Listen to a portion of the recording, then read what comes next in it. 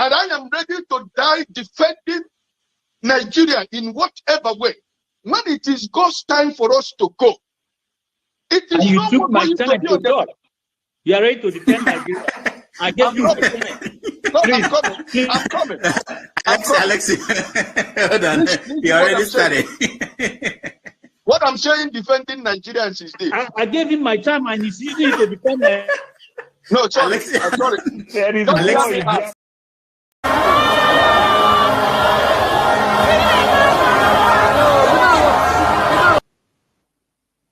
Tinubu is a criminal, yes, of course, a categorical grade 1 criminal. The only person more criminal than Tinubu in Nigeria is probably Babangida.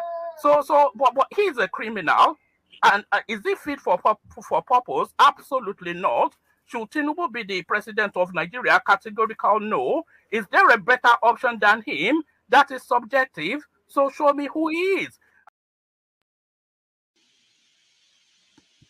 This is not a joke. It's not a turn-by-turn thing here. I wouldn't be here. After this election, stop coddling Showore and having him running his mouth. He cannot win a single local government. So you are the one running your mouth. Like, stop, be respectful to Showore. Casta young, be sorry to Showore. Are you mad? Are you alright? Mute that guy. Mute him. It's my turn. Are you mad? Mute that boy. And I am ready to die defending Nigeria in whatever way. When it is God's time for us to go, it is And you no took more my going time to to be God.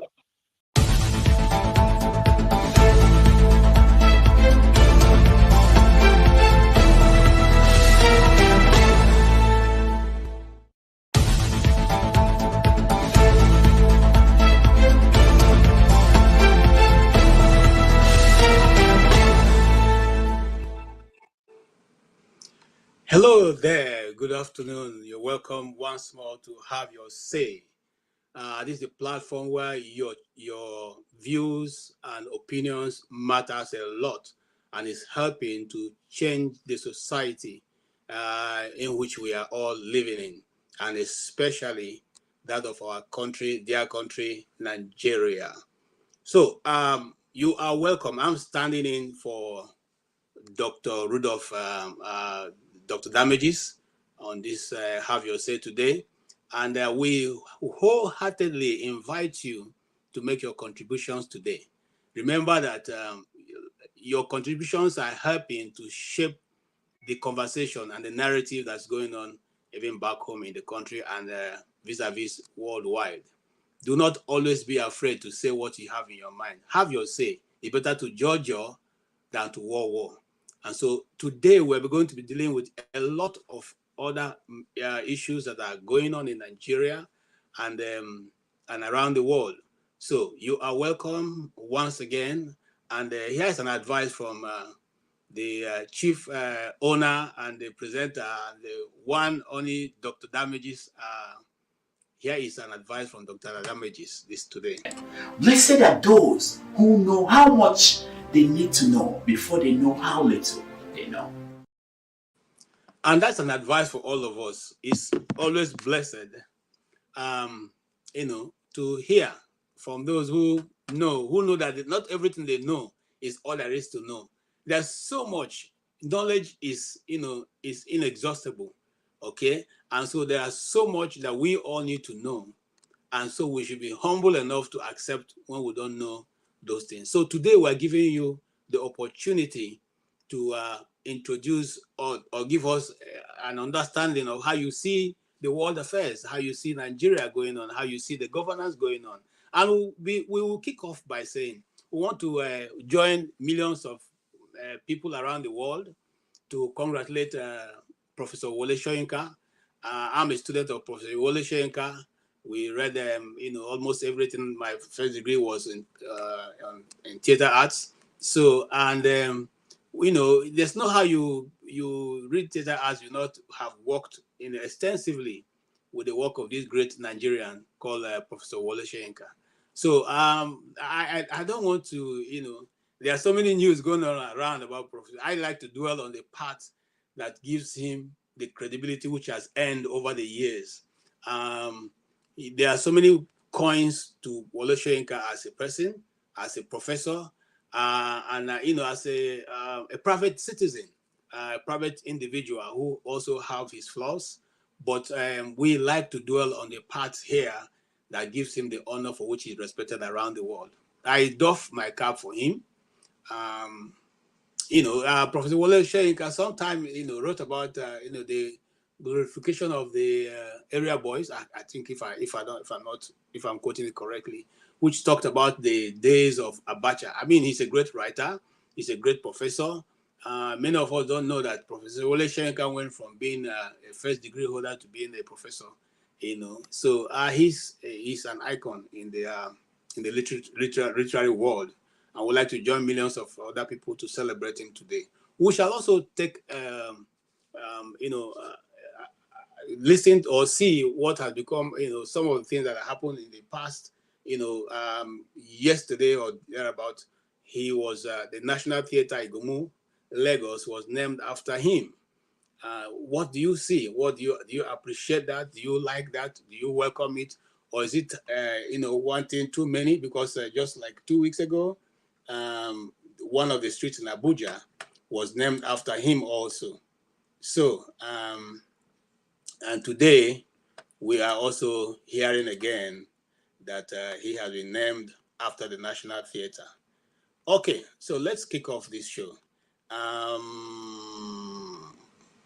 I would love to hear your view on some of the video clips we're going to play so that we can all have a very robust discussion by the end of the day. We cannot talk about this security without talking about the local government financial autonomy. Because once the security is eroded, everything is affected. Poverty will rule the day. Today, what is happening in our local government? The encumbrance of the governors on our local government must be removed. We must achieve the financial autonomy for local government if we must move forward. Because if the local government cannot have access, complete control of their funding, the security threats cannot go. Where a local government chairman cannot even afford 50,000 naira to go into a community within his jurisdiction to know what is going on there. Then it boils down to local policing, community policing. If we do not achieve local government financial autonomy, Mr. President, the issue of poverty, the issue of security, the issue of all the issues we are raising today will not be curbed. President Bola Tinubu is the president and commander-in-chief and it's his government. Everywhere in the world, nobody will say it is Governor Rada or Governor this. It is President Bola Tinubu's Nigeria that we are seeing this. All right, Prof. Fellow Nigerians, I did this to prick the conscience of our people, especially our leaders. This is what we should be talking in mosques, churches, palaces, assemblies, the villa, government houses. We must hold our leaders responsible. This is not acceptable. Nigeria, we've not experienced drought. We are not officially at war, but we are seeing this in our country. Severe malnutrition in children. We in good conscience cannot allow this to happen in Nigeria. Seeing the extravagance and the recklessness of our leaders. Buying, building 21 billion mansion, buying aircrafts, buying SUVs, when our children are dying of hunger in this land of plenty. Our governors do not care. What they do is to give palliative cups of rice to parents, and the children are in the house malnourished, hungry. God Almighty will ask each and every one of us, what did we do when our children are going through this in this land of plenty? And our leaders are here in Abuja living it up. So he must be proactive and come in and as an emergency feed our people. President Bola Tinubu is the president.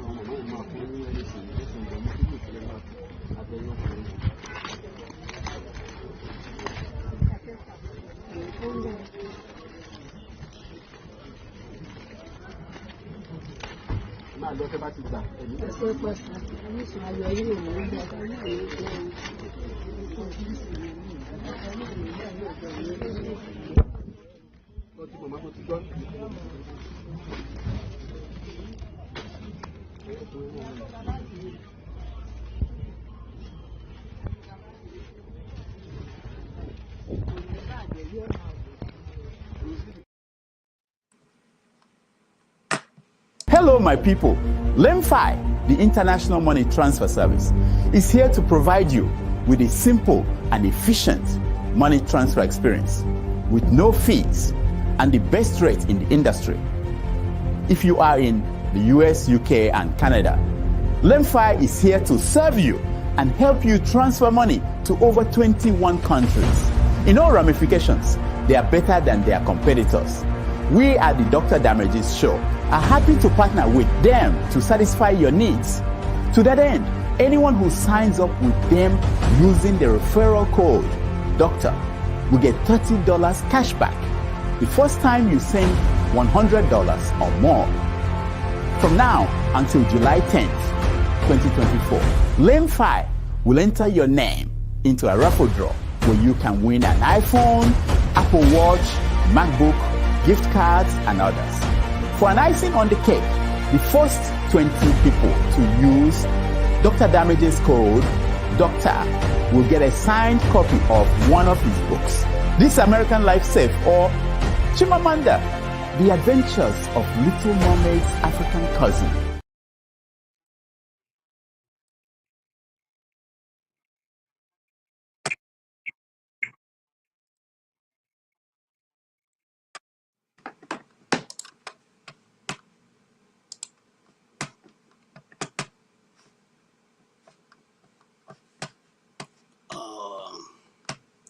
I'm sorry. I think we have a little bit of a challenge here right now.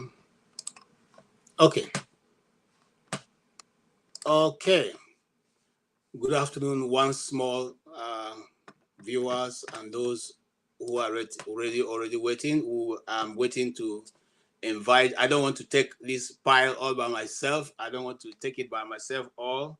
I want us all to enjoy the pile. So I will just go ahead and invite people into the StreamYard. So if you are there, please, the gate is open to invite. You can come in right away. And so let's get this ball rolling.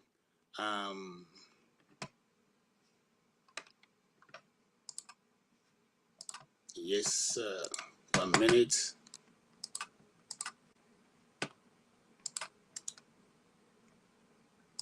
Okay. So here we go. We are ready to roll, and I invite you all to join us so that all enjoy the pie together. We have so many issues to cover. So as soon as we can go on, we're going to talk about the recent Supreme Court judgment that gave autonomy to local governments in Nigeria. Is that a blessing or a curse in disguise? We're also going to touch on the recent ruling by ECOWAS Court concerning the ENDSARS protest. The court now has found Nigeria government wanting. What will be your own take on that issue? And then also we're going to be touching on the issue of Toyin Abraham. What pushed Toyin Abraham to the walls that he said take the action he was about to take? And the federal government have vowed to end hunger, to end food hungry, to bring to a close hunger in Nigeria in 180 days. Something they've not been able to do in the last 1 year. So 180 days is the magic number and the magic days for which the government will perform government wonder, as Fela will say. Okay, we are also going to be touching the Labour and Tinubu's discussion. Up to this moment, they are still having a conversation on what will be the minimum wage. You all know that up till now, they've not been able to sort out. And the leaders of labor seem to have forgotten the hunger of their, workers. They seem to be all in El Dorado, I mean, discussion can go on forever. So what is your take? What do you see? Do you think there's going to be a meaningful result out of that labor meetings they're having? Or what do you say? All right. We are also going to be touching on, if you all remember, as good students of history or politics in Nigeria, you know there was once a very vibrant Senate president called President Joseph Wayas. Joseph Wayas was one of those who was the president, the Senate leader in the days of MPN, and was a very powerful, orator and all that. He died over, so many months ago. His body, he died in London. He passed in London, and they just tried to bring his body back after 33 months. His body arrived in Nigeria some days ago, and is still awaiting a proper day for burial. We're also going to be touching about, the guys who have stood, and I have a video from Professor Dinkanu Chidi, who also is not totally in agreement. He says that it's not El Dorado, it's a local government issue. But we'll wait, and when we get there, we'll discuss about it. Even though we also know that the former governor of Delta State, James Ibori, said, well, you guys are just having a celebration at nothing, because nothing is going to come out of this. So I will open the discussion. I have with me here Mr. Christian. Christian, you are welcome to the show.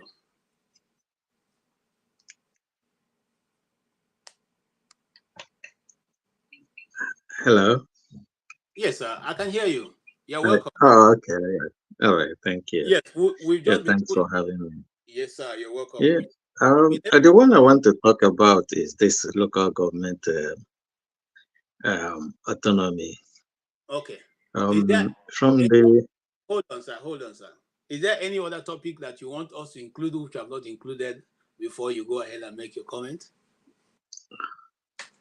Oh, last time I was here, I was they were talking with electric. It was on the. I wanted to ask Dr. Damages on a day he will bring out somebody to fully discuss the benefit of restructuring Nigeria out of existence. Okay. So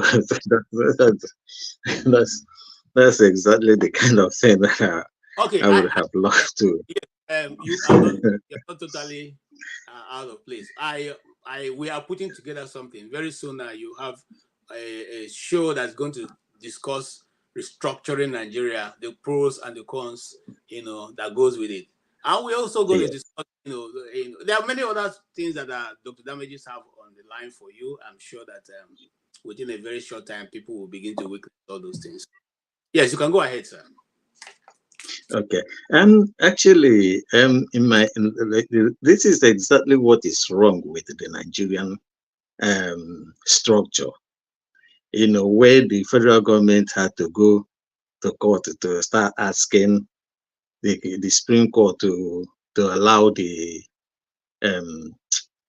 local government to be autonomous of the state, in which they are part and parcel of, So, in other words, you are now having three, well, they call it 3 tiers of government. But in a federation, you're supposed to have 2 states that are union. That's what is called the union of states, isn't it? You have states coming together to form a federation. So it's a union of constitutions. A federation is supposed to be a union of constitutions. So in other words, the states having their own constitution, coming together and say, okay, well, this, I give up to the federal government. This, we retain as states. So, and in terms of development, the states supposed to know where they are where they are interested in development, or the areas they want to develop, how they want to go about their development. So to have an autonomous local government that is singing outside the state, that it has, that is working independent of the state. Then what is the state going to plan, when they are developing, when they are carrying out a development plan for a state? So to me, yes, you can give them money for them to squander. That's the way they want to do it, because actually, in a system where you still have state governors as the chief security officers without any security agency, it doesn't make sense. So it's part of the problem with Nigeria, and we keep on saying it until the structure of Nigeria. The problem is foundational. It's not, it's value system, and a lot of things. So it is not a case of bad governance, because for me, leadership is just a vector, So yeah, they may have interpreted the Constitution based on what was written on the Constitution, which is okay, but the Constitution is in itself is wrong. It's completely wrong, because what you are now having is a kind of a unitary system, where you now have, I don't know even where the state stands now, because if the state cannot control the local government, where they are, so what are they supposed to be doing? Then you have the things that the federal government do, you have the things that the local government is do. Then what is the state there for? Okay, I hear you, but I want to ask you a question, and let me try and phrase what you've said. In other words, the states are now with no structure to develop even the state. So it's just a name. The state just a name. Yeah. But even the local governments, the state capitals are local government themselves. So now those those local governments are operating independent of whatever the state is going through. Is that what you're saying? Yes. Yeah, well, that's what it's supposed to be if they are financially autonomous, I'm not, you see, the thing is that if you go to countries where you have local government, which is normal, it is based on the what the states have. For instance, maybe you are, I don't know, in America, where you have New York City or those things, but they don't work outside the New York State, so, and they don't have direct this thing with the federal government, direct union with the federal government, or having to take money from so if there is a federal government intervention in a particular place, but it has to be through the state and not through the local government. Okay, now, so but also what you're saying now is, if I understand you correctly, now the local governments are autonomous themselves, and they are going to run whichever way they like. Now, yes, Prof. In Kano, speaking on this topic, said it's just like giving money. I mean, you are just exchanging the method of chopping the money. Before, it used to be the government that chopped the money, but now it's the government that determines it to just go around. The local government gets it, and eventually bring it back to the governors, because that's what he said is going to be like. Do you agree with that? Yes, because if the states, if it becomes a fight between the federal government and the state on who controls the local governments, then the state will now use the same way the federal government uses INEC to put whoever they want to put in government. So the same way the state government will use state electoral body to put whoever they want to put in the government. So it's the same thing, it's the same, it's just going around the circle. It's just a vicious cycle. Yeah. Question for you, Christian. Question for you. Why didn't the government think of the fact that they should organize elections across board, both the federal, the local, the state and the local government at the same day on the different ballot papers, so that nobody has a time to go and play whatever they have been playing to get to power? You see, I see that as also not being straight with whatever they are doing. It's just trying to play around the Nigerian people. Because if you really, what is wrong? Why can't election be held in one day across board? Is there a problem with that? No, that's what's supposed to happen. But Nigeria is not a same place. I mean, like I keep on saying, is for me, it's a criminal enterprise. So it's a criminal enterprise. So, but what I'm trying to say is that since they have decided who, how they want to run the elections and how they want to,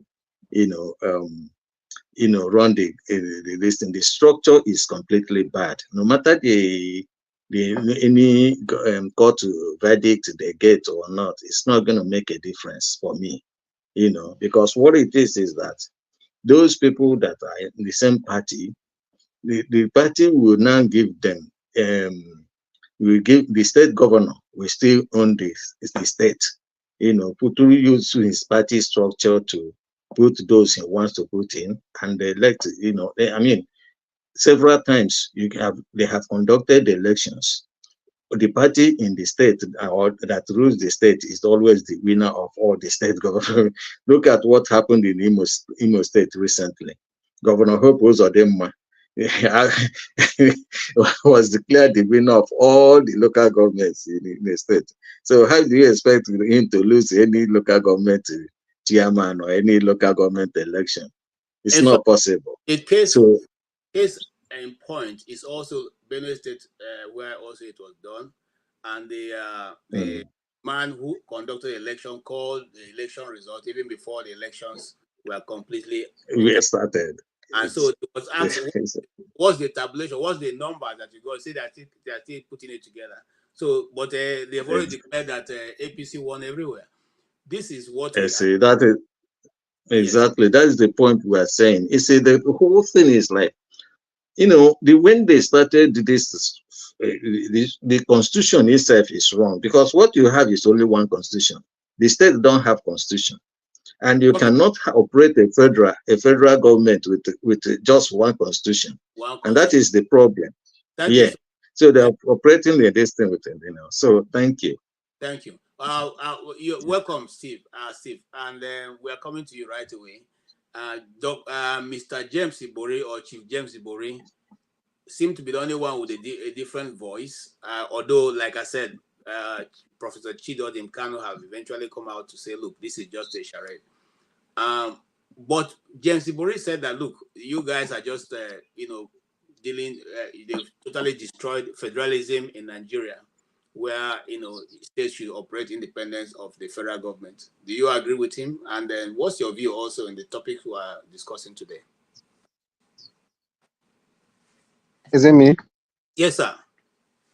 Okay. First of all, like the last speaker said, I think that the major problem is that the structure we are not even sure of the structure we operate in. States come together to form a country, right? But in Nigeria, the country created states, and they now said they are federating units. You understand? When, the power structure from the beginning was actually skewed.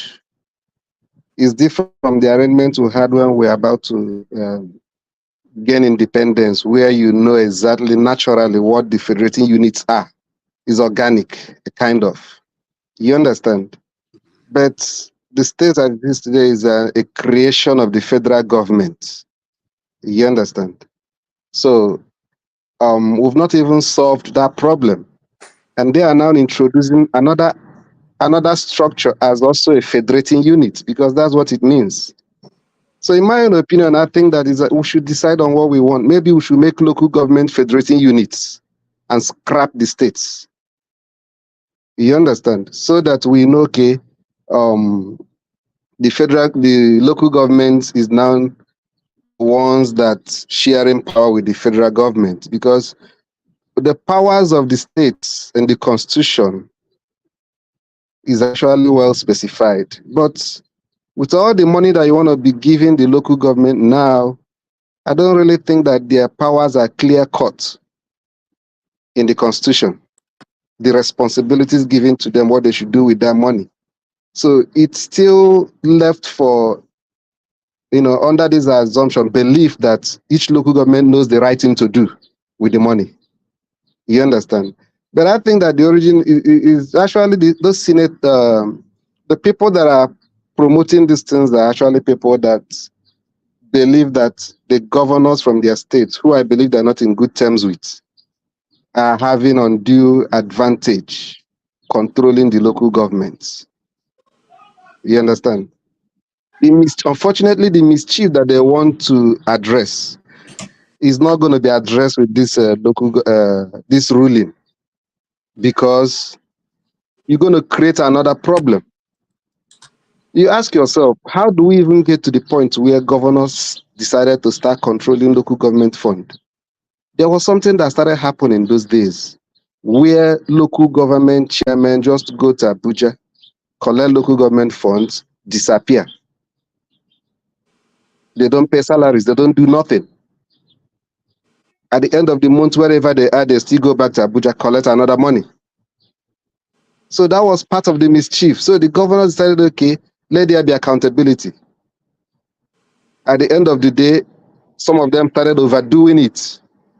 But that does not mean that that problem that was existing before the joint account issue started is no longer existing. So we're still going to go back to that point again, And if you really want to give them that autonomy or financial whatever, there should be a constitutional review that will put those checks and balances on what they are expected to do and what their relationship with the state will be vis-a-vis what their relationship with the center will be. But those things have not been addressed. You just pass a judgment that they should start receiving their money directly from source. Imagine what would happen in a state like Rivers State if this law had been in place like 2 years ago, and the crisis that was experienced with the local government, the house members that were in loggerheads with the governor decided to increase the tenure of the local government chairman, and the governor said no, and those things are still in the courts. As at that time, the federal government will still be giving the states money because they are financially responsible for that money. They have to receive the allocation directly. You understand? So I think it's going to brew similar problems like that in some other states, because it's one of the reasons why some of those godfathers usually decides to give up, because it's an easier avenue for them to fight those governors if they can be able to muzzle their own people into the local government and get this money directly from them. It will be like two governments in a state that are contending against each other, So I think I'm not seeing it as a solution to the problem they want to solve, but I'm seeing it as introducing another challenge entirely, which only time will tell. And it would have been better if they were proactive enough to anticipate what will be the loopholes, or what are going to be the problem that will come up as a result of this judgment, so that they will start on time to put laws in place that will address those things. But the way it is presently, this judgment alone, I'm not among those that will celebrate it. Okay, thank you so much for that contribution. James Ibori says that it's an assault on the federalism, and he went ahead to say, so what happens now? For instance, the court went ahead to say that once there's no election in the local government, the federal government should not release money to local governments, to that local government. So what happens to those who are working in the local government if the federal government is not releasing money to those working there and there's no election in those places? What happens to the workers of the local government? I don't know if you can, talk on that. I think that's another area where okay, sorry, Christian, you can go on, please. Yeah, go ahead. Okay. Yeah. Okay. Yes. I think that's one of those issues that I raised, that in trying to solve a particular problem, they've introduced so many others.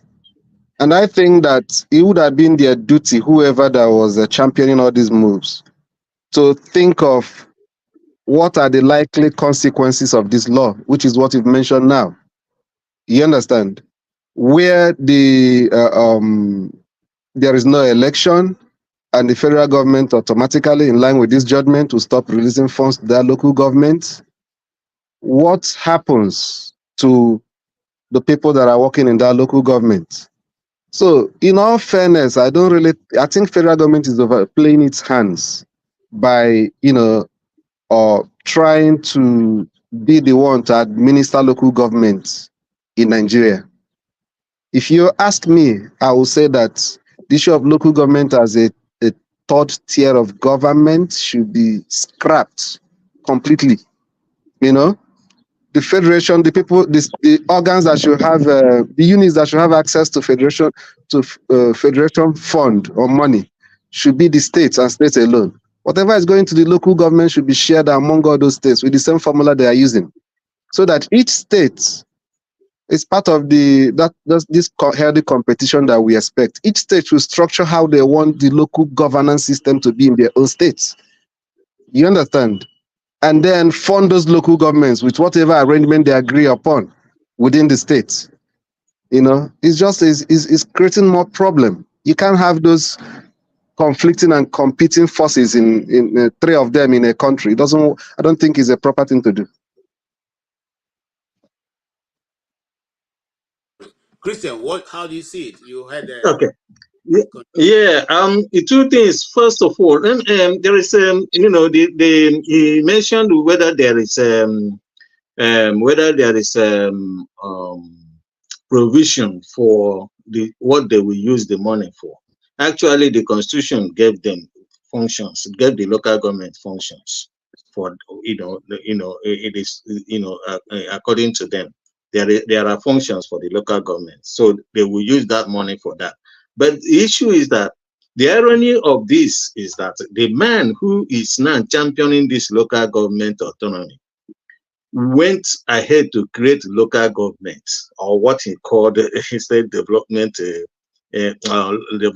areas in his states.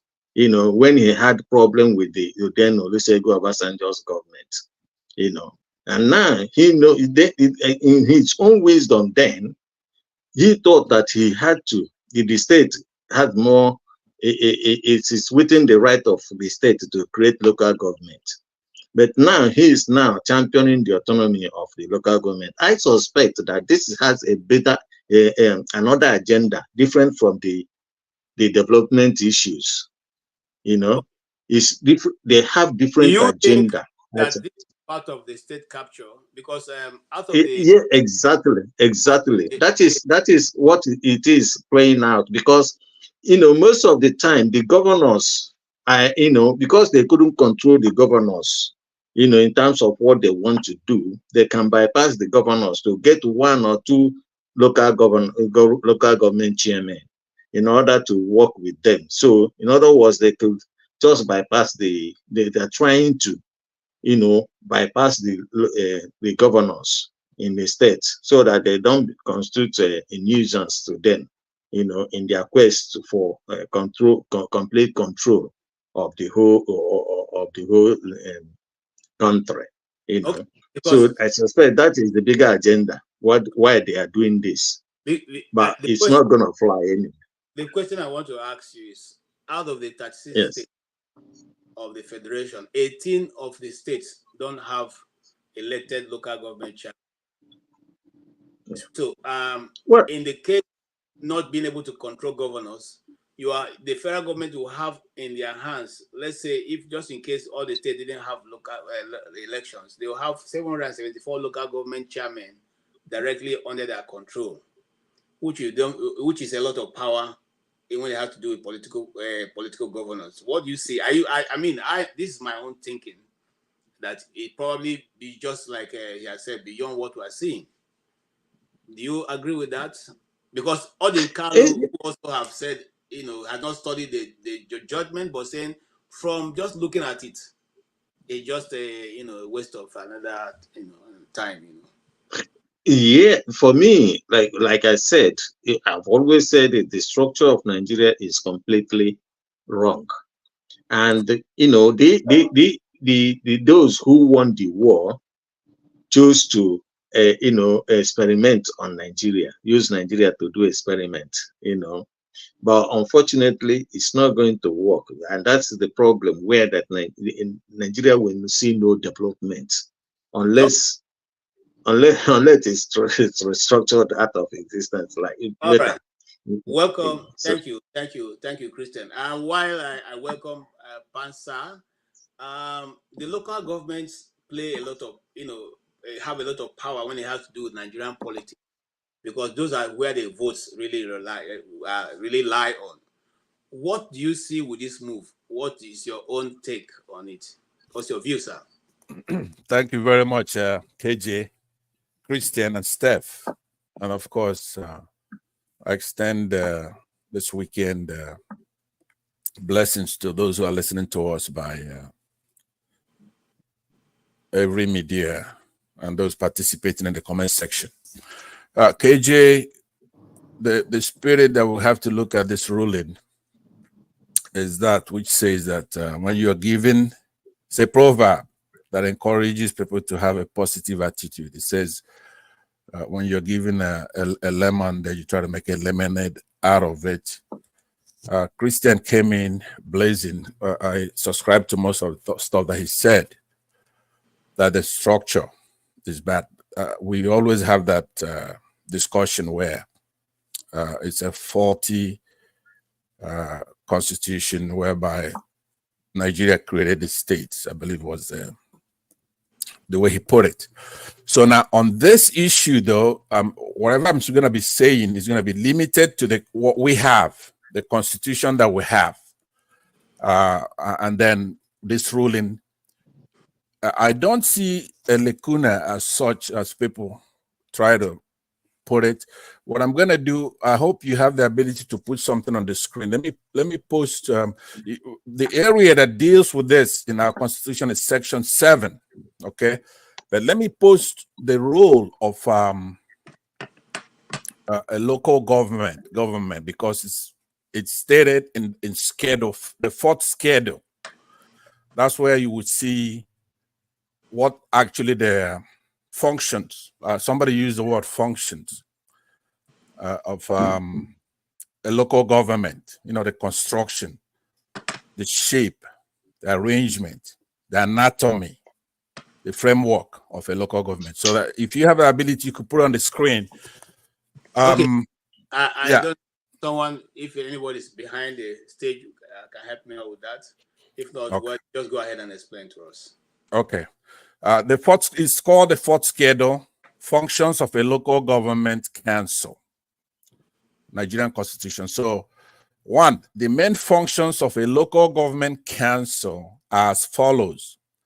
A, the consideration and the making of recommendations to a state commission on economic planning or any similar body on I, economic development of the state, particularly insofar as the areas of authority of the council and of the state are affected.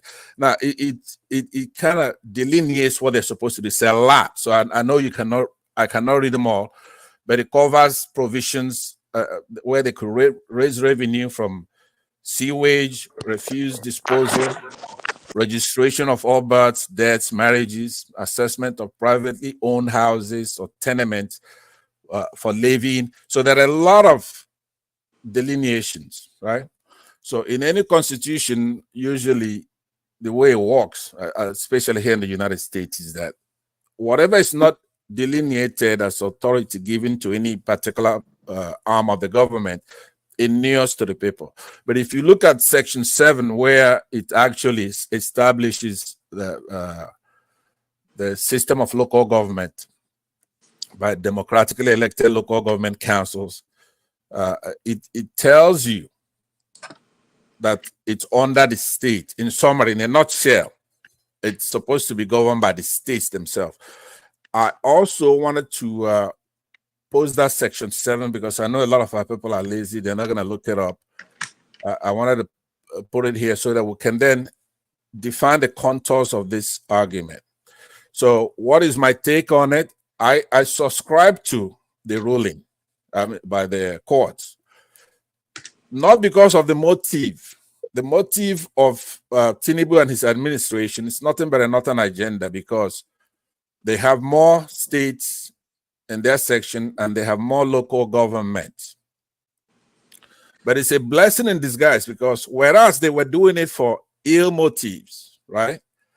It's something that I could say you could take the lemon and then make lemonade out of it. Because if you look at it now, which I spent a lot of time a couple of days ago going through the democracy we have now as far as local governments, who are actually the councillors in local governments. If you look at it, those who have the tradition of democracy still do very well with that. For example, in the southeastern states, it's like 30, 40, 50% women are local government chairmen.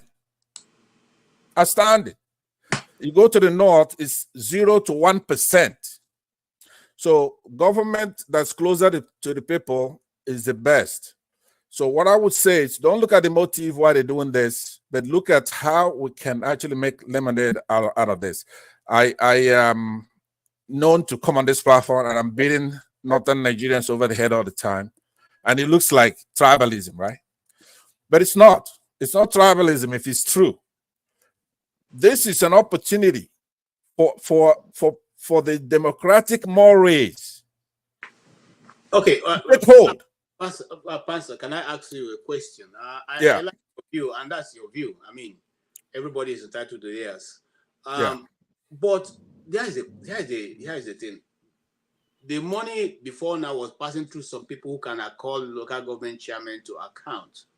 But right now, the money is going direct to local government people. And remembering the history for which the two guests earlier have been able to expound on, there was a time that local government chairmen just put the money in their boots and drive away. They don't even pay salary, and that's why the governors decided to intervene. And so somehow they were being able to checkmate some of those unnecessary actions by chairmen. Because even as you are talking, even in the south or the east, where majority of the chair people are women, there's still no electricity. There's still no good road. By the way, there's no evidence that majority are women. I'm from southeast too. It doesn't matter. I didn't say majority. I said 30 to 40%. I'm gonna They are not post it. up to. In my own state, for instance, they're not even up to 2. Okay, but listen to what I said. Let me deal with him on that. Just 1 second, KJ. I won't take long. Now, first of all, you must know me by now that when I say something, it's true, right? What I said is that if you look at it, I'm going to post it so you could see every single local government, how many you have, how many councillors in every one of these local governments, and who are, you could actually Google it as we're speaking here, who are, what sex they are, okay? So you want to come here, you want to be nice. I have to tell you the truth. And believe me, I want you to be right. I want you to make it like a uniform thing in that country. And who has time to be here? The point is that these things have effect on us.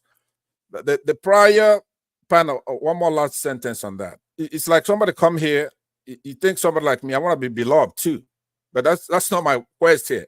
You don't have to like me. I have to tell you the truth.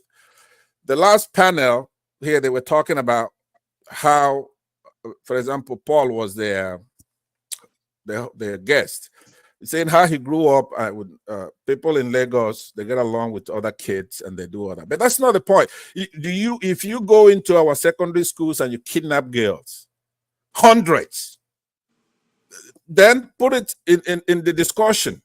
How do you get along with somebody who is wearing their religion on their sleeves? That's what we're talking about here. It doesn't play a role when we're young. Yeah, we play soccer together.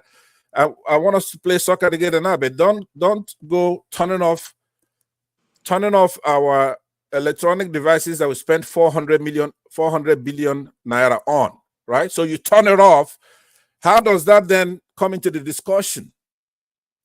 It's the issue, Steph. So please keep your opinion to yourself. When I'm responding, just stay in your lane. Let me land.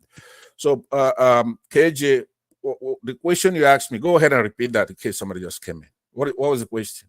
Okay, I'm saying that, even though women may play some role in that, the local government, we still have the same issue. No development whatsoever. in the local governments. And again, before this we got to this point, it was because local government chairmen were putting money in their boots and driving away. Once they go to the state, collect the money, they put it in their boots. They don't even pay salaries. So the local government became very redundant. So state governments have to intervene to make sure that some level of decorum is brought in. I'm not saying it's but I'm saying that are we not going to go back to that same place? No, we're not, because, and that's an interesting question. Remember when I came here, I said that we have to look at particular discussion. It has to be limited, right? Local government is not going to be a panacea. It's not a silver bullet to solve all our problems. But as shambolic as our constitution is, it delineates powers. It's not the role of that local government in what you're talking about. That's not their role. They have a role, as you can see there. And let me also post, now that you have the ability, let me post what creates them and what it says about them. It's not their role. There's still going to be corruption in the states. There'll be corruption in the federal system. But if anybody, you're happy to be say that if the president is not corrupt, you solve 70% of the problem. Now, if the state governments are not corrupt, the local governments cannot be as corrupt as you're thinking. I posted here a link to the section 7.1 that creates the local government. So there's no lacuna. Their role is delineated. They're not going to solve all our problems, but if we solve this one, they will solve the other ones, and we'll go one by one, state by state, to solve all the problems. Okay. You cannot. Yeah, go ahead. Sorry. All right. Thank you. I like the way you brought, alleviated the conversation. Now, Steph, you have something to say before we go to Lomide. Yeah, the only thing I wanted to say is that I'm not celebrating the model of local government administration that we have in the Southeast right now, as Pansett is trying to paint it like it's a yardstick that other regions in the country should emulate. As much as I know, the local government administration as we have in the Southeast now is still an extension of it's part of the mischief that the federal government is trying to solve through these landmark judgment, even if this ruling, as it may be, you're fascinated about it, you'll still have to deal with the fact that there's not going to be anything that resembles democracy or the people choosing who's going to govern them in those local governments that's going to be receiving money directly. It's still the same thing of gangsterism that's still going on everywhere. So what I'm saying is that it's good that the federal government is thinking towards that direction, but they should also be proactive in finding out how to solve the problem that was existing before the governors decided to implement joint local government and state account. That's what I'm saying. I'm not either for. I'm just saying that this judgment is not on the surface, is not the solution that we're looking for. They should go beyond that. Problem is not solved. I agree with you. Thank you for your contribution. Thank you also, Pansa. Let's go to Olumide if you are ready for us now. Mr. Olumide, you have heard the discussion so far. What says thou? So, good day, everybody. So, where do I start from now? Yeah, the local government. So, I want to say that for me, the judgment is not anything surprising. He hasn't said anything that the constitution they have there has spelled out. So everything boils down to intent. Whatever anybody does, whatever action anybody carries out in whatever situation, it all boils down to intent. You understand? So the federal government, the state government, and the local government. It's pretty clear what each institution, each arm of a government is supposed to, their role is supposed to play, as spelled out in that constitution. This is why it is very important when, part of the reason why we're in this conundrum is the fact that we copied a system wholesale from the US. Like the majority of what we have in our constitution is largely copied from the US documents. American. So that is part of the reason why the majority of us are saying that we weren't consulted. If the people were involved in drafting that constitution, in making it what it is today, we were carried along, then educating ourselves would have been a lot easier. But anyway, that has gone, and we all know that we're not doing things the way it should be done. I think the majority of what our problem is the rule of law. For me, Ibori, somebody was talking about it, but KJ mentioned Ibori. See, if you want to reference somebody, for me, Ibori is not a standard reference. It may have been a former governor of Delta State. What is his track record? You want to reference somebody. What is Ibori's track record? Is this somebody you want to reference? Before you then want to go to the nitty-gritty of the law to see if he's even is this saying that he's more knowledgeable than the justices in the Supreme Court that interpreted the law? I mean, the Attorney General didn't even need to go to the Supreme Court to ask for interpretation. Even when the Constitution says that they should operate a joint account, what is wrong in giving the local government their own share of what money belongs to them so that they can then do the projects that they want to do? Do you understand?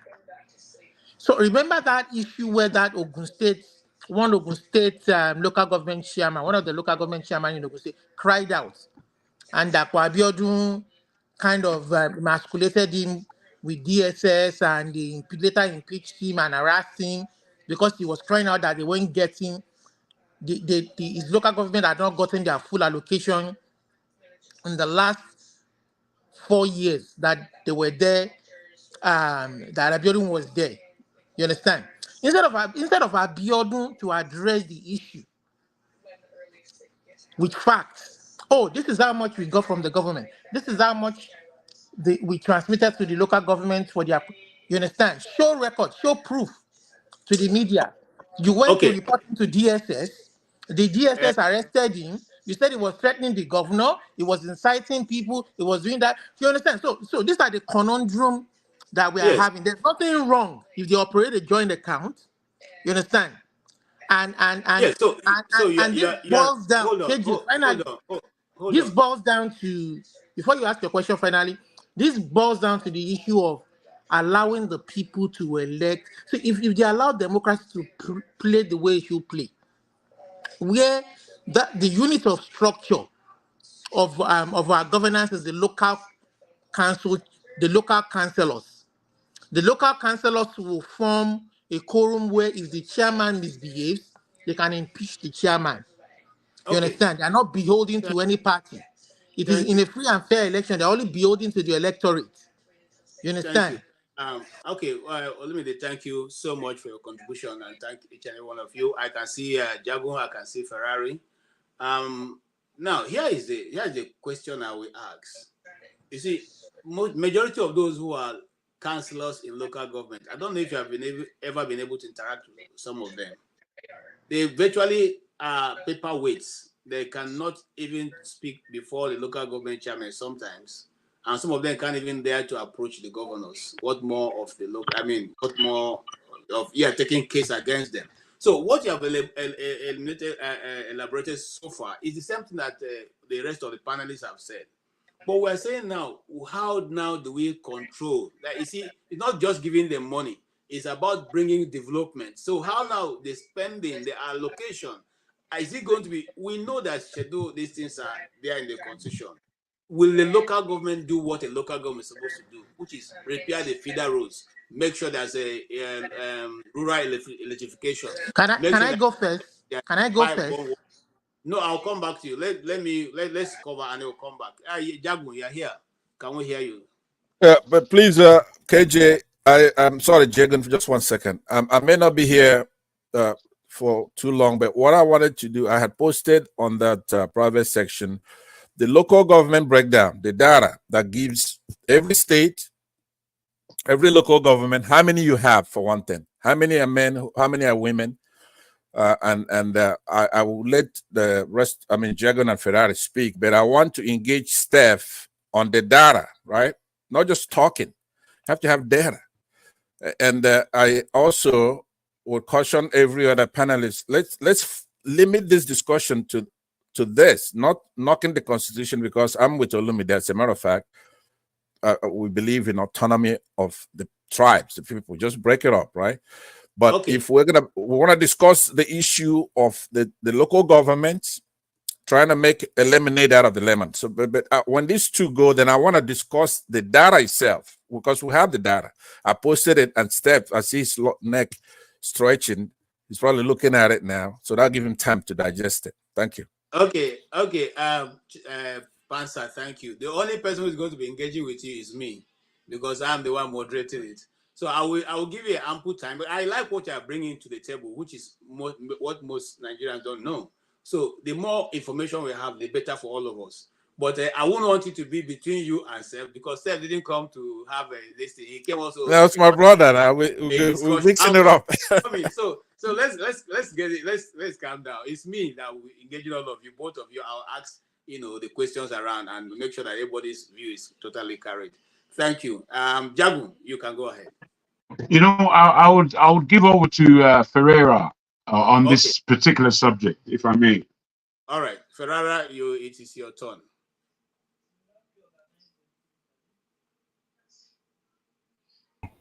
Are you showing us a slide, or it's my turn to speak? It is you who is speaking, sir. I'm not the one. Someone helping put up the slide. Okay.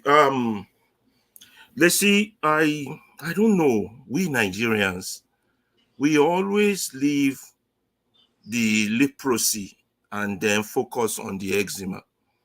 This is how I want to start. This issue of the Supreme Court on local government is a case of focusing on the eczema while we have the disease of a leprosy. First of all, the foundation is wrong. Somebody mentioned that earlier. States, federal don't create states. It's not done anywhere in a logical democracy. States create federal. That's how it works. Or local create states, then states create federal.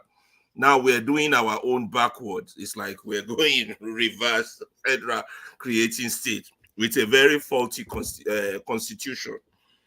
And then the people in power, rather than address the foundational issue that is at hand, which has given room for the immense problem we have, which is fundamentally this economic sabotage of a system we call democracy, because that's all we're doing. Everything we're doing from A to Z in this current status quo, all of you that keeps calling it democracy or whatever name you call it, you're only deluding yourself, let's be honest. Everything that is embedded in our current practice of governmental system is nothing in a sane world, nothing that should be called economic sabotage. Be that as it may, we are where we are. So the court comes and gives a ruling that let us readjust how we share money because the thieves are fighting among themselves. Let us adjust how we share money. So that the state governors don't kick all the money. Let's make sure it gets also to the local thieves. That's the way. That's what they've just announced, and here we are debating that issue. Now, it's not going to solve any of our fundamental problem of how do we deal with those that touch state money? How do we deal with those that touch local government money? Because we have put the cart before the horse, we didn't start our discussion from local forming states and state forming federal. We started from federal forming state, which is a total abnormality. Our sovereignty I still argue with anybody with the most powerful legal sense that as Nigerians, we do not have sovereignty. As individuals, we don't have sovereignty. We don't have citizenship. So every argument behind that shows you that we don't. It's just a group of people are now debating whether I'm going to have an hospital in my neighborhood. I'm going to have a house. I'm going to have a road. I'm going to have water. I'm going to have electricity with my money, without my input. We're not going to get anywhere with that. It has to be local, like it does here in the United States. If people tell you can't, I've seen it work. In the United States, they just don't do federal, state, and local. We have federal, we have state, we have county, then we have local.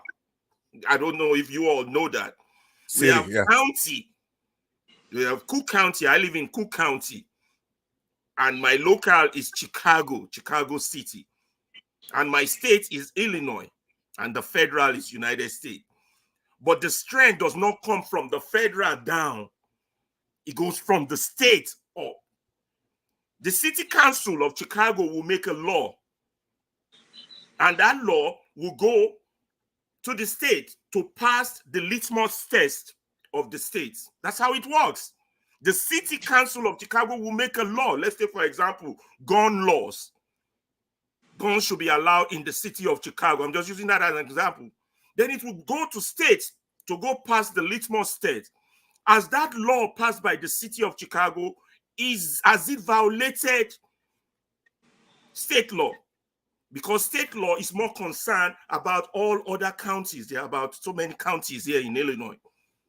As it violated DuPage County, as it violated Cook County, as it violated individual rights. So sovereignty lies with the individual, starting from the local, goes up to the county now to the state.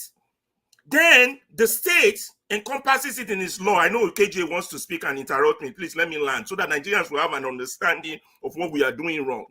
You understand? Now the state will now take it up and make it part of their law, based starting from the local. Not that specific law, but would encompass it so that DuPage and Cook County will be on the same level regarding guns. So DuPage can have their laws on guns, Cook County can have their laws on guns. State will encompass and then take it to the federal, and federal's job will be to see that as that law goes up to the federal level, it has not violated an individual's rights.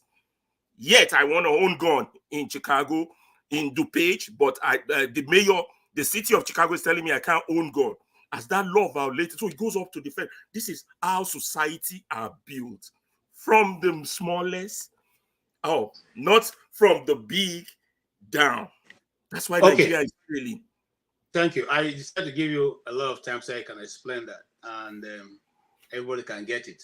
We all know that Nigeria is not operating as a normal entity. Everybody gets that, you know. But all we're trying to do is to see how we can further manage already damaged situation. Okay. So, KJ, I don't mean to interrupt you. If your foundation is faulty and you have a house and the foundation is bad, are you going to keep building layers on that house? Or you're going to come to an intellectual discussion and say... Could I answer that, KJ? Could I answer that for you? I'm coming. I wanted to answer Ferrari on that point. Hold on, Pastor. Listen, Alaba, we are going to have a day where we come here and discuss the structure and the restructuring and all the things that have to do with Nigeria. But right now, we're just trying to narrow down to this constitutional issue and then deal with it and leave it. If we go all through, we divided everywhere. I cannot know how to eventually be able to. Nobody can take away anything. So let's get this correct. But KJ, I don't mean to interrupt you, but the danger of what we are doing is that we're going to spend another 24 years, apart from the 24 years we've already spent, to figure out that what we are doing is madness. 24 plus 24, that's almost 50. Because we are not addressing the real issue and telling these politicians the truth. We keep pacifying them with our pacification of their action. Okay. That's why it's to make it conversational. Let me respond to him. A couple of minutes. What's wrong with that? Yeah. Somebody that share similar political views with Alaba who I know as Ferreira right here. You have to understand that short of grabbing your AK and going to take the country back, right? You're going to be doing the same thing for another 24 years as well, which is arguing that the foundation is faulty. Let's agree on that. Foundation is faulty. So now what do? It's not going to be easy to get them to repair the foundation. It's going to take a long time unless you're going to force it to happen, right? So I disagree with you on that, but go on, Pansat. Okay, well, if you, I think they'll give you time to then tell us how you're going to be able to do that, short of doing it by force. The people, the constituents of Nigeria, they're not in agreement. A sizable portion of it do not want the constitution even tampered with. Talk about restructuring, and then or changing a brand new constitution. That's what we all want. That if wishes were horses, right? So right now, what I'm urging you to do is what I started the show with, which is let's make lemonade out of the lemon that we have. So we have to narrow this conversation to this particular issue that I raised, right? If you're talking about the Constitution being faulty, yes, it is. You're going to be talking about that for 48 years, not 24. Okay, Pastor, if we are making lemonade out of lemon, conversational, KJ, conversational, one minute. Conversational. Just so, if we're making lemonade out of lemon, Pastor, the issue the Attorney General should be pushing is the issue of why state governor got away with state money, while local government got away with local government money. None of them is pushing that. Maybe that's what we should be pushing them to push if we're making lemon out of lemonade. Not this, which thief now gets the share. That's what we are discussing now. Okay. I won't even respond. Man of prestige, you are welcome. You have heard the argument so far. Are you for or against? You can take any side that is your choice. Yeah, greeting to everybody. Good morning, good afternoon, and especially greeting to my Jew over here from California, Dr. Pansat. Especially greeting to you, okay, Pansat. Regardless of how you say I come, across you, but it's all love. Okay, nice to have you, my California brother.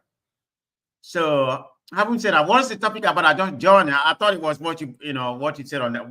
Can you just give me a clue what it's about? Because I don't know. Yeah, we're still dealing on the first topic so far. It is on which is what?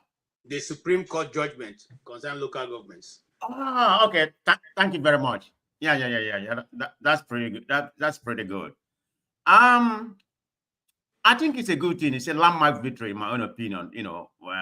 For what Tinubu has accomplished in that regard, but it's at the pedestrian level right now. I mean, it's still going to be a lot of process, and some of them has to be fine-tuned. What am I trying to say? Because they just wanted to start immediately. It's not going to be that easy, for local government and everybody to come to the same accord, because we're still going to have the same issue we have, how to dispose the money and some other things. Is it going to go through? I've not read more about it. Is it going to go through the government, or it has to be going direct from the federal government to the local government?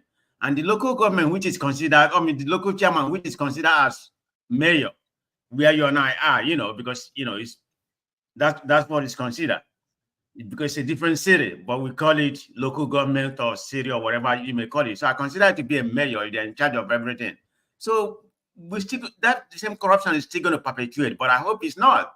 Because there's a different platform that we watched over the last week. Somebody made a narrative that what just happened is a win for Tinubu specifically. It's a re-election victory to him, because he said Tinubu will not be going through through the governors right now. He said the governors are irrelevant. He's going to go through the local government, and cajole them and everything. I started to think, does that make sense? But that may be, because if you look at Tinubu history, where the genesis of this hijacking of local government started. Didn't it start from Lagos? To my own recollection, I was not too much involved in politics at that time, but from what I read, the genesis started from local government when he came in. The local government used to function properly, to what we are trying to obtain right now. But Tinubu hijacked the whole thing. and make it his own, make it his own trophy. And if other states started emulating that, and that's where we are right now. So people are going to say somebody that started this, is it just for political purpose or just? I don't know how. I hope that I hope it go through. But it's a right step. I'm not going to come here, and condemn you that it's not. That's what all of us been clamoring for. All right. But I hope it proceeds. But it's going to be a long process because, like I said, some of them had to be fine tuned. Thank you. That's all I have to say in that regard. Thank you. It's going to be a long process, and I accept it's going to be a long process. The way to repairing the nation is going to be a long process. Earlier on, we said that one of the few men who came out to refuse to say it's not going to work, or this is just not what we need right now, is James Ibori. And we didn't quote James Ibori as Olumide said. We only quoted as the only one who stood out to say, look, what the Supreme Court is doing is destroying the federation as it's supposed to be. But Professor Chidi Odenkanu, who I think I have the video somewhere here, I'll probably get it in the course of discussion to play, said this is not what we are looking for, just simply changing guard from who's supposed to be stealing the money first to who eventually return the money to the person who will steal it. And which I totally agree with him. And we have discussed so far. And then we're back to Christian. Some people in the chat have been saying that you have a view. So we'll hear your view. And then those who are in the chat, we welcome super chats. If you want us to highlight your comments, we also give us super chats. If you love the show, give us super chat. We need all that we can get to be able to hold the show and continuously to bring people who can be able to do something or give us the real truth and be able to hold a view. In fact, sometimes it's better for you to hold a view than not to hold your own view, whether you think it's right or wrong. So that's it. Yes, Christian.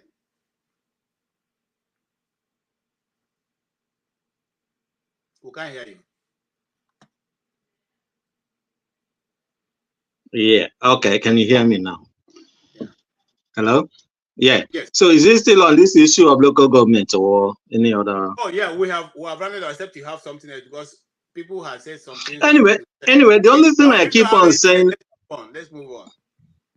Yeah, the only thing that I need to be said is this: if it will attract, that is that's having what is it called? Local government autonomy. We attract responsible people, going to the local authority governance, then that could be a good thing. But unfortunately, the way I see the politics of Nigeria, because of its foundational structure or problem, it's not going to do that, But otherwise, it would have been a very good thing to have a local government where you have very good administrators or intellectuals going at the local level to showcase what they are made of before they can now come to the states or to the federal, since they now have a lot of money to spend and then they have functions, they are supposed to do. But unfortunately, that wouldn't be the case. Because the man who pays the piper takes the tune. So that's the way I see it. All right, thank you. Let's move on. There's the Supreme Court also ruled. Please, one second. I don't think that's fair, right? I've come here. Right. Sorry, go ahead. I came here, and I believe Steph would even have something to say. I believe he's reviewing the document. Yeah, can you hear me? Yes. Can you hear him? Okay. What I'm saying is that I came here and I brought stuff, data, right? And the data addresses even Christians' last concern, addresses Ferreira, right? We see in that data as well how much from the FAA, federal government allocation, the funds, the way it goes, what percentage goes to the federal government, what percentage goes to the state, and then what percentage goes to the local government, about 20%, a little over 20%. So this is good. It's there. It's by law, de jure, right? So it wasn't attracting anybody because it was hijacked by the states, and they're trying to tamper it up. But right now, this is when to look at the data. And I'm surprised you don't put it up the screen, KJ. The facts. A lot of us don't know the law about these things. It's right here. I took my time to dig them out for you a couple of days ago. So it breaks it down. People don't even know what the hell is a local government in Nigeria. Okay. What is it made out of? How they get funded? What is their responsibility? If you go through their responsibility, that's what we're not developing. Now, I preface my remarks by saying that that's not the motive by which Tinubu and his administration put it there. It's not to develop or to do anything positive, but this gives us a chance to make a lemonade out of this lemon, right? It says it there, and I'll be remiss if I don't urge you to put it on the screen. Everybody knows how we look, as ugly as we are here. All, 8 of us. Put the data on the screen. Forget about anything. And Steph, if you reviewed it, if there's something you have to say now, first of all, do you concede? Do you stipulate to what I said as far as the breakdown of who is the chairman? I mean, go say something, goddammit. Okay, Fansad, I'm not, I'm not totally controlling the back end of the stage because someone is helping me to put it up. And if the person puts it If up, KJ yields the floor to me, I'll say something. Yes, so I don't want, except of course, Steve, you feel free to respond if you want to. Okay, my response is this: to tell my brother Pansad that I'm not really having an opposing view, with his position. Because sometimes we don't really want to accept somebody sees things the way you see it from every prism, 100%. You may not even understand that. You guys, two of you may have some common area of commonality in understanding, what you said is true, but what I'm saying is that most of the excitement following this Supreme Court judgment is rather based on utopianism or something like that. That at the end of the day, that judgment alone is not really going to change the mischief that they claim that they want to, cure. That's what I'm saying. Okay, for a starter, this judgment, if it's coming without addressing the reason why, I think since this democracy started, it was El Rufai was the first governor that conducted a local government election that other political parties won. And I stand to be corrected, So that tells you something. So it's still not going to achieve that same result.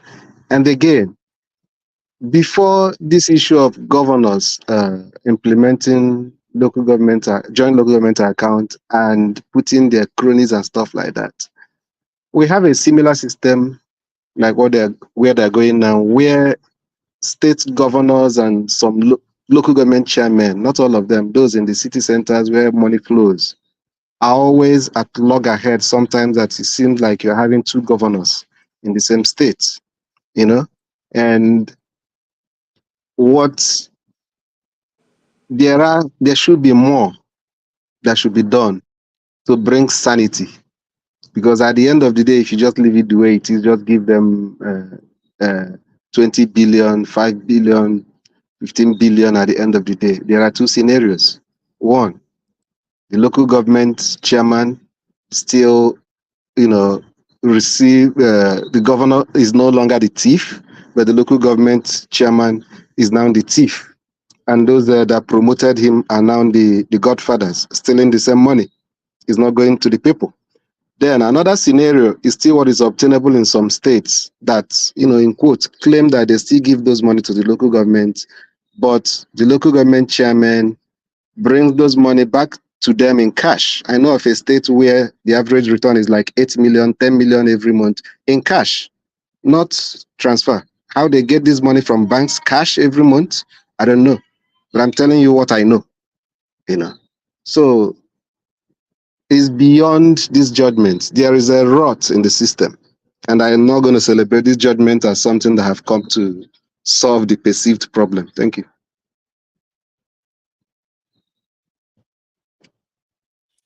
You're muted, KJ. KJ, you're muted. Can I say something? One last comment, just to agree with one last comment with Steph. If the Attorney General goes to court and get us something that would hold those who gets our money and are doing nothing for it, then we can be here celebrating. But this cosmetic of who gets money, which thief gets the money, we shouldn't join them in this celebration. So I agree with. Can I say something? In reference to what Steph said, yeah, I agree with most of what he said, but I'm trying to be a little bit optimistic. Now that the attention have been divided, between the governors and the local government, maybe it's a right thing for us to start holding the local government accountable instead of just the governor, just the governorship only. I just think it's a good beginning. Whether it's going to work or it's going to work, we can't be where we have been. Just the government, just the government being the the head of everything, in the state. Maybe the local government has to be accountable, so we can go and push the local government and say, what are you doing with the money that was allocated to you? So I think it's somehow better than what we had before, if it's actually going to be implemented, because it's supposed to start immediately, as of the day it was pronounced. So let's see what happens. That I'm trying to be half optimistic, not totally optimistic. All right, thank you.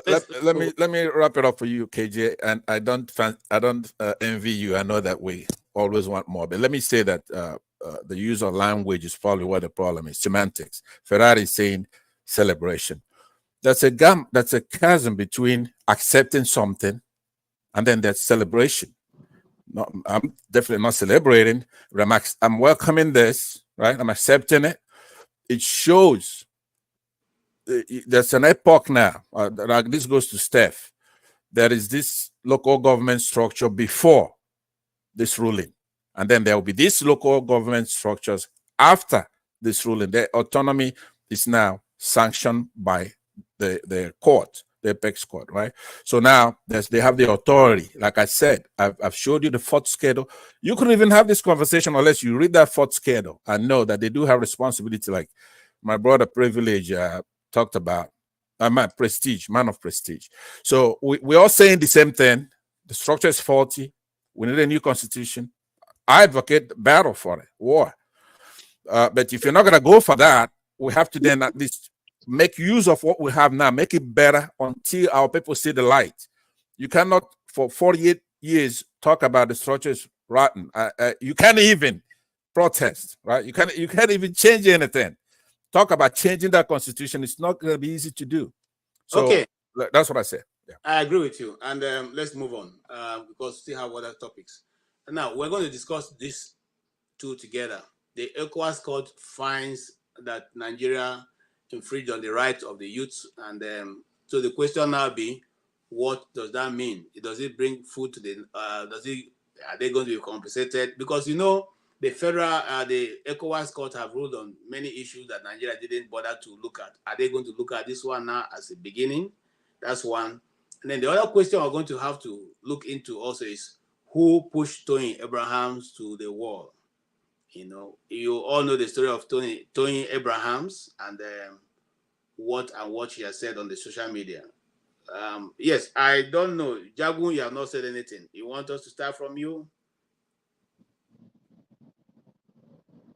Okay, Steve, are you ready to go? Okay. No, thank you, brother. This is actually more my type of topic. Even though I agree with most things that were said before in the last topic, I think what Ferreira said at the very beginning, the very top of that section, was the reality. These are non-issues. The whole thing needs bringing down. Talking about pernickety things, waste of my time, thank you. Anyway, let's talk about something strong. You see, the whole world has been shown a clear example of how to bring down the political, economic, and social violence that has been bestowed upon African people. The three countries in Burkina Faso, Niger, and Mali, and the ECOWAS nations who have stupidly ignored what's going on there in order to continue in their puppetry, in their happy puppetry of the Western countries. I've said it before on this panel a few times.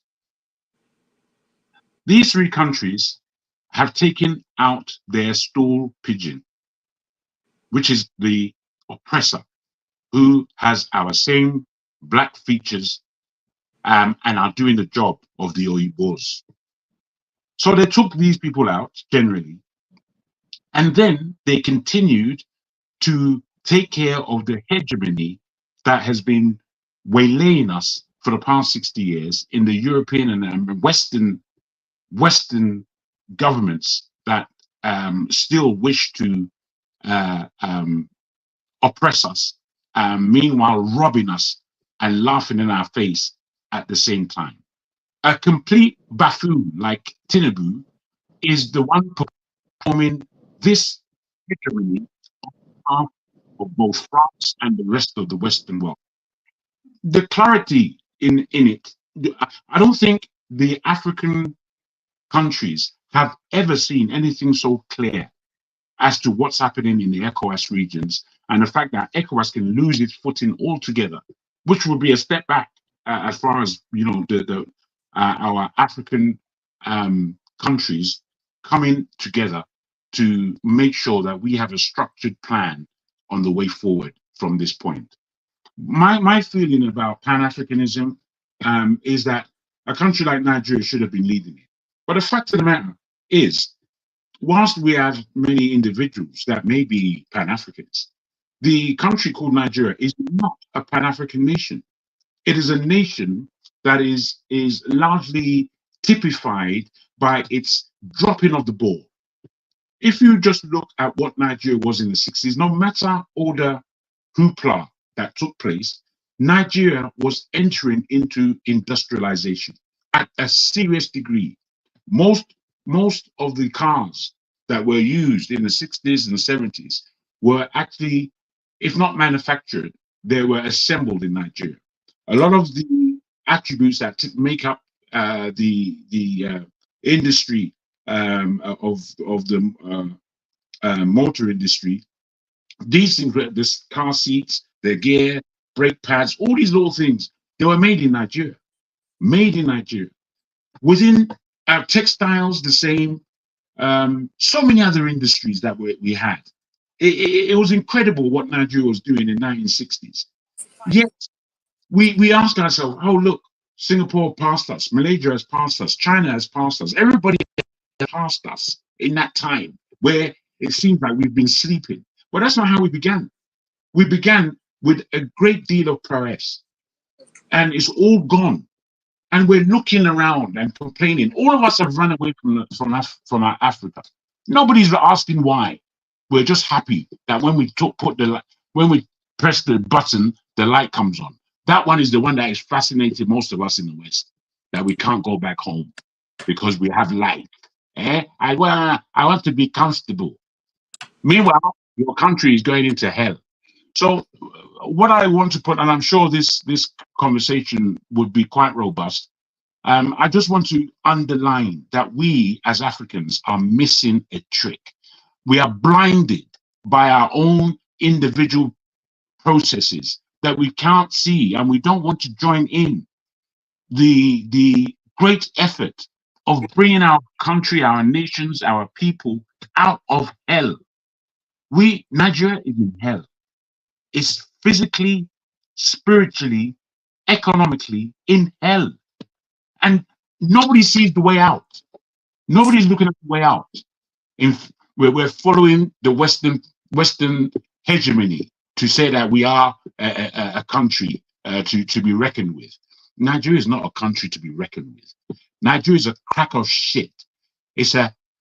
I mean, we could all lambast Nigeria for the feelings that it gives us from one reason or the other. But the fact of the matter is, a clear example has been shown by these three nations. And what we want to say is that we don't want military rule, or these people are military. It's much easier to rule by the gun. But the thing is, I'm not sure if you're aware that this Ibrahim Traore, he suggested that he's going to step down at the time. Do you know what the whole country did? They said, no way are you going to step down. We need you to run this country. We don't trust nobody else. Now, to me, that is a leader. I thank you. Thank you. Thank you for that contribution. Yes, let's go to the top. Even though you didn't talk about this, the Toyin Abraham's issue, but let's go to Steph. Yes, Steph, what do you have to say? Oh, sorry, KJ, you can pass me. I don't even know who Toyin Abraham is. I don't watch movies. Can you give us a little background? I know she's one of those Nollywood actors. Can you give us the little background on what she did and what they did to her, so we could have? Can I begin? Can I begin? Maybe they can borrow a page from me and get No. Actually, let's go serially. Just because Steph doesn't have an answer to it doesn't mean the rest of us don't. Okay. But let's talk about what we know. Yeah, KJ, give us a little background so that we can be enriched in our response. Okay. She's a Nollywood star, and she was one of those who campaigned seriously for Tinubu during Tinubu's campaign. If you look her up, there's so many things on her on the internet. But I wouldn't want to take our time. Pascal, you can go ahead, sir. Pascal. All right, thank you very much. The more substantive issue is the ruling by ECOWAS court on the October 2020 ENDSARS protest. So the court found that Nigerian authorities violated 3 Nigerian citizens' rights to life, security of person, freedom of expression, assembly and association, prohibition of torture, the duty of the state to investigate, and the right to effective remedy in their articles 1, 4, 6, 9, 10, and 11. But incidentally, they did not, especially on the 4th article, they did not find for effective remedy. Let me post for you what effective remedy is on this. If you can use it in case we don't know or the audience don't know. So this, like you said, in the premise to this question, you find in Nigeria guilty on anything, it's a waste of time. Nnamdi Kanu has defeated them many times in court, including the United Nations, international bodies, and they're sanctioned, but they do not pay. Now, this type of discussions we're having is actually where Alaba and others should invoke their waste of time thing with their country. It's not a country. It's full of deceitfulness, duplicity, right? Chicanery, evil, actually, because of the people who've captured a state. If I'm to go into it and tell you the truth, you're not gonna like it, especially those who are in the background who are helping you, KJ. You don't have control of who to remove. They removed me from this platform the last time when I was trying to tell the truth, and you protested it. I have to give you credit for that, but you haven't cured it. Therefore, I'm going to spare you this time and the country, because one of the things I do when I don't have time to be here talking about wasting my time with Nigeria, because I know what the solutions are. You're not going to escape it. When I bring justice down there, you have to do the right thing. We're not asking these people, especially people in the north. It's not whether you're going to do it or not. You must do it. It's our country, and we want it to progress. So once I know, like this kind of rulings or this kind of discussions, I know it's a waste of time because it's a fraud. It's a vile set of leaders who have in the country. So what I want to do is to say, ruling, you don't even know that ECOWAS has African Charter on Human and People's Rights, ACHPR. So not only do we have the ones from God himself, we have the ones from United Nations. Now we come to find out we have an African Charter on Human and People's Rights. But these police officers, knowing that we're signatories to all these things, with impunity, they go to kill our people. Right? And they will come here, we'll keep talking as if they have a choice. Or if I come here, Steph is gonna see if I'm being fair to the Northerners. if the problem, right? Because every region of the country has this problem, what they're contributing to the country that's making it not go forward. But there is a difference between your usual politicians and their foolishness, right? And then people going into our secondary schools, kidnap hundreds of girls because of their religion. Now, hold on. Oh, I want you to hold on. I'm going to be gone after this. So let me, I don't. Allow him, or KJ, allow him, because other people haven't. Allow him. Yeah, I'll make it brief. I'll be respectful of the panel, but KJ, and I'm sure you know this. If you spend just 30 minutes telling the truth here to Nigerians, other than 10 hours of goofing around, talking nonsense, right?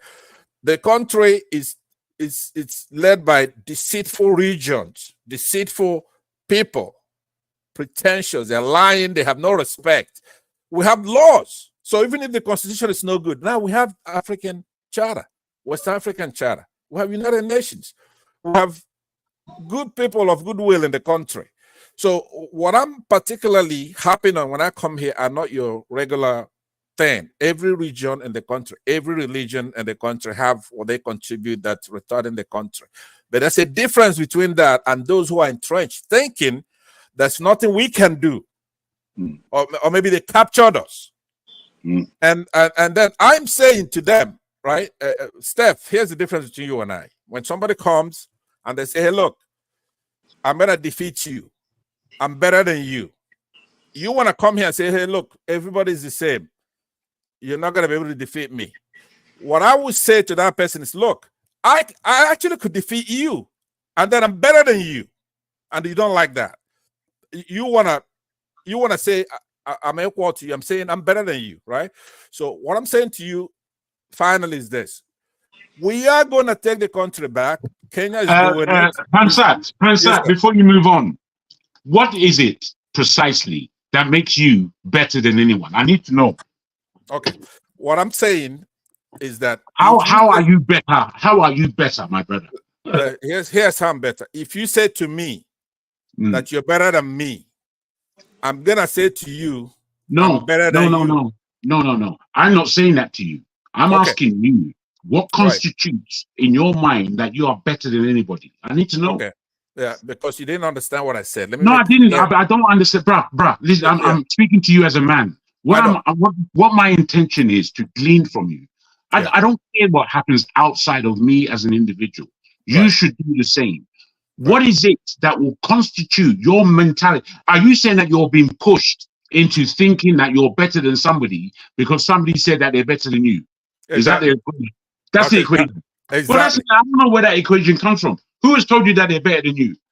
The Northerners, the Northern Muslims in the country, they approach us in the Southeast like they could defeat us in a war, or that we went to war, that we lost a war.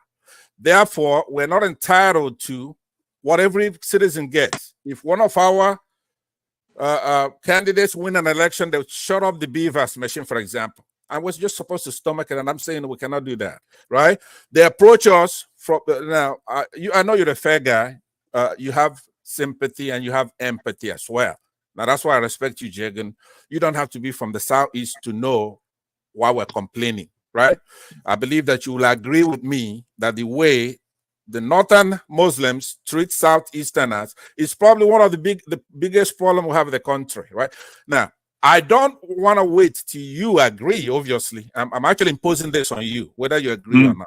Okay, so what I said that to Steph is that he comes out to the school play yard and you have a bully come to him and say, look, Steph, I could kick your ass, right? And I'm better than you. And Steph will say, hey, look, you're not better than me. You cannot kick my ass, okay? That's even looking at it, the best I could give Steph, which is low energy, right? But what I'm saying to the bully is this. Not only can you not kick my ass, I can kick your ass, and I'm also better than you. That's what I'm saying, and he doesn't like that. So that's what I'm saying to you. I need to move on. I need to move on. And goodbye to the rest of the panelists and Jagun, my brother Steph. No, Pansa, yeah. I actually understand why you say that, even if I don't agree. But I understand why. All right, and I'm so shocked that you don't agree with me. No, I didn't say I did not agree. I say even if I don't agree. Let us Ferrara, move on. Alaba. The more you disagree with me, Alaba, You do so at your own peril. Okay, buddy. See you. My brother from Ghana and Ungwa. See you. Bye-bye. Alaba, go ahead. 2 questions you just asked, on one on ECOWAS and on Toyin Abraham. Let me take ECOWAS one first.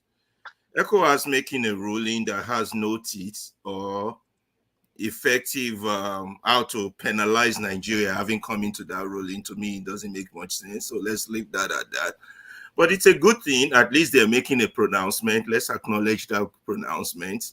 And then, but it doesn't have teeth, and ECOWAS in itself is complicit in the crimes against Black Nigerian or Black people, in the crimes against humanity that is going on, not just in Nigeria, in the whole of that West African region. And like Jagun highly expressed, some of our good brothers are trying to get us out of this mess. So that's the issue with ECOWAS. Let's move to Toyin Abraham. Toyin Abraham is being bullied. She's a Nollywood star. A lot of people in Nigeria don't understand that. When they are Nigerians and they are in position of privilege, they hold a position of privilege, they will be held accountable, not just the politician, when the time comes. So Toyin Abraham is symbolic of the Nigerian situation, where a lot of people are privileged. A lot of those pastors, mega pastors, the likes of Adeboye and the rest of them, privileged people, but their roles, the intellectuals, the likes of the Soyinkas, the Nollywood stars, those with 10 million, 5 million followers, the Bomber Boys and all the rest, you're privileged. And your brothers and sisters are in hell, and you're not doing anything about it. Why Toyin Abraham's case is of significant importance is that these are the ones that sold Nigerians a fake bill of sale. Nigeria is a place where the weak and the dead are the same. A place that shuns out men who are slaves and criminals, men who are weak and morally dead. It is a vile place, and it's a fraud, a conception of evil. So for people to hold Toyin Abraham accountable for selling them this bill of rights or bill of fake or whatever I want to call it, you can't blame Nigerians. I wouldn't urge them to go violent on her. Please don't do that. But she and all other people of privilege that have a podium will be held accountable for this damage they have done to humanity, because they are damaging Nigerians. And we're not talking of those of us still alive. We're talking about Nigerians yet unborn. The likes of Toyin Abraham pushed for this crime to be Nigerian leader. Although she's not singularly responsible, it's a collective crime. So we can't just hold her. Now for her to come back and start whining, whining that they are bullying her. Democracy, I mean, election has consequences. Who you stand for is a symbol of your moral standing. Where you stand is a symbol of your moral standing. Like I said, Nigeria is not a country with strong men of courage or virtue, or women of courage or virtue, men or women of justice. We don't have those. Equity don't run in our blood. But the likes of Toyin Abraham deserves what they are getting. You know, they need to be bullied. They need to be called out. Others need to be called out. Pastors, preachers, all of them. People should hold them accountable because of the pain they are feeling. That you were once part of my pain, and I hold you accountable. It will get to the politicians soon if we start with the likes of Toyin Abraham. Thank you. Thank you. And thank you for that contribution. I want to respond to Christine. Pansa was kicked out last week. It wasn't by me, but we also have already apologized to him. You don't know what goes on behind the scenes, so you can't really say whether we have had a discussion with Pansa or nothing. But openly again, we apologize. I apologize on behalf of that mistake that was done last week. It was not intentional. It wasn't my desire to remove him. It's good that you apologize for something that you didn't do. That's very, very good of you. However, who is the person that kicked him out? So that we don't have. No, let's move on. You won't say that. You won't say. You see what? Anything you utter therefore is nonsense. I don't want to hear it. You have no right to speak on the failings of somebody else. Listen, there's a No, Bros, you're boring. No, KJ, I love you, brother. But do not apologize for somebody else's crime. It's okay. Full stop. Right now, I am the one who is moderating. Every other thing that's happening now is happening under me. And as you know, in management, you as a leader take responsibility for whatever is done with people who are working with or working for you. And therefore, that's how I want to see it. That's fair enough. But you know that we are all here. When that thing happened, I was aghast that it wasn't your directive that took him out. So that means somebody else who is not the monitor here. He is now, that person is monitoring and taking Pansat out. You're saying that you apologize to him in the background. You are now apologizing in front for somebody else's crime. Let the person be criminalized. Let us know who did it. Jagun, I would beg to differ on your position just for this reason. Let me give you. We are a collective. We know some people have heard. There's this Nigerian thing in us of power abuse. I've been raising it. It happened to me. You didn't raise it before me. You did, my brother.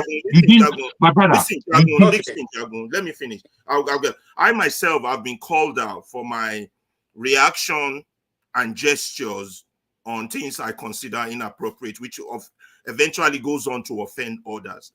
If we dwell too long on these things, we won't get to the topics we want to talk about. Brother. My brother. Behind closed doors, we are addressing those issues. That's why this morning I hear you, and I don't need to hear it. Wait. I beg your pardon, and I would allow the show to move on. I beg your pardon. Ferreira, what you just said there is a hog of shit. Coming from you, I'm very surprised. I'm saying that because if we are not taking responsibility for our ills on this channel, we're grown men. If we're not doing that, then we're not doing anything. You understand? Okay. All that we talk is just talk. Talk for talk's sake. Somebody decided upon himself that I'm not having Pansat talk, and they took him out without anybody's permission, and that person is hiding in bushes somewhere. That's the way Nigeria behaves. And you're there underlining it. I'm ashamed of you saying what you said. Ashamed. Okay, Jagun, that's okay. Like I said, I am the one with the button here. It's not my policy. I will try. Look, in a discussion, sometimes there can be highs and there can be lows. I try to moderate. That's all I'm here for. I don't have a view. Your views are very important to us and to the audience. So we'll try to, as much as possible, to give everybody a fair chance to make his or her contribution. After all, it is have your say. You should feel free to have your say. I may agree with you, I may not. Even if I don't agree with you, it doesn't mean I should put you out. As long as you are within, a controllable, space. Okay, we can all agree to disagree. As long as we're not disagreeable, it's okay. We can all disagree, but we're agreeable, in some form, so we can all move on. Thank you for that, this thing, and thank you also for reminding us that we didn't do that. We have done that. Pansa is a very valuable member of this team, and so we would like to also extend that to him and to those who admire him behind, the audience. Thank you, Mr. Man of Prestige. It's your turn. I see you, Wamba. We'll come to you. Thank you very much. You just presented a two topic. We have to talk. We should talk about. I'm not going to dwell on both of them, because one of them is kind of frivolous. So I'm going to start with the ECOWAS ruling.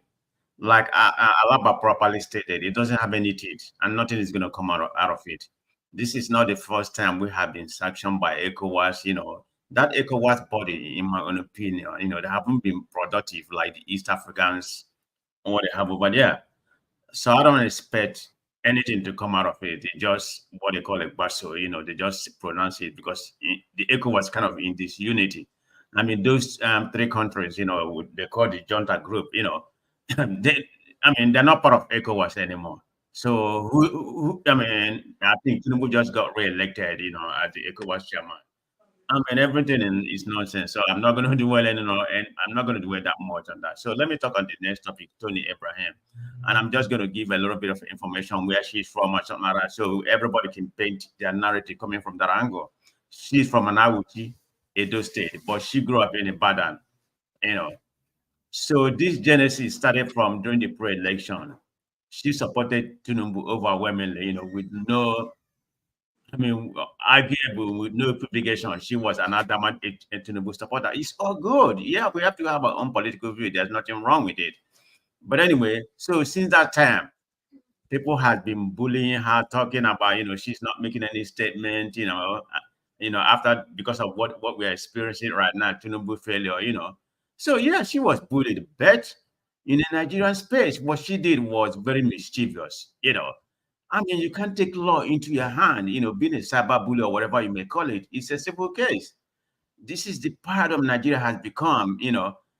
When you don't agree with what somebody said, then you go, because you have money, you know, you go and hire the police to come and, you know, I mean, arrest the people.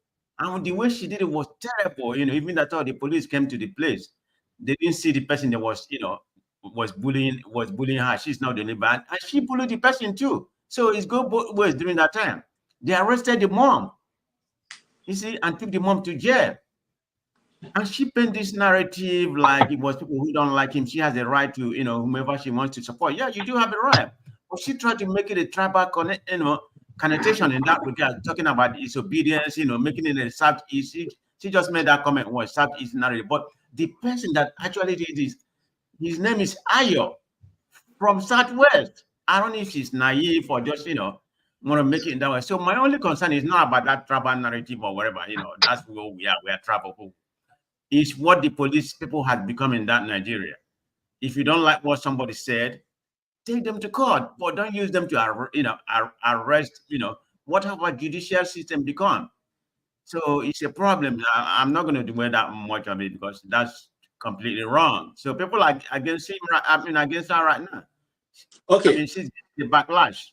Thank you. Thank you. And that's where I thought the discussion was going to, you know, there is this thing now of, you know, the dog whistle. The dog whistle now in Nigeria is obedient or Igbo in a tribe. You just say, it's because I'm not a member of that tribe, or these people doing this in obedience. This is how P2B is. I don't understand it, but Awemba, okay, sorry, but I don't know. I don't want to mess up your name, but please, yes. While you're answering your question, can you include Thank that? you.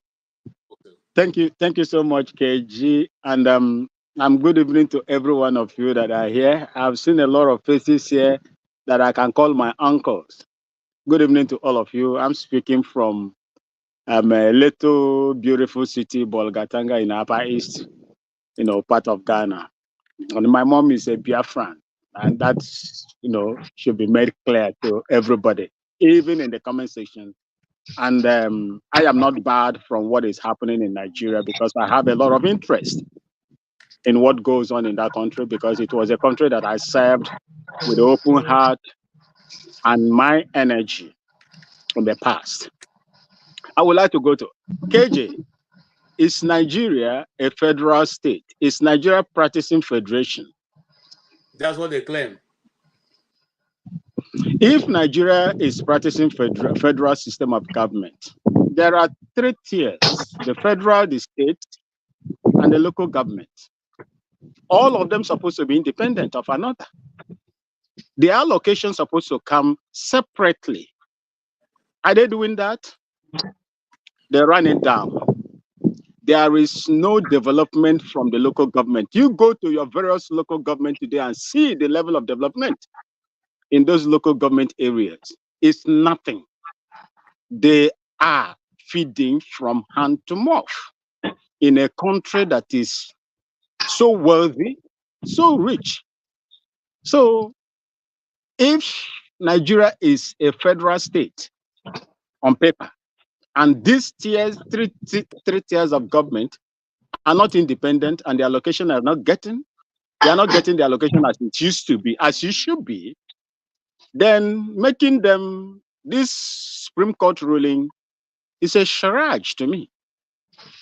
It's a charade. It's a cosmetic approach to what is going on. It cannot address the important issues that goes on in that country. That being said, let me go to this ECOWAS, because Toyin, I don't know, as you lay your bed, that is how you're going to lie on it. As for the ECOWAS, ECOWAS, as far as I'm concerned, has lost their potency.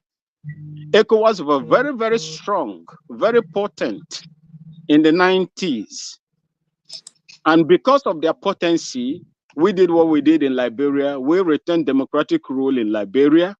I spent 3 years, 8 months there. And many other places where ECOMOG, played their part. But I would like to say this. Where were these ECOWAS head of states and ECOWAS states when the youths were senselessly slaughtered at Lekki? What was their position? What did they say? Looking at their youths being massacred, barrels of gun and munitions were leveled at them. Those that were unarmed, that were protesting against police brutality, where were they? Where were they? You have an ECOWAS that is a proxy of the imperialist system. Look at what happened. In fact, from that time, they lost their respect. The letters was issuing threat to Niger. They saw what France was doing to Niger and most of the Francophone countries, but they could not speak out. They couldn't stand. They couldn't defend their Francophone, neighbors. They refused. But today, you see them coming out to issue, rulings. By the way, does Nigeria mean obey court rulings? So there are so many court rulings, against Nigeria that they have not been paid. Have they paid them? Nigeria is a country that does not obey the rule of law. They don't obey rules of courts. So what text even right in Nigeria that they don't obey their court rulings? Is it Africa, ruling that they are going to obey? It's just, for me, a fantasy that we will live to see if it is going to work. Thank you so much. Thank you, my brother, and we enjoy that contribution. Yes, man of prestige. Man of prestige, you sent us a video. I'm trying to get someone behind to help me to upload it. It's a very critical video, and we're going to discuss that. So don't rush to discussing it. We have something on food, with this administration. So when we get to the food and the 180 days, magic days that Nigeria is going to turn around the food in Nigeria, everybody will have food in 180 days. When we get there, then we can also enjoy that video which you sent to us. Thank you for that video. Go ahead and make your contribution. You're talking to Righteous Man, right? Yes, yeah, Righteous Man. Sorry, not Man. Okay. Righteous Man. Go ahead. Yeah, good evening. Good evening. I was in KJ. Good evening, Jegu and the rest, my brother in Ghana, Prestige and the rest. I greet you all.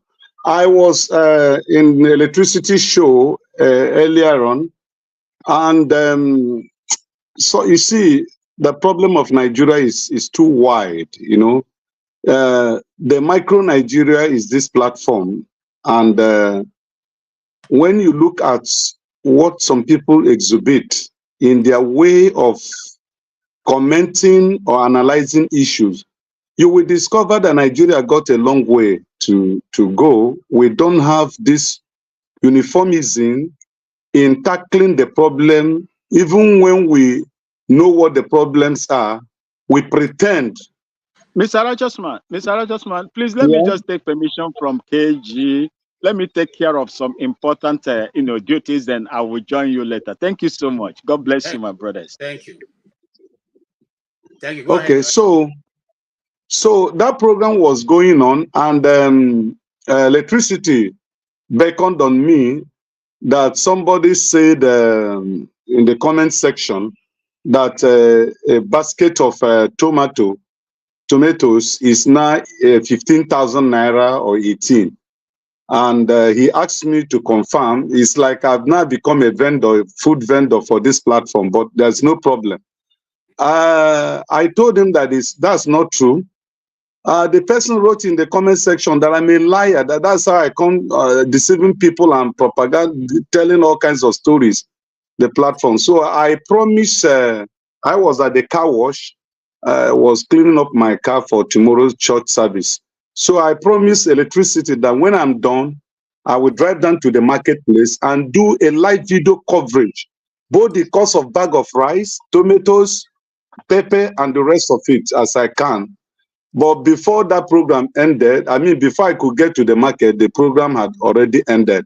So I forwarded the videos to damages to get back to the platform so that those who lies and think they are fighting righteous man, or they have sectional resistance or bitterness against me, will have themselves to blame, and they should be ashamed of themselves for lying to the whole world that a basket of tomato is now 15,000. It has crashed and nobody's talking about it. So that's why I sent those videos. I took my time to go to market to do that. I just want to wait and listen to others because I'm just coming in from the market now. I just want to be part of the program. Then later I will make my own commentaries. Thank you. Yeah, KJ, you need to play that video whenever I suit you, because that's very important. I was there earlier when everybody was bashing righteous man that he was lying. So you need to come here and play that, whenever you feel like, in order to dispute all those unrighteous people. Yeah, I was there and I witnessed the encounter. Okay, thank you. I was just trying to load the video before he went off. Okay. Luckily for me, I've been trying to download it all this while it wasn't coming, but now it has agreed to download, so I will eventually feed it in. Okay, let's move on real quick. And before we move on, for those of us who are still in the comment section and all that, we're going to have this program is moving, in a way that we're going to actually pick in around 9-10 p.m. today, because we are bringing two gorgeous ladies that are going to discuss the issues of why when Nigerian women come to America or the West, they now begin to treat their husbands like, you understand what I'm saying? But I will not say it. I'll leave it for them. But as we go ahead, we'll put the listing. So you are ready for it. Get all your friends who have, divergent views on these things to stand by. It's going to be a hot day. All right. Having said that, let's move on to our next topic, because we really have a lot of things to cover. I just need to put that so that the ladies, if they are still behind, they should start getting ready, because I know people who are prepared to fire them from all cylinders this evening. So when they are coming, get ready. It's going to be hot. KJ, that would be very good, because at 9 p.m. that's when men to start to go high. So that would be a very good debate. Yeah. So get your drink. If it's tea you are drinking, I've already asked for my own tea to be around. We're going to really have a push. You push me, I push you. All right. I will say that. Let's go ahead. Tinubu's government have declared that in 180 days, they will now perform that same wonder we saw in the Bible, where food was made cheap. 180 days, all Nigerians hungry will be satisfied, and things will all of a sudden become very good again. Having said that, as Righteous Man has said, we have a video sent in by Righteous Man. I want to see if I can bring it in. And he was talking about the same thing of what is the cost of food stuff in Nigeria right now. It doesn't seem to look like what they say it is. Oh God. I don't know why the video is not opening. Okay, whilst somebody's helping me, I know that I have so many people who are helping in the back. If you can load those videos for me, the one that has the food stuff. But while that is going on, I want to show you what it looks like right now from this video.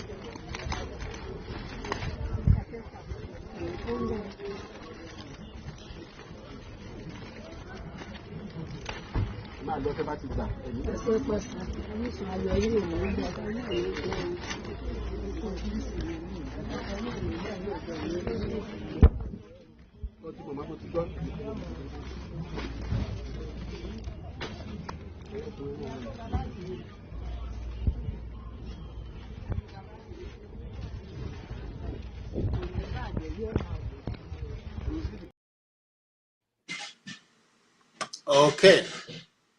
That President Bola Ahmed Tinubu right now in Nigeria. Now, this is a comment. President Bola Ahmed Tinubu is the president and commander-in-chief and it's his government.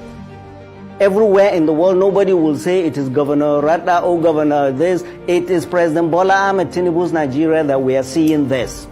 All right, Fellow Prof. Nigerians, I did this to prick the conscience of our people, especially our leaders.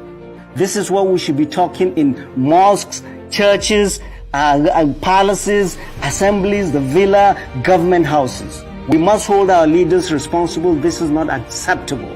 Nigeria, we've not experienced drought. We are not officially at war, but we are seeing this in our country.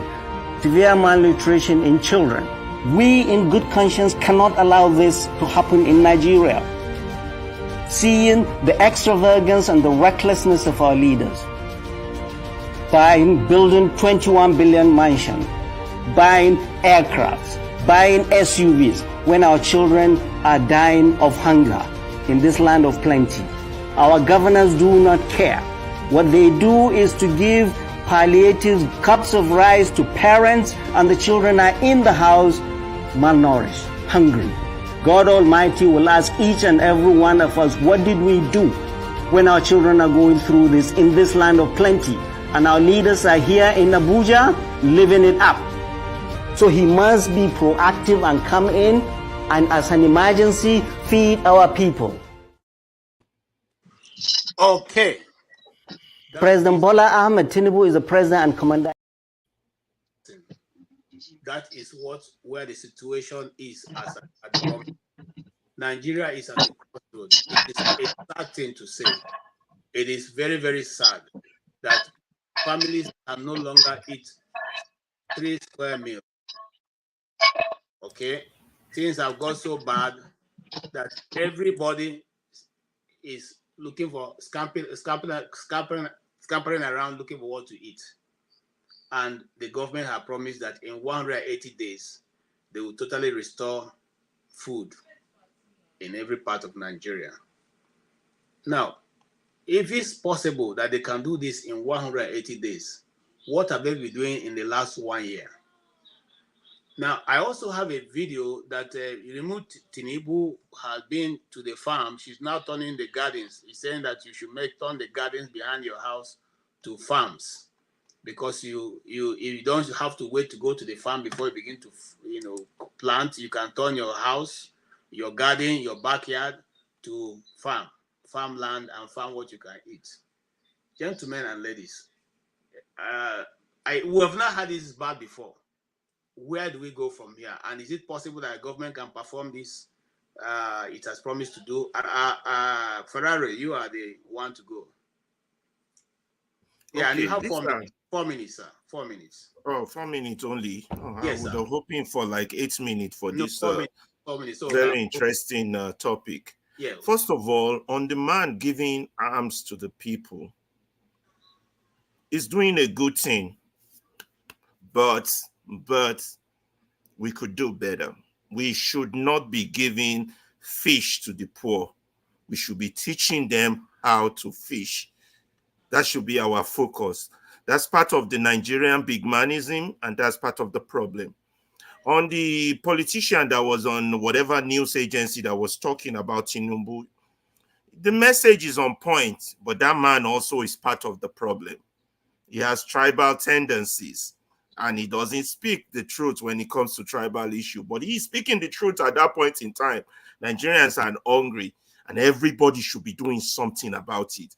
Politicians, what do you call them?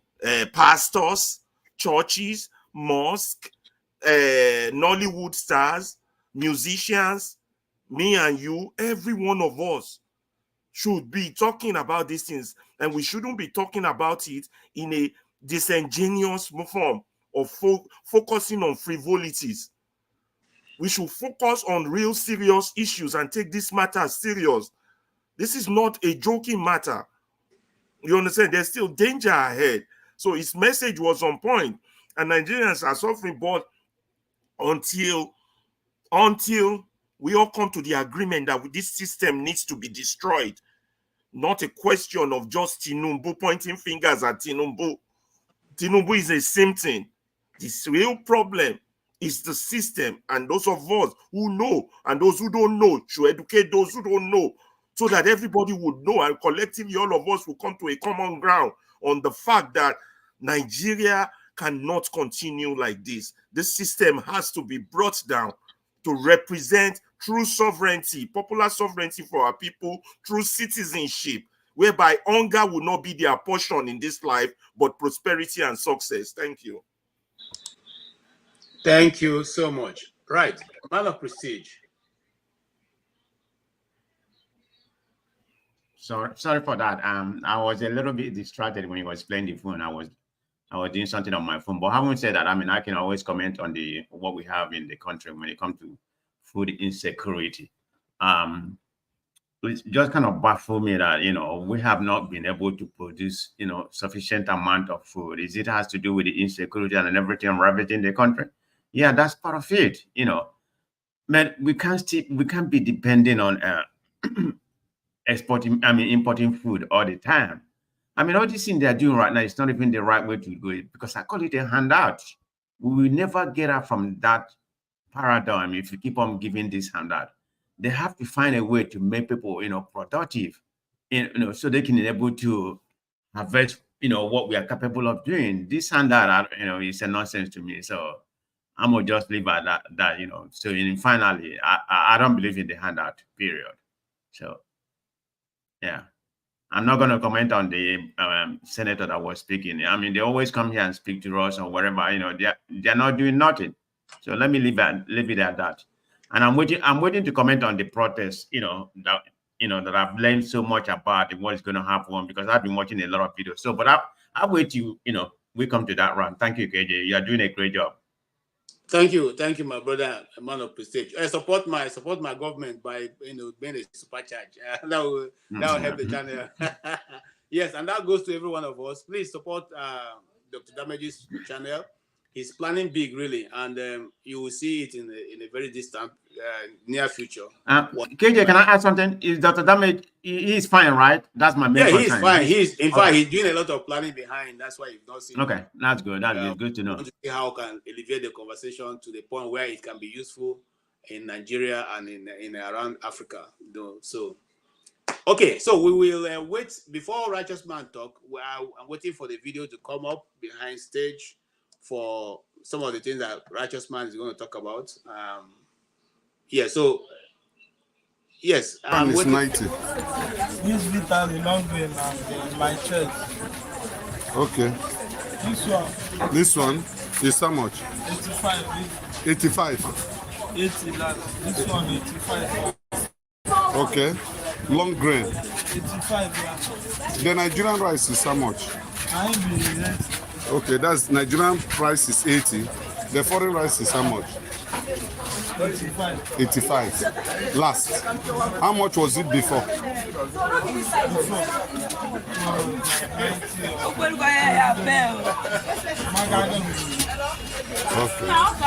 And thank you.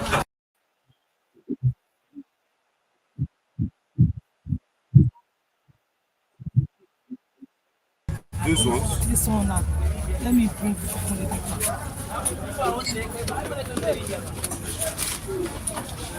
35. Okay, this one is 35. You say it's how much? 35. 35. Yes, and it's called what? Cameroon tomato. Cameroon tomato. This one is not Nigeria. No, it's not. It's Cameroon. 35,000. This small basket, right? Yes. Okay. Then the Nigerian own. Where is the basket?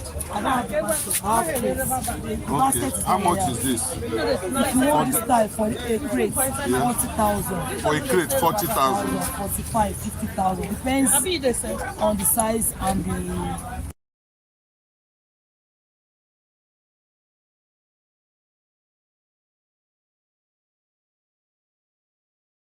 That's the video that Righteous Man graciously helped us to film, and that is what it is. What you saw is the reality that is on ground in the Nigerian Federation, so that people now no longer use those things to make their stew. They're looking for alternatives. It's not a good story to tell because these are things that we didn't think it would come in our time. Righteous Man, you were on ground. Can you enlighten us? Is it possible that this government is going to make food available in 180 days? Well, once again, I greet all of you. It's practically quite impossible under the sun for it to happen. There are a lot of indices, a lot of factors that will make it practically impossible.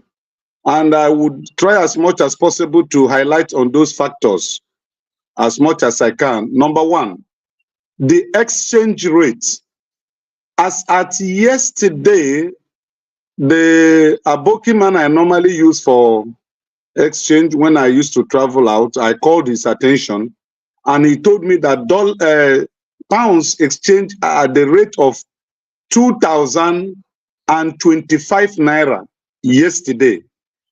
Euro exchange at 1,720 naira. And dollar exchange at 1,570 naira. Now, one of the things that this administration told us in trying to make food available in 180 days was a free tariff for those who are going to import some certain goods into the country, edible goods into the country. They will not pay tariff.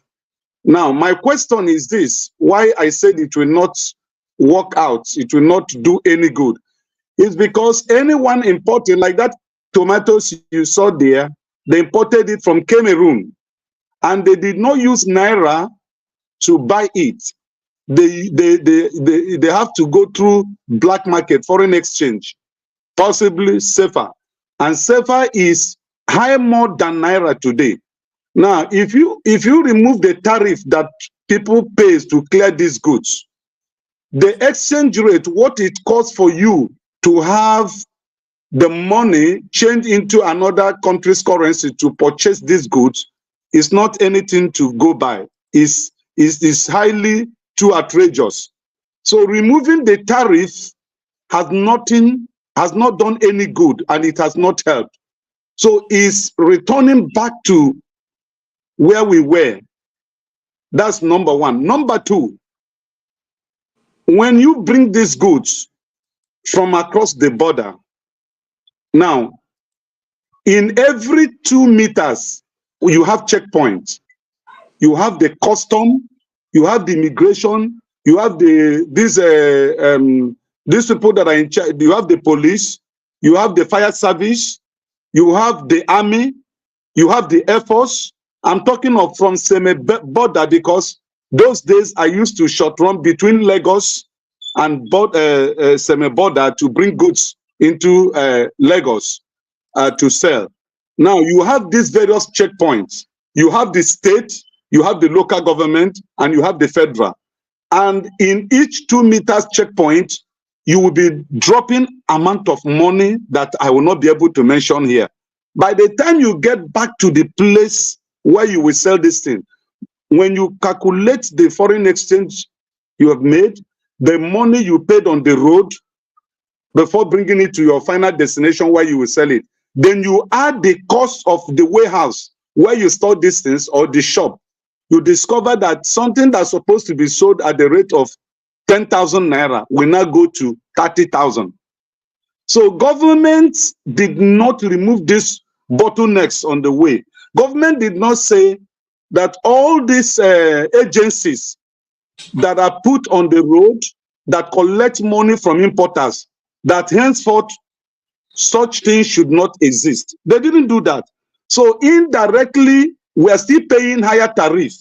Apart from that official one they collect at Tinkan Island, on the roads, we still remit back those tariffs to the government because like the police, the custom, the immigration, a certain amount of money have always been given, or budget have been given to them. At the end of the day, they must submit to the federal government. How do they make this money?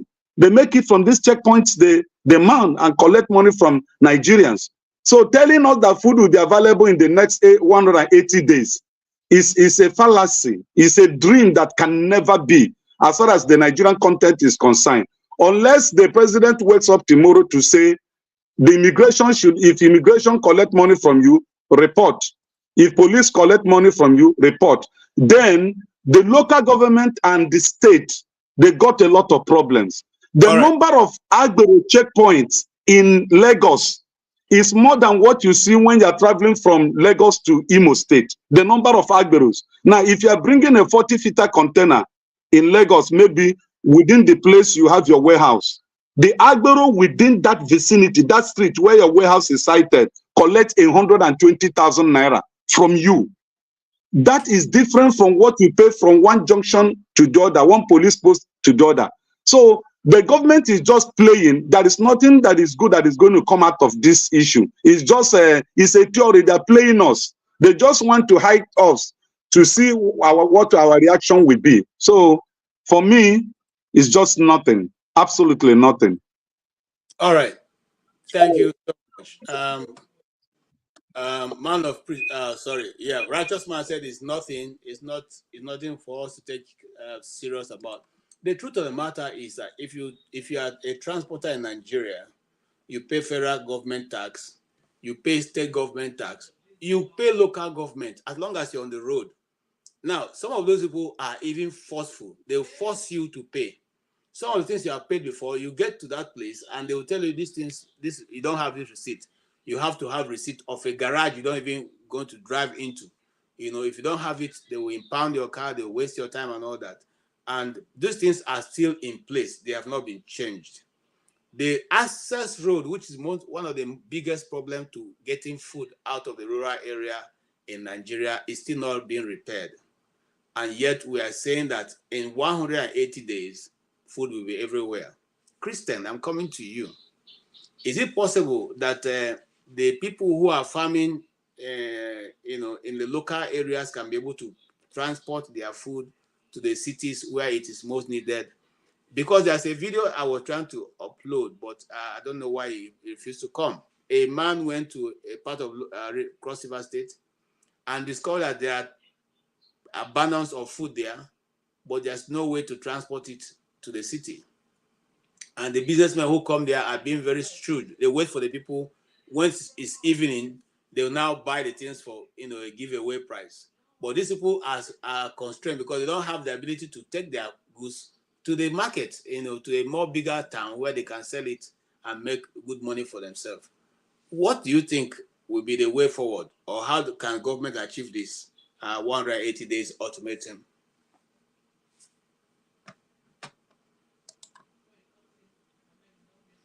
Yes. Okay. Yeah. Sorry.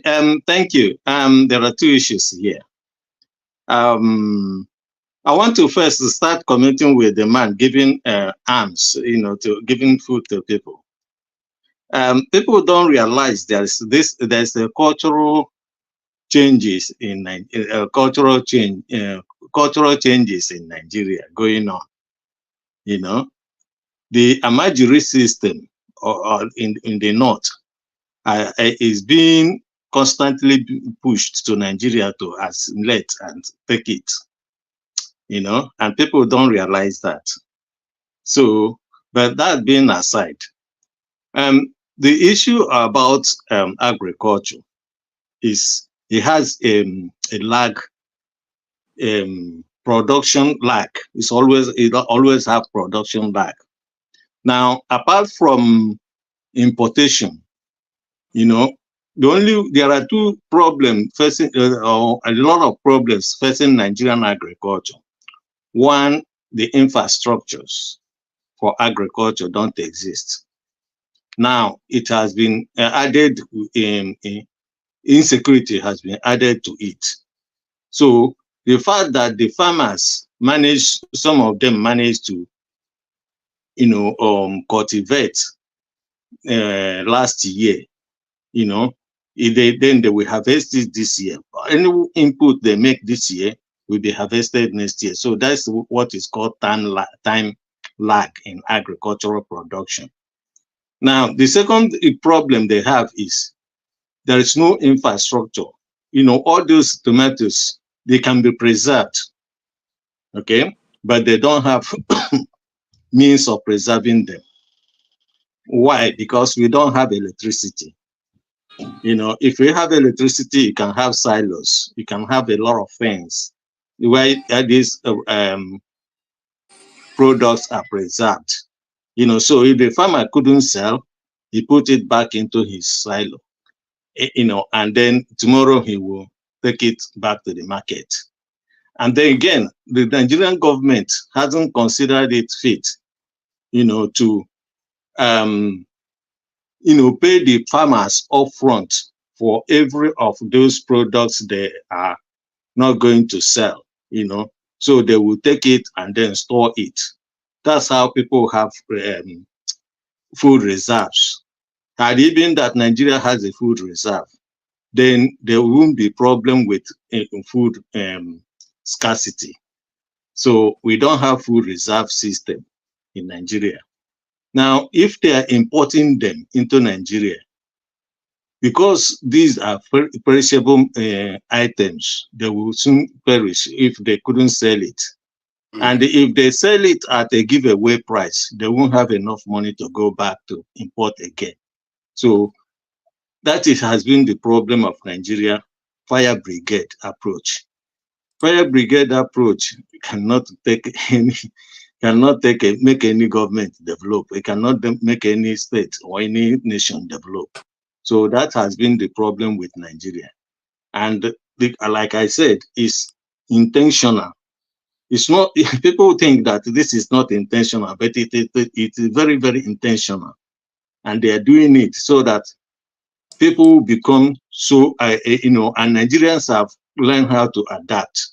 And they keep adapting and they keep adapting until eventually their Majiri system will take over Nigeria.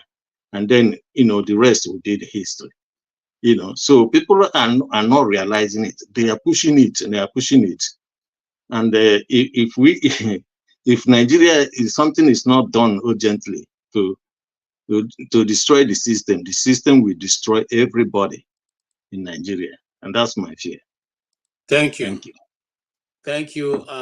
We need to be observant and watch the system that we're creating so that we all can have a nation at the end of the day. Yes, I speak. If not now, when? Yes, sir. I thought a few minutes ago you had a different name, but it's okay. In production, it's called problem with continuity because we don't want to have not really. I was using my phone before. All right. I don't really have time to make the change. Go ahead. I think I want to approach this from a different perspective. I seem to differ from this last I don't really think that whatever is going on with our food security is intentional, kind of. I think is the people that are at the helm are confused. Would they want to feed Nigeria? Of course, why not? I don't think there's a government that will not that would not want to feed her people. I don't think that they are happy that things are not going on where people are hungry everywhere. But whether they have what it takes to do something about it or whether what they are trying to do is going to work is a different thing altogether. But I strongly believe that ordinarily they would want to fix the situation. You may disagree with me anyway.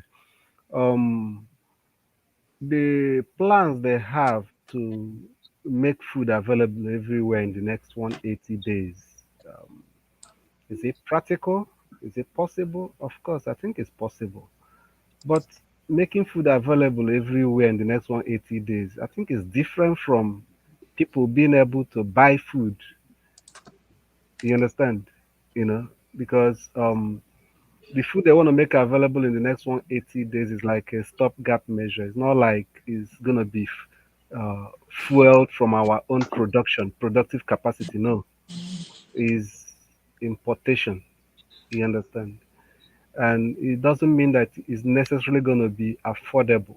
You know, they're going to remove the duty aspect of it, which is going to lower the cost just by whatever percentage the tariff supposed to be. That's the extent to which the price is going to be cheaper.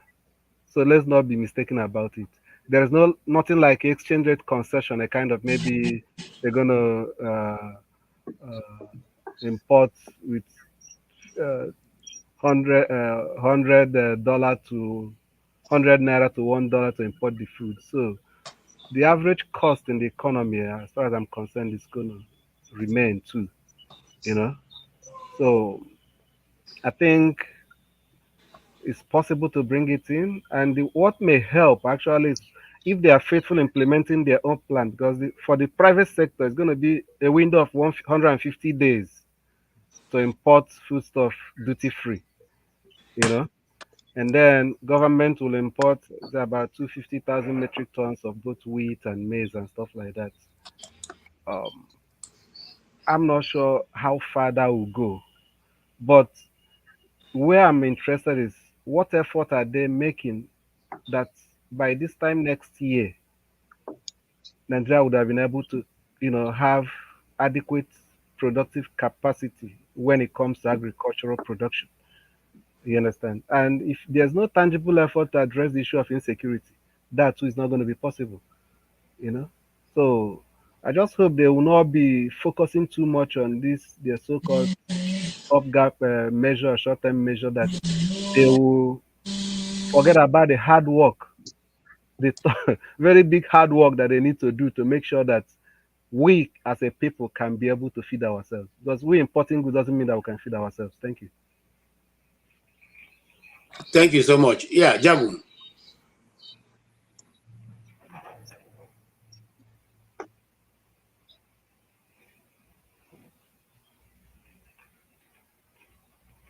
We can't hear you. Your audio. Thank you. Sorry about that. I'm not sure what to add to this subject, to be frank. All what we are talking about just smacks to me of the depth of apathy and pathetic natured people and a pathetic nature of a nation. I don't know what to say. What are you talking? I mean, I'm listening. I can't find out what anyone's talking about, to be honest. It's as though we don't understand that. I don't know. I'm honestly trying to pay attention to the subject at hand, but I cannot divorce it from the stupidity of a government and of a nation. I can't divorce it from our abject stupidity. How can a country like Nigeria be hungry? How? Don't we have land? Don't we have farmers? Even if they are subsistence farmers, you can feed yourself. The government aren't doing anything for anyone. You know, the other day I found out that I've got 14 cousins who have now jackpot to London. Now, they've jackpot for all kinds of different reasons, but they didn't jackpot because they couldn't feed themselves or they're poor or anything like that. No, they jackpot largely for medical reasons, not even their own medical reasons, the medical reasons of their children. That's why they've come. And they're hiding. They didn't want anyone to know until we all found out that this one is here, that one is there, everybody's here. And you think, wow, what's happened? And then they explain to us that, man, as much as we're doing in Nigeria, the fact of the matter is our children need serious medical attention. And I'm thinking, my God, man, Nigeria is hell. And we're here talking now, maybe next year, man. Next year what? What would happen next year? Are you all stupid? Haven't you seen already 9 years of bull fart? I mean, what are you talking about? What are you talking about? Please help. I need help. I don't know what anyone is talking about. And it's rubbish. Rubbish upon heaps of rubbish, stinking of manure to irritate my nose. The country is defunct. The country is defunct. When are you going to get that into your head? What are you talking about? And next year, Oh, I need help in this discussion. I really need help because I don't know what any of you are talking about. Thank you. Thank you, Mr. Jagun. And listen, see, okay, but here's the situation. In every of these things, all we're looking for is the way to either make things work or to just give suggestions or to give just hope. You see, the good thing about going to church is the pastors sell hope, they sell faith, because that's the only thing that keeps you going the next day. Sometimes if that hope is not sold to you, you want to end it all. I mean, you want to say, look, I mean, I can't know. So that's where we are. We are only trying to sell hope to Nigerians. Sometimes we'll have this Georgia, like I said when opening the program, we have come to Georgia because it's better to Georgia than to war. If only we'll have intelligent elders, and we're going to that point where we have elders like the elders when we were growing up. The elders tell the truth irrespective of who is concerned. For these days, we don't have elders who can tell the truth. We have elders who pander to the whoever is in government. And that's why they are there. And that's why they're not seeing what you are seeing or see what all of us are seeing. With that, I welcome you, Kenneth, and I'll ask you to make your comment because you say I don't know why I have to be in a hurry. We'll have to hear from you. Yeah, but sorry. You want to be in a hurry. I have a lot of engagements. That's why. Sorry. Thank you, everyone. Good day, the panelists and the comment session. Jagun, if I knew that you were going to say all this, I wouldn't have even called in because I was bawling. And thank you for that submission, and thank you to Ferrari, for saying it the way it is. I mean, the worst thing you could do to yourself is being deceitful to yourself. And I'm referring to Nigerians here. We have a government that when they were about to grab the seat of power, they told us that they were going to make one naira to $1. They have not achieved that. We have a government that since 1992, between 1992 to 2019, created one siphoning agency or department called Adanma Development Program, where billions of naira have been pushed into this project, and nothing has come out of it. Today, Nigeria is still importing rice from neighboring countries. We have not achieved anything, and billions of dollars has been wasted into this project, and nobody has questioned them. And this same government is coming up to tell us that that within 180 days, they are going to make food available. How? Have we questioned to know how they plan to achieve this?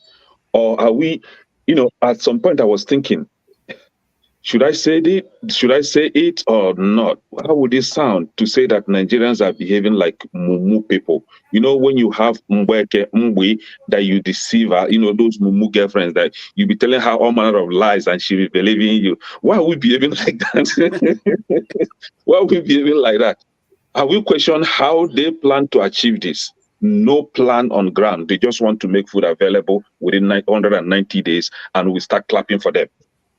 You are making food available, but there is no farmland to cultivate those foods. Fulani herdsmen and their cows have taken over the farmland. Where are you going to produce this food from? You've not addressed that issue, and you are lying to us. You want to make food available when you are busy killing the crops that we have right now. Eradicate, I don't know, what's the better word for that? Making the crops that we have to go into extinct. You are inviting GMOs. And is that how you plan to make food available? I overheard someone saying that they are busy planning to import food. So when you import food from abroad or from whatever you're importing it from, maybe from Hellfire, are you making that food available to your people? How are they going to access the food? With which money? Because they need money to be able to afford the food. You are now telling them that, hey, see, you have to come to work and then cut your coat according to your size by taking this peanut of $31,000 or 31,000 naira or 32,000 naira monthly minimum wage. But you yourself have not cut your coat according to your size, or you think you're that big enough to use public funds the way you like, and then turn around to tell people that they have to sacrifice, they have to cut their coat. Who the hell do you think you are? Is that your money? Is that your personal investment that you spend the way you like, and then turn around to tell the hungry people that they have to lower their spending? And I beg to ask, what spending? What are they even buying? 30,000 naira, or let's use 60,000 naira. What will 60,000 naira purchase for you? A family of a husband and wife with maybe about 2 children. What is 60,000 naira going to afford for them for just 1 week? And then you're telling them that they have to cut their coat according to their size.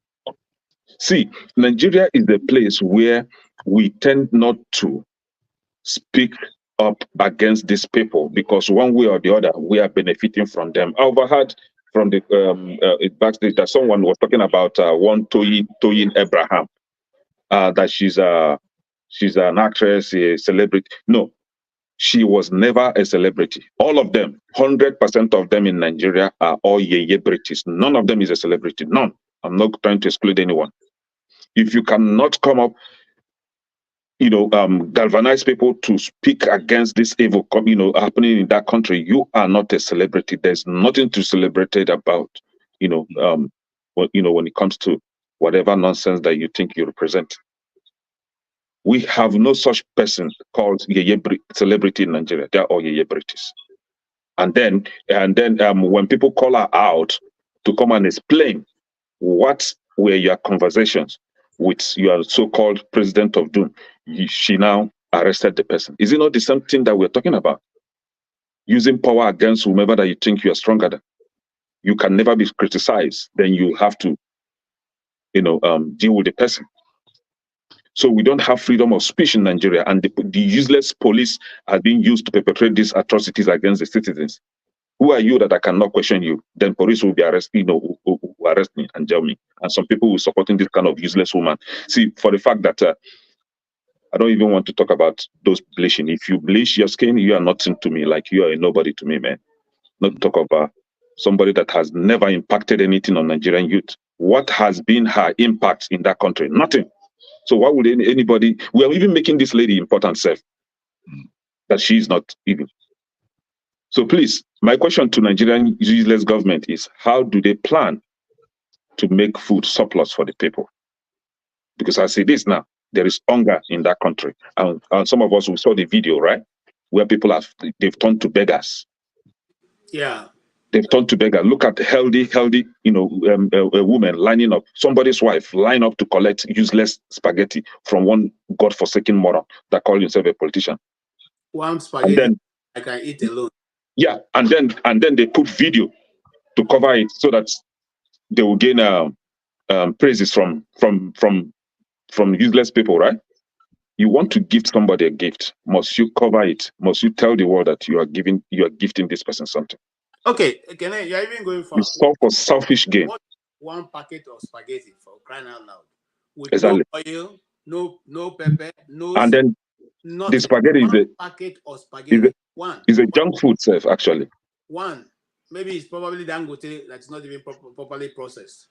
Okay, I'm serious, because You're right. Those spaghetti, before you put them, before the water even boils, they're all meshing together. Something, yeah. Okay, so that's what we're saying. We're not trying to unnecessarily be difficult, but we're saying we have gone beyond the point where you just raise up and just declare something. With the last time we checked, you're not God. It's only God that can say, okay, this is going to happen tomorrow. It happened so. But you just wake up and you tell us this is going to happen. We know that you have been in that office for 1 year. You have not been able to make any difference. I'm coming to you, Mr. Christian, because Kenen says he's in a hurry. Kenen, the other thing I want to do. Okay, go ahead. Yes, so now the government says that the problem with Nigeria insecurity is because of farmers' headers clash. Don't quote me. I didn't call it farmers' headers clash. Consequently, they have gone ahead to establish the Ministry of, for want of calling the right word, I get the right name, but it's mostly livestock development. Yeah, that's livestock development. for which now we will, drive livestock farming in Nigeria, and this committee is headed by the president himself. What do you say? Is it the problem? Is the livestock issue, the farmers headers clash? Is it a problem of insecurity in Nigeria? No, and I wouldn't want to call it farmers headers clash as well, because it's a deceitful term to use. English sometimes is our problem. People will speak all manner of nonsense English to deceive people. What is farmers headers clash? It's a simple fact that farmers were on their own, minding their business, right?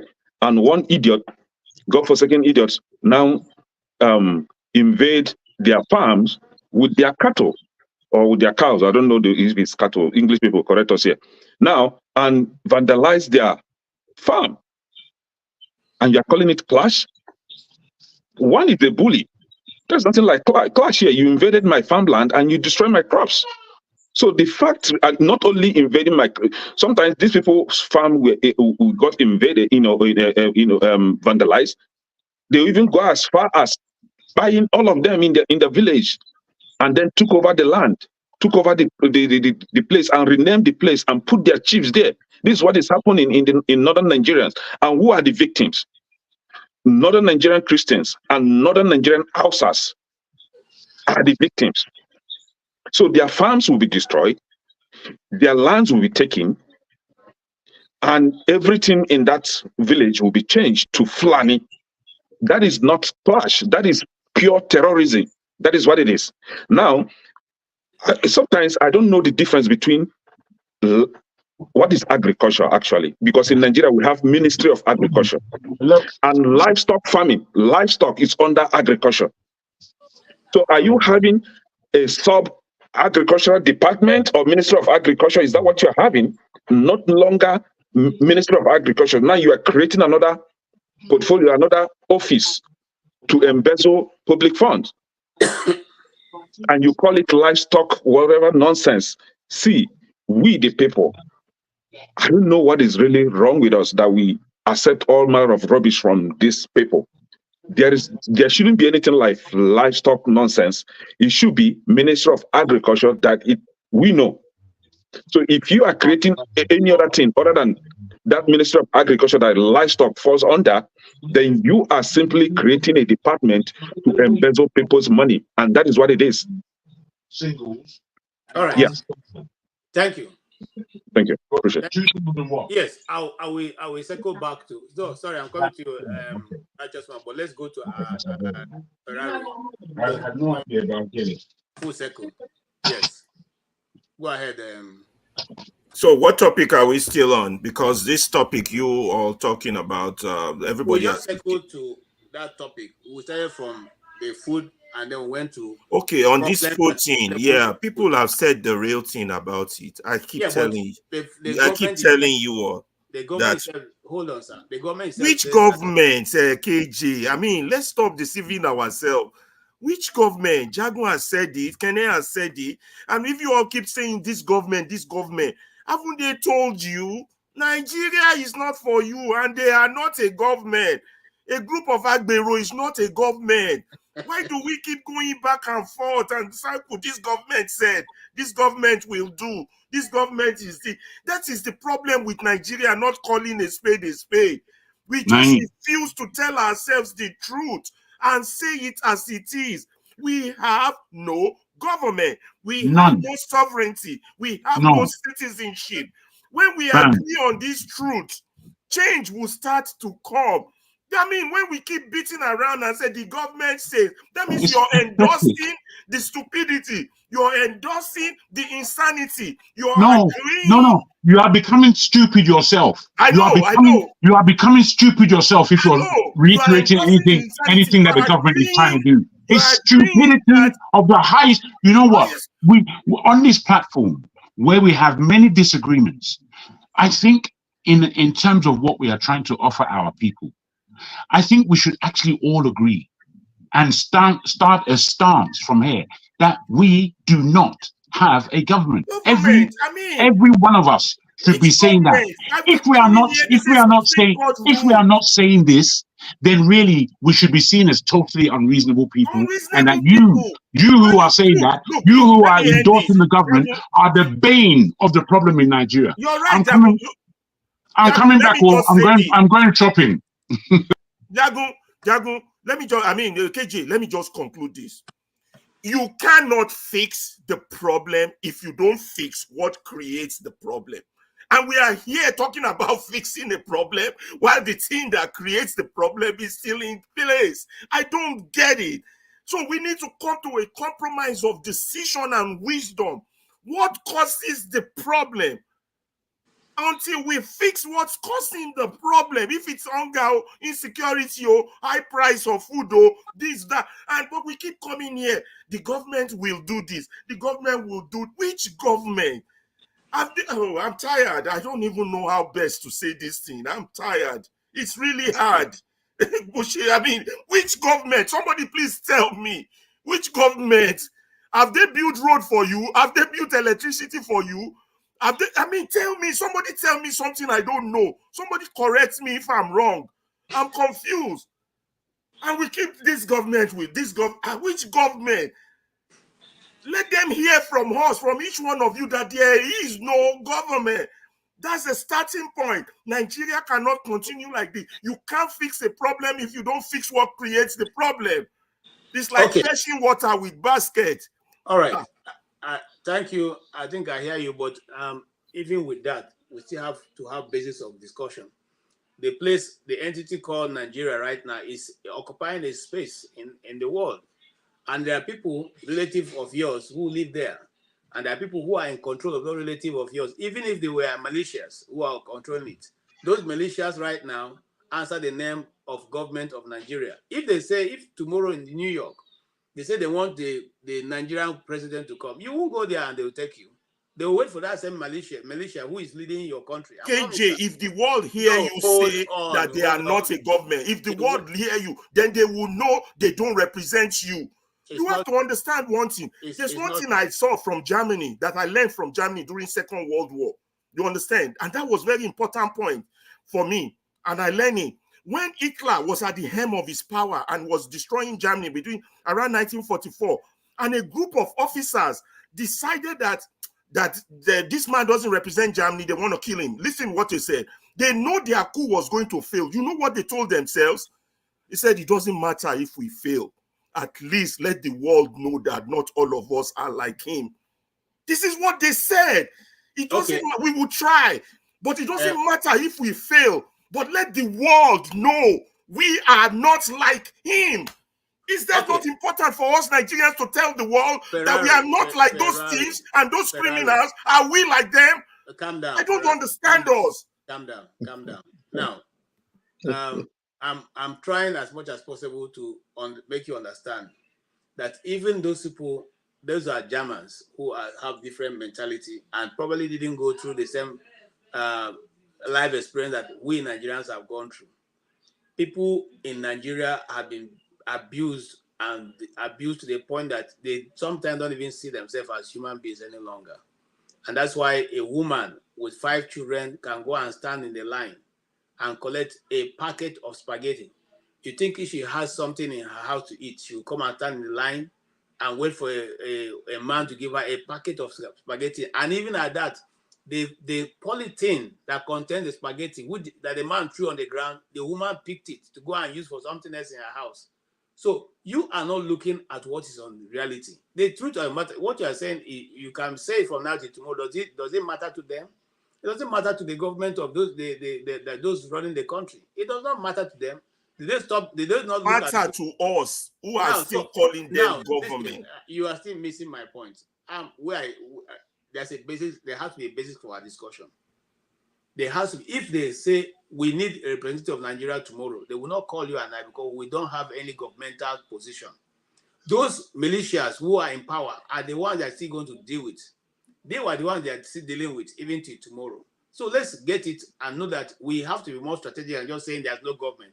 But there's no government, they are running the country. There's no government, they are collecting the resources of the country and they're using it for themselves. There's no government, they are the ones doing everything. So, yes, I'm coming to you. But let's start from Righteous Man. I'm coming to you, Christine. I can see your hand. Righteous Man.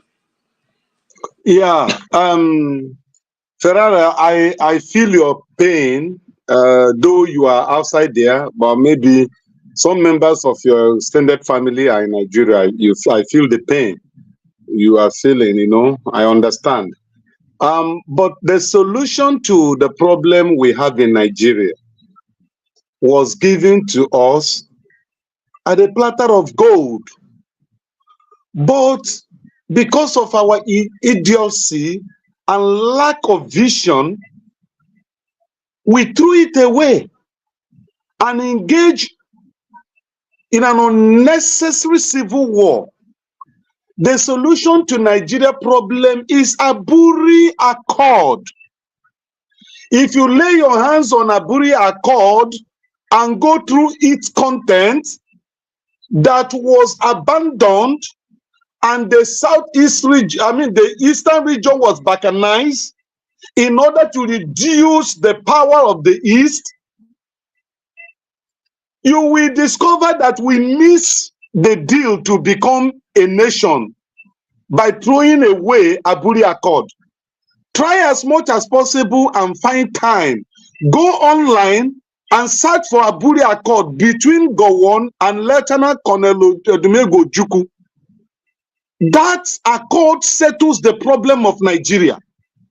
That accord would have put Nigeria among the top countries of the world today, economically, infrastructure-wise, educational-wise, military-wise.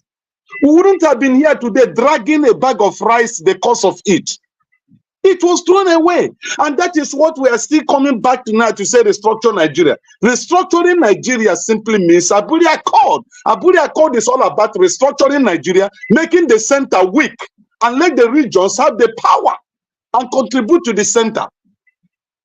So the only way we can sort this thing out is calling our leaders, political leaders, social leaders, our tribal leaders, go back to Aburi Accord. Let us go back to that fundamental truth and see what we can do about it.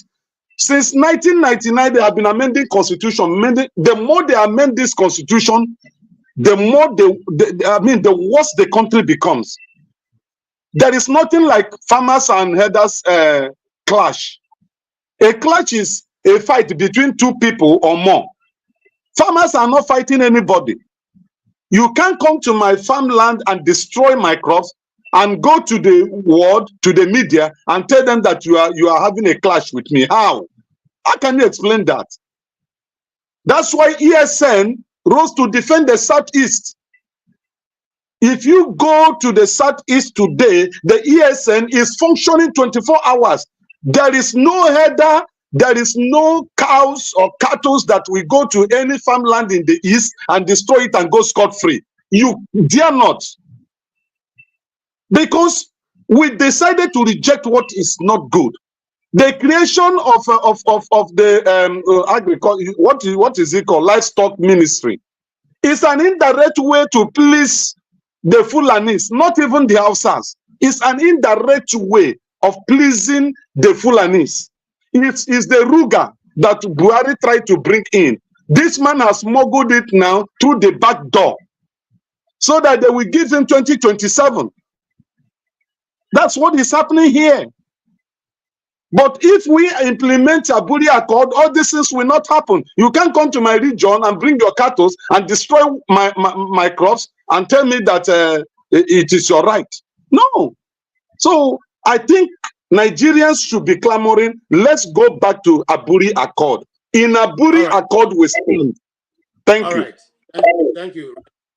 Christian, as you answer, I want you to also understand that now it is the headers or the Fulanis, or not Fulanis, the cattle rearers now have a ministry for livestock.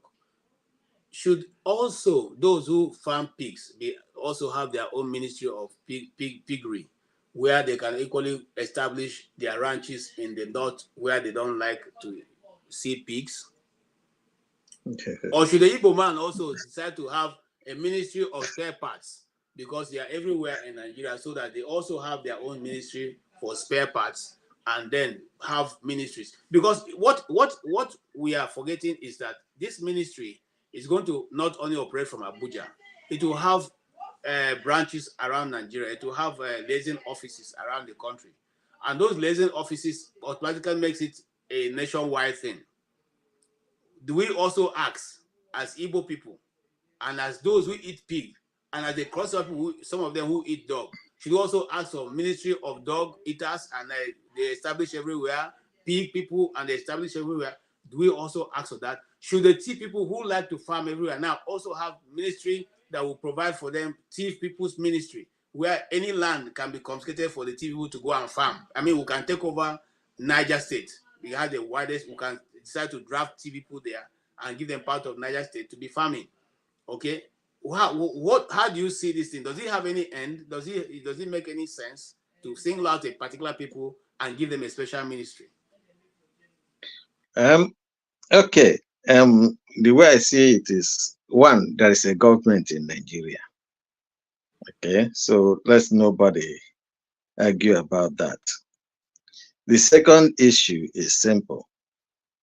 If those who are doing papers or those who are doing this thing ask for their own ministry, will it solve the problem? The answer is no. Now, I want to go back to my original thing. I say there is a cultural change and there is some kind of a agenda that is being played out in Nigeria, but people don't understand it. They say, oh, well, if somebody said, no, you don't agree with me because there's no government that wouldn't like to feed her citizens. Now, let me remind you that the Senate and the House of Representatives have been given fertilizers to go to their constituencies to give to people. What does that mean?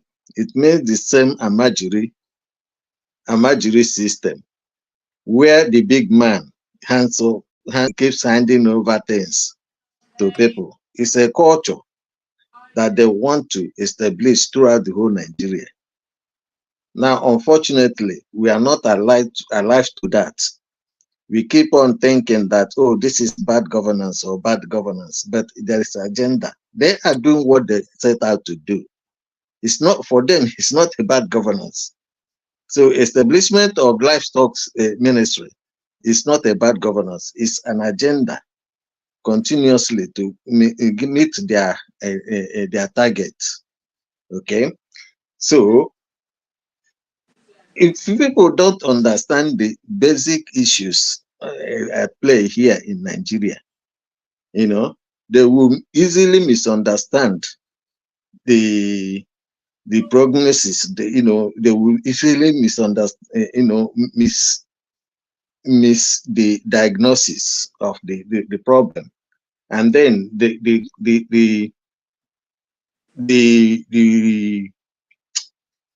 their own solution to the problem will be difficult. I mean, will not be the right one. So that is why I'm saying to a lot of people to pay attention. It is not coincidence that when those who came to take over the land are invited from elsewhere, when the former president went to Egypt and said every African should come to Nigeria, and we know exactly who the Egyptians are not going to leave Egypt to come to Africa, to come to Nigeria. Now Ghanaians leave Ghana to come to Nigeria. So he directly speaking to certain people, and those people came, all right. And ever since then, they have been struggling to find a place for them. They've been struggling to find a place for them. Now, the long-term view for them is where they will have flooding all over Nigeria.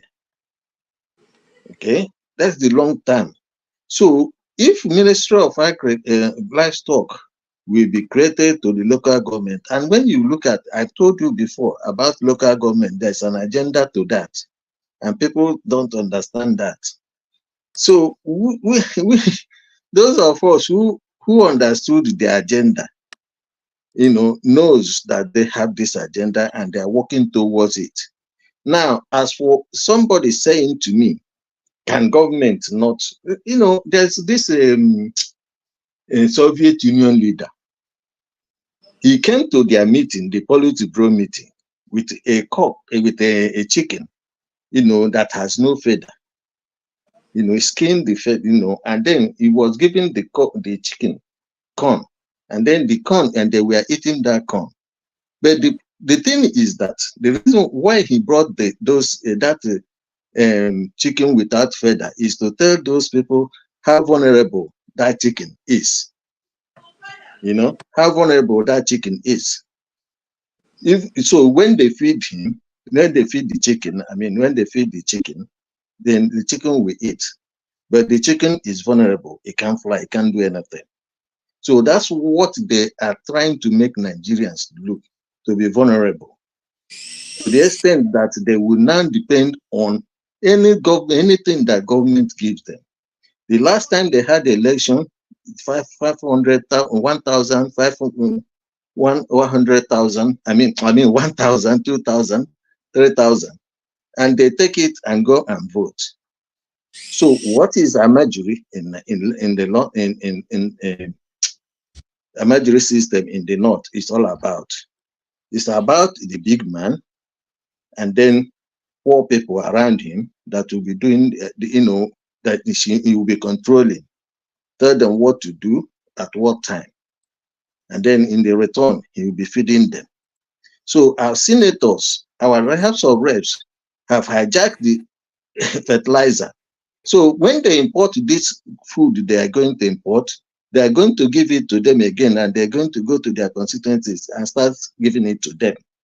So that is a Amajiri system playing out. Over time, people will be adjusting to it, until they become, they become so vulnerable they can't do anything to these people anymore. So that is the problem we have in Nigeria. Now, livestock ministry, people will think it will solve. It's not about solving problems. It is about furthering their agenda. It's about furthering their agenda. So, and when that man, that's not a man that was talking about Fulani, this and Tinubu doing that, is part of the pressure they are going to give to Tinubu to make him conform to their own agenda. It's part of the pressure they are going to be giving to Tinubu to conform to the agenda. But nothing changes. People, when he came, he told you people, I'm going to continue from where Buhari stopped. And he hasn't departed from it. So what are you people thinking? There's no agenda to it? There is. Thank you. Thank you so much, my brother. Okay. If not now, should I go to Alaba before Ferrari before coming to you? Okay, Ferrari, you have the floor. Mr. Christian, my response is not an attack on you. Please don't take it as such. But my response is in reaction to the things you've said. And I've seen it over and over among my friends here in Chicago that are Nigerians. The same argument that comes out from them. You just presented it. So you represent, let's say I have 10 friends. You just represented the argument of 10 of my friends, which I strongly disagree with. Now, Nigeria as an entity has foundational problem. We all know this. Let's not be repetitive, right? But what we have is a system of government. It's a feudal system of government, aristocratic system of government, but it's a system of government that is likened to apartheid. But apartheid is based on color. Ours is based on money, class. Now, I don't think there's a political textbook definition of our system yet, but I like to call it big manism, and I think it's a bad thing to call it big manism because it doesn't make people feel the danger of that system of government. So they don't know how dangerous it is. You know, something is worse than apartheid. So maybe I need to find a more monstrous name to call it, but I don't have that right now. Now, I have studied the Nigerian situation for years now.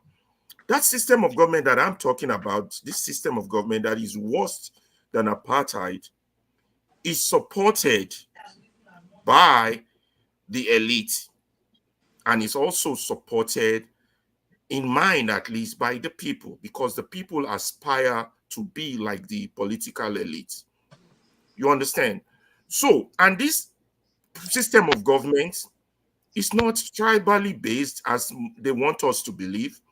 It's not religiously based as they want us to believe. And it's not agenda based as you've just submitted. You see, when we push out this argument, we fall into the trap of those that are perpetrating this current government, this current system of government. This system of government, it's invisible, unlike apartheid. Apartheid was visible, black, white. This one, you have to pour graphite on it and pick out the fingerprint for you to be able to see it. It's not a system of government where you can fight because of the invisibility of its nature.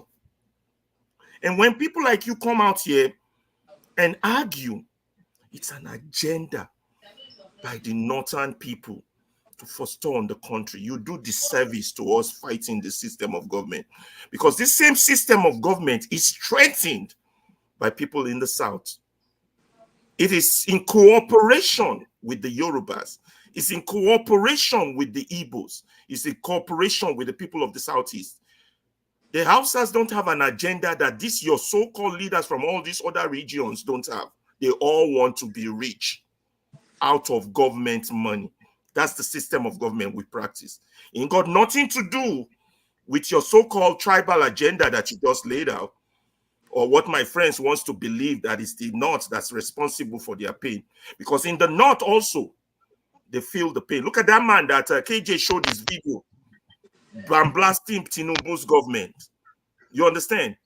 Go to his village and see the pain and suffering of his people. You understand? So we are all in this painful system together, but we all look at it differently. Also, right. We could do a chit-chat discussion. So there are some people from those northern tribes that are really enjoying the country, right? They're not suffering. They're not in pain. Or they deserve the pain. We need to move on. Just a quick response. Because a quick response. 2 minutes. Tribal, and our problem is not. Just give me 2 minutes. A quick response. Okay. Let me come to the issue. The main argument here is this. Okay. The problem of Nigeria is diversity. Diversity. Okay. Now let me come to those of you who are intellectuals will understand there's a body of knowledge called taxonomy. That's classification. Now, what does classification mean? Why do you classify? You classify things because you have carried out experiment and discovered there is a mean. The mean tested as significant. That is, there is a difference between one population and the other population. Then you start classifying. So, ethnicity is a unit of classification that separates one people or binds one people, a group of people, but it's also a source of separation to another group of people based on history, language, especially language, culture, and these are the things you call values. Now, when in 1845, The Europeans understood this very quickly, very well. And they decided that they have to go, there's no way you can bring things, because if you now start talking about humanity, we can have Africans as humanity. You can have the world as humanity. There are poor people there where you live in America. There are poor people here where I live in England. But the problem is, the reason why they are poor in America, is it the same as the reason why they are poor in Nigeria? The answer is no. Okay? So we always fall into this trap of humanity, of poverty, of bad governance. I don't understand your point. But that's not the issue. Are you saying our problem is classification or taxonomy? Because I'm confused right now. The problem of Nigeria is the diversity. Where we have diversity. In fact, we are united in corruption. No. Listen. You will understand me. You see, when England was ruling Nigeria, they used native people to rule them. Does it mean that the English agenda is not being pursued? So why would one ethnic group who want to dominate other ethnic group use their ethnic group members to rule them? If they are using your people to rule you, then your problem should be against your own people. No. You should face them. You should face the weak among you. Listen. Okorocha among you. You should. And now listen. Let me tell you why it is not. Let me tell you why it is not your own people. No, let me tell you why it is not this. Why it is not this. The people about it. Unless you're trying to tell me that those people have super head or that super power. Hold on. Let me explain. I don't really get what your actual point is. Yeah. Like, if you listen to me, I will explain to you. If you listen, I will explain to you. If you guys can allow okay. You can now, what I'm trying to explain to you is simple. Because you have so much diversity. Okay, in values, it is the values that you create a system, and the system brings leadership. Okay, now you have what you call man-made laws. Every man-made laws derives from canon laws, which are the religious / cultural laws. And if they do not, if any law that you make do not, conform with the values of the people, they will not obey it. So you see the reason why in Nigeria today, you have Sharia in the north. Even though the constitution did not allow, but they have found a way of inputting Sharia into the Nigerian constitution. Were your people not there when they were putting Sharia in the constitution? Is that not a part of the problem? Now, listen. First of all, first of all, no. There was no. Listen. Let me tell you why. What can I tell you? Let me finish. Okay. When now you have Sharia in the north. Okay, which is conforms with their own values, but it doesn't conform with the values from the people of the people in the south. I agree with you, especially in the east. Now, can I finish? No. Can I finish? It's just simply not true. People from the south live in the north.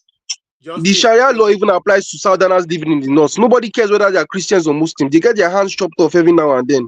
Yes, facts. This is something that we as Nigerians know. How can you be applying Sharia law to people who do not identify as Muslims?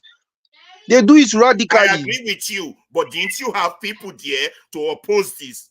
That's what I'm saying. As long as your people, we have a cooperation among the leaders. They all agree. Yeah. You are meeting me, KG. They're all united. KG, you are meeting me. Okay. Let me tell you this guy so that you understand what the problem is. You know, you understand that this issue of Sharia. Let me give you an example. Now, if you want to amend the constitution now, okay, the constitution that was given wasn't made by the people. It was given by the government, by the military. Okay. But I'm saying that we have thieves now, from all over the country. No. Hold on, Christian. Hold on, everybody. Ferrari, you can't continuously interrupt the person who is speaking. You have had your time now. Allow the other person to speak. Yeah, KJ is because he's talking endlessly. KJ, to be honest with you, I don't. As Ferrari is interrupting Christian, I just feel like it's because he's not even bringing out any points at all. Making any points, and I'm trying to get to the point. Like he's just running in circles, telling us the history like we don't know it. What is the point? Well, like what? No, I don't mean to be disrespectful, but what is your point, Mr. Justin? Okay, you want the point. No, listen. Hold on, Christian. You people are the one interrupting his train of thought. I know I've given him the time, but you keep cutting in, and I can see that he's not being able to follow what he's trying to say. And so it takes him a while to get back to what he's saying. And that's why I'm saying, keep your cool. If you need to respond to what I said, which you don't agree with, you can have the time to hear do that. me, though? As simple Can as you hear me? All right, let's move on. I'm not sure. Can you hear me? I can hear yes, you. I can hear you. Yeah, I just want to establish that. Sorry, KJ, the guy can carry on, but he's been talking endlessly. And Sharia applies only to the adherents. So it's not a universal law in the North. It only applies to the adherents. But maybe give him a couple more minutes because he's somewhat just prattling on things that is not really it's not vast in the topic that is addressing. So maybe exactly it's not knowing enough to be categorical on anything. Yeah. The KG, don't worry. Don't worry. Hold on, Christian. I don't like that. You don't know how vast it is. You're just saying for them. You don't even know what he's doing. No, I'm listening to him now, and there's a lot of because you're not been able to make his point doesn't mean it's not vast in what he's discussing. No, but from what he has said, he has already misled. Let the audience be the judge for that, please. No. Let's facts be the judge, not the audience. No. Okay, let me give you the facts because you see, when people lose arguments, they try to patronize. I don't want to patronize. Now listen clearly. You see, what you talk about when you talk about justice and equity, okay, in a society, it has to be applied across the board, across everybody from A to Z. So when you say that it applies only to one section of the people, it means that there's no justice. And you cannot develop when there is no rule of the law, when there's no rule of law. Okay? So justice and equity is what makes people develop. It is people develop based on justice and equity, not based on unity and peace. All right. Okay. Now listen. Let me educate you more. Let me educate you more because you are trying to interfere.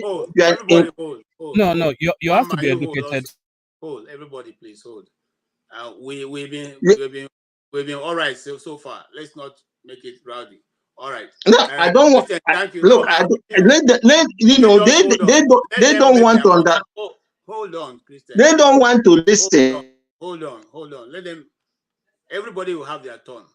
Now, Mr. Justin, you have something you want to contribute.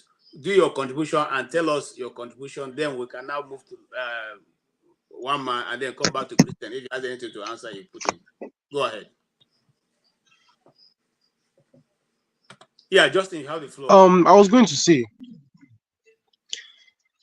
first of all, I just felt like a lot of what Christian was saying really was not, either it was not making sense, and even people in the comments, apparently, because I was reading the comments as he was talking, people there also agree with me and Ferrero that he's just not either proving no point or just running around the circles or not even making any sense. But Justin, you see that Sharia law, it is even one of the biggest problems we have in that country. Hold on, Justin. You can't judge by that, because if the people in the comment and say I'm not doing any good job here, so some people have their view. That's their view. It's okay. It's a discussion. They have their view. They can agree or disagree. But go ahead, sir. Go ahead, Justin. I was going to say that the Sharia law in itself is one of the biggest problems we have in that country. Look at this man pointing out that the system has to apply to all people. In the case of, and he even pointed out that the religious system, rather, he pointed out that the North and the South have their own system. Still contradicting himself later on, saying that the system has to apply to all people. It's justice, this, justice that. Excuse me, we know very well, this is an established fact, that in Nigeria, even in the North, Muslim Southerners living in the North, they get unnecessarily and radically abused religiously. Certain types of killings are religious. Though in Nigeria, the government will deny such things and say, okay, it's not Muslims that are doing this because they are burning down mosques, they are burning down churches. People are not stupid. People can tell these things apart. In fact, in Islam, they have certain ways they kill people. You just know it's Muslims that did it. It's like living trademark. That's one thing on his own. Secondly, he does not. You see that foundational problems will always continue to affect things since that 1999. How can you be saying that it has to apply to everybody? That's justice. When you have added religious something, a nation still. Let's not forget. Let everybody hear this as your mics are muted. Nigeria claims to be a secular state. How can you claim to be a secular state and the North is still using Sharia law?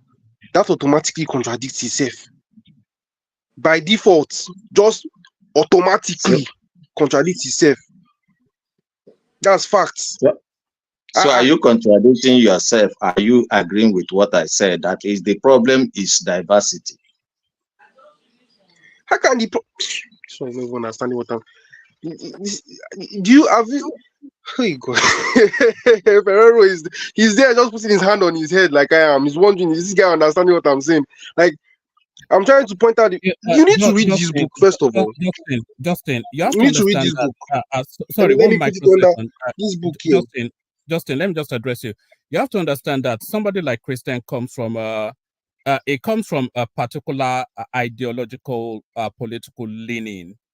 And that colors pretty much anything. Is you know what his leanings are, and that's the narrative you hear. So he's just propagandizing. That's all. Oh, okay. I think at this point I probably want to use my moderator cap right now. I have not used it, but you see, I don't like when people come. Nobody is the Holy Spirit. Only the Holy Spirit knows what people have in their mind. Let's not arrogate that title to ourselves. So if you want to make a comment based on what you have heard the person, but don't go ahead and say you know his lineage and all. No, that is not acceptable to me. However, let us move the conversation forward. The question is, with all this contradiction, do we still have a nation? And is Tinubu's administration able to manage all that he has been able to bring to the table? What has he brought to the table? One, he said he's going to have food for all Nigerians in 180 days. Two, that he's going to establish a ministry for livestock development, for which he is even the chairman. And this livestock development is going to have ministries headquartered in Abuja, but branches all around Nigeria. The question we're asking is, what is the difference between this ministry and the Ruga, like we've been talking about, and Nigeria have said it is not practicable? It's not practicable for me speaking, and like I said, I don't have any reason to want to pander to anybody's liking. For the thief man who is a farmer, does he also have a ministry for farmers' land so that the majority of the unoccupied space in Niger State can be given to the thief man to go and be farming? Does the people who farm piggery, where in the north, where they are predominantly Muslims, they do not accept piggery and they don't like to see it, can federal government also do that and give them opportunity to go and start their pig farms in Sokoto, in Katsina, in Kano, and all those places? Now, some people in the north and in the south don't eat dog, but some people in Cross River State eat dog.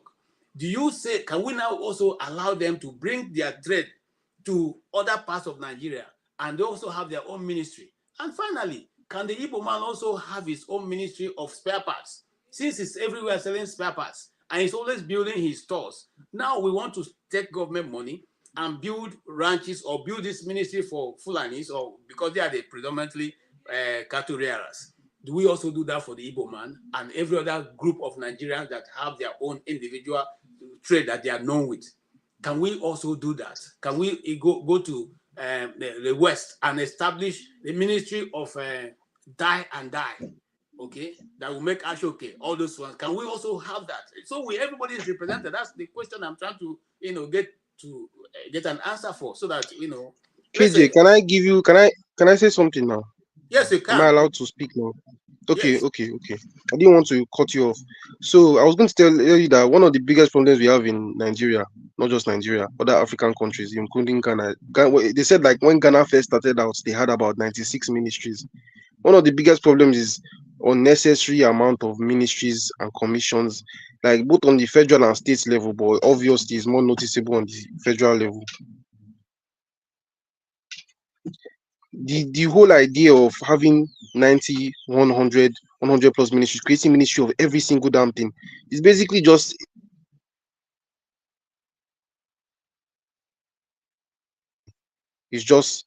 that's just the facts about it. That's just, these guys get allocated a certain amount every year, but as part of the national budget, whether or not they do or they do not, there's a certain level of power that being the ministry of this or ministry of that comes with, that they can use to take out loans all over the world, from the IMF to this, that is a problem. That's like my belief about the way this country is being run is we don't even need politicians at all. We don't need politicians. You don't need to copy the way all the other countries are doing. We don't even need politicians at all. All you just need the smart people. Nigeria skipped an entire generation. They skipped an entire step when it comes to the nation building. America did not start with ministry of this, ministry of that. America did not. They started with smart people. Smart people, both people who were philosophers, people who were scientists, engineers, people who built entire industries in that country. Nigeria, we started with ministry of this, ministry of that. A lot of these guys, they don't even know their work. That's facts. Like, should I give you an example? Please, that is not a fact. That is not a fact. That is not a fact. Please. Christian, that is a fact. And I have it open right here in front of me, the American Constitution. They have 6 tenets in their Constitution. One of which is reduced government. So if we come here and spread misinformation, it's not right. What is not a fact? What is not a fact is talking about is that we don't.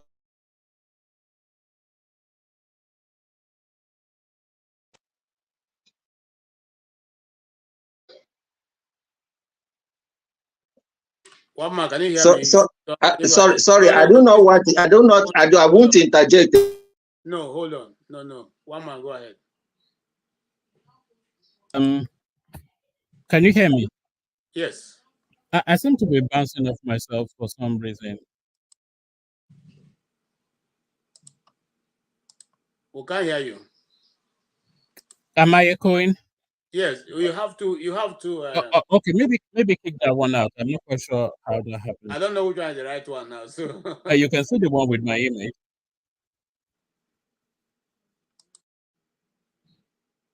But that we can't hear you now.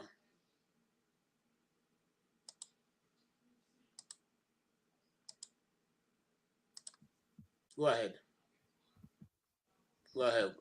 Can you hear me? Yes, I hear you. Okay. Let me go out and come back in. It's a bit disconcerting the way I'm bouncing off myself. Okay. Yeah, let me go out. Okay. Christian, you can go ahead. Okay. Okay. Sorry. Please. I do not intend to interject with them. But what I'm trying to say is simple. Okay. All right. Am I good now? If you want a fact, yes. Okay. If you want facts, let's put out facts there. In every nation, you must have politicians or wherever they are that are governed. Okay. Christian, please let's have one man speak, then you can come out. Okay, let him speak. Okay. Yes. No. I was within rights to say it was propagandizing. By the way, KJ, it wasn't a personal affront to him. It was more a commentary on what he was saying, which is heavily laden propaganda. We've heard that all over similar spaces where we hear that. So There's a backdrop to that sort of narrative. And I'm not sure what your understanding of livestock is, but a piggery is a livestock. You know, a chicken farm is livestock. Do you understand? Even a fish pond is some sort of a livestock. So they are not creating a ministry of Fulani herdsmen, which seems to be the inflection that you are giving it. No. The clue is in the title. It says livestock. So everybody that farms within that sort of a space gets a dip in. So it's not a ministry of Fulani herdsmen. So let's just park that. I know that chimes with the narrative that people want to hear, but it's not a ministry of Fulani herdsmen. It's a ministry of, you know, if you run a falconry as a business, that is livestock. So forget all this whatever inflection you're giving it. And then to address what your chap there was saying, the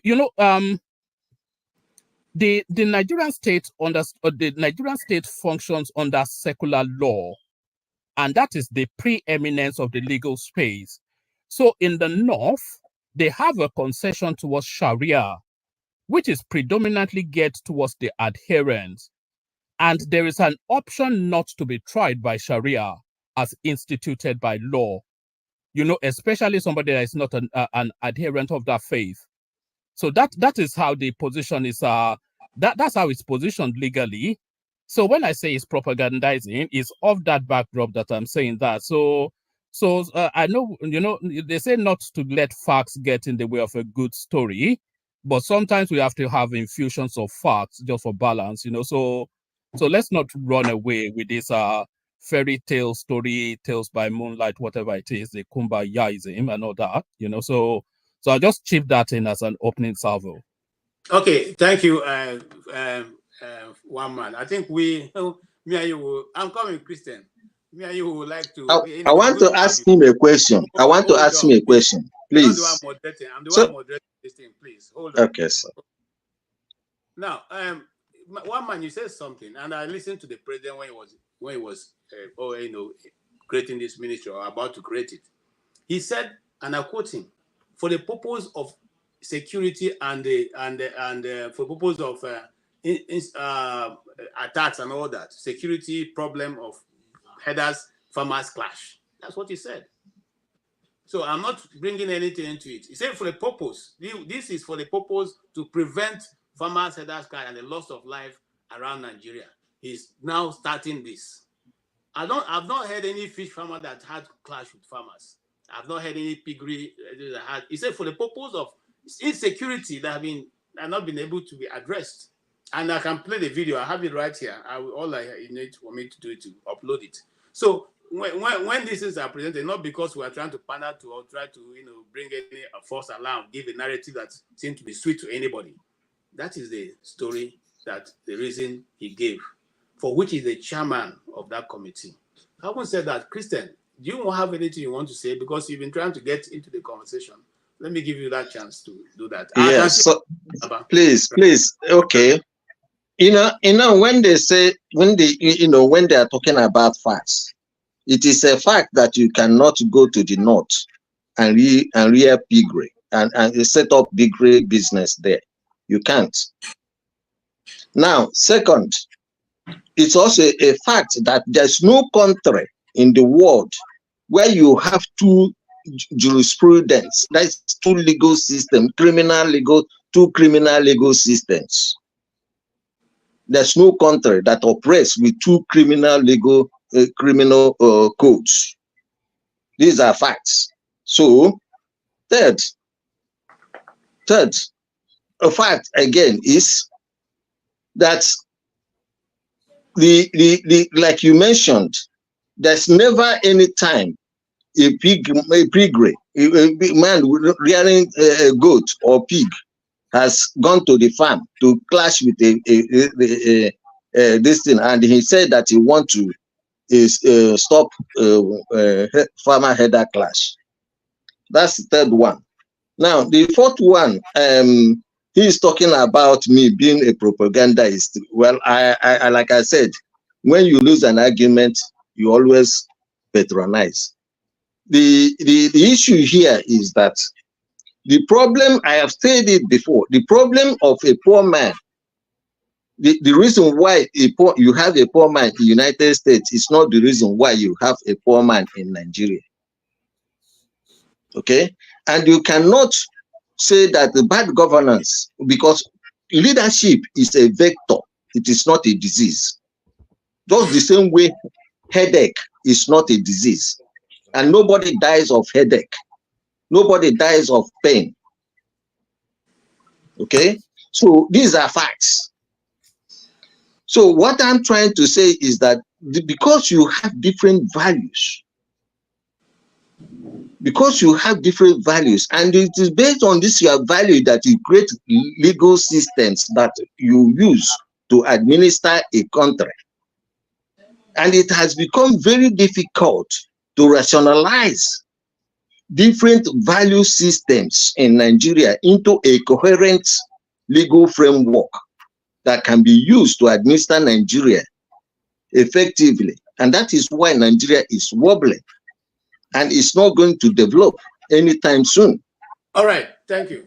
Thank you. KJ, let me bail out. Thank you for having me. Try and vary the voices so we can hear from others apart from Christian, but thank you for having me. Keep up the good job. Thank you. I think that we have been varying the voices. Not only Christian that is speaking. However, I see, if not now, I'm sure you're not ready for us yet.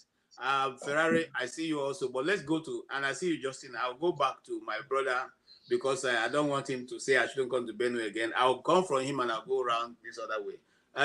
Jonaba, what's here down? Welcome to the panel. I'm sure you must have been following out all this while. Thank you for having me. For the sake of Ferrari not to be swinging his hand too much, please give it to him. Let him say something. He may forget his thought. I'm always here. I'm a senior citizen. Go back to him quick. It's not actually Ferrari. It's if not now. So since you are not going to, I will go to if not now. Then I'll come to Ferrari, and I'll come to Justin. Yeah. No, I think you should allow Ferrari, except if you're going to explain to me exactly what topic is going on now, because the whole thing have been mixed up and down. And I refuse to be distracted by any other divergent views. The view we are dealing with is the fact that food have been promised in the next 180 days. And along with that, the president also went ahead to say, I want to stop this incessant killing of people or buying of people here and there. And because of that, I want to establish the Ministry of Livestock that will stop farmer-header clash. The question is, was that what was the problem of insecurity in Nigeria? So that's the two questions we are handling alongside. And you can come in when you have put your thought together. Let Ferrari go ahead. He has okay. Yeah, first of all, I'll be very brief so that others can talk. When you create, that's the problem with our conversation. Nigeria has a Ministry of Agriculture. Livestock is under agriculture. Why in the world would any reasonable government create a livestock ministry? That's been said. Let's put that one aside. Back on this Christian, and I wanted to, what's his name, One Man to More, to address that, since he's a supporter of the government. That's to show wastage of whatever, but we're not going to go there. Let's go there with Christian, when he was all wambling about diversity. This is our problem. Some people have an agenda. I would say, when you talk like that, you're trying to excuse your own kinsmen who are part of this corrupt system. We have thieves from every part of the nation. Every tribe of this country is a contributory factor to the problem at hand. No one is marginalized when it comes to corruption. Let's be clear about that. No one is marginalized, no tribe. So when people try to say one tribe is trying to lord it over them, they are lording it because your brothers agree with them. If your brothers don't agree with them, they won't lord it over. And nobody's lording over anybody. They are thieves. There are only two tribes. The political tribe, elite tribe, and the Nigerian masses. Only two. To fix this Nigerian problem, if none of you sees it like that, we're not going anywhere. Now, on the issue of American, of constitution of other countries that you mentioned, I want to tell you this about the American Constitution. It has 6 big ideas. 1 is limited government. 2 is republicanism. 3 is check and balances. 4 is federalism. 5 is separation of powers. And 6, and the most important one, is popular sovereignty. When you look at the Nigerian Constitution, it doesn't have all these things. And that's why I keep telling you, we don't have citizenship, we don't have sovereignty, we don't have a legitimate government until we go to the foundational issue of rule of law. We're not going anywhere. That's all I have to say. I agree. You put me in the background for that, unless you want to ask me. No, don't go to the background yet. I have a question for you. Yeah. I agree with you totally that we don't have a sovereignty, because no nation that has a sovereignty that a particular governor can come and say, no, or anybody who is my tribe, who is outside of this country, can come anytime. He is also, whether it's wherever it is in the world, is part of the. That is obviously not a sovereign nation. But I want to say something. You know, you refer to Christian, and this pushback, not my idea, but what I've heard over this. The Christian is Igbo, and that's what they are trying to say, that the Igbo is trying to exonerate the Igbo leaders. I think in Nigeria, the Igbos are the people who have totally denied their leadership, right, even to the national level. I don't know of any other tribe that have come. Yeah, but they shouldn't come to public discourse and keep pushing this we are marginalized agenda. Hold on. You gave an example of people who are joining together to dupe the Nigerian people. And the last time I checked, I have not seen any other nation part of Nigeria that came out to say our leaders are evil, apart from the Igbo. If there is, please let me know that group that have publicly disgraced their their officials in high places in foreign land and in Igbo land. I mean, in Nigeria. I will put it to you that Igbos have not done it enough. Let's just put it like that. Let's just agree to disagree on that. They have not done it enough, and Yorubas have not done it at all. Okay, let's move on. Yeah, Justin, go ahead. See, the thing about some type of conversations is that some conversations that may also be arguments is that sometimes, especially in this your show, I assume you value your time. Sometimes somebody can just be saying something and not be saying anything at all. Let that sink in for a bit. Justin, it's have your say. If that person can be saying that, I may not be saying anything. That is the person's view, and it's accepted. You see, hold on. No matter how your view is calculated and is articulated and all that, somebody can equally say, I said nothing. And I don't think you like that. All right? So it's have your say. That's what it says. It doesn't mean that anybody who comes Okay. We're dealing with ordinary people. Let them present their ordinary view the way it comes across. That's what it is. Okay. I'll just make mine brief. I have 4 things to say. First of all, to touch on what Christian said, because he said 3 things, and I don't mean to use harsh words, but he said 3 things that just, in fact, I was going to say he said 3 nonsense at once, but let's say he said 3 things that just don't make any sense at all. He said, speaking of facts, just because I mentioned something being a fact, right? He said, speaking of facts, that don't we know that in northern Nigeria, you cannot raise pigs in the north? Is that not bad? Why? Are we not a secular state? Why should somebody not be allowed to raise pigs in northern Nigeria?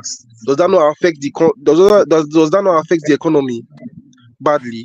Does that not affect the nutrition of the people there badly? Does that not affect industries there badly? In Pakistan, despite being a Muslim majority country, just like Nigeria, they claim to be secular, but most of them are Muslims. They produce all the balls in the world, including the one that uses to make FIFA World Cup balls, and it's made of pork skin.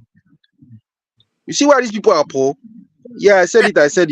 How can you say that in the north you are not allowed to raise pigs? But shebi we are a secular state. Why is that not allowed? That should whoever invented that rule, whether it's the past government or this government, that does not make sense. Shebi we are a secular state. An Igbo man living in Kaduna should be able to say, I can open a piggery in the north. Then he now said we have never had any incidents of pig rearers clashing with farmers.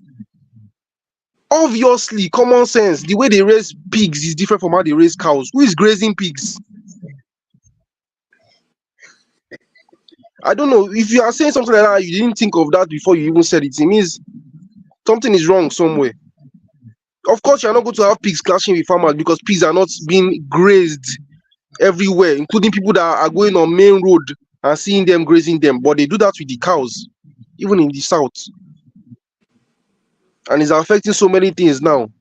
Somebody can be farming their egusi, cows will just come and start eating their egusi. You won't see that happening with pigs because, first of all, the people raising pigs are not headsmen, which is even more proof that it's the headsmen that are doing that exact same, that are doing the nonsense, which in this case is grazing anywhere with cows. Because if it was not headsmen, if it was Igbo men, how come we are not seeing them do that with pigs? Okay, we know that the thief people are the ones who eat pigs the most.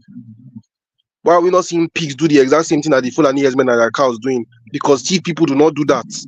So the part that he pointed out, like I said earlier, you are just contradicting yourself. You are proving that what you are saying is wrong, not making sense. But anyways, I was also going to the third thing he said you cannot have two legal systems in the country. So why do we have that in Nigeria?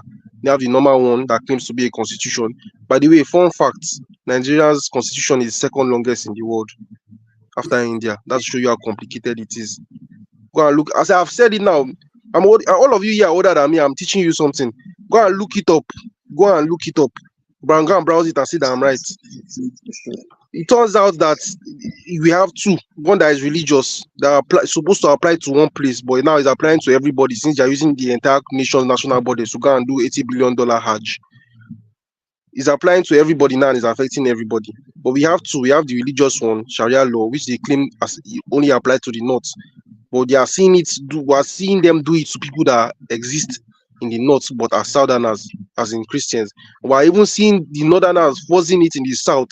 Some huge Fulani communities in the south, which you know are plentiful because these people are everywhere. They are doing their own Sharia law there, and they are doing it in a very radical manner. There's so many examples all over Nigeria. The level of fake in this country, in Nigeria, is just too much. Like nobody's even like at this point you might as well throw the constitution away because nobody's even obeying it. Knows the good and bad inside. And the reason why, back to the original topic, the reason why it affects agriculture and all these other things is because there is no real system in place. People who are supposed to create systems, I feel, and this is how I see it, people who are supposed to create systems are basically just doing that of their own ethnic and tribal bias over something. We've seen so many situations whereby people who get caught for doing something bad. See, in the instance of this grazing now, you've seen how headsmen during that time when it was a big deal because it has even reduced a bit now.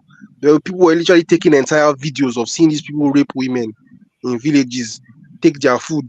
These cows will be eating their things. People, they get caught. I mean, we know our military and our police are that bad, but every now and then they get caught. There was even the one that happened where they took them to school instead of, because they claimed that is the situation they are in or the lack of education that is making them do the things they do. They took them to school. They gave them, I think it was amnesty, they called it. When the justice should be applied, as Christian said, even though... Continue. I've said my own. Can I go now? Justin, thank you. Can I go now? Yeah, hold on before you go now. Justin, I thank you. And as a young man, I appreciate your contribution. Some of the things you have said we already know, and some we don't know. So that's your opinion, and you're entitled to it. Yes, the other thing that you said, which I want to highlight, is the fact that laws are not obeyed in Nigeria. See, Nigeria would have been probably better than what it is if even the one who call law is obeyed by everybody. But the laws that even the one that is written in the constitution that we're not even agreeing, it's not even being obeyed, And so that's why we are everywhere and we are nowhere. If not now, when? Go ahead. Janaba, it seems like you're drinking colored water. No, it's my glass. It's my glass. Don't put me in trouble now, water. Okay. I think we should do ourselves good by respecting people's opinion when we come here. Sometimes, like I said when we were beginning earlier, somebody was trying to have issues with me when there is no issue. Sometimes, if you are patient enough to listen in between the words, what is what looks as if is disagreement or difference in opinion may not actually exist. You understand? But for the fact, maybe sometimes somebody may not like the way my voice is sounding, and when I start talking, before I say anything, the person will start, throwing you down. Justin and Christian, to the best of my knowledge, what they are saying are 100% in sync. And I don't know why two of them are making it look as if they have diverse opinions. I patiently listen to two of them, and two of them, whatever they are saying, can be summarized as, We're not saying the same thing at all. It's okay. I know. I'm saying how I'm the one listening to both of you. But that is by the way. I think that a problem that these people in power have is they don't have the political will to do anything. If the Nigerian president have the political will to solve the problem he wants to solve with the farmer, what he called farmer header crisis, he doesn't need a ministry of what they call it, livestock development to solve it. In the Ministry of Agriculture, there is already a department for livestock. He just needs the political will to do the right thing, whatever that right thing may mean to him, to solve the problem. But something that's supposed to be easy, they keep making it look as if it is a very big mountain to climb. Is period. Farmers are business people. The headers are business people.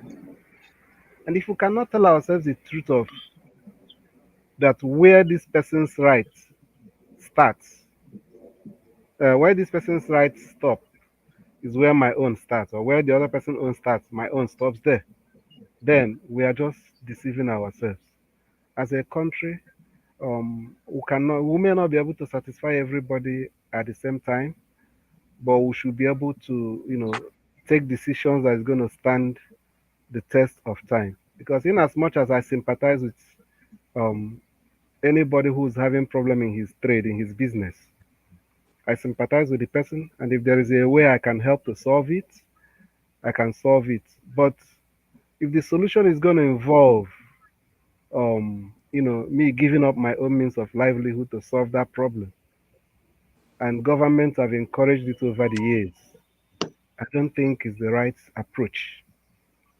So if he say you have the solution now, well, I've not seen other than it's still at the committee level as from his speech, until I see the details of how he intends to solve it. I don't want to speculate based on what I've heard of the previous administrations want to do until he brings his own template. So I will be able to.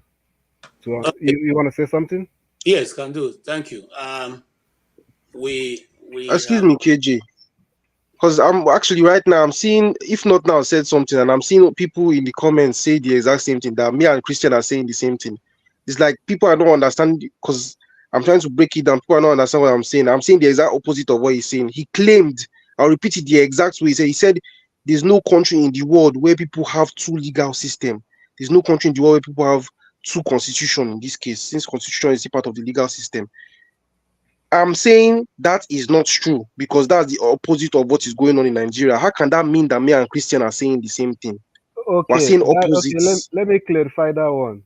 When Christian said that, what Christian had in mind is exactly what you are saying. Christian is saying that he's existing in Nigeria, but to him is an abnormality. Does that make sense to you?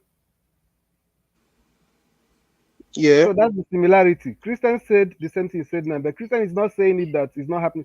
Christian is not saying that it's not happening in Nigeria. Christian said that it's happening in Nigeria, but that is not happening in any other part of the world. And to him, that is an abnormality.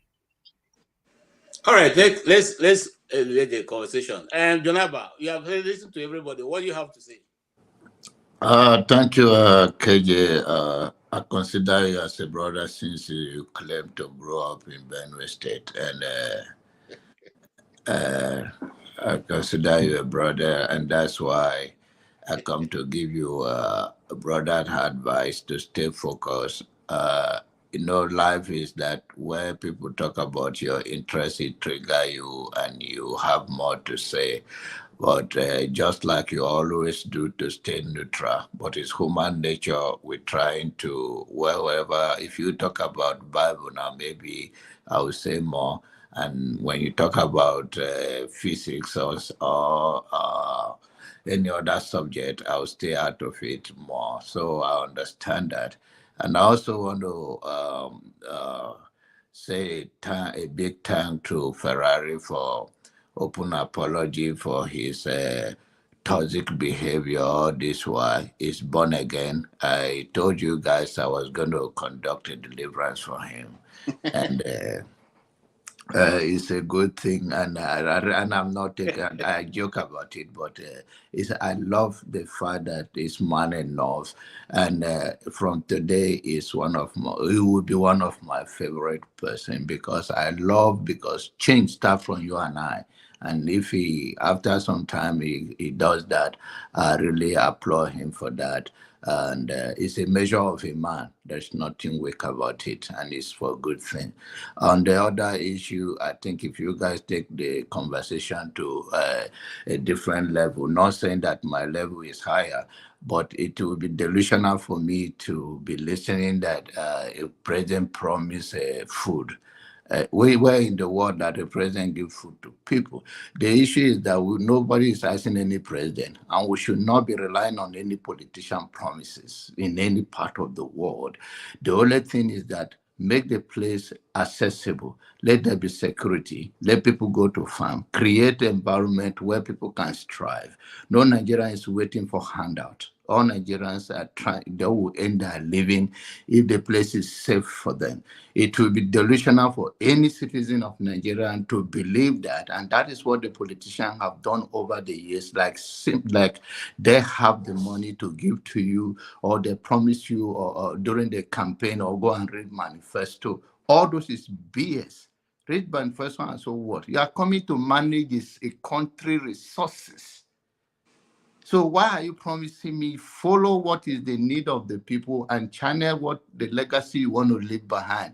Whether you construct a road and they say, okay, when this president was in power, he did this. When he did, he built a hospital. When he did that, he made this and this life based on the resources, but not on there coming and write manifesto and then be promising you there will be food in 20-something. That somebody will believe that. The scarcity of food, the last administration, are they giving food to anybody? The only problem Nigerians are having is, to be honest, is that some of us need to know that, first of all, the food coming from the north is a little bit challenging because of the crisis in the farm. People are not afraid to go to the farm. Just like crime in other part of Nigeria that make people unsafe to walk around about their business. So it's all joined. The issue is that nobody should make it a topic that President promised us food. Even if he promised us, we should not believe that, because that's not what we are looking for. We want a Nigerian that work for everybody, want people to be safe and to go about their businesses, and they can create a law and enforce a common law that is already down, not even creating more because we want to hear more. Even the one that is there right now, they are not enforcing it. And let they continue to do to make sure their citizens are safe and they can go about their business, they can go to the farm, they can walk on the road. Kidnapper will not kidnap them, and nobody interfere in their daily business, so that we can move our nation to the next level. Thank you. Thank you, my brother John Abba. I've made your point. Okay, here's what we're going to do. I'm sorry, Christian, I'm not going to give you a chance. I'm going to move ahead. We have other topics we have not touched. There's something that Rudolph did. When we come back from this video, we're going to discuss the issue of Professor Wole Soyinka and some other few other topics that we have also lined up. So let's not spend all our time on that one. Let's move ahead and see this, and then we can discuss after that. Aburo, how are you doing? Rarely do I feel like interfering in the affairs of men in your place of abode, but I have been itching to write you since July of 2013, when you tactically referred to Patience Jonathan, the wife of President Jonathan, as a hippopotamus. I cringed as your admirers cheered you to the high heavens, including that renegade called Dr. Damages. I was new here and could not figure out how to message you. Let me start by saying that your friends Christopher Okigbo and Emmanuel Ifeajuna finally figured out the hack I am using to send this message to you. Those two and the likes of Olumuyiwa Awe, Nathaniel Oyalola, and Fela Ransomquit all thrive here with little or no opportunities for mischief. They said I should tell you that they are glad to see that you are still wagging fingers, ruffling feathers, and as young people of today say, busting balls. For those of us who were with you in the 50s and 60s, we understand you and the Agu messing with your head. Your adoration for a third force in every war is not something we expect you to abandon at this late stage in the game of life. Having said that, I write to say, Nwayo, aka softly, softly, my brother. I can see that you are having minor problems understanding the young ones. I could help you out. I have been here for over a decade now. As an ancestor in excellent standing, I can tell you without any doubt that the great beyond is not what you imagined it to be.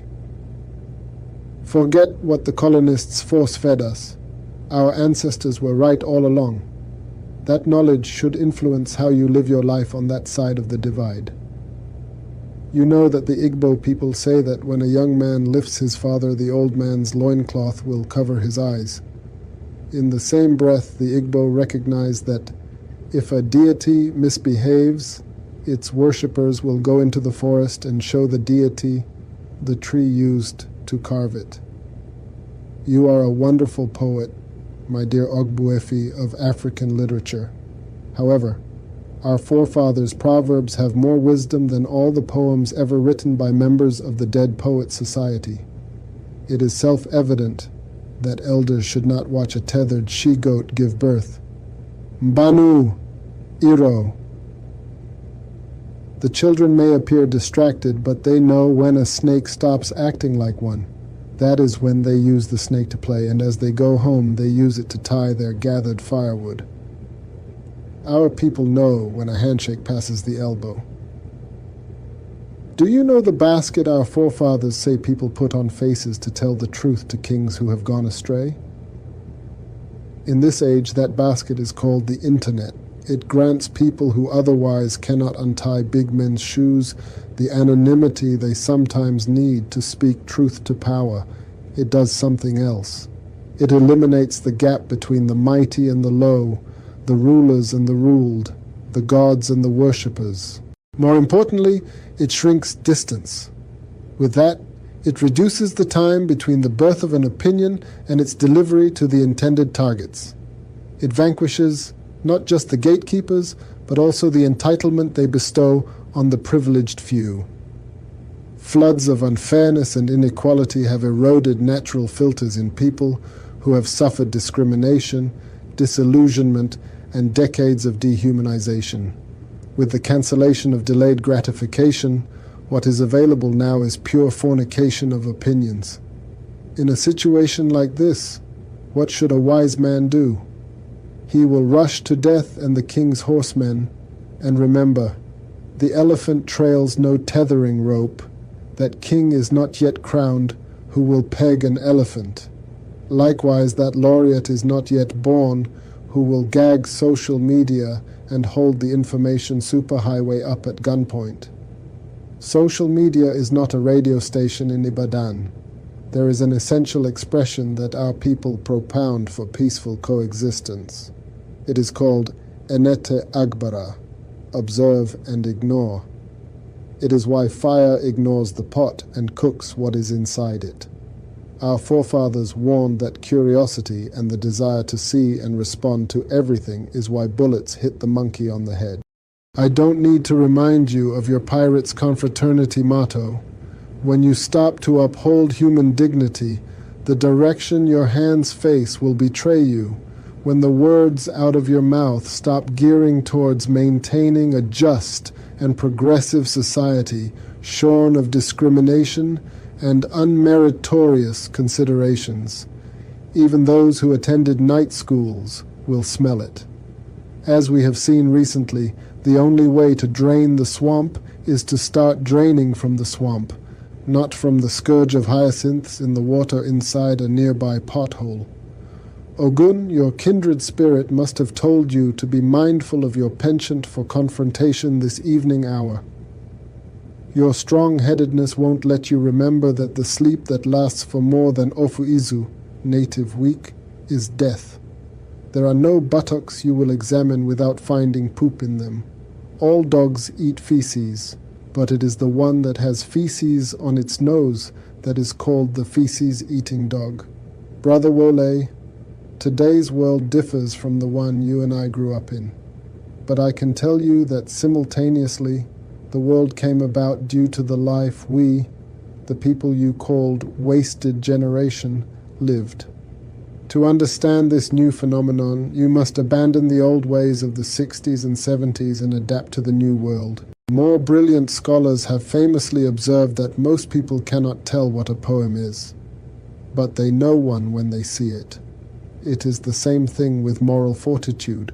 They can read from a distance a poet compromised by his entanglements or buried fears. And nothing gives joy to this generation like being the first to call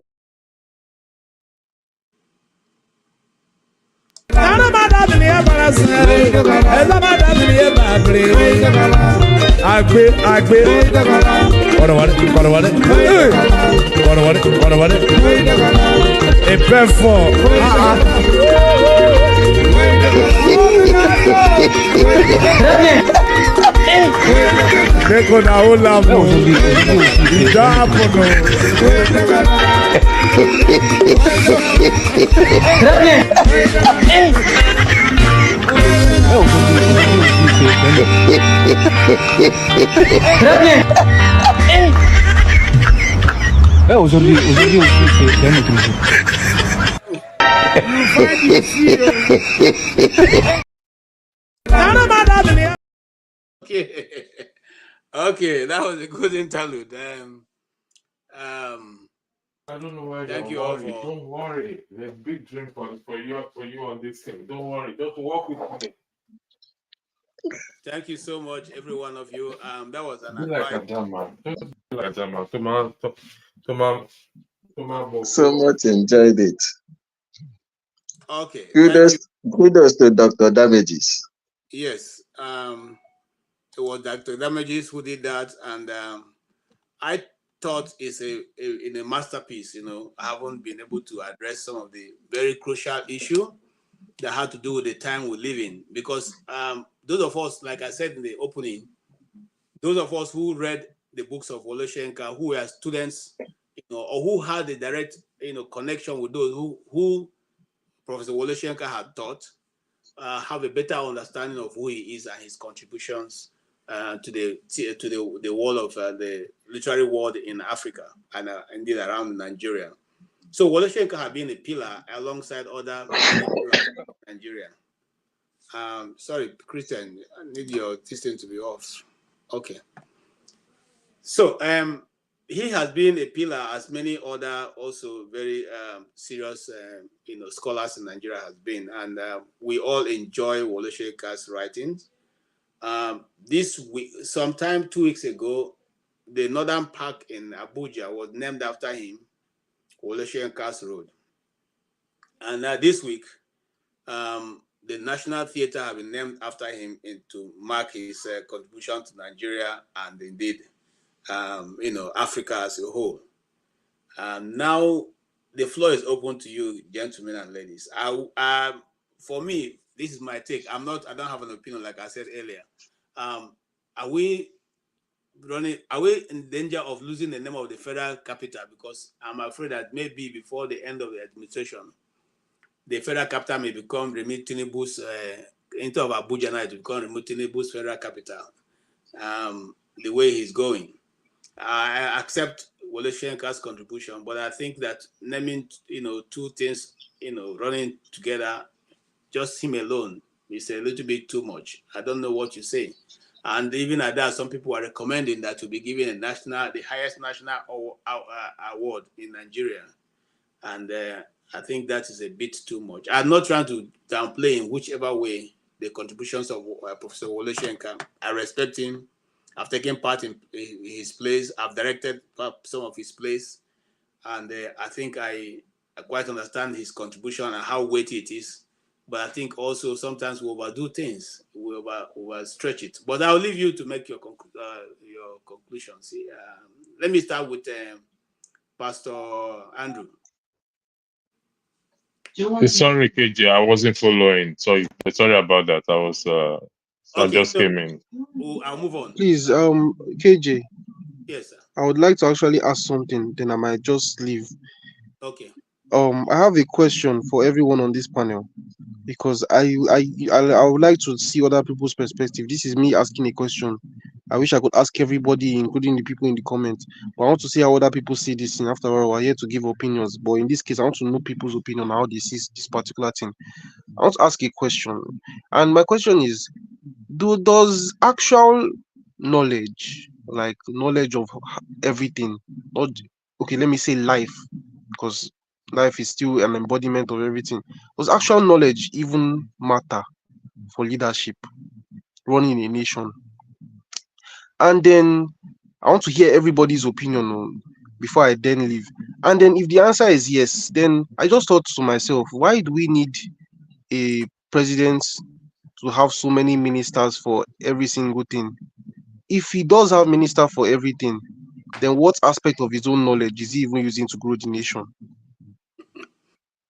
Okay, that's one. And then another thing is that I've noticed this thing since day one when I started following politics in this country, that the metric they used to judge development or the good that a president has done in this country during his regime is usually what that leader has built. Every single time they be like, oh, Wike built this road in Abuja, built this road in Abuja.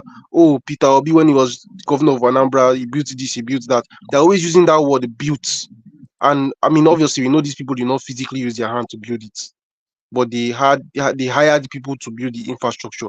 And I'm thinking to myself, but if we do have a ministry of everything in this country, the leaders themselves, what knowledge are they actually using? What knowledge are they applying to grow the nation? And I used America's history as an example, in the sense that a lot of America's pioneers were people who literally were very intelligent, British-born intellectuals for that matter. So Benjamin Franklin literally built this. I can't remember what the thing was, but like a lot of them were inventors, engineers, scientists, philosophers, and they used their philosophy, their expertise to actually grow the nation. In the case of Nigeria, the president is not like, based on my question, the president doesn't seem like someone that whoever has knowledge, because he has every single body, every single individual for everything. So then what of his own knowledge is he applying to growing the nation? You have a minister of agriculture. What knowledge of agriculture do you have? Why do we not need you? Is basically what I'm saying. So now I want to hear everybody's opinion on how they see it. Sorry if that might have drafted you away from your original topic, KJ. Okay, I will, because again, you're not always, here. I will indulge you on that, but and so, Pastor, you have heard the question. Again, please let the next person speak, please. I'm just trying to get myself around. Okay, Christian, you have heard what Justin asked. Yes, I do. I understood what he's trying to say. But you see, the function of a manager, in this case, the president, is to be able to organize the people around him to do certain jobs, to achieve certain goals. So all the knowledge he requires, not necessarily, he's not an expert. He can be expert in engineering, can be expert in anything. All he needs to do is to be able to have the skills to organize people, to meet up the goals, the set targets, and goals. That's why he has advisors, experts to advise him. For instance, in economics, in monetary policies, and in agriculture, in foreign trade, and foreign affairs. So we need to have advisors, experts who are very detailed, who have very detailed knowledge about these things, about each particular department, to advise him. If he takes them, he owns them. There is any advice he takes from them, he owns them. If he doesn't take them, then he doesn't own anything. He has a right to refuse, to not accept. So the most important I was going to ask you something. So if he really is like that, then what exactly does the president himself, in terms of what he knows, bring to the table? That's what I'm saying. The most important skill that person should have is to be able to organize everybody. That's the most important one. So he may not know everything, but he should be able to have good knowledge about, say, asking questions. But that's something. The problem, that's something. Asking questions is something a 2-year-old baby can do.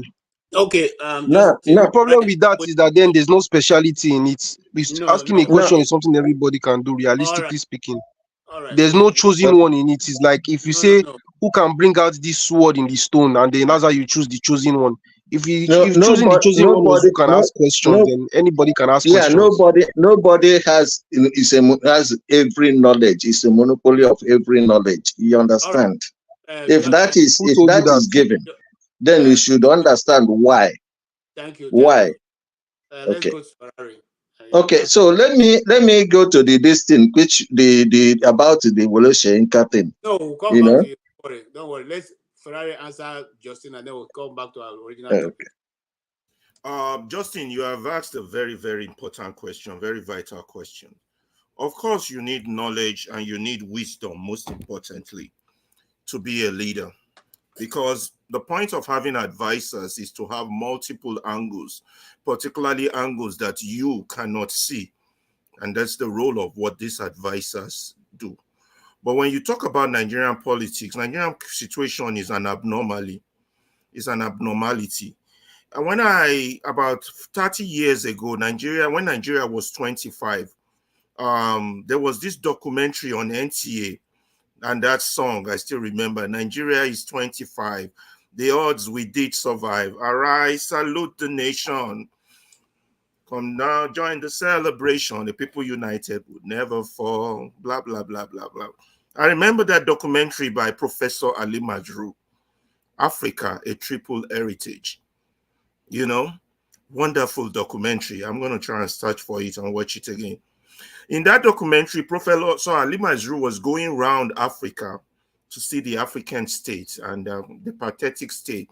And the way he describes in one of the episodes is like, Africa is the Garden of Eden in decay. That was like 30 years ago.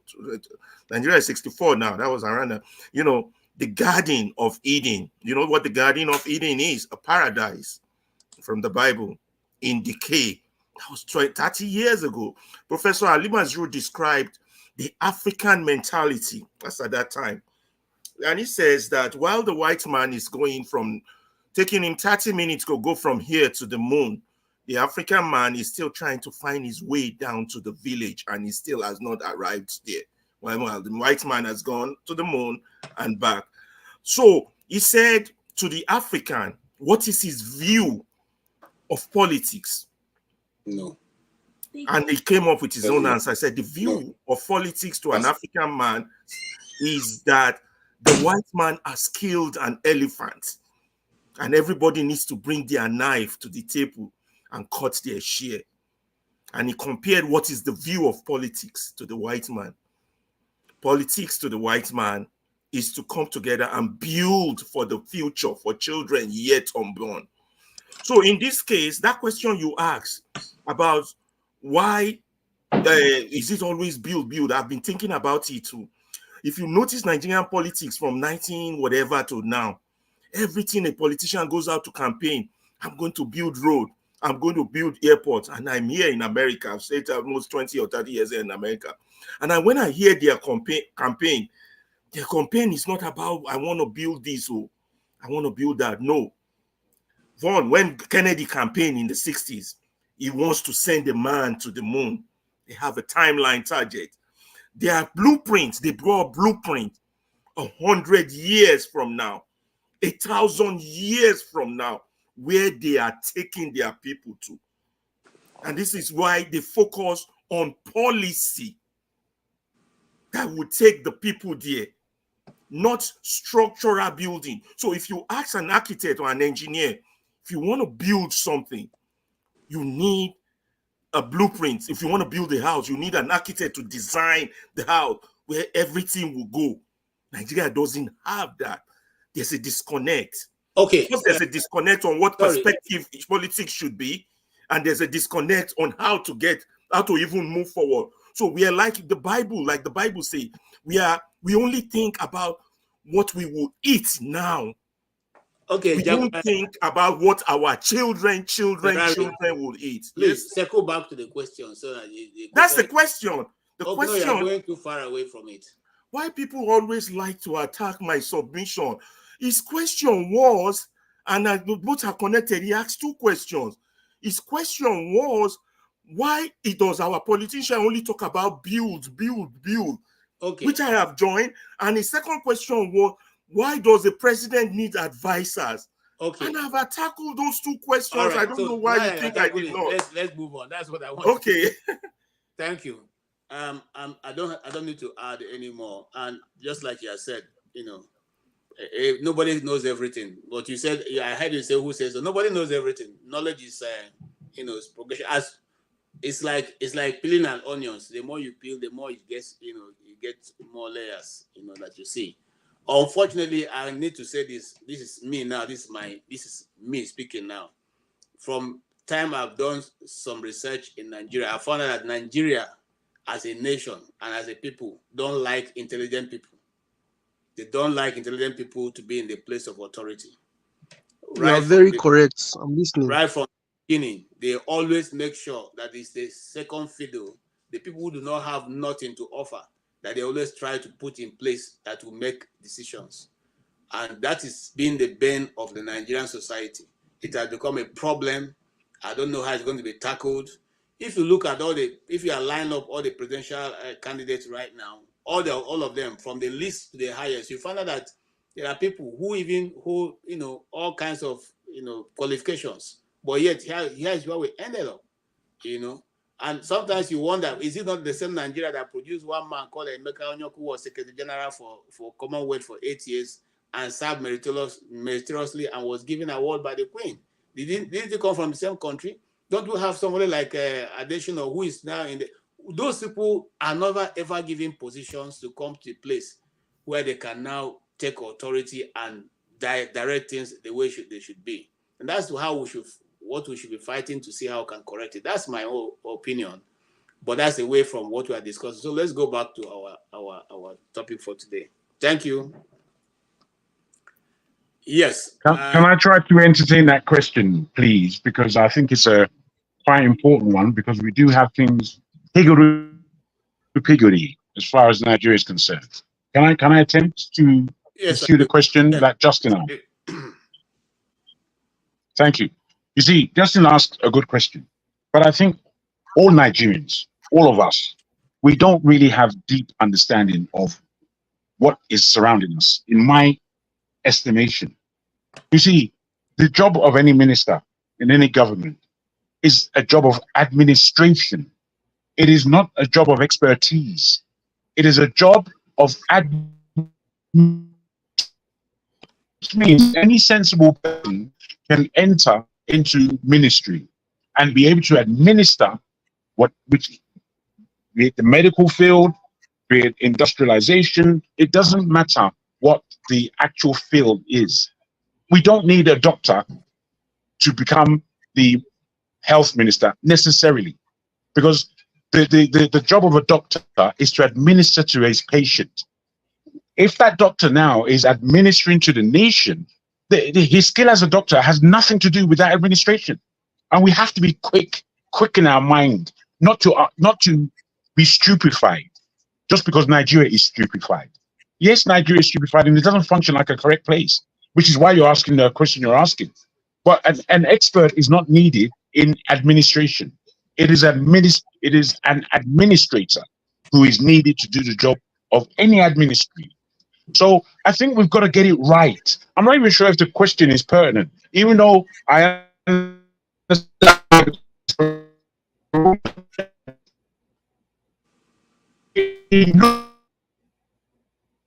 Okay, you're breaking. We can't hear your volume, and it's seizing up. Yeah, internet problem. Okay, so let's. I think what he's trying to come across, what he's trying to say in essence is exactly what I've been saying here all along. That I don't even believe, because if you look at the president of Russia, he's an expert. He's an expert. Still, are you still hearing me? All? Okay, you can go ahead now. Are we back now? Thank you, brother. I do apologize. I'm on the train at the moment, but I'm still paying attention. Now, all I'm saying is that what we need in that country is pertinence. You see, you mentioned Adesina. Adesina is a comparable individual, no doubt. But he was in, I think he was in Obasanjo's government. And I remember a lot of his, not Obasanjo actually, it was Goodluck. And at that time, I remember a lot of his utterances. I totally objected to them. He was the person who first said that, why does Nigeria not have, what's this farming? GM farming. He said Nigeria should just go straight to GM. And I'm looking at this man. I'm thinking he himself was head of health in many issues. And he's talking rubbish. He was talking complete rubbish. You know, I met this guy, I've met him before, additional. And at that time I thought, yeah, he's quite a sensible individual. But in actually speaking to him, he's a 10-foot, I don't want to be so abusive, but I don't rate him. I don't rate him. You understand? And it's not to say that an individual doesn't have intelligence, no. But, you know, as somebody says, we just want to become millionaires in one day. And that just is not going to happen. What happens in anybody's life is that you are building your knowledge, building your capacity. The problem in Nigeria is nobody has capacity. An idiot like one man would come here and start directing people's speech, and we are there accepting what the rubbish is saying. Thank you, KJ, for not accepting, because I see your style, I see what you're doing. But he is a typical arsehole Nigerian. Arsehole to the highest order, where he will just be prattling, and speaking rubbish, and we're there listening. Those are the leaders that we have in that pathetic, stupid, monstrous of country. Thank you, if that answers anybody's question. Thank you. Okay. Excuse me, KJ. So I was going to say, if expertise does not matter, then I feel like Nigerians, and I'm saying this to all the Nigerians, both the ones in the comments and the ones here, if expertise, because we know that the richest countries in the world are countries where people are more scientifically literate at certain fields, because certain fields matter more than others. If you go to university, what you study matters a lot, no cap. And we know very well that expertise matters. Somebody that is more literate is less likely to be a dictator or less likely to be a terrorist. If it does not matter, the Nigerians should stop getting angry. Stop getting mad when you find out that your new president cannot spell properly. Stop. Because that has to do with that literacy. Stop. Because they are the one voting these people in the first place. Somebody who did not go to school and study this and worked there for years is more likely to be that guy who did not go to school at all and cannot spell properly and faked his certificate. Nigerians, stop getting angry when you see that this guy cannot spell properly. You've had like 2 of these guys now for 8+ years. Stop getting angry, because clearly you guys think expertise does not matter, which is why you have 50 ministers that are chopping $1 million each, using it to buy Benz, which we all know is facts. We've seen this thing happen secondhand multiple times in Nigeria. Justin, my brother. Justin, tell me what is the point of a professor of health or a doctor being this is what he studied to administer to human beings directly through health.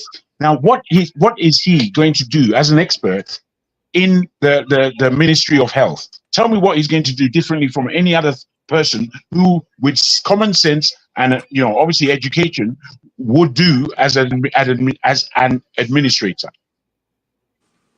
The thing is, as an administrator, a lot of things, a lot of industries, especially with the kind of things we have going on nowadays, literally require way more than common sense. If common sense were what people were using to enact laws, then a lot of countries' path would be going the wrong way. I said more than common sense. It's basically answer what answer the question fully.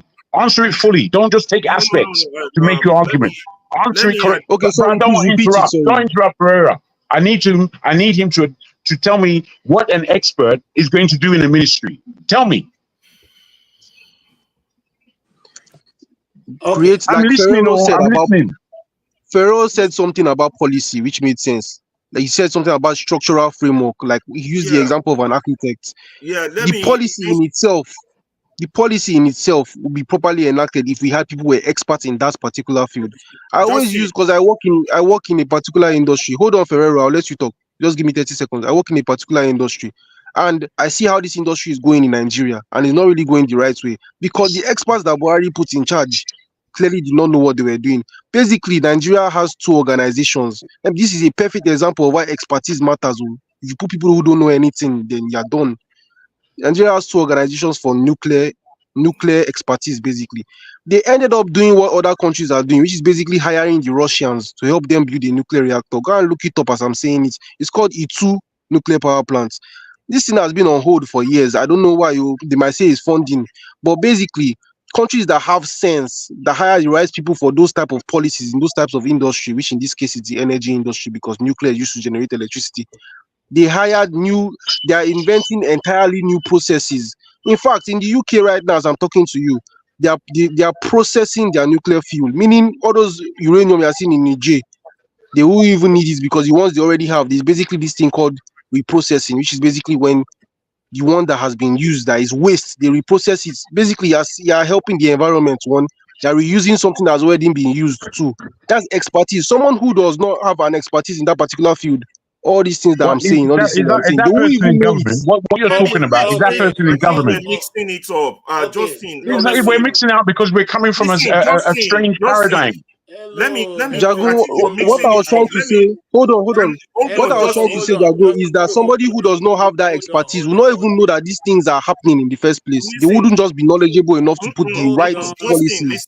Listen. Let me tell you. I don't know about any other place. Listen, I spent most of my working life here in the United States, and I worked for at least with a governmental agency. I work with the city governmental agency, and I work with the state of Illinois governmental agency. This is one thing I want to tell you about government. You see, those who really run the government are not the governor or the head of the department, of the administration. They come and go. It's the real workers are the people that don't go nowhere. That's their life. And that's what they call, that was why Nigeria was supposed to have a civil service. Those are the real public that run the government. So those things, they don't change. They have rules, regulation, they follow the, in fact, they keep the new administrators in check based on regulation well established. You understand? Those are where the expertise are. You understand? The guys that are really running things, head of department or governors or chairman, those ones come and go. Those are the ones they call the political appointees or elected officials. You're mixing them up together. Those are two separate things. You understand? Like city of Chicago now, we have people who work with the city of Chicago. They've been there 30 years. But you want to know how many mayors we've had? How many head of department?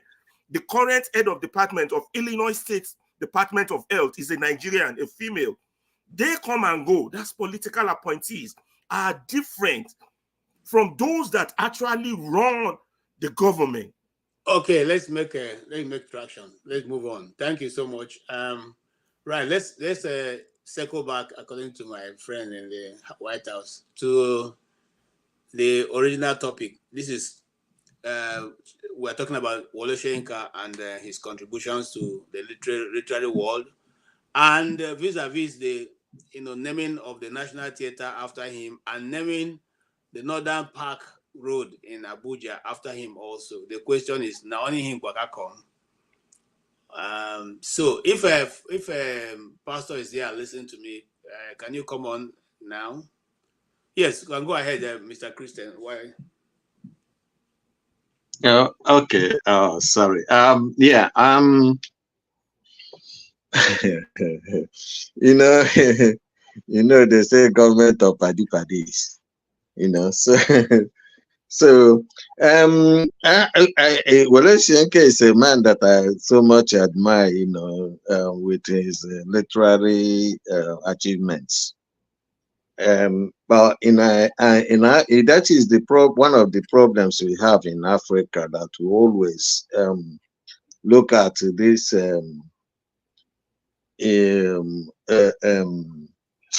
how do I put it? When somebody is in government, then he try to honor or put his people in positions, or as part of that, then he will just simply start honoring them, or if it's not honoring them, he's putting them into power. But the issue I have with this, I don't have a problem naming, building something in his name, but this man is not building anything new to name after his cronies or his people. Instead, he's now trying to take all the things that all the national how would I put it? All the national artifacts, and trying to name it after him. So, which is not, or that's where I have issues. You should try at least build something. I say, okay, I'm building this in the name of Wole Soyinka, rather than just there are many more better people that could be honored with that particular national theater. So for me, he has to honor him because he's friend. Thank you. Thank you very much. I'm just here for half an hour to give KJ a break, so the show continues, please.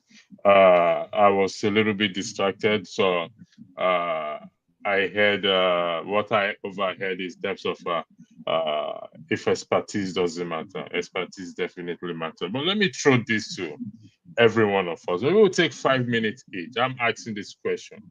I don't know what you guys have weighed on it.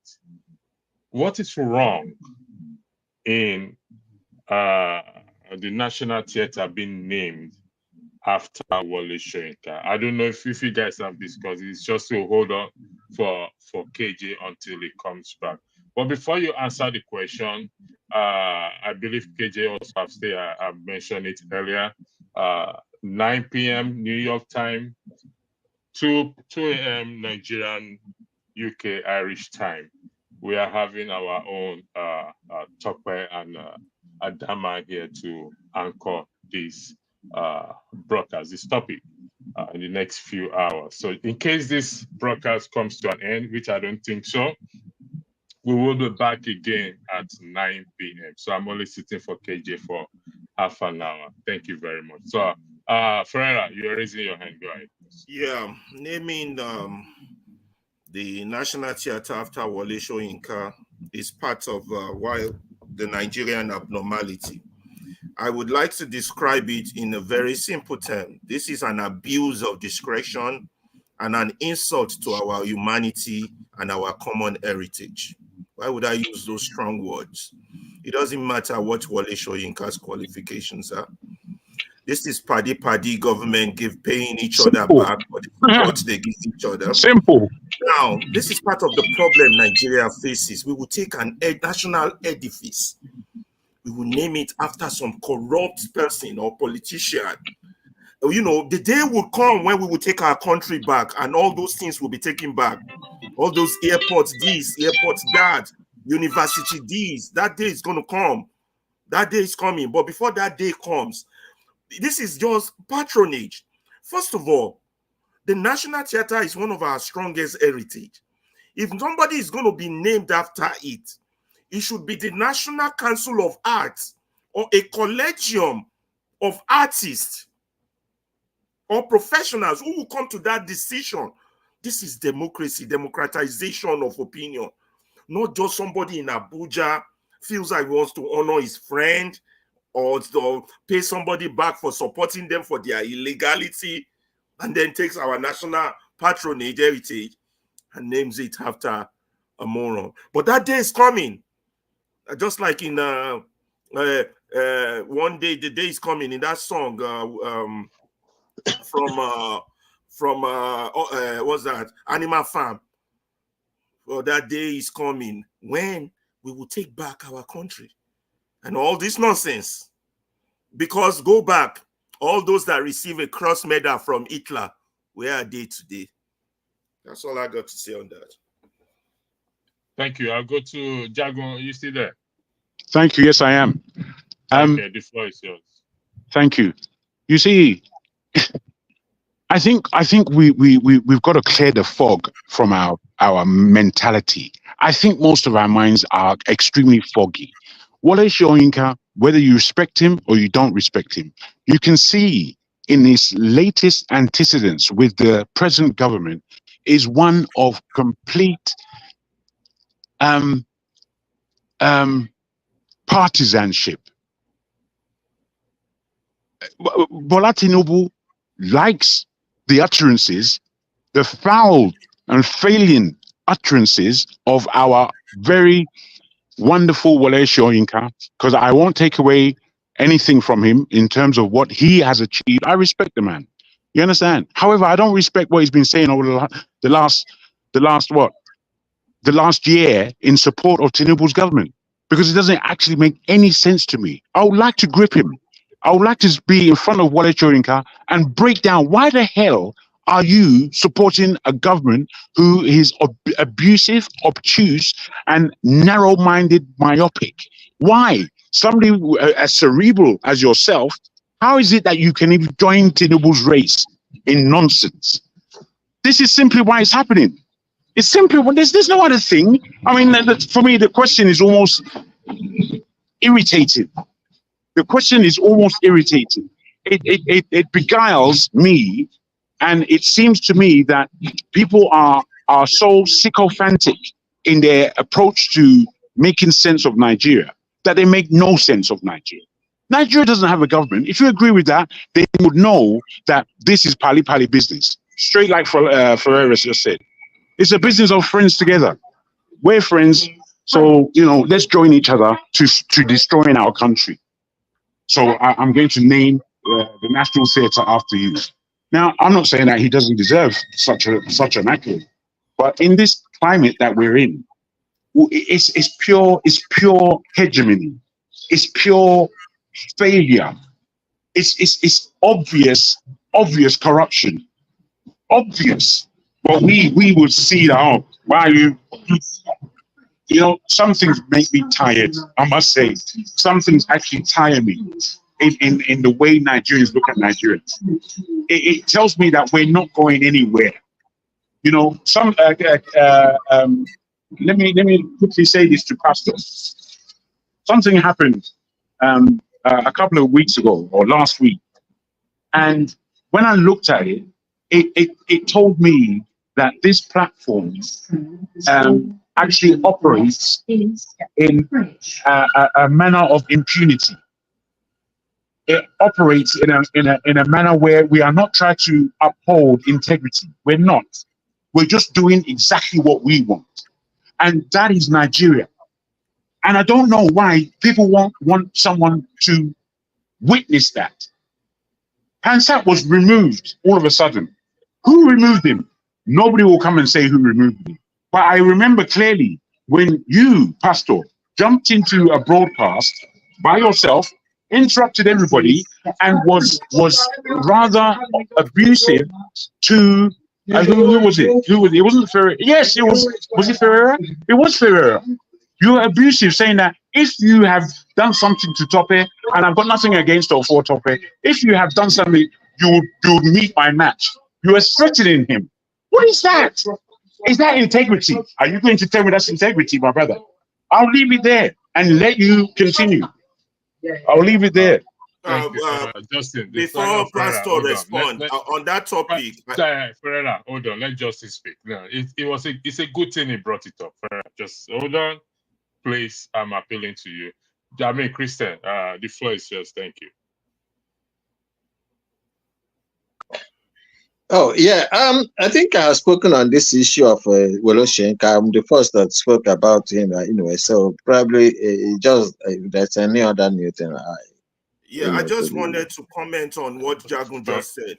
Earlier, he brought it up. Ferreira, hold on, please. Please, I'm appealing to you. It's an appeal, please. Let's finish this topic of Soyinka. Actually, I was disappointed, if I to say the least. But that is what Soyinka has been pushing for a very long time. It's a deep party government. There was a broadcast Soyinka made. It was calling for a national holiday for those who worship idol, something like that. And I think if I'm putting what I read, well, for a day to be declared like a national holiday, and it's sad to see someone like him with all he has achieved over the years to bring his integrity down to that extent. So, Farah, you want to say something? Yeah, earlier, Jagun, when you raised that point, I was opposed to you bringing it up because of, but maybe you bringing it up at this time is the appropriate time, because I always wanted us to stay away from issues of personalities and persons, and that always creates a backbone situation. But you're right, and you're on point. It wasn't like I was opposing you. In fact, in the comment section, I have commented when somebody attacked me that I was double-faced because I'm now a moderator on that issue. And I replied that I believe it's either electricity or forefather that removed Pansat. And that asking for an apology at that time when you were asking for it is a waste of time, because even if the apology is given, it will not be sincere, because I believe the people who did it would be hypocritical about it. Those were my comments on the comment section. It's not that you're not on point, Jagun. You're on point. But I always just don't want us on this personality issue. Just stay focused on issue. Maybe I'm wrong. Maybe you're right. I don't know. But electricity is here. Maybe he's in a better position to address it. Who knows who removed Pansat? Who wants to apologize for it? But that was my position while I was hesitant from you raising that point. But obviously, it's not gone anywhere. It's still in your heart, and you brought it up again. So that's all I got on that. Thank you very much. I don't know if Jagun was here earlier when I think he also mentioned your issue, but it's not something I will weigh in because you already apologized earlier, and I believe a lot of people in the comment section commended you for that. And that this is not my broadcast. Like I said, I'm sitting for KG, and I will not want to derail its broadcast. Sure. Is everybody speaking? So I'm gonna mute you, Jagun. You're mute up, so just so that I can speak. So Jagun, earlier Ferreira apologized for whatever it is, and that was on record, and it was also acknowledged during the earlier broadcast. You said we operate impunity on this platform. Well, I don't know if you are correct. You're entitled to your opinion, and but yeah, but he's asking who removed Pansat. Do you know who removed Pansat? Well, maybe that thing should be directed directly at that person. If it's not you, yeah. If it's forefather, maybe that should be directed directly at the person, and we get this issue resolved. Let me say this. Allow me to say this. Are you guys aware that Pansat has been banned on some platforms? Yeah, but it has no relevance to this part. No relevance at all. No cheating, Pastor. No cheating. I'm not cheating. This is not about Pansat. Listen to me very well. No relevance, brother. May I speak? May I speak, please? this is not about PANSA. This broadcast is not about PANSA. We had a meeting yesterday, and Rudolph chaired the meeting, and he will be the one to come and make a decision in that regard about PANSA. So it's not about PANSA, and we're not going to derail KJ's broadcast. But you don't know who removed him. It's not you. You want to, and you authoritatively tell them it's not you. So you're out of the. I said listen, you cannot put me on the spot. I've been in this issue for business in a very long time. Like I said to you, maybe it's forefather. We'll find out when Rudolph will come and address the issue at the very. There is no impunity, or there is no. We're trying to sensitize here. People can hear their views without being abusive, without telling other people that they are not welcome on the platform. I mean, for crying out loud, Masca is a Nigerian like every one of us.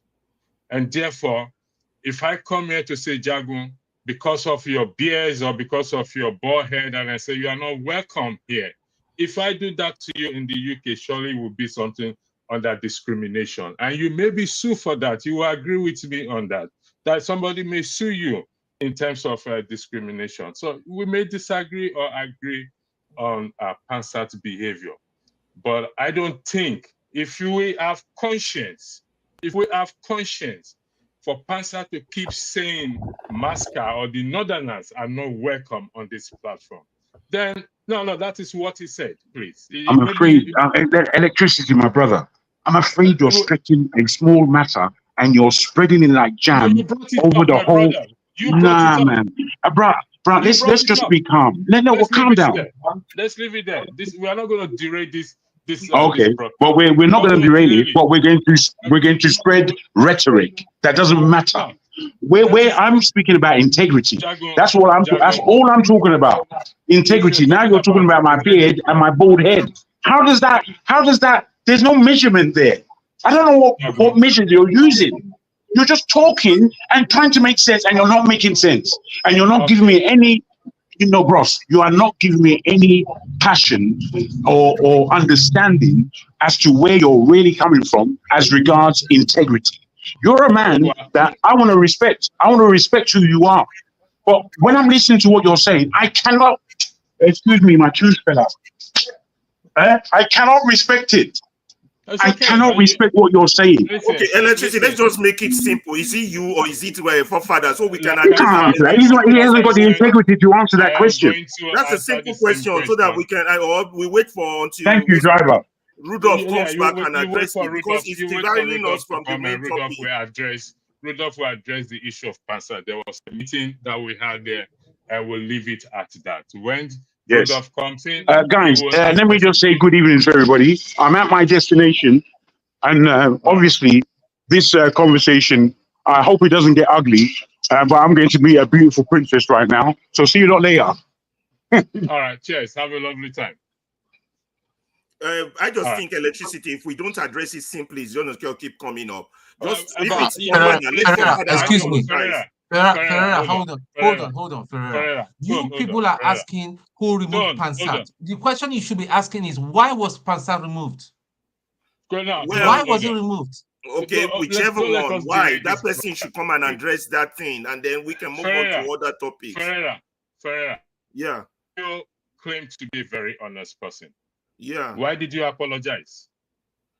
Because I talked with Rudolph and I understand his position on where things should stand for this platform. And I'm with him totally on where things should stand. And I told him most of the issues on this platform also is caused by bad hosts, bad moderators. I told him, me and Rudolph has an extensive job. And I'm in total agreement with Rudolph. Gentlemen, Tom, relax, please. Relax. We're gonna leave this, and Rudolph will address it. You have been removed before, Ferreira, so which I protested against my removal as an injustice. Yeah, no, it is part of the rule to remove people if it's necessary, if it becomes necessary. That's why I didn't want Jagun to bring up this topic, because I know it's going to derail us. That's why I was opposed to it earlier. It won't let us talk about it brought it up, and so That is it. So because he brought it up, that is why we are here. There is nothing wrong. There's nothing wrong. It is part of the rule to remove people if they behave badly. In all honesty. Yeah, but there's a debate on whether Pansat behaved badly on this particular occasion, and people are mad about it, and they want an apology. Should they deserve it or not? Let's not expand it. Keep it simple. Okay. Who removed him? Why did they remove him? Let that person come and explain. End of story. So we can go to It's irrelevant who removed Pansat, because Pansat consistently have been taking on mascots, telling him that he's not welcome on this platform. Are you the one that removed him? Let's just keep that like answer I said, simple. I've answered you a million times. It is irrelevant. Rodolph will address that. And if you're not going to accept that, then let's I stop cannot this help topic. you. I don't like this topic. But you keep asking me if I'm the one that remove him. Then you drop him. Or is it for father? I don't care. KJ, welcome back. The floor is yours. KJ, sorry about this. Somebody brought up something that shouldn't be brought up. And I believe I have answered. And I think they're going to still keep bringing it up unless we address it. It is a rule, Ferreira. If you don't behave yourself, it is a rule for people to be removed. You are a moderator. You yourself have asked forefather to remove, what's this person's name? Paul, on your first day that you moderated. Come on. Why are you behaving like this? That's why I was opposed to Jagun asking that question. KJ was here. When Jagun asked earlier, I said, we're not going to deal with that question because I don't want it. I hate talking about personalities, but he keeps bringing it up. Let's address it and close it. Put a full stop to it. Throw it in the garbage. Okay. No more to be addressed. Do you want me to address it now? Do you want me to address it now? Ferreira, Rule number last 2 one, weekends, part of the policy. last 2 weekends. Hold on. Rule number one, there's a policy to remove somebody, put the person on backstage if the person misbehaved, if the person behavior does not meet with the regulation of this platform. To ban somebody, you need a consent of a fellow moderator. Pastor was not banned. Pastor, Andrew, you're not going to talk over me. With due respect, can you please hold your peace? You want me to address it, and I'm addressing it. There is a rule to remove anyone who misbehaves. There's a zero tolerance to threat and abuse. That is standard. To ban somebody, you need a consent of a fellow moderator to do that. But removing and putting somebody on timeout, it is up to the moderator's discretion. End of story. Thank you very much. KJ, I yield the floor back to you. KJ was moderating on that day. Whoever removed him was not supposed to override KJ's authority. That's the issue. But we keep dancing around it, and it keeps coming up and derailing us. We cannot talk about this security without talking about the local government financial autonomy. Because once the security is eroded, everything is affected. Poverty will rule the day. Today, what is happening in our local government? The encumbrance of the governors on our local government must be removed. We must achieve the financial autonomy for local government if we must move forward. Because if the local government cannot have access, complete control of their funding, the security threats cannot go. Where a local government chairman cannot even afford 50,000 naira to go into a community within his jurisdiction to know what is going on there. Then it boils down to local policing, community policing. If we do not achieve local government financial autonomy, Mr. President, the issue of poverty, the issue of security, the issue of all the issues we are raising today will not be curbed. This is where I believe, solution going forward. Like I always say that, look, the eastern part of Nigeria, just imagine, you turn that eastern part of Nigeria to Dubai, and a lot of money were coming in. And you use some of this money, the taxes that you take, and you give it to federal government that, look, federal government, this is $5 billion. We want out. Or this is $10 billion. We want out. You understand? They will reason with you. You understand? Because when it comes to economy, you're doing best. So, look, I've said this several times. If you turn the eastern part of Nigeria, turn into mini Dubai, a lot of people will flock there and they'll be doing a lot of business there, And that's what I hope that Nigeria wins. I'm never going to wish any president evil so that I can say I told you so. No, I won't wish them evil. I hope. You see, I'm not praying. There's no point. I can't pray for Nigeria to be fine. I only hope that Nigeria wins and Nigerians win. Because if you choose a dodgy doctor who has a dodgy record, who has, all sort of accusations leveled against him, to say this doctor, we think he's done this, or this doctor, this surgeon, yes, he's a senior surgeon, he's the most whatever surgeon, but there are a lot of accusations leveled against him. If you choose him to operate on you, and you tell me to pray for you that it doesn't kill you surgery, what's the point? I can't pray. You might make it, you might not make it. My prayer won't change anything. So I hope Nigeria... And I am ready to die defending Nigeria in whatever way. When it is God's time for us to go, it is and you not took my time to God. You are ready to defend Nigeria. I gave you my time. No, I'm coming. Alexi, hold on. You already started. What I'm saying, defending Nigerians is this. I gave him my time. Blessed are those who know how much they need to know before they know how little they know. Blessed are those who know how much they need to know before they know how little they know. Awesome. Thank you very much. That was the great Dr. Damages telling us that all that we know is not all that we need to know. There's still always a bit more and a bit more and a bit more. And if we can accept his advice, we'll always be in a better position. While we get off for the next badge, I want you to listen to one of my famous, clips in this show, and it's one of my favorites. I don't know why, but I think the music is suiting. So let it suit all of us, and let's come back to our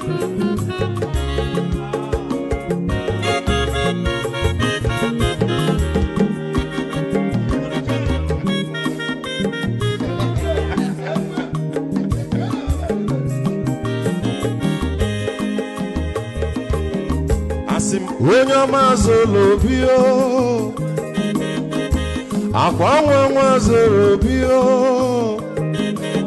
Max, ibya bunye go kwanu mo no fube nazo olaga ni piazugo. Mwa olaga do ni piazugo. Akwa wilo chiyo biko rapuzoro kona bazia. Onyo mazoro biko abamba wazoro dasari ibya unyane gwana mo ulaga ni biazigo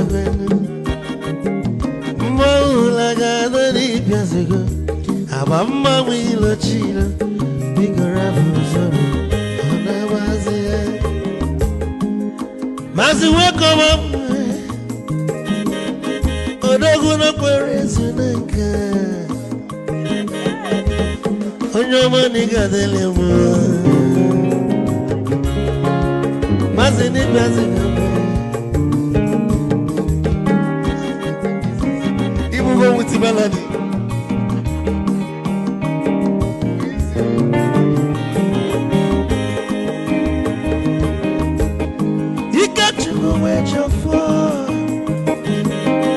Odogu na chala noka Izi wande mliga dele mo Olaga doni pesigo noe Mo olaga doni pesigo Amama mwilo chilo Bigora mozoro Anabaze Te Onyama zoro de Mama wazara nesari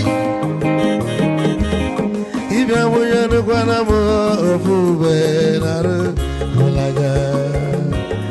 Mulaga doni biazugo Nazaboy Mulaga doni biazugo Amama wilo chilo Biko rapuzoro Anabazi Aiz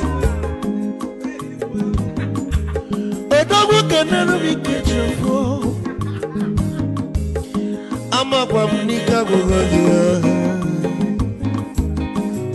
weligwe kwelu ike ji ọma bịara gị Igbo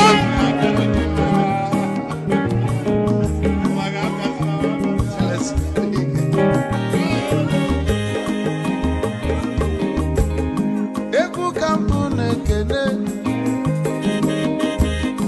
ọmọgọ ndị nsọ Chukwu Emeka Lumo Ikechukwu na-egaji ezi nwanne m ekene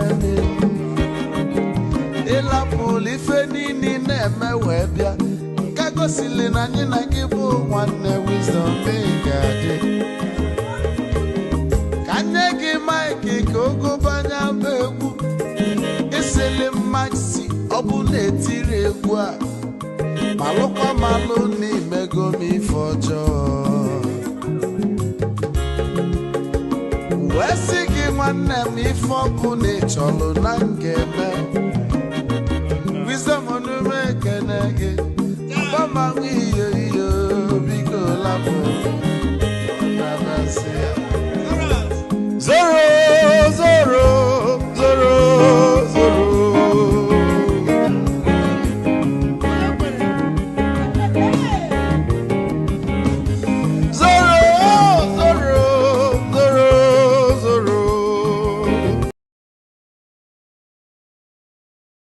Thank you so much for watching. Thank you. Have you subscribed? Yes, you. Have you subscribed? You. Yeah, before you go, click. It's free. Click. Just that's it. Have you subscribed? You are laughing. Have you subscribed? Have you subscribed? Thank you. Thank you. Thank you. Hey, madam. Thank you so much. I can see you. I can see you. We have to get to 100,000 subscribers. This by the end of the year. How are we going to do that if you don't subscribe? Yes, you. Yes, you're about to click off. Why? Have you subscribed? It's free. If you don't, ask your son, ask your daughter how to. Just one click. Thank you. Thank you. I see you. Aha. Thank you very much. Thank you very much. I'll see you tomorrow. Thank you very much. Thank you. On behalf of Dr. Rudolph, I want to thank you for being with us. Also, if you have not subscribed, please, for the Biko, subscribe. It's free of charge. You don't have to pay anything. Just go to Iroko Post TV and subscribe. Post us on your social media handles so we can have more views. Our intention is to get to 100,000 views before September. So please help us to so we can have more audience. The more, the merrier. All right, we are moving straight on. And we have many other topics we need to discuss. And yes, sorry, give me 1 minute.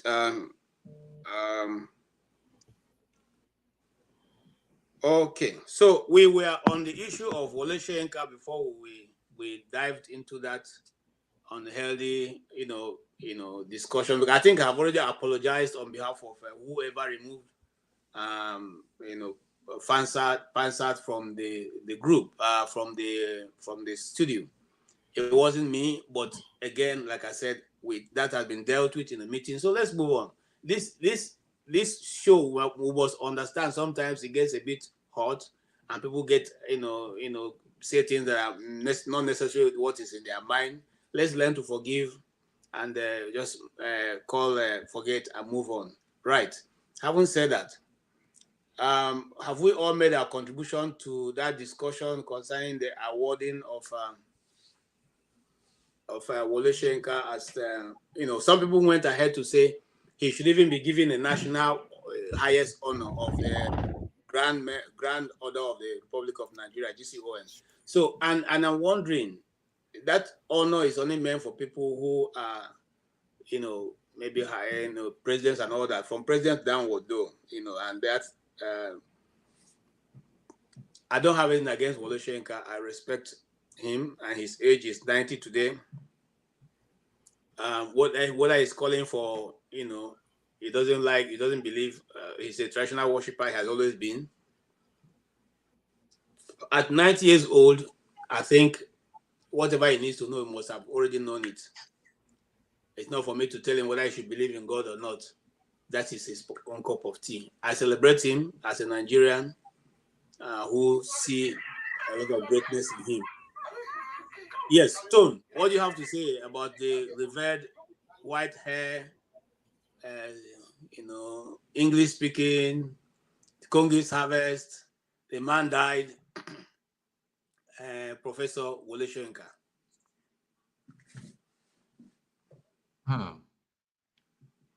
It shouldn't be an issue, really, for me personally. It should be an issue. I mean, this just goes to show that all of us, regardless, we've got a level of bigotry in us. Because if this man was an Igbo man, we would not be having this conversation. I know he must have dropped some gaffes recently or in the past, but naming Soyinka after Third Mainland Bridge or the National Assembly, gosh, that's not the issue. It's a non-issue. The issue we should be addressing is a real issue. The issue primarily of hunger, how we can get these clowns in government to start doing the right thing. KJ, just can you confirm to me that, because I So, need to set up another broadcast. criticizing, trying to criticize Tinubu, whether he gave his friend. After all, this is party. We're in a party society. Nigeria is a party society. If Ferreira that is talking now, he should get into government, he is going to look for his parties. That is the truth. Same thing applies to you, KJ. No, I wouldn't do that. I will look for trusted people who can do the job, not some. My brother, there's some people. Look, there's some people in our panel that I will never put them in the government based on their utterance. In my government, if I have a chance to have a government, I would never put some people just based on what I've heard them say and how they put their stand on position. I would never, unless I am mad. So what I'm just saying back to the real issue. The real issue, we need to tell these clowns, these idiots, that listen, you can't do that. Your time, there will be a time. Let Tinubu plan for 20 what, the next election. Let them win it. But one day it's gonna come off. One day, the governor of Lagos State is going to be an ordinary citizen. They're going to walk the streets. I don't care. I don't see. You can say whatever you like. You can hang a general on your shoulders and all that. One day you're going to be a bloody civilian like me as well. You're going to walk the streets. It's just the truth. So all these things we are talking about, whether Soyinka or not and all that, everybody has got some kind of bigotry. When Pansat misbehaves, some people will be praising him just because he's an Igbo man. And when I criticize him, they say I'm a fulefu, that I, as an Igbo man, should support him because I'm an Igbo man that should know what to do, that should know how to carry himself at his age. But now, anyway, that is not, we're not even discussing any personality or Pansat or anybody. And then somebody can have the effrontery, if it's not a bigot, somebody will have the effrontery to start questioning, why did you remove somebody? When it's very clear, you should be, the pertinent question you should be asking, why was he removed? The person that removed him, it does not matter. Because okay, Ton, are you not going away from the question I asked you? I asked you about Wole Soyinka. This is for you. I don't want us to go back that direction. KJ, it is pertinent. Let us not run away from the truth. There was one time you were on this divide. You were on this divide. You were a panelist just like me, and they had, right now you have a new title. That is how it is. When you get elected in the government, your position changes. You guys should be working as a team. You may not pick it up. Somebody else in the background that is a moderator picks up his bad behavior. He should be removed. I should be removed. We have said it the other day. The other day we went behind behind the cameras to talk about peace and all that. The same jargon was he was pouring all sort of unprintable things on me. That's the way he understands.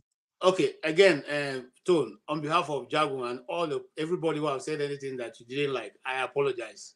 I say that because nobody comes here to come and receive insult. You have better things to do with your time. You can as well spend. If you don't even have it, you can just go to your bed and sleep.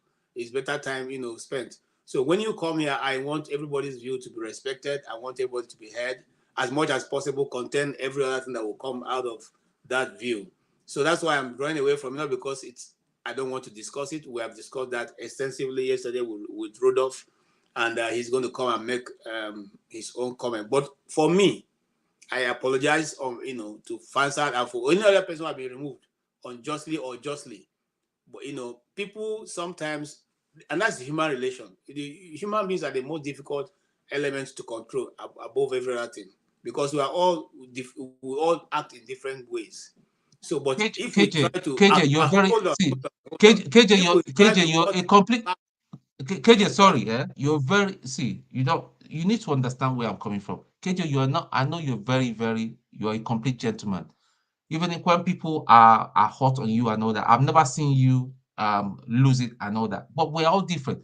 You can't give it to Ferreira and Ferreira will let you go. He will give it back to you. You cannot give it to me to some extent. I will let you go. I'll give it back to you. We have got different personalities, But what I'm saying is that if we want to maintain the sanctity of this channel, and I said it from beginning, nobody picked up on it. I said, listen, all these things that are coming from the comment, because this comment section started all this rubbish that we're experiencing today, all this violence and foul language we started today. And with a particular individual, and Kulata joined that individual to the extent they even insulted went to the extent of insulting. One of them said they were going to call. They don't even know who I know. Does she know whether I know the DSS?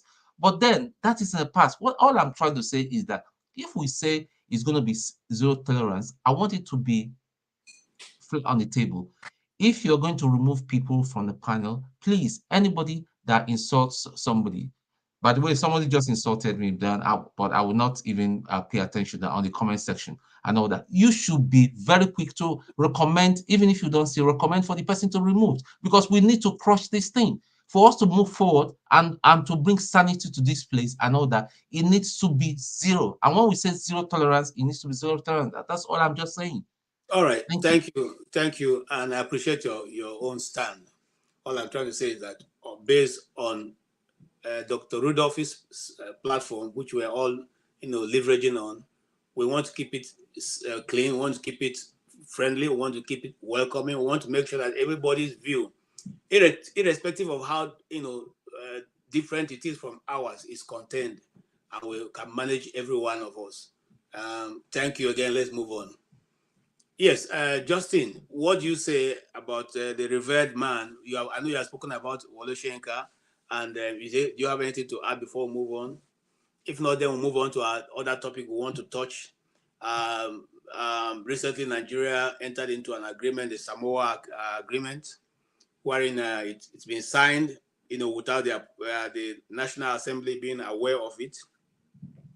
And now there's a clause in it which says that all sexes or all gender must be respected and given this thing. So that has been the clause that Nigeria have been fighting. From what I heard, I listened to a lawyer who was part of the team, in fact, who led the team, to that conference with other African countries, and they still insisted that Article 5 and 5.2a and B and 9 be expunged, but they refused. And so they left that meeting saying that no African country should sign that agreement. But today, Nigeria, surprisingly, is one of the very first African countries to have signed that agreement, even without those clauses being expunged. The question now be, the Nigerian society is being told, as the society in Nigeria, the community in Nigeria is being told that it has nothing to do with the LGTB agenda, and others say it has to do, because now it is no longer pronounced, it's called gender equality. And so what is your stand? Because the argument is that it's not part of our culture. That is not the first time that this has been presented. It was presented to Goodluck Jonathan's government, and he turned it down. How come now we are quick to signing and also being the first to sign?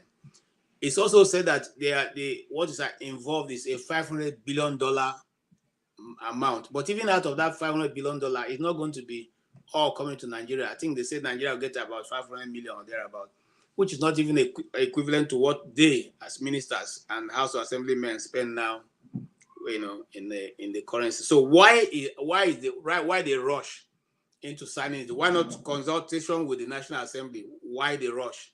If it's open, why are they rushing to do it? Yeah, I heard about this thing, and I didn't even think it was true. You just see some things on the news, and you just believe you just do your eyes like this, and just believe that. I saw it, and I could not even believe my eyes, so I just ignored it. I thought maybe it was propaganda, but now that you said it, I know from another mouth that this thing actually happened. Wow, it's true. I have videos here. Not loading. That's I'm telling you this as somebody that lives in the Western world, but is Nigerian. That you see this because basically what has basically just happened is kind of like Nigeria, we like taking out loans, we like finding new ways to get money. We join this Islamic something bank, according to Tinubu. We're always joining new banks that open. We're always joining them, looking for ways to collect money. Basically, what they've just indirectly done is that they've sold a part of their belief system. They've sold a part of. Somebody says Tinubu children are into LGBTQ. Remy Tinubu has confused LGBTQ children living in New York. Not children. One of the child is a member of that community. The daughter. Wow. I didn't know. One of the child. Yeah, she's a girl. She lives in New York. She's a member of that community. But basically, what has just gone on is that they basically, for the sake of getting money, they basically just sold a part of their belief for that money. The West, being the wealthy ones, they have a way of buying us into certain beliefs. That's exactly what has just happened now. Okay. I'm telling you this. I'm telling you this as okay. Continue. I can't answer that question. You see, our great grandparents were sold because they gazed at mirrors, and now we are gazing at money and still being sold. Can't we get some sense? Must we continuously to be the ones at the end of the stick? So, as you're answering, please, put that into perspective. When we are reading history, we are told that they were deceived because they showed them mirrors. They brought mirror and schnapp, and they drank schnapp and saw their faces on the mirror and gunpowder, and they became obsessed with the white man's style of way of life, and then eventually we are all taken to slavery.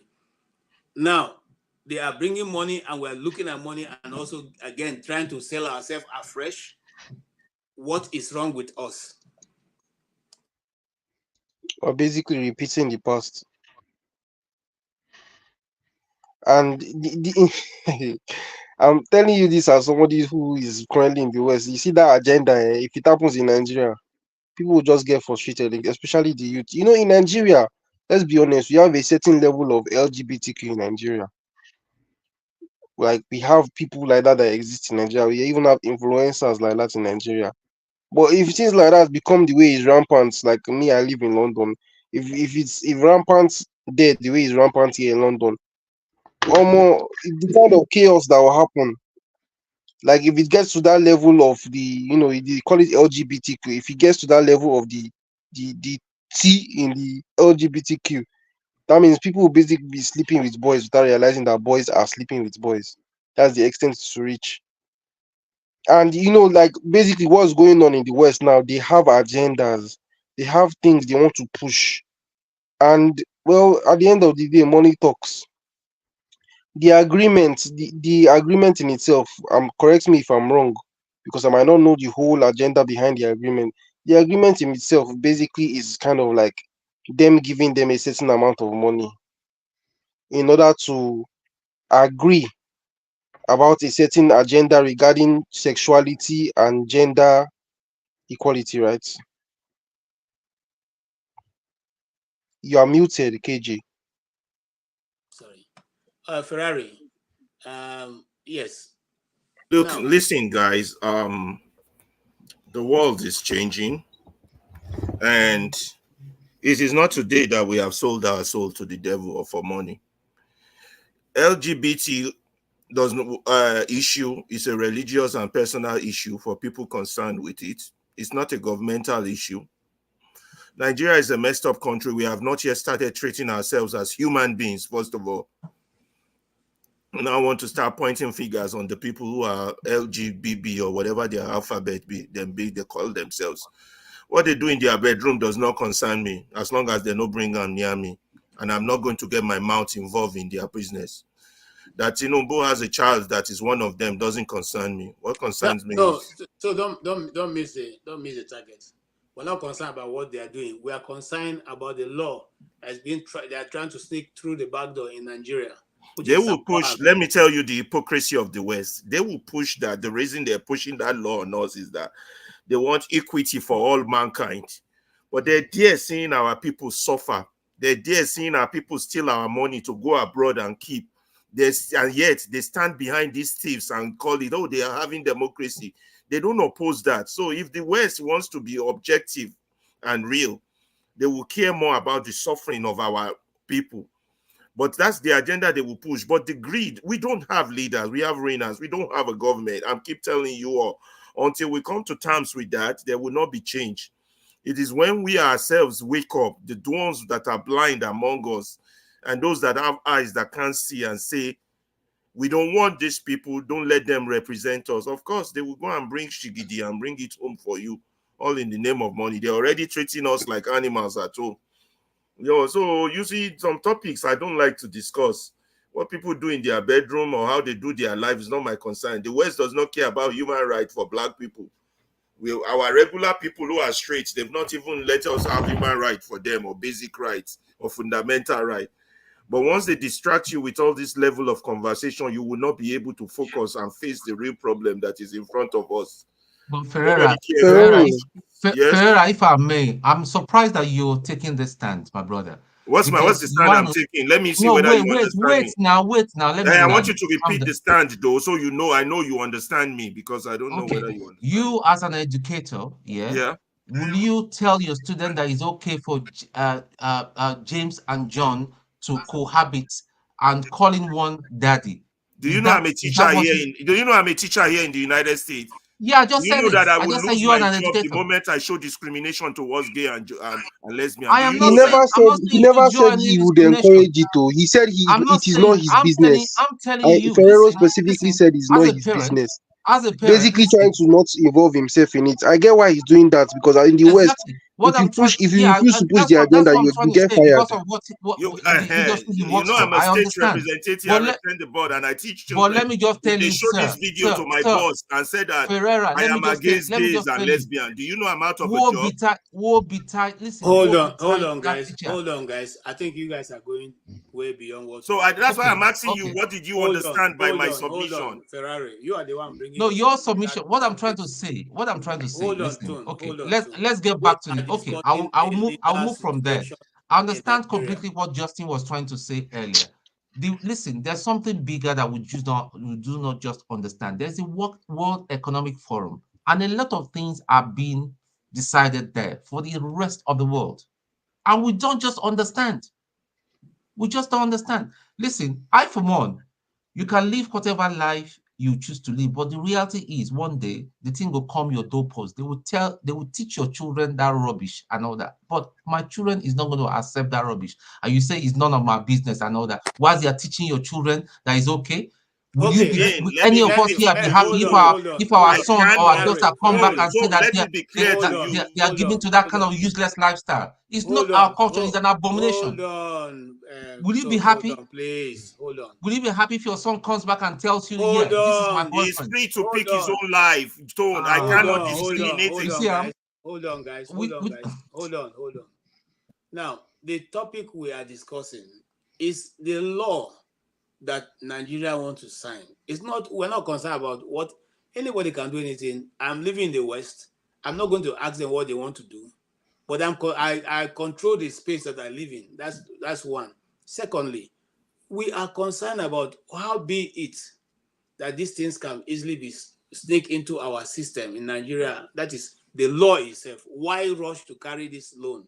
If you have money to buy a new jets, if you have money to build a vice presidential house, if you have money to what the other thing they did, to pay 90 billion for hard people, the money you are going to get from these people is not even put it together or will not be up to what you already spent doing frivolous things. Why then do you have to go and sign this thing just because you want that small money, tinkling money that they are putting behind it? And it's not going to be a one paid off. It's going to be within the space of 10 years. You know my concern? My concern is that in Nigeria, laws are not obeyed. You can say, oh, there are laws in place. People argue that there's already a law against this thing in Nigeria and the constitution of Nigeria. But laws are not obeyed. Laws are not obeyed in Nigeria. That's why journalists, as I'm talking to you, I know many journalists who have been locked away, and even as Tinubu have taken over, he has not released them. They are still in detention till tomorrow. They are still in detention. People who are ENDSARS protesters in jail. They are still in detention. People who they claim are IPOB members locked up in different parts of the prison in Nigeria. Those people have not been released. Okay, so now because laws are not obeyed, you think when this thing is signed, then they will say, oh, there's a law against it in Nigeria? Or has it not been signed? No, has it not been signed? It has been signed. So it has been signed. It has been signed. Yes, it has been signed. National Assembly said it has been signed. This is the issue actually. You understand me? Samoa agreement is not new. It has been in existence for many years, and actually channeled towards Africa and Asia countries. You understand me? To help them, and for you to get these loans, they have some clause added into this loan. When Nigeria signed it, nobody knew. Even the House of Assembly they didn't bring it before the House of Assembly. They just went there, they signed it. It was even the Minister for Finance that first of all announced it.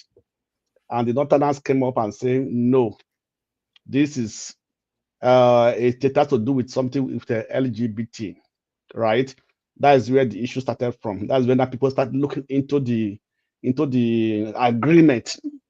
And the actual thing there was that the clause of that you have to respect every human agenda, every human every human have to respect every human agenda. You understand me?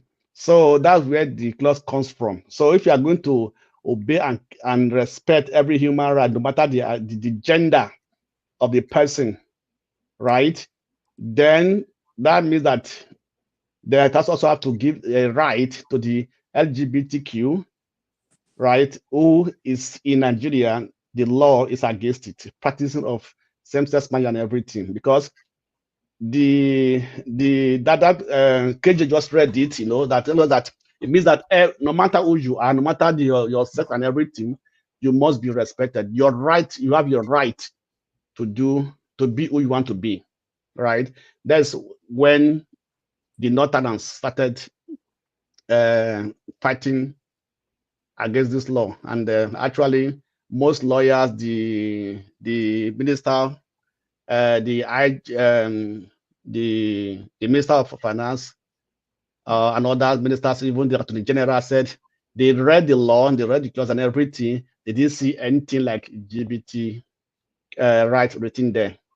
It's not written there, but if you look at that statement, that clause they wrote there, it involves everybody, no matter who you are, no matter what you practice, no matter what you are not exempted, as long as you are able to respect this country. The government has to respect your right, right? Your right. So that's where now comes the issue that if you have to respect my right no matter who I am. So at the end of the day, that same-sex marriage, LGBTQ, gay, and everything is going to be an issue. Like KJ said, bringing it in through the back door, right? So even the law is there. So, but what people are saying is that international law do not supersede the local law. But we do remember that most people, when they're agitating, they are making reference to UN laws. They are making UN reference to other international laws that Nigeria signed to, appended to. You understand me? So what is going to be the difference? That if this one went through and the House of Assembly approved it and everything, so if today those people that who are said they are gay or lesbian, so on and so forth, or they are being persecuted, they make references to that part of that clause in the Samoa agreement and say this is what you signed to. You must have to respect me for who I am. You understand me? So that is where the so-called same-sex marriage or LGBTQ comes in. Like KJ said, come in through the back door. You understand me?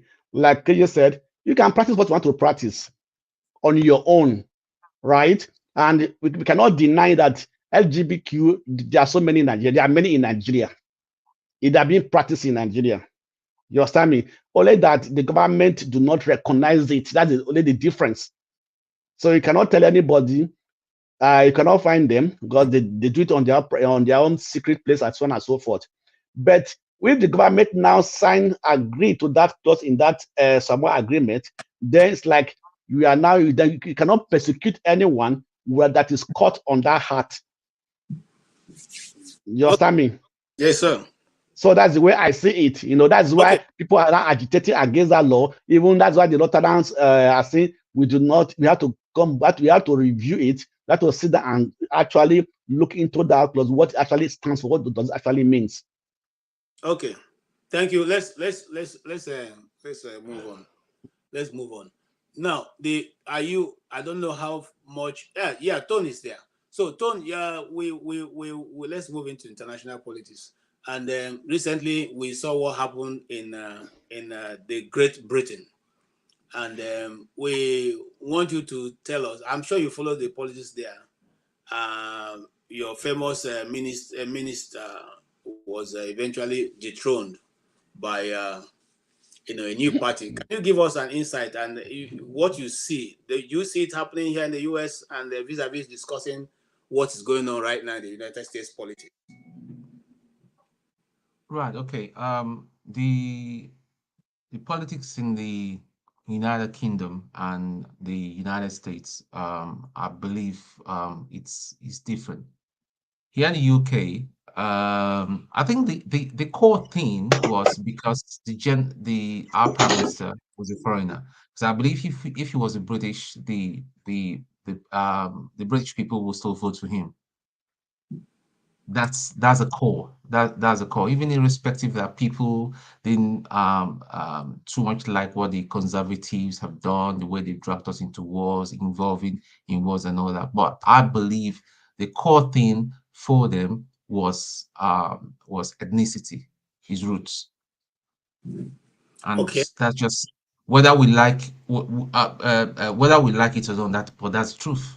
They didn't like that an Indian, someone from an Indian ethnicity, was their prime minister, and to add insults on everything and all that, the stance is taken, and then obviously the challenge, the global economic challenge, which is no fault of his, because the economy has been messed up anyway, and it's a global thing. So that was the excuse. You don't think it's the rise? You don't think it's the rise of the far right that is?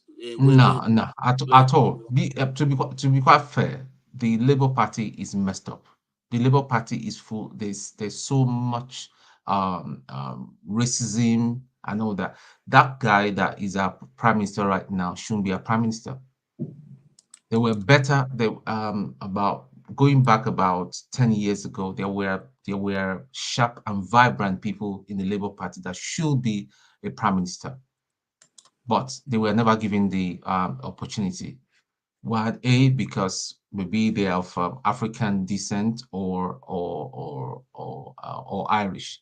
So it's not just about the far right rising. It's based on ethnicity, whether we like it. That's the reason why Labour and woe betide them if they do not produce. Because if they do not produce, come the next election, by the time the Conservatives get their acts together, which I believe they will. They will right the wrong and all that. They will get back. They will snatch back power. Okay. All right. So, and then what you see in the have you been following the recent development between the American between Biden? I think personally, Trump is coming back. That's what You I gotta get think. out I think once in a while. I'm reporting live from the beach. Tone, can I tell you something? Are you in Where the some UK? Nigerians are having fun. I'm in London. Oh, you're in London. Well, I wanted to tell you, Rishi Sunak is not. He's Get not out once in a while. exactly.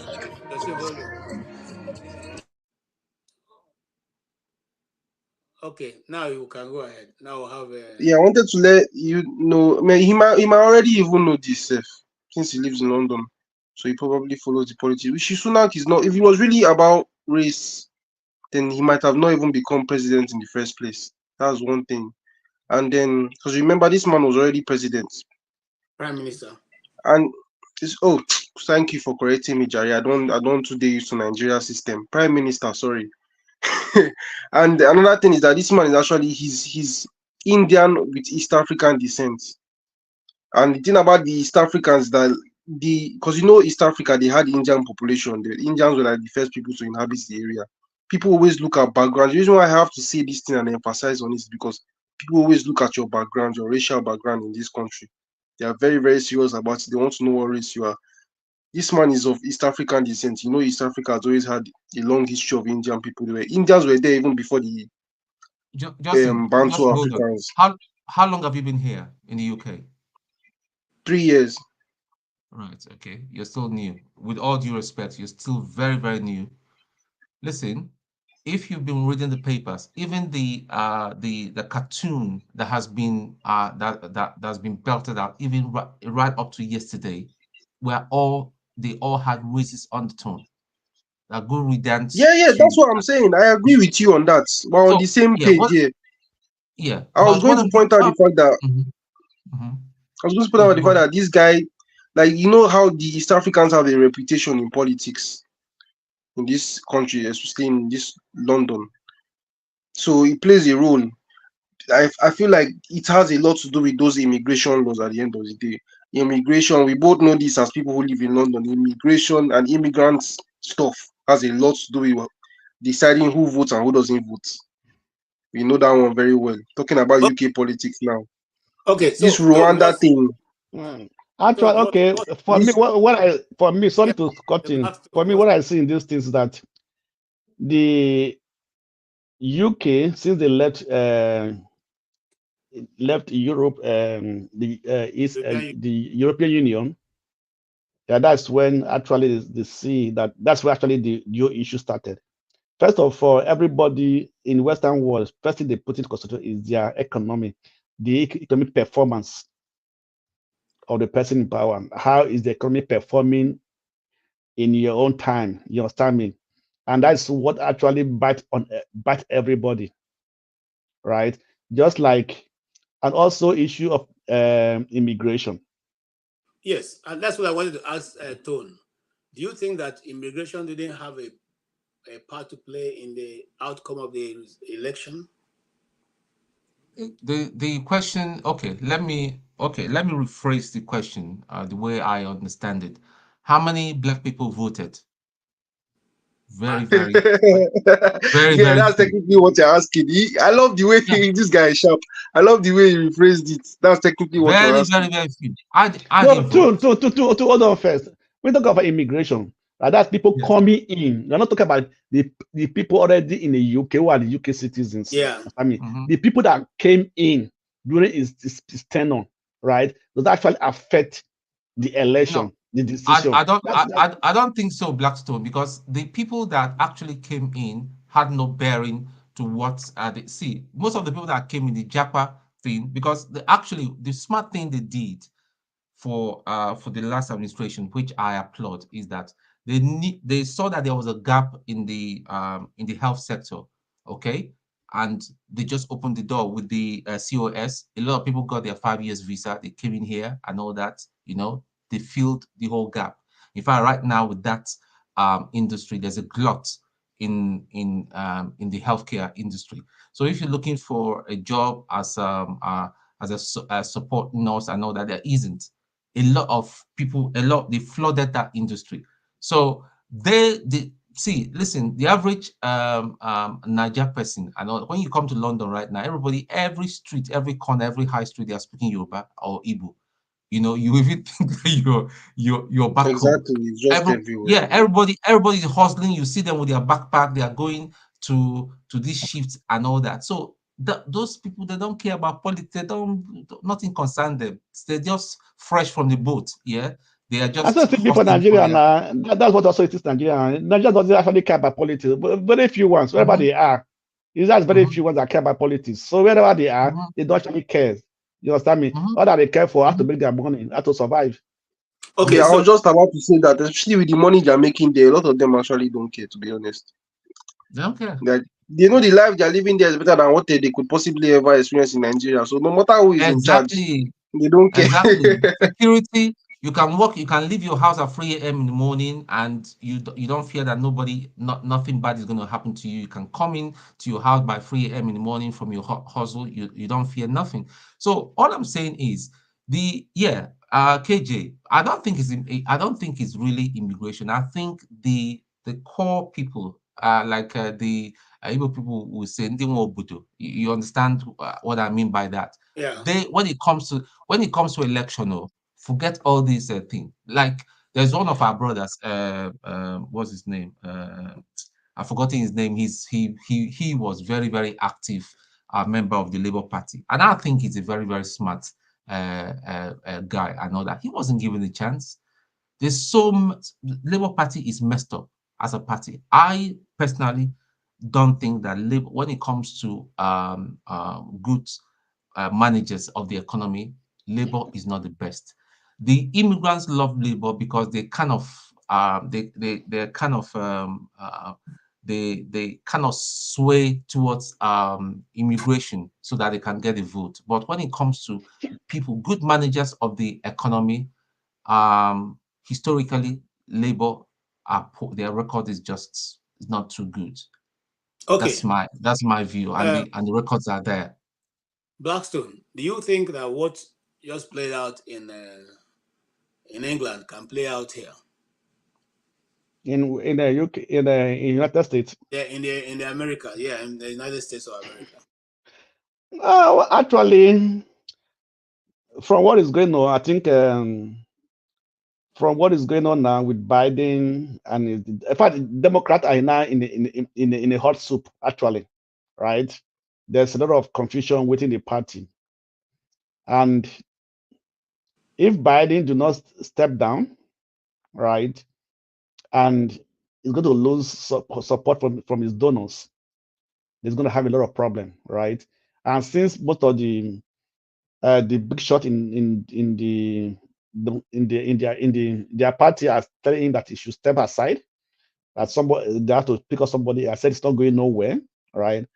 And yeah, well, we are going to see. It's definitely going to happen. Actually, it's going to be a change of batting, right, in November, definitely. Because from where I see it now, right, Biden cannot be able to sway the voters from what they have seen. No matter how many interviews, no matter how many rallies going to do and everything, they already made up their mind that he is not fit to run the country for the next 4 years. You understand me? That's already there.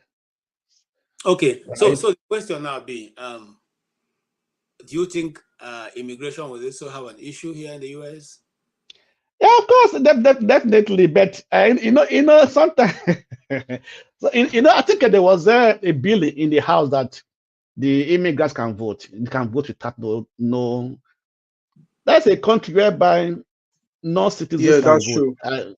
I can't believe it, right? So because it's very funny that non-citizens can. In fact, that's what also happened in the last election, right?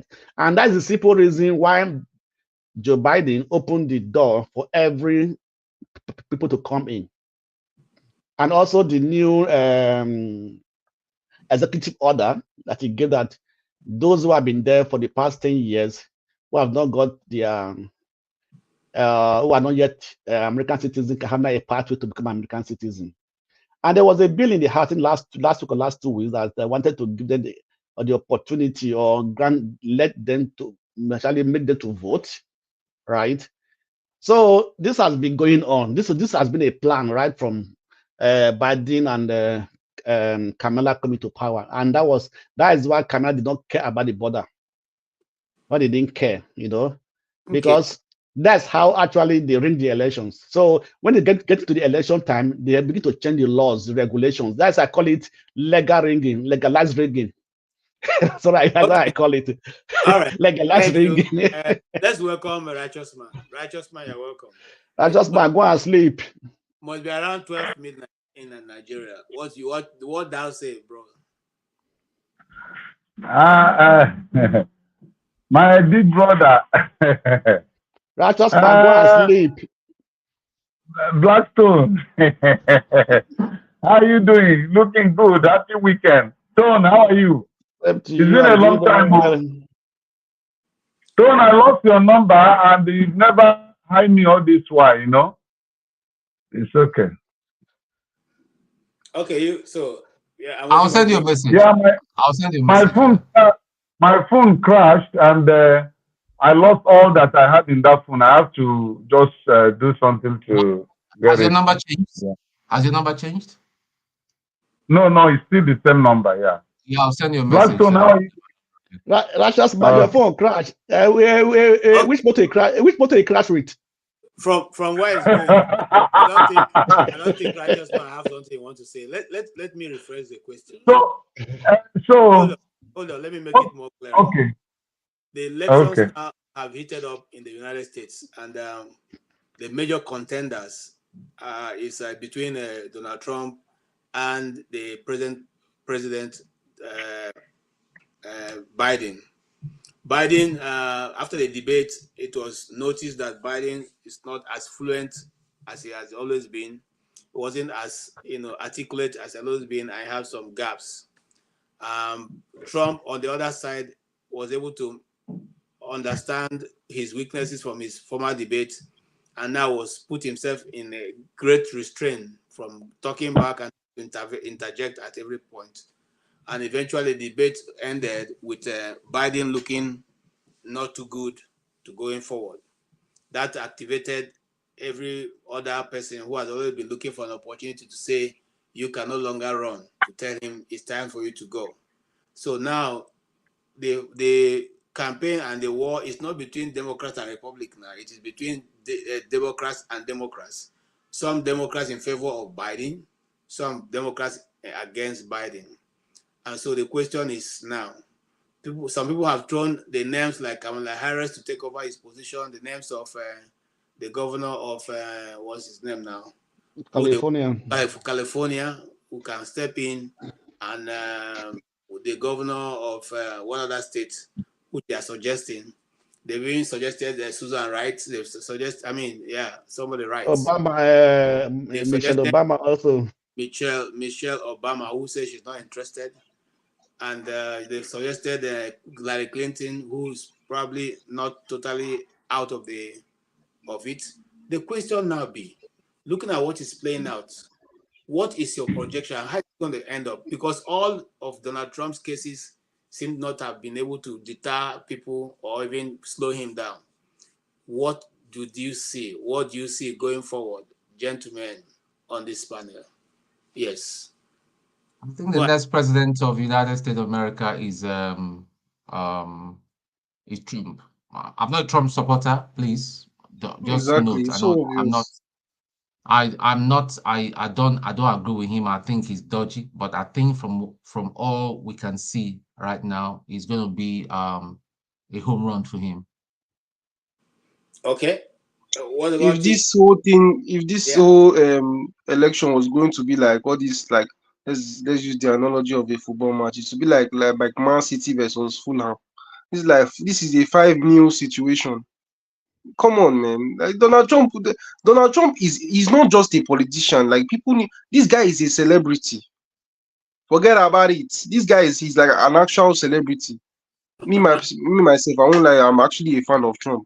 Funny enough, like the situation with Trump is similar to if somebody like Wole Soyinka ever ran for president, except they are not the same similar type of personality. I emphasize on that personality. These people had successful lives before politics. Donald Trump is not even that desperate. This guy, if he does not become president, he has a life he was living before that. It's even the politics that got him in trouble, self. That's when he started fishing things in his personal life to get him into courts. Before then, this guy was flexing. This guy is a literal celebrity. Plus, look at his opponents. Come on, man. To say that the person he is opposing is already bad enough and him is good enough. Just look at I need to. The thing about politics, and this is something I've noticed everywhere, you see it everywhere in the world, and this is something that, because I read books a lot at my young age, Socrates complained about this like 50,000 years ago. People do things like, human beings, you guys are emotional voters, shall. Like the guy that even came up with this democracy thing, he said that was one of the biggest problems with it, and he called this thing called demagoguery. This is basically you just vote the people that you like because you like them. And like, come on. Okay, Trump messed up when he was president last. In fact, I wouldn't even say Trump messed up. COVID messed him up. Trump was basically in the right position, but at the wrong time. Because of all the things that happened during COVID, emotional response has made people vote for somebody else who just happens to be the American version of Tinubu. Okay. And now, look, no, it's the truth. I'm saying this guy is the American version of Tinubu. Like the USA right now, politically and everything else, not just politically safe, because the politics determines the situation of the country. It's basically like the Roman Empire. People have given this explanation so many times. USA right now is like the Roman Empire, and it's crumbling just like the Roman Empire. Both when it comes to borders and immigration, one, when it comes to family social structure and degeneracy of the society, two, both when it even comes to the industries running the place. America right now, a lot of the things within their country they're using to make money are things that are the detriment of its own people. Like this country has a huge pharmaceutical industry that is even killing the people themselves. Okay. As somebody commented here earlier that the problem with America is the pharmaceutical industry. I saw the comments now. I was not surprised. That person clearly knows what they are saying. America is just, in fact, the foundation of America is even part of what is even causing this problem. America capitalizes on everything. You know how many people are sick and obese in that country? It's because of the policies they create regarding everything is based on capitalism. Capitalism is normally supposed to grow a nation. But with the way America is now, it is even what is part of what is destroying the nation. And all these parties, both the Republicans, Democrats, they have sponsors from each and every industry, left wing, right wing, that are sponsoring all these things. I can give you so many examples personally. I don't want to call out. Okay, Justin, thank you. I need to come in here. Yeah, right. Now, here is what I would say. Every client has a different brand of politics played in different ways. And in the case of the United States, it's not different. There are now, in the last election, over 70 million people voted for Donald Trump, and a little over that voted for Biden. That simply means that it is almost 50-50 in terms of support for both parties. Now, the question is, though, for those who see Donald Trump as not able to govern, be a good president, or he's a criminal, he's a felon, and all that, are they saying that those almost half of America who voted for him are also they are all wacko? Okay, that's for those who are in support of Donald Trump. For those who are in support of Biden, are they saying that a man who has put in 50 years of his life in the service of politics in America, shaping international policies international politics, American international politics, relations, and consequently serving in the Senate, serving as vice president, serving, now president. Are they saying that this man does not have the prerequisite qualification to be able to manage his way even to the next 4 years and be able to win election clean and clear? Now I call in Dexter, who just came in. No, let me talk before Dexter Okay, because the Blackstone. because let us give the Blackstone, who will bring his own unique view into this topic. I don't have a unique view. Because when Dexter start talking now, we just carry us go on that jungle. So actually, what I'm saying, actually, the truth is this, right? In every political arena, I mean, there's propaganda, there are truth, there are lies, and so on and so forth, right? And it's not also different in America. Like what Justin said, Donald Trump was there, and at his time, COVID came in, right? Which actually was a big blow on him. And the Democrats was able to utilize the situation against him. They're able to use it against him in a very positive way to their own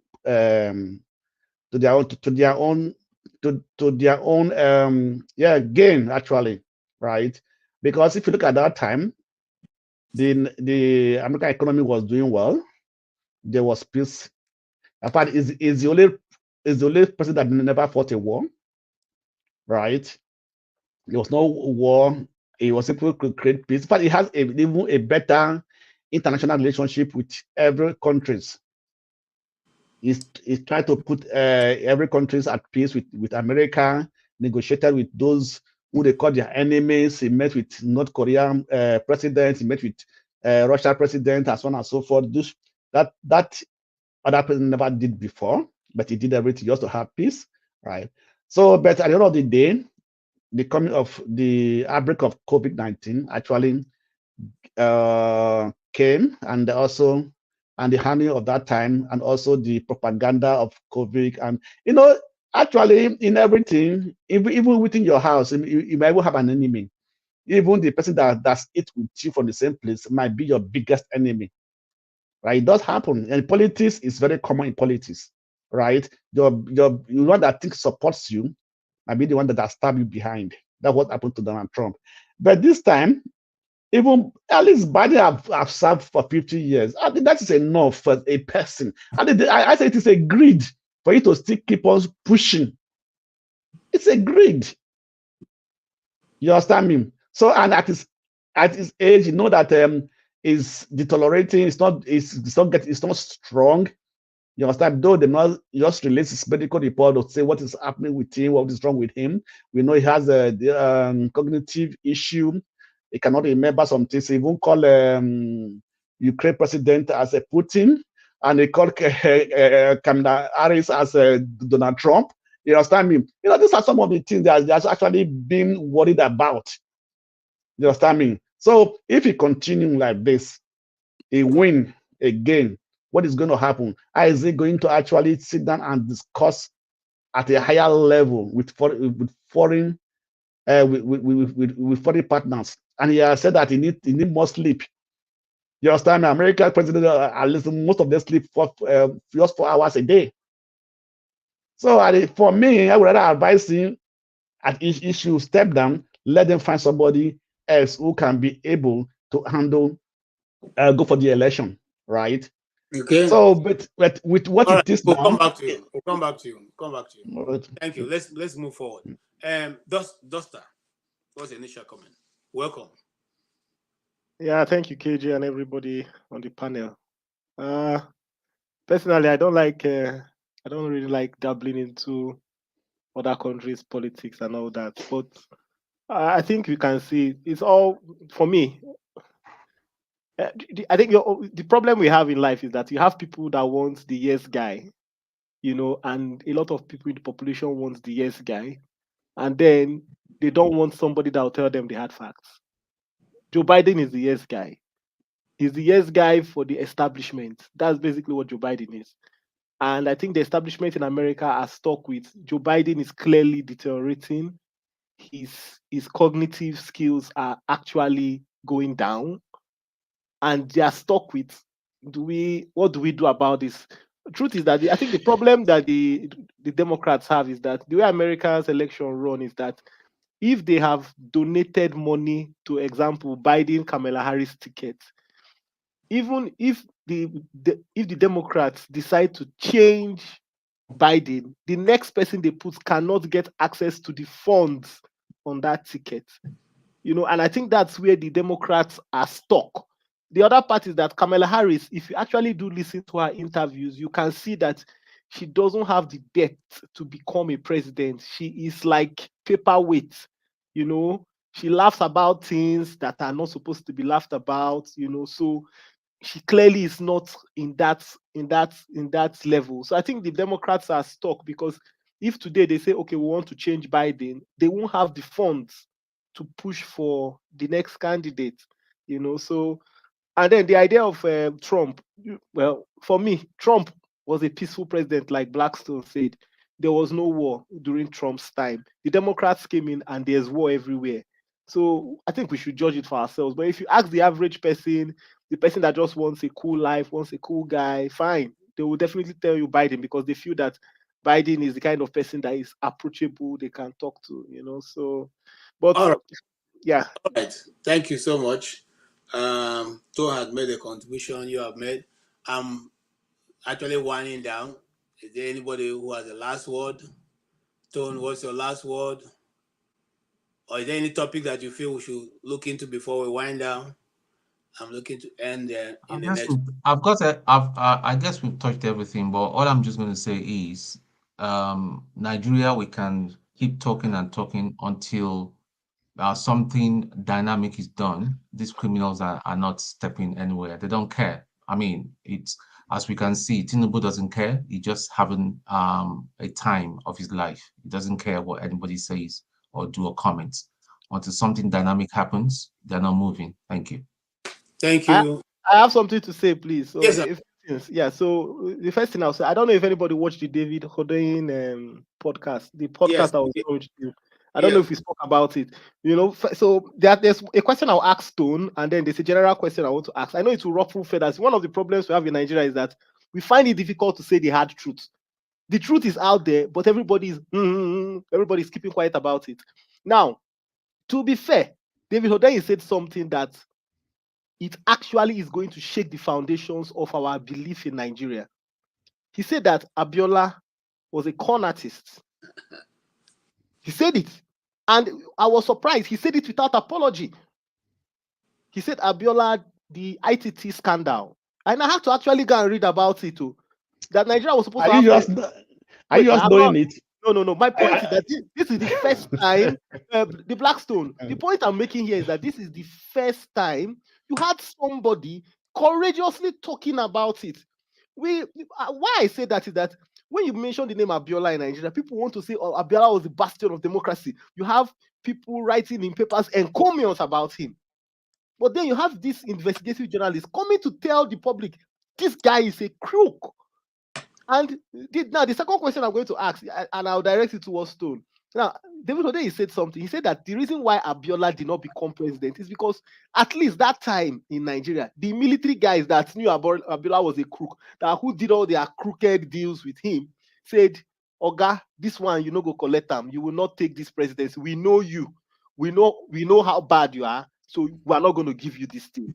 So it looked like you won. That is why Babangida annulled the election and Abacha took over. So what David Hodoyin was saying, he said at least there was a sense of, those military guys had this sense of, okay, we are bad, but let us not put a bad politician inside. You get my point. That was what he said. Now, so what the question David Hodoyin was asking, that say that the top brass in Nigeria, the security service, they know about the current president's the current president's shenanigans.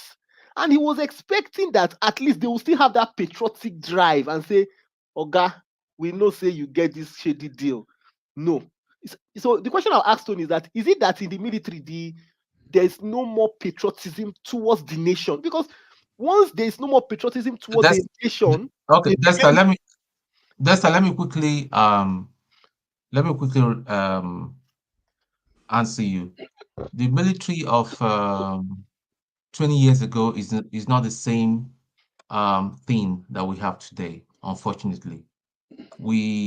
There used to be very, very, very professional officers, so to say, that were committed to the profession. But right now, most of the generals and the service chiefs that are now being appointed they've got their hands deep in politics.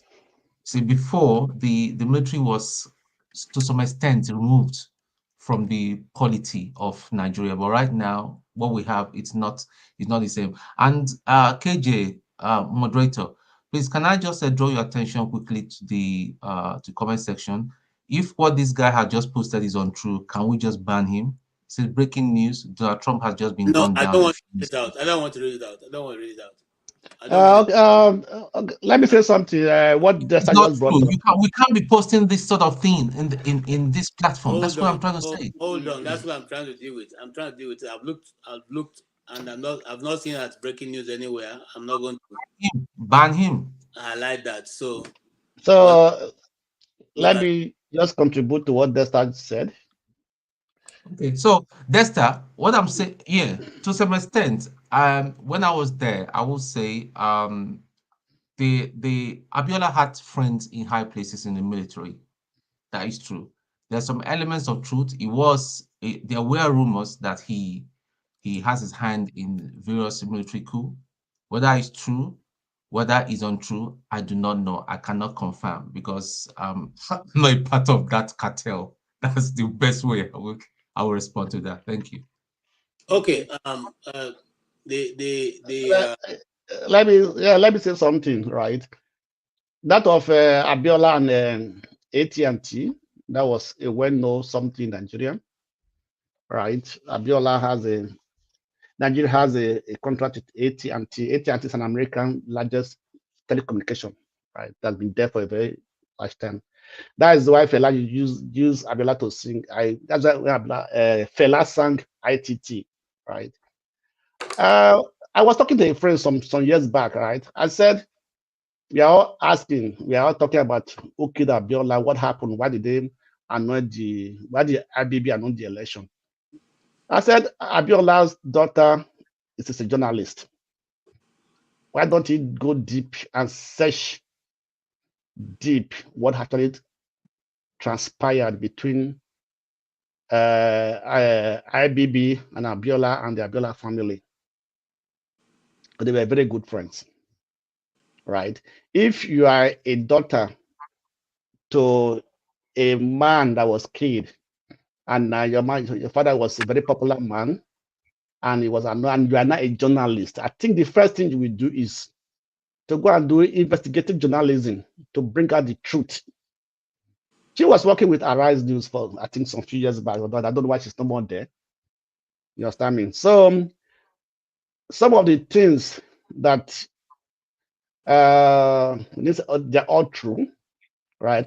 Abiola was one of the people that actually also contributed to what Nigeria is today. That is why I said we honor people who are criminals in Nigeria. We forget, once you have money, people forget your bad side. Once you become popular, people forget what you did to make your money. I challenge any Nigerian billionaires, let them come out and tell us how they make their money. Okay. You understand me? Yes, sir. And thank you. That's what it is. KJ, I challenge you, go and investigate all of them for us. Let us see how they make their money. No, I don't have to. I've always known Abiola's story. I have not. So why not Abiola today, Seth? All those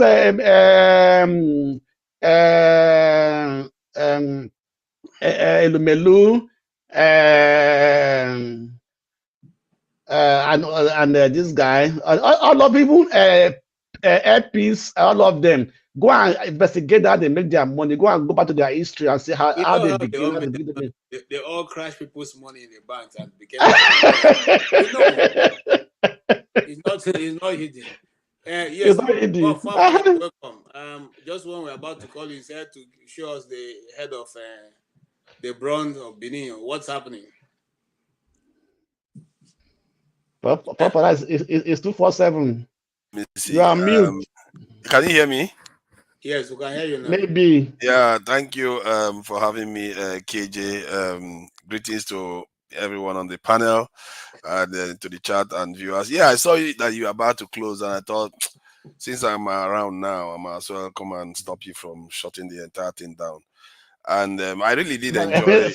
So that's how you came. The bad guy. What is the bad guy? We have a nice shift. Yeah, and there is another one coming up around 2 a.m. I think Pastor is coming on. But I was enjoying the young man that was, asking questions, a lot of questions. I wish I was around when he was asking all those questions. But so I just thought I should come and join the conversation because it doesn't have to be any major stuff, just to have, discuss some of the stuff happening in Nigeria. The recent one is this food import that the government is talking about that they want to do. It's a very bad idea. It's like Nigeria, we don't have follow through on anything really. Adesina, the head of Afrexim Bank, is against it. It's like, exactly word for word. When I saw that video, a video of the Nigerian government announcing that whether they are contemplating importing food, the comment I left on that video was exactly word for word what Adesina said. It's like, how can you you can't keep having two policies at the same time?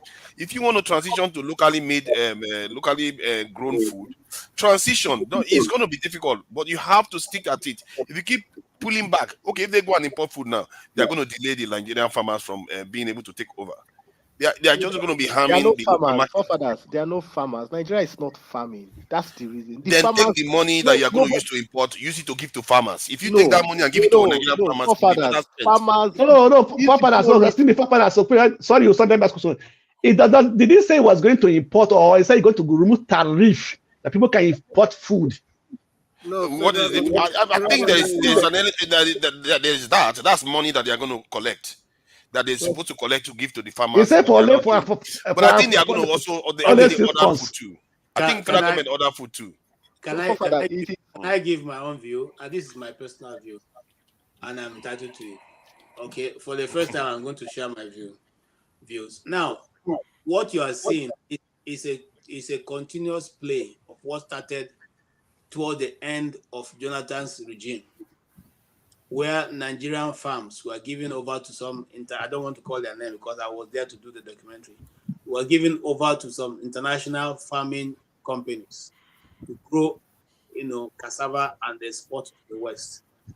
Now, at that point, they were playing with the idea of bringing in GMOs. Now, if you notice that and just oppose it. Your audio. You are frozen. Or am I the one that is frozen? Can anyone? Okay, I'm fine. Okay. Yeah, the government's policy. I think from what I can read here, it says the Nigerian government policy to allow massive food importation risks destroying the country's agriculture. That is at the core. He said for only 6 months, so he didn't say for one. Just say for only 6 months. So that's what he said, though. For only 6 months. I'm not sure it's only for 6 months. That's what it is. 150 days, forefathers. 150 days. Hold on now. Even if it's for 6 months, why did you have to do it for 6 months? You are damaging the local farmers. And people are suffering. People have no food people to buy. You think this is suffering? There is no production. It's not suffering. Insecurity. Let's go to Nigeria now. Take the money you are going to use to import, give it to the farmers. No, forefather, it's not about giving money to the farmers. It's the insecurity. Farmers are not going to farm anymore. They're not going to farm. How about the body? How much the body get to the farmers? How much the body get to the farmers? Is it the way they talk? You see how they talk? All this short-termism is going to kill us. Forefather, listen. Whichever way, head or tail, the Nigerian people are in for a hard time.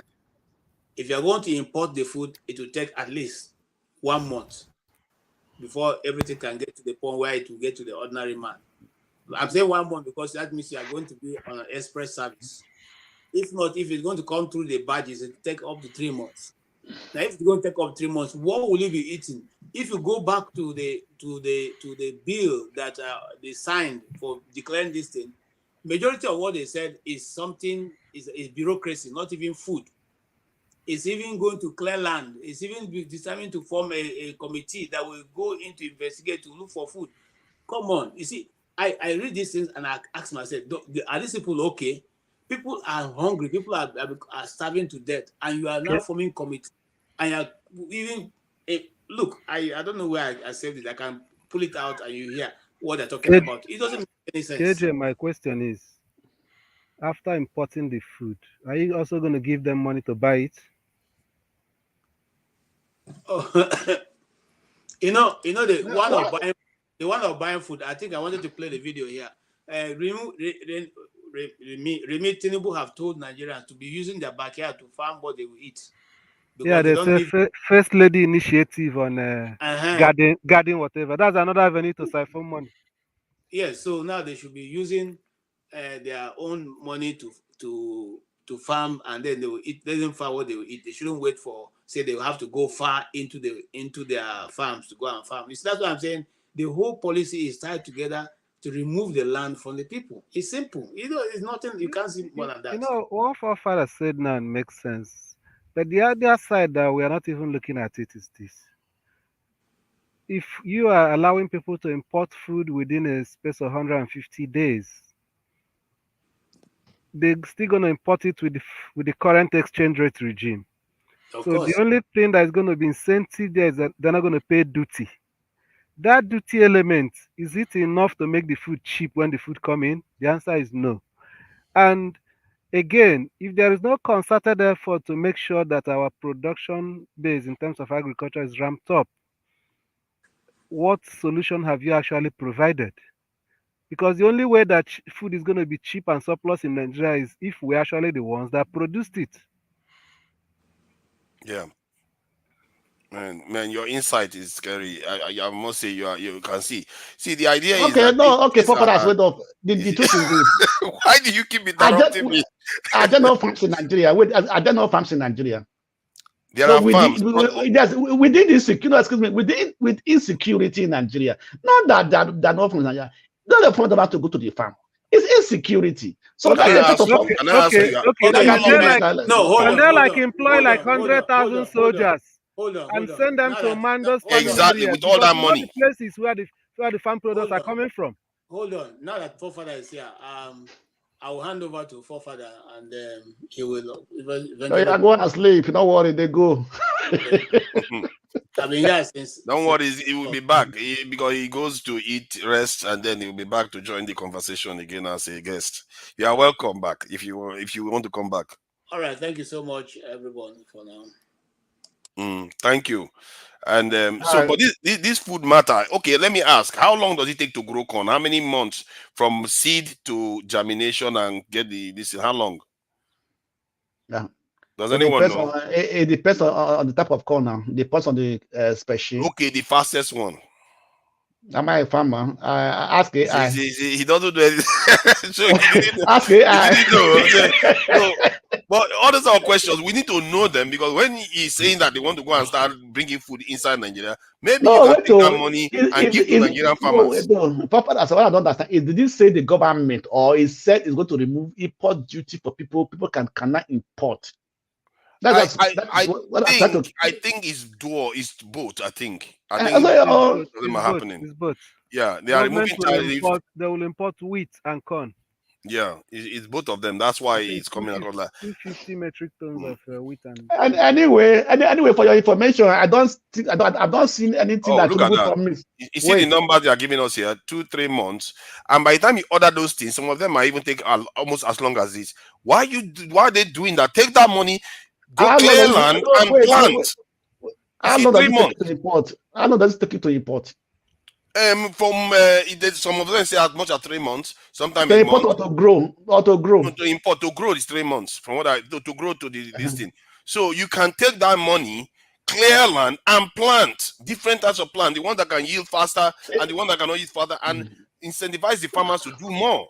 I don't know why they would rather go overseas and open the floodgates from foreigners. It depends where you are importing from. You can at least from Europe. It takes 1 month for a ship. At least 2 weeks, 2 weeks plus for a ship to get to Nigeria now. Europe is definitely going to be more expensive food now. What kind of food is going to be cheap from Europe? Anyway, from my, I don't see anything that Tinubu promised that came to pass. So all this is just talk. The only thing that comes to pass is the one that kills our economy, like floating the currency, removing subsidies. Everyone that is need to help the people. All to the help good the economy. ones never come to pass. We never see the good ones come to pass. This will not also come to pass. My man just leave that story. You just talk. I personally, no, they will. See, what you don't understand is that the forces that are prompting him to do these things, they are not normal forces. They are the forces that want to flood our market with their own cheap products. He's saying that it's for 3 months or 6 months. It's not going to be for 6 months. It's going to be for a year. Okay. What about the wheat that Ukraine gave to Nigeria? Ukraine said they're going to give Nigeria wheat. Where are they? Yeah, let them keep their wheat. Make we grow our own.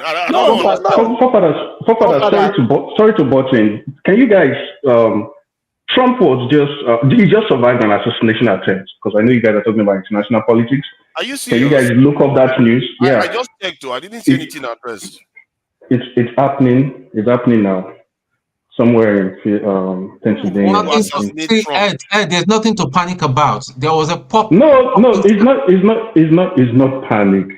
Because you guys are talking about international news, I'm just looking at it. It was just somebody it was just a they say it falls at rally. That it fell at rally. And they had to move him out. It was a normal thing to do. It was just a prank, and I think the person got shot. So that's what happened. Okay. Yeah. All right. Let me look it up. After he falls, rushes off stage. After he falls at rally. Why are they saying it's assassination when maybe the guy fell as an old man? I don't know. Let me see. Yeah, because I just got an email to that effect. Don't worry. All right, let me go. Let me go now. Let me go. Continue your discussion.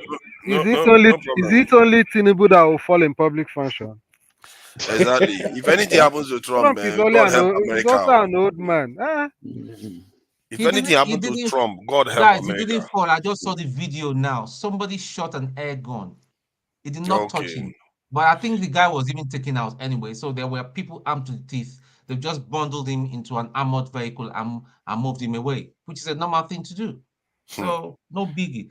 So why are people saying that he has been assassinated or it was an assassination attempt? I don't know why they say all those things. I don't know whether they had about it before we heard about it. I don't even know how that. People just want Trump. It tells you the hatred that people have for that man. They want him to be taken out. If they take him out, man, America is closer to a civil war than we realize then. Yes. Let's head back to our country. This food business. I'm always worried whenever I see this government, the way they behave. They will pretend as if they want to do the right thing for the people, then they will go and sabotage it again. Just like the fuel subsidy that was removed. Instead of us to get the benefit of that, they punished us by floating the currency again. And now you see that they are saying that the Nigerian farmers are supposed to be growing their own food. That's one of the big things he was talking about since last year. Now they're talking about bringing food in again. It's like, why do you always this forward backward game that they are playing with us? Like this is the game they've been doing since 1999. I've not seen anything that has moved Nigeria strategically forward. Not once. Can you even believe that Kenya that went to the Ruto that is in trouble right now? He went to Washington, and Washington upgraded their status to non-NATO ally. They call them non-NATO ally. That's a specific status that Nigeria hasn't even attained. You know what that means? They were going to give them more weapons, more this thing. They will raise their security profile. Basically, Kenya has got that. Nigeria hasn't got that. These are presidents just there doing everything. IMF, World Bank, everybody's telling him to. Me, I'm tired though. The guy is just exhausting. But forefathers, if you listen to Obasanjo's statement, you know that Nigeria actually attained a higher status than that. If you listen to Obasanjo, one of his one of his lectures, where he spoke about how there was a time that America's policy in Africa, America could not do anything in Africa without informing Nigeria. That's America could not take it. If they want, it's not like they are taking permission. No. Before they go into Libya, they will tell Nigeria, we're going to do this. You will hear about this. Nigeria was at the forefront of their policy in Africa.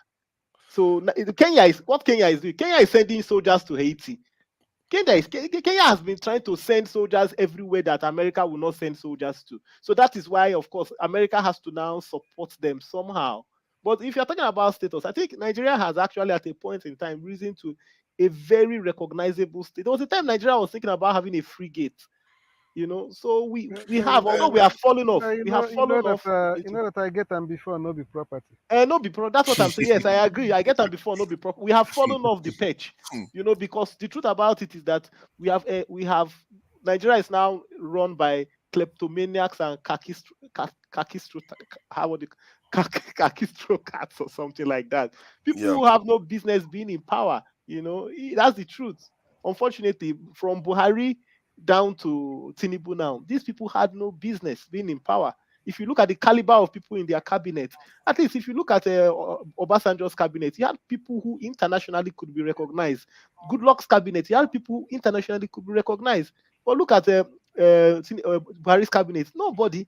Your Minister of Communication, Lai Mohammed, would they recognize him anyway? But why are we saying that they have no business being in power? I think Olumide says this all the time, and they will say, if our Nigerians were allowed to select their leaders. Well, how do we know Nigerians are not selecting some of all these leaders? The Ganifa Emi was there. Showore was there. Look at Showore. The election just went by. How many votes did he get?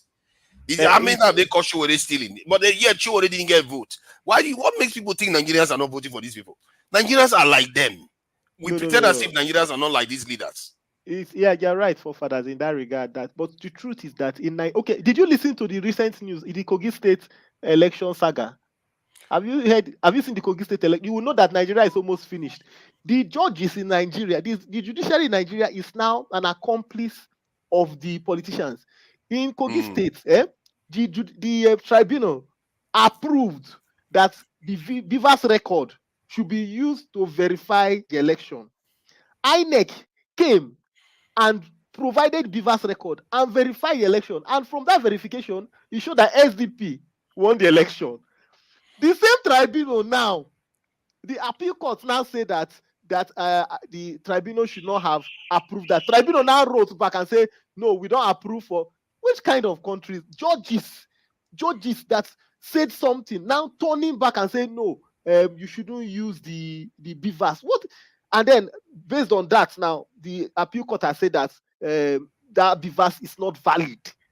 Which country will make progress that way? I see that type of stuff. When you see it, it's frustrating, but it's part of every nation. Like sometimes there's another one is overturned. Some of them will be overturned later on. The judgment is right. Dexter, they are just being consistent. No, in the consistent judgments last year. Yes, the Supreme Court said that the Beavers has no bearing on the election outcome. This is the point. It's not about it's not that about that. This is what was requested for, to verify. This is to verify the votes. SDP's claim was the claim of no, they don't need it. And why I don't agree with you here is this: court is based on. They don't need the Beavers for anything. No, court is based on evidence. Once you tell somebody to bring an evidence, and the person brings the evidence and shows it to you, black and white. The judges have already said the paper trail is what they want. No. What happened there was that the tribunal approved that the Beavers should be. So, stop criticizing our judiciary. The judiciary is completely dead. Completely bottled. It's completely dead. Go and steal a car in Nigeria. You find out whether judiciary is or not. They are completely dead.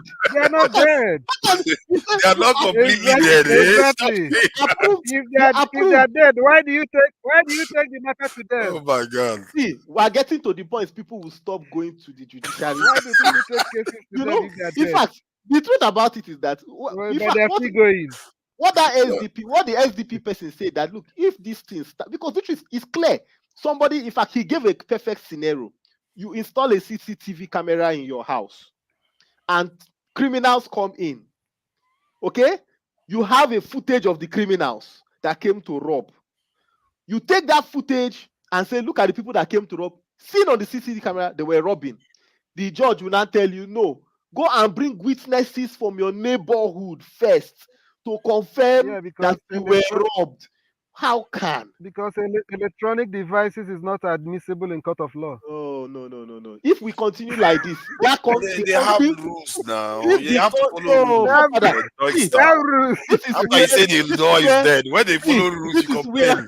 This is where I always say that the West, the West at least have some sanity to know that once evidence is placed before them, black and white, even the West have their own problem. Yeah, I agree. But in the case of law, once an evidence is placed before a judge, black and white, no matter how it came, as long as it's placed before him, he makes his judgment based on that evidence, not based on political sentiments. Or because what I think has happened in Nigeria, you have the government has succeeded in making everybody poor, even the judiciary. Right now, that appeal court judges are happy that they are building complexes for them. How can?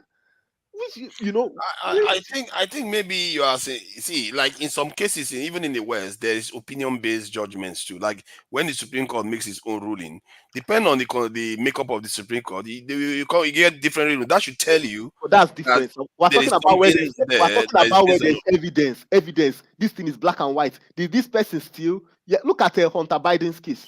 Did he do it? There's evidence. He did it.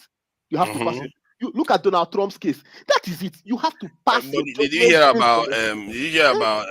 This thing? Ben Affleck's. Was it Ben? No. What's his name again? The guy that was in court today. That his case was thrown out. Even if he killed somebody, but somehow his work. No, if there's no evidence. There's evidence that he killed the person. That's not the dispute. But yet the case couldn't go forward. Why? What's the reason? What was the technicality? I think it had something to do with the way the evidence was tampered with from the prosecution or something. Okay. And the whole case fall apart. This is someone that killed somebody. But we have to look. I want to. We must like Baldwin. Like Baldwin. The Baldwin. Oh no, sir! Look at what happened there. It was not his fault. Wait. He's not his fault. It was the armorer. It was the armorer. He was not to know. He was never supposed to be given a loaded gun.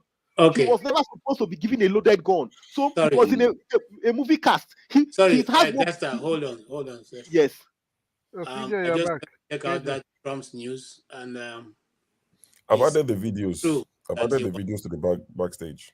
We can play it if you want to. Let's check it out. Yeah, that's why I came on to say I've added the videos. Okay. I also added it also. Oh, okay. I came on as soon as I did. Man, you guys are fast. All right, let's play it. Take a look at what happened.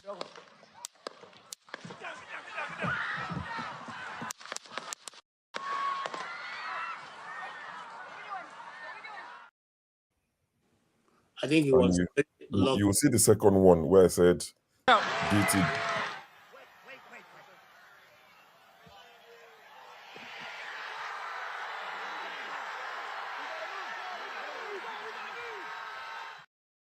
Is that when he fell down that he got injured? No. Was the shot that injured him? Yes. If you notice, the first shot, he touched his ear. So Can you play it again? Okay, let's check it again. I find out how to believe. Take a look at what happened.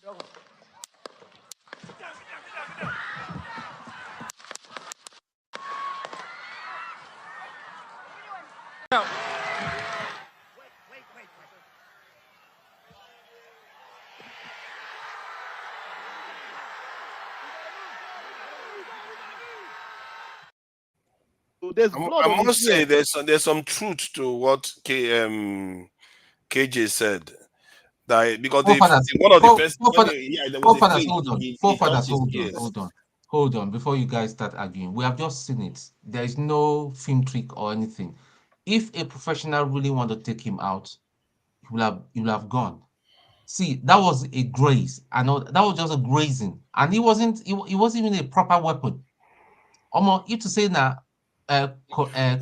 Nobody said he was a professional. The trick would be whether you're a passionate poser of Trump wanted to do something like that. Not even that. And, see, let me tell you something. Forget those ones that are talking. If it's not your time, if you like, go bring the best marksman. He no go get you. That's just come on, man. I'm just telling you. If that was a bullet, even if the marksman is falling from the sky, some of them are so good they will still get you. Let them throw bomb where you are now. They just made that guy give him 90% chance of winning the election. The assistant survived. He's still living. Not gonna leave that thing. If you don't believe in God, I believe. That's why it's a bit odd though. I don't know because he did flinch. That the only evidence that maybe the stuff touched him is that he did flinch when and the it might first. it might not be actual bullet. It might be some sort of. Yeah, it might be. He got injured. Anybody we're not disputing that. We're saying if that was a bullet, you'll be out cold. Bullet doesn't graze your and small bleeding, and it's not exactly. That's my point. That's the point I'm trying to make. The bullet might have missed him and touched his ear. The person wants to assassinate you, they won't come with those. So it depends on the kind of weapons they can get into the. Yes, they said. Talking about. They said that. You're there laughing. America's this chances of a civil war is rising every day. I've been warning Americans. You guys don't know the danger you are in. The chance of a civil war in that country is so high. If anything happens to Trump now, and all this stuff, let's say it is real, somebody tried to assassinate him. Chances of him winning the election just went up again. It just went up. It just went up again. And with grudge, he's got grudge in his belly. Usually, I try not to discuss things that have to do with Christianity on this channel because most of you don't think those things are this. But there's a prophet I follow, prophetess, and her name is Celestia. Great. You follow Celestia? Yeah, I follow Celestia. The same prophet that was praying when they were announcing results. Trump is winning now. No, it's going to be overturned. The election. Brother, at my age, I think you should know that I know some things in this world. I don't think I was born yesterday. Sorry. So what is Celestia say? Sorry. Celestia said let's hear what Celestia said. But I have to give it to Trump though, for an old man like that. The way he appears like a 50-year-old man. That's a 20-year-old man. You know these evil people, they are just going to start, I know what you're talking about. It's not even only Celestial. There are two other people that have said that this is going to happen. You see, let me don't worry about it. What will happen? The Simpsons actually predicted this assassination attempt. Actually, let me. I could have predicted it. He's a politician. Exactly. Common sense. Somebody come on. Sure, you don't be prophet, Abi. At least as a politician, you can still predict. Anybody that says something can predict. So people that have said it first, and that predicted it, and it's coming to pass. What is Celestia say? I actually predicted it. Is it because you don't know that I can predict stuff? Dexter, I don't hear the voice of God from my ear. It lasted in my ear for 2 weeks. You can't tell me anything about God that anybody can come and tell me. I have heard. I didn't say somebody told me. I have heard. I've been in a life and death situation, and when I came out of it, it was the voice of God I felt heard in my ear. Said, "Now you know I know you by name. If you die right now, you'll be standing before me." Not something somebody can tell me. God not interested in Nigeria. Abi has left us. Wait. Let's hear what Celestia said, please. KJ, what is Celestia? She already said this. I missed that thing. Go back to his video now. Go and look for it. Go and ask AI. So I don't know. You see, many Igbos get proverb say, everybody and his God. Your own God different, my own different. And they follow my own. It's been working for me. Has God left Nigeria? He's not interested. What did we do? He has abandoned us. He has abandoned us. No, we should go and repent. Go and repent. Righteousness is not a nation. Yes. Never hear. The Blackstone, yes. Tell them. I miss him pass. Righteousness is not a nation. Sin. What is it? Sure. You want us to know. You that grew up with a Christian home. Your father was a pastor. You might not talk here. I believe in all this. I believe, but say somebody predicted they would attempt to kill Trump. It's common sense. I could have predicted. Wait. Excuse me. Before the last election, when somebody said that Trump is going to win, they said they have heard that Trump will become a president. Did anybody believe him? Or it happens? Even Paula White was calling all the voters from Africa, calling all these things on live TV. This thing is 50-50 now. Exactly. It's just calculated guess in most cases. They are prophets. I'm all for that. There are prophets, there are genuine ones, there are fake ones. That we know very well. My brother, sure. Huh? Biden needs to go. Just like he needs to go. Fake prophets. Biden is bad market. Everything. We replace it with the forefathers.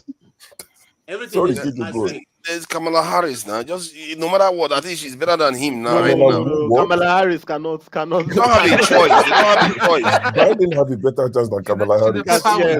I think people are misunderstanding the situation. If she became president, her profile would change automatically. Will she win? Not like she will she win? That's the question. But would she win? That's the question. The question is if by Trump, this in Biden goes and collapses completely, then they will lose a lot of seats. But if she loses, she might actually lose respectably, and she might be able to make a good case against Trump. Remember, she's a prosecutor.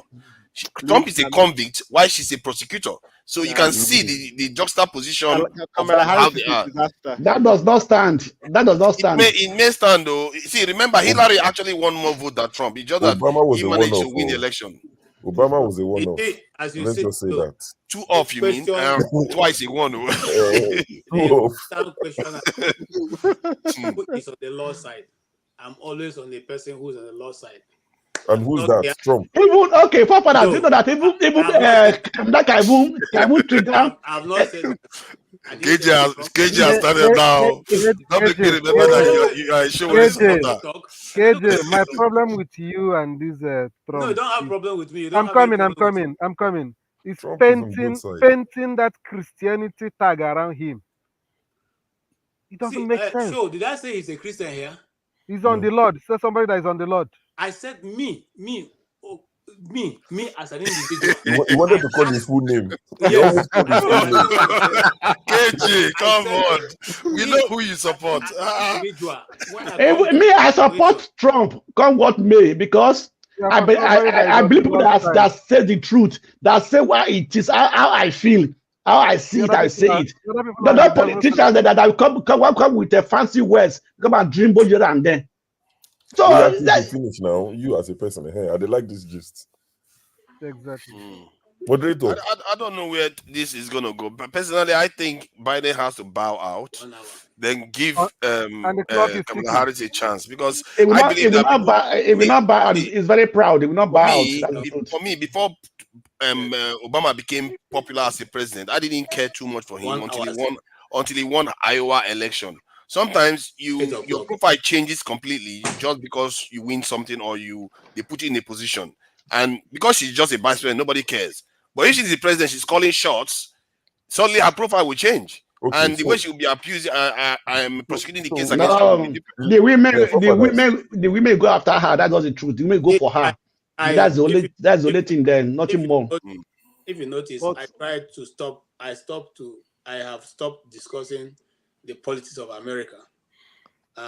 Not because I don't know what to say, but because I don't want, there are many things I'm avoiding. So when I'm talking, as I said, I'm asking who's on the law side, is for me, for myself. If I come to a situation, I ask, I inquire. And you may not be hearing God. So you're not for Trump then? I think you're not for Trump then. I'm not for anybody. I'm for who is on the law side. I'm just like that. Who came, so none of them are on the law side now. Yes. So KJ is neutral. KJ is neutral. Forefathers, didn't you buy the Trump Bible? How can you be more the law side? Exactly. When he's telling you on the law side, you don't know what he's talking about. I know what he's talking about now. Somebody that turned the Bible upside down. He doesn't even know how to hold it right. How do you know the Trump Bible? If not you, when Pastor was there now, you don't talk. I don't know. I've never seen Trump Bible. Is it by Trump? Is it by Trump? You brought me from Passat. No, you brought me from Passat. I'm grateful. Pastor was there to deal with you. You don't agree talk. You the wrong. No, that's like don't talk. Don't talk. Keep quiet. No, I don't. I must say, I know how that to video. dodge Pansat bullets. I know how to dodge Pansat bullets. When it comes to politics, that video doesn't do Trump any harm. I must say, it doesn't do him any harm. Video, he will use it for his campaign. Where it was it doesn't do him any harm at all. It doesn't do him. course, That guy knows politics, I think man. this was even planned. And maybe. But all this stuff is happening because Biden is just there fading away. Gentlemen, calm down. The question is, this is between life and death. Assuming even the team make mistake hitting head, that will be the end of his life. He no get duplicate. So let's see even see where it goes, the head, don't put the body, the head. Let us be also looking at the fact that it's another human being that just narrowly missed dying.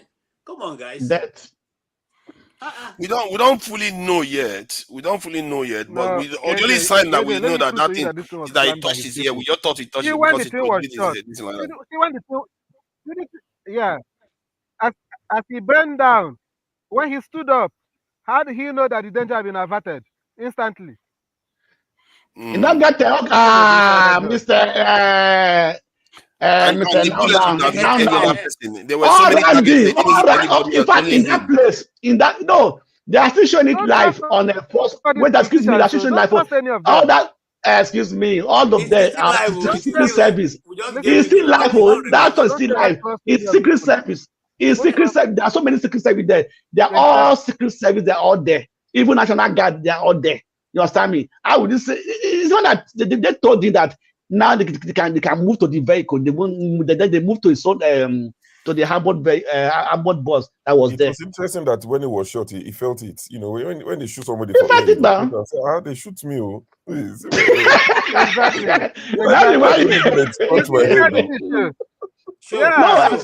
Excuse me. It might not be a real bullet. It might not be a real bullet. But excuse me, it's a sign that you should be more careful. I agree. I've not disagreed with that. I'm just saying it was not real bullet. That's what I'm saying. No, sure. Let me tell you. Though I spoke to. Anyway, I think they will arrested the person anyway. I think they arrested the person. From where I think they arrested the person that. One guy who was shot. The guy said he didn't even know that he was shot. It was only as he was running, and now later on he saw blood coming down. That's when he knew he was shot. He didn't even know the bullet met him. He thought it bullet passed him because he only heard it pass. So, like somebody observed here. It depends on what kind of. But KJ, but what do we ask? How did that guy enter that place with anything dangerous? Because they said that they go through metal screen and everything. Apart, there's high security. Wait, now have you ever gone to these airports? You go see all the kind of things when they discover from passengers. Even this last holiday now, there was even one. It was in form of a comb. Just it'd be like comb. They dismantle and all together. It'd be like comb, just comb. I was watching this thing. Those TSA guys, apprehend them, in the airport there. And they were asking them, so what was the crime? Which airport? Nigeria airport or US airport? I'm talking about better airport. You talk of Nigeria airport. You said that airport. May I ask you that airport? You don't say everything you find in wait, KJ. Everything you find in FIR, you find it in America. Anyway, I'm talking about better airports. Those people who brought it, they were asking what are they going to do to them? They said those ones that were loaded, they're going to get up to 5 years. Those ones that are not getting loaded are going to get charges and probably giving some fines to pay. But if it's loaded, you are going in. So what am I saying? I'm saying that these things are everywhere. They are made as small as anything. So anybody can even carry different pieces, depending on who is involved to get into the place. But I thank God, we all thank God that because it's like somebody I was listening to today said one of those people who work closely with Agu Rensi, his book. The blood menu. I mean, I'm small blood though. Man, go see her for Fox News. I share the pictures from every angle. Fox News will show it till next year. You listen to Fox News a lot, right? No, you follow CNN, Abi. You follow CNN. If they follow CNN and MSBC. But this is not CNN. They are following first. They are following CNN and MPC. I only listen to Dr. Damages. Story. Not for yourself. Story. Dr. Damages fan. Story. The TV station where a live pass for this one at CNN. CNN is the TV, the news that live most. CNN. Is that radio station? The Blackstone. For it to be a real gunshot, other people have to be injured there because the way the shots were coming. If other people are not injured there, then it's not. I know. What are you saying? There are too many people around him. You can see that. You can see that behind him, around him, everywhere. No, it's the Blackstone that was asking that it's never seen it before. Say what? Yeah. I was showing you something, Blackstone. I'm not sure if you saw it. No, I've not seen it before. Show me again. I'm not seeing it to send it to me. About what? Trump's Bible. Is that Stammer or something? Not be Trump Bible. It was not written by Trump. It was not written by Trump. He's on the Lord's side. It's not written by Trump. Nobody said it was written by him. I didn't say he wrote it. So they gave the name Triumph. I have it in my app. Triumph. Why is man of prestige asking me to shut up? What of prestige? What's your problem? I don't know. Did I offend? Is he a Trump supporter or something? Oh no, I think he's a Biden supporter. Yeah, he's annoyed that I'm saying Kamala Harris should I think she should, because if Trump is going to lose, you might as well lose with grace instead of losing with this sleeping Joe in debates and everywhere. You might as well have somebody that prosecutes the case properly. Maybe they might save some seats. Kamala Harris will not go anywhere. My for that story. You don't know. You don't know that. The black women I go support them. Don't be too sure. Don't be too sure. They're already saying it now. That is full of news. They're already saying it. The women are vying for her. People are very fickle. Have you listened to Kamala Harris before? Have you listened to her? No, I've listened to her. I don't like her much. I don't like her much. Okay. Have you seen? I don't like her much, but I know that. Do you think she has any substance? The laughing camera. She's a vice president. The only vice president that we've known in American history that seems to have a little bit of power was Dick Cheney. The rest are always bland figures. Look at the. Wait, Father, what are you talking? Father, what are you talking? They gave her the border. What happened to the border? Who gave her the border? The border was handled to her for her to take care about the immigration. How to manage the border How did they give her the border? I don't think people hate her strongly enough. They don't tell me, Steph. Tell me, why change your name now? Tell me. Border security. Is it the other border security? You see that what we are saying today? I said it's management. It's not the border, but she has a right to give an instruction. Don't she have the right to give an instruction? No, don't she? No, excuse me. Don't she have the right to give an instruction? I don't like her. You see now. You see.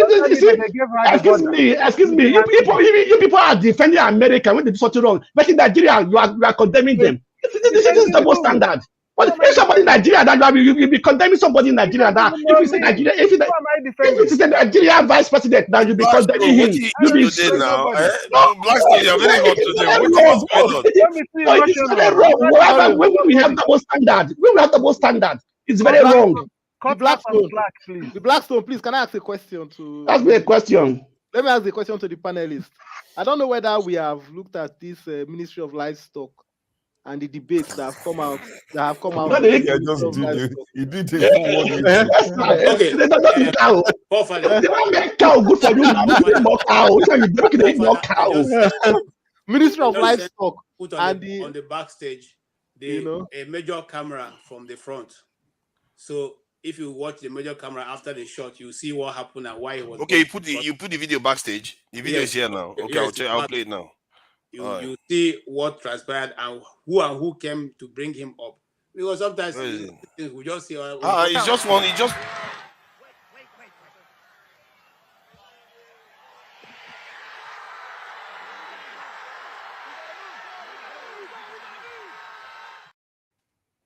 No, you didn't play it at the. No, it's only one video I can see. Okay. It's in the chat. Okay. I see what you mean. Let me get that. Oh, I saw. Let me see. Oh, that one has ended. Though. Fox News has ended. Let me play one that I know I have here. Yeah, that one. I think. Okay, is there the second one? Let me see that second one. Yeah, the second one. Why is standing first? Play from. Let me see.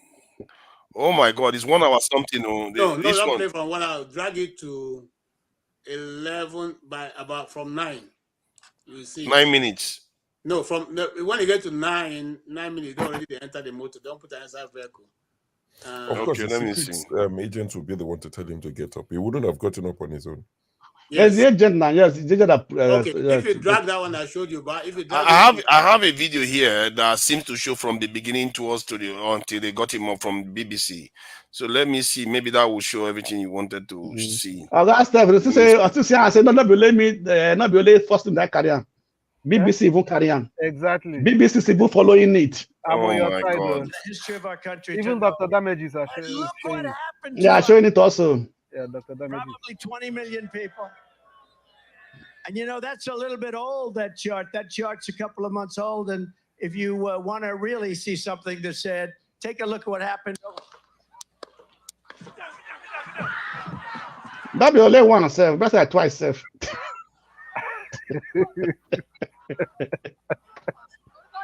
The people around him should get hit too, because there are people surrounding him everywhere. But you can hear them shouting, so maybe they will show victims. Yeah. It was 3 shots, right? There will be more. They'll be watching. You see the agents that came in that brought him up. You can see people that are coming now.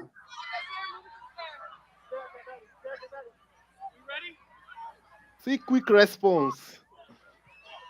No, they're always there now. They're all around there. They are positioned in different places.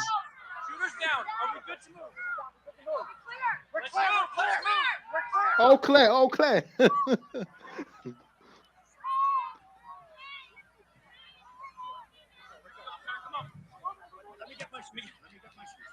I got you, sir. Wow. Like a war zone, isn't it? Your turn is ready to listen. All those things we watch in the movies are not. Yeah, look at them. They are real simulations. They are really going to make liberals look bad now. When it's the Republicans that are doing most of the killing of political activists or politicians. But it's not the first time now. Even at that time, Reagan, they even shot Reagan now. Reagan, they shot at that time now.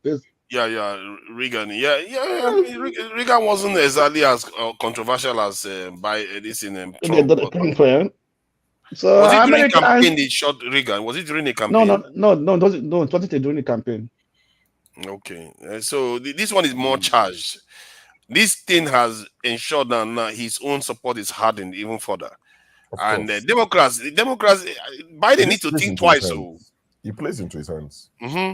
No, sometimes when you are fighting your enemy, when in politics, you have to be very careful how you carry out your fight. That's what. That's what is happening to Democrats. Because the way they have been fighting Donald Trump, it has been too much that even give him more popularity. He will get him a lot of sympathy votes. Even those who are not decided might think for them to be fighting against him. Even the cases in court and everything, all of the in fact it's making them more sympathy. Go back to America, whatever they do. They shouldn't come and lecture us about democracy. In the whole of America, these two are the ones that they can find. Like I said, democracy doesn't exist now. No, sure. Like I said, I said you are so hot today. Calm down. But I wait first. I said Democrat, they rig election illegally. They rig election legally. When it comes to the election period, about so less than a year to election, they start to change laws to favor them. That's how they rig the election. Did you see show that this in Jeremy Corbyn got 12 million votes in the UK, lost. Got 10 million votes, lost. Keir Starmer got 9 million votes, won a landslide. Yep. This is not a democracy. It's crazy that it's democracy. I've just seen another video. The guy was shot. He was shot. He can't even walk. He's been dragged out. The guy was Some other person got hit, eh? Oh, the No, person the guy that actually shot him. Yeah, he was shot. Good. I just saw a video. I hope they didn't kill him. He needs to say where he's from. If anybody has got, we need to know where he's from. Whether he's the Joe Biden's brother, whether he's related to Kamala Harris. We have to know. Exactly. He won't say anything now. He won't say those. He won't say that. If it's even possible, he won't say that. He will say it by force. When they throw him to the rednecks, he will confess. Fathers, your statistics are a little bit they are misleading. What do you call it? You have to look at what is the total number of voters in a system. So when you say Kestama won with 9 million votes, dead now. But they killed him. You see, that's not good. There's no evidence now. Yeah, but America, they are very fond of taking. They are very fond of destroying evidence in America. Yeah, but they've just destroyed the evidence. What did you want them to do? You have the guy was armed to kill. The guy is armed to kill. You take him out. You could take him out, but in the UK, somebody beheaded a soldier and they shot him in the leg. So there are ways to disable somebody, especially when you need information from the person. I don't agree with you. That guy I agree. Threat to the life of the people there. And he was. If the guy was resisting arrest, there's no they'll have to take him out because. Apart from that, see, these things are quite deep. He might be taken out so that nothing is revealed. You've not thought about that. That's true. That's why that's my concern. They're taking where that guy put this story on the chat. It was a fake story. The shooter of Kennedy died like that too. They don't let people reveal the truth of the situation. They just get rid of them. The driver who collided into Dodiel Fayed and Diana, he survived. Yeah. They said he lost his tongue. He couldn't speak for 2 or 3 days in the hospital. Then he died shortly after. It's always like they always die mysterious. It's always like that. No. If you have to come by evidence, in order to see the evidence, you kill the person. Just eliminating. But let's not conclude the matter like that, because the fact that they identified that guy, that is an evidence. Because if the guy planned that assassination, then there will be trails around him. There will be messages and all that. So for all you know, some other person was the mastermind that actually did the shot, and that person was a patsy. They always have a patsy that they use for all these things. You know what the patsy is? You know what the patsy is? They'll put one person up that is more of a useless person. Then the real person that carries out the actual operation is behind the scenes, and that one is never touched. It's the patsy that they will go after. So these people are very, very sophisticated. They know how to handle the public very well. And that's why the parties, they often never let them leave. Because if they had lived, then they'll be able to tell their tale properly. Will Trump attend the next debate with this kind of stuff that happened to him? I don't think he will. Oh, he will attend. He will attend. He'll give up his security. Now he'll be like, he's born now. Where is the sound coming from? Is there sound coming? Am I echoing? I don't know. Maybe it's UKG. I don't know. I'm not echoing from my end. So yeah, it's a bit of a shame that Democrats are. Sure, why am I saying that? It's a shame. They should rot in hell. I don't like Democrats. Actually, they've completely done so much damage to our community. Do you know? Oh my God! When I was checking the data recently, I was just like, Democrats are evil. America, there's about 1 million abortions a year in America. 38% of them are from the Black community.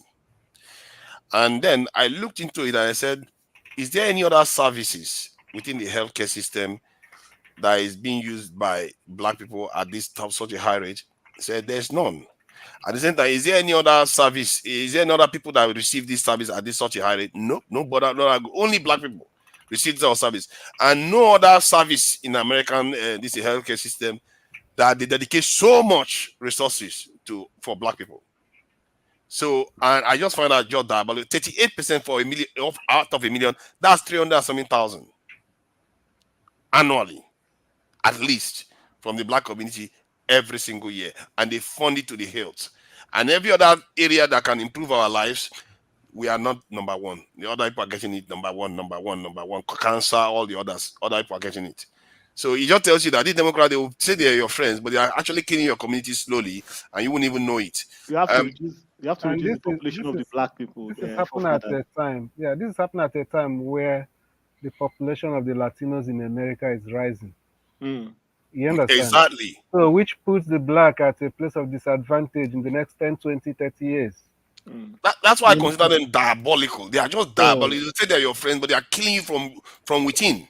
And you wouldn't even know it. They'll be like, oh yeah, they're giving you healthcare. Why is it that our healthcare has to be with abortion? Why are you not helping them raise those children? We are talking about the abortion in America. Don't you know that the United Nations sponsors abortion in Nigeria? No, that's part of their approach to that kind of reducing the yes, that's their approach, and it's a very, very diabolical one because they don't do it with any other community. It's always us that they are doing it all the time. We give birth like rabbits, forefathers. That's what they say. No, we don't give birth like rabbits. They just they give birth like rabbits. We breed like rabbits. That's a lie. That's a lie. You see, that kind of stuff, that's how you're saying. That's a lie. Let me tell something. Even Nigerian population that says it's not even correct. It's less than that number. The Blackstone, one senator has 28 children. Is it bad? How many wives? No, how many wives? That's how many wives. No, how many wives? Wait now. How many wives? I think it's like 4 or 7 wives or something like that. Okay, so he's not supposed to still marry other men. They will still have the same number of children too. They will still get to the number of children. So it's not because mama has it. So that validates the point I said you breed like rabbits. No, don't breed like rabbits. Yeah. the Blackstone has got his voice today, man. It's not. No, excuse me. Have you not seen a woman that has 35 children? Single woman has 35 children. Have you not seen it? That's I'm not saying for Blackstone. I think an interesting study. It's not even in Africa itself. I think it's in Kenya. The Blackstone. If a lady starts giving birth when she's 18 years old, 18 plus 35 is how many years? I said this woman have 35 children. This is people from Kenya. Some of them are having twins or triplets. See, all of them are twins and triplets. Hold on now. Let me just add something. I asked a lot of questions about this because I also asked about the abortion rate in Nigeria and all the rest of it. And when you compare it, even from the black community in Nigeria, because we are black, because I was trying to think that maybe in Africa it's the same thing as in America, so it's not unusual. But in Nigeria, very, very low birth rate. And I even went on to ask, is Nigeria, that's abortion rate. I also asked if the abortion rate in Nigeria is also less than the abortion rate amongst the white people in America. It was still lower than the abortion rate in America. So it means that in Nigeria, we have a lower abortion rate than the white people in America, but single-handedly, the black people have the highest. Basically, maybe in the world, actually. It's like, what kind of politics are they playing in America there to allow that kind of stuff to be happening to them? You have a higher sacrifice. They sacrifice those children to their gods. I leave that side. It's sad. It's really sad. I don't know. That's why I just really. How can federal government say they will be paying for abortion? The whole federal government will be paying for and abortion. They want to bring that to Nigeria. You see, those are the kind of things they want to bring to Nigeria. This is why they keep talking about family planning and all this stuff. They want to bring that thing to Nigeria. No, for that, they are sponsoring abortion, but they are inviting immigrants. You don't have to have children. You don't have to have children. But you have to bring other people's children and for them to become your children. Can you imagine that? You see, what makes it ugly is that they just need grown-ups. They don't need people that they have to educate. Because when you bring immigrants in, other countries have educated and spend a lot of their resources educating them. So you bring them into your country to just come and serve you. So you see now, they don't have to do the hard work of educating you, raising you till you become older. They just come and serve. And when you serve at a cheaper rate. So, and you look at democracy, you think they are just being nice, but they are not being nice. They are a weapon, actually, because while you are pulling people away from their country, you are pulling some of the best brains from that country. If Nigeria doesn't have nuclear scientists, they don't have aerospace engineers, they don't have, who will build Nigeria? Nobody will ever build Nigeria. So it depends on the scale that they move Nigeria. Who told you? What about you? What about you? I'm here. What are you talking about? I'm one of them they've taken. What are you talking Who took you? You went away yourself. Nobody took you. But you see, you think you're doing it yourself, but you didn't have it. See, I'm not a fool. I've admitted it myself that it's because they brainwashed me too. Because we believe that every time we come here, we are going to get the best out of here, isn't it? We're going to get good education, which you get. It's not a lie that you don't get those things. And why do you think we do that? It's because Nigeria is not providing it. Some of the things I wanted to do in Nigeria, I didn't have access to doing it in Nigeria. Or if you wanted to do it in Nigeria, it was so expensive, so you had to consider traveling overseas. But if people were building Nigeria, I wouldn't need that. Or maybe if I didn't even know that stuff existed overseas, I wouldn't even want to leave the country. You see, this is why you have to be careful what you expose your own people to. Why do you think I wanted to leave the country? Because I knew it was there. And many of our Nigerians and people right now are watching Instagram, watching YouTube. All they see is things that they don't have access to. That's why you see the Jackpot syndrome. With the rise of social media, it almost correlates with the rise of the Jackpot. Anyway, forefathers, no matter how Jackpot or not Jackpot, the more we Jackpot, the more our country remains what it is. So start going down because when we live it for the bad people to enjoy the wealth of the country. So it doesn't help us in any way. In fact, it is more of a disadvantage to us than advantage. Because if we are living, right, the bad ones will be there and start enjoying the wealth of the nation. It's true. The Jackpot thing, it has its two sides, a two-edged sword.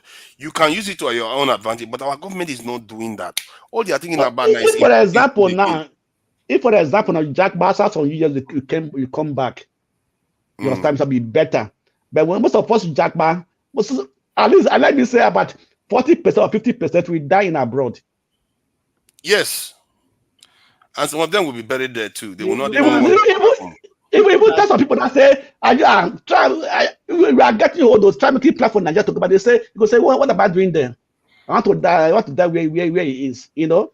So also the same thing. We are also destroying ourselves, destroying our economy one way or the other. Indirectly, everything we do has direct or indirect effect on our society, on our nation. It's so in a way, what makes it good also is that it's not that hard to fix Nigeria. You just have to have the right kind people with the right kind of mindset and the right kind of leader in there. All this is the Jackpot will become a blessing then. Because if you know what you're doing, you're going to tap into that Jackpot. That's what the Chinese did. You tap into the Jackpot to transfer intellectual property rights and transfer expertise and invite them to come back home, to come and invest and build.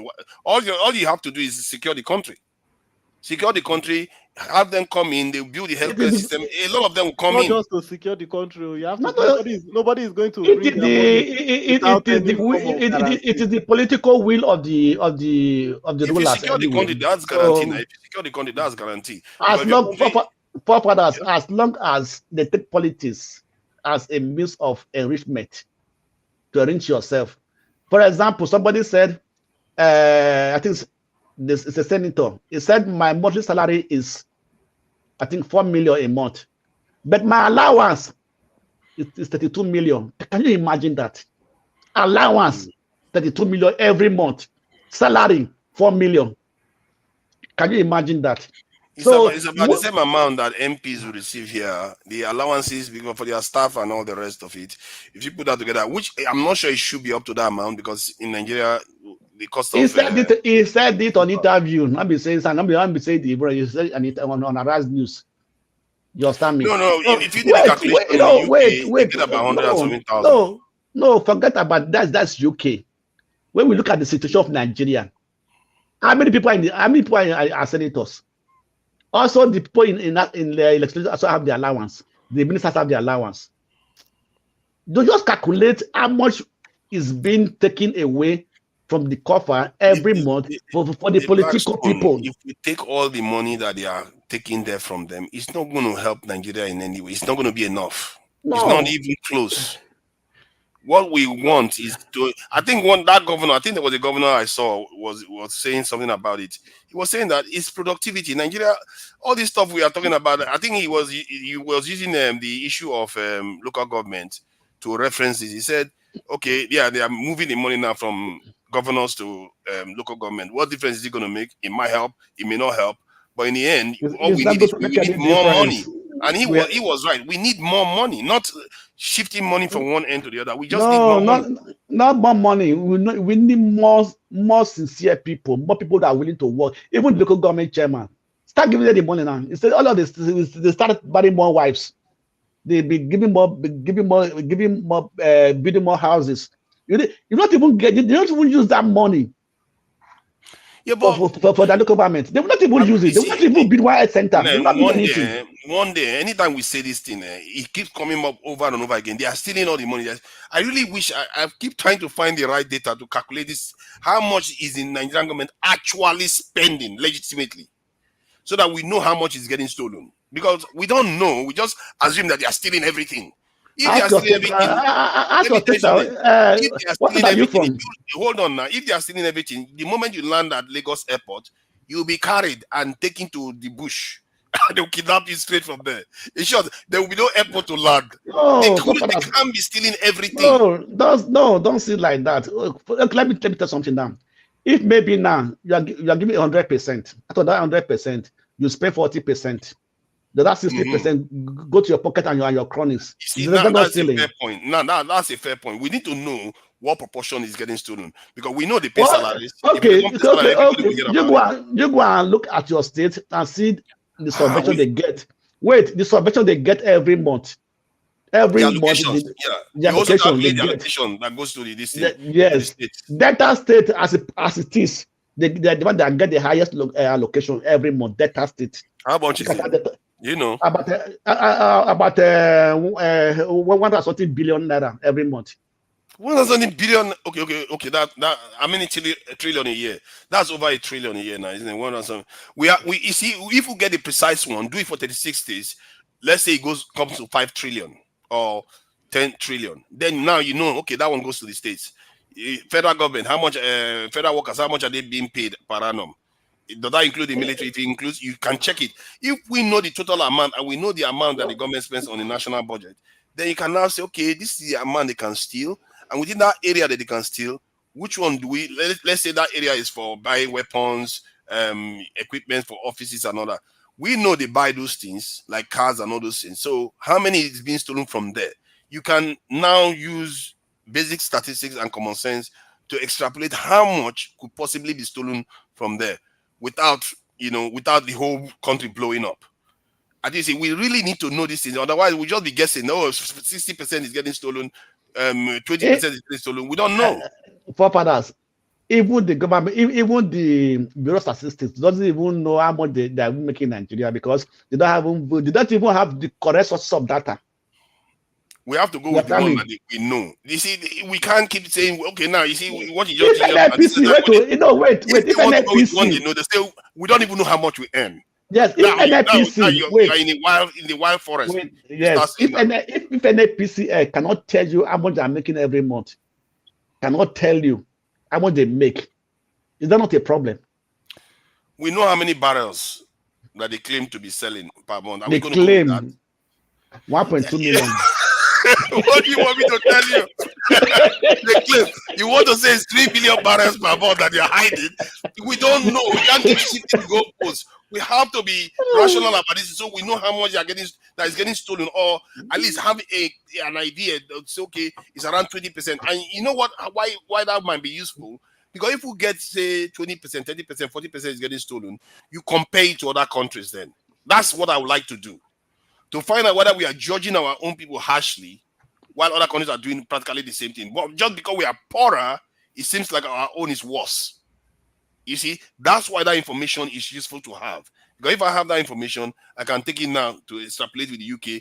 Because the UK, they tend to have data about how much they get stolen every year from fraud and misappropriation and all the rest of it. So if you do that, you compare to the UK, say, oh, UK is only 5%. America is only 2%. But Nigeria is 40%. And you know, okay, our politicians are especially bad. So these are the kind of things I need that kind of information for. But that said, anyway, that is that on that front. I just hope our Nigerian government. What am I hoping for? It's just useless to hope right now. We are in trouble. I beg. We're in trouble. We're in trouble here. This government, I don't think they intend to do the right thing by Nigeria. I really don't think.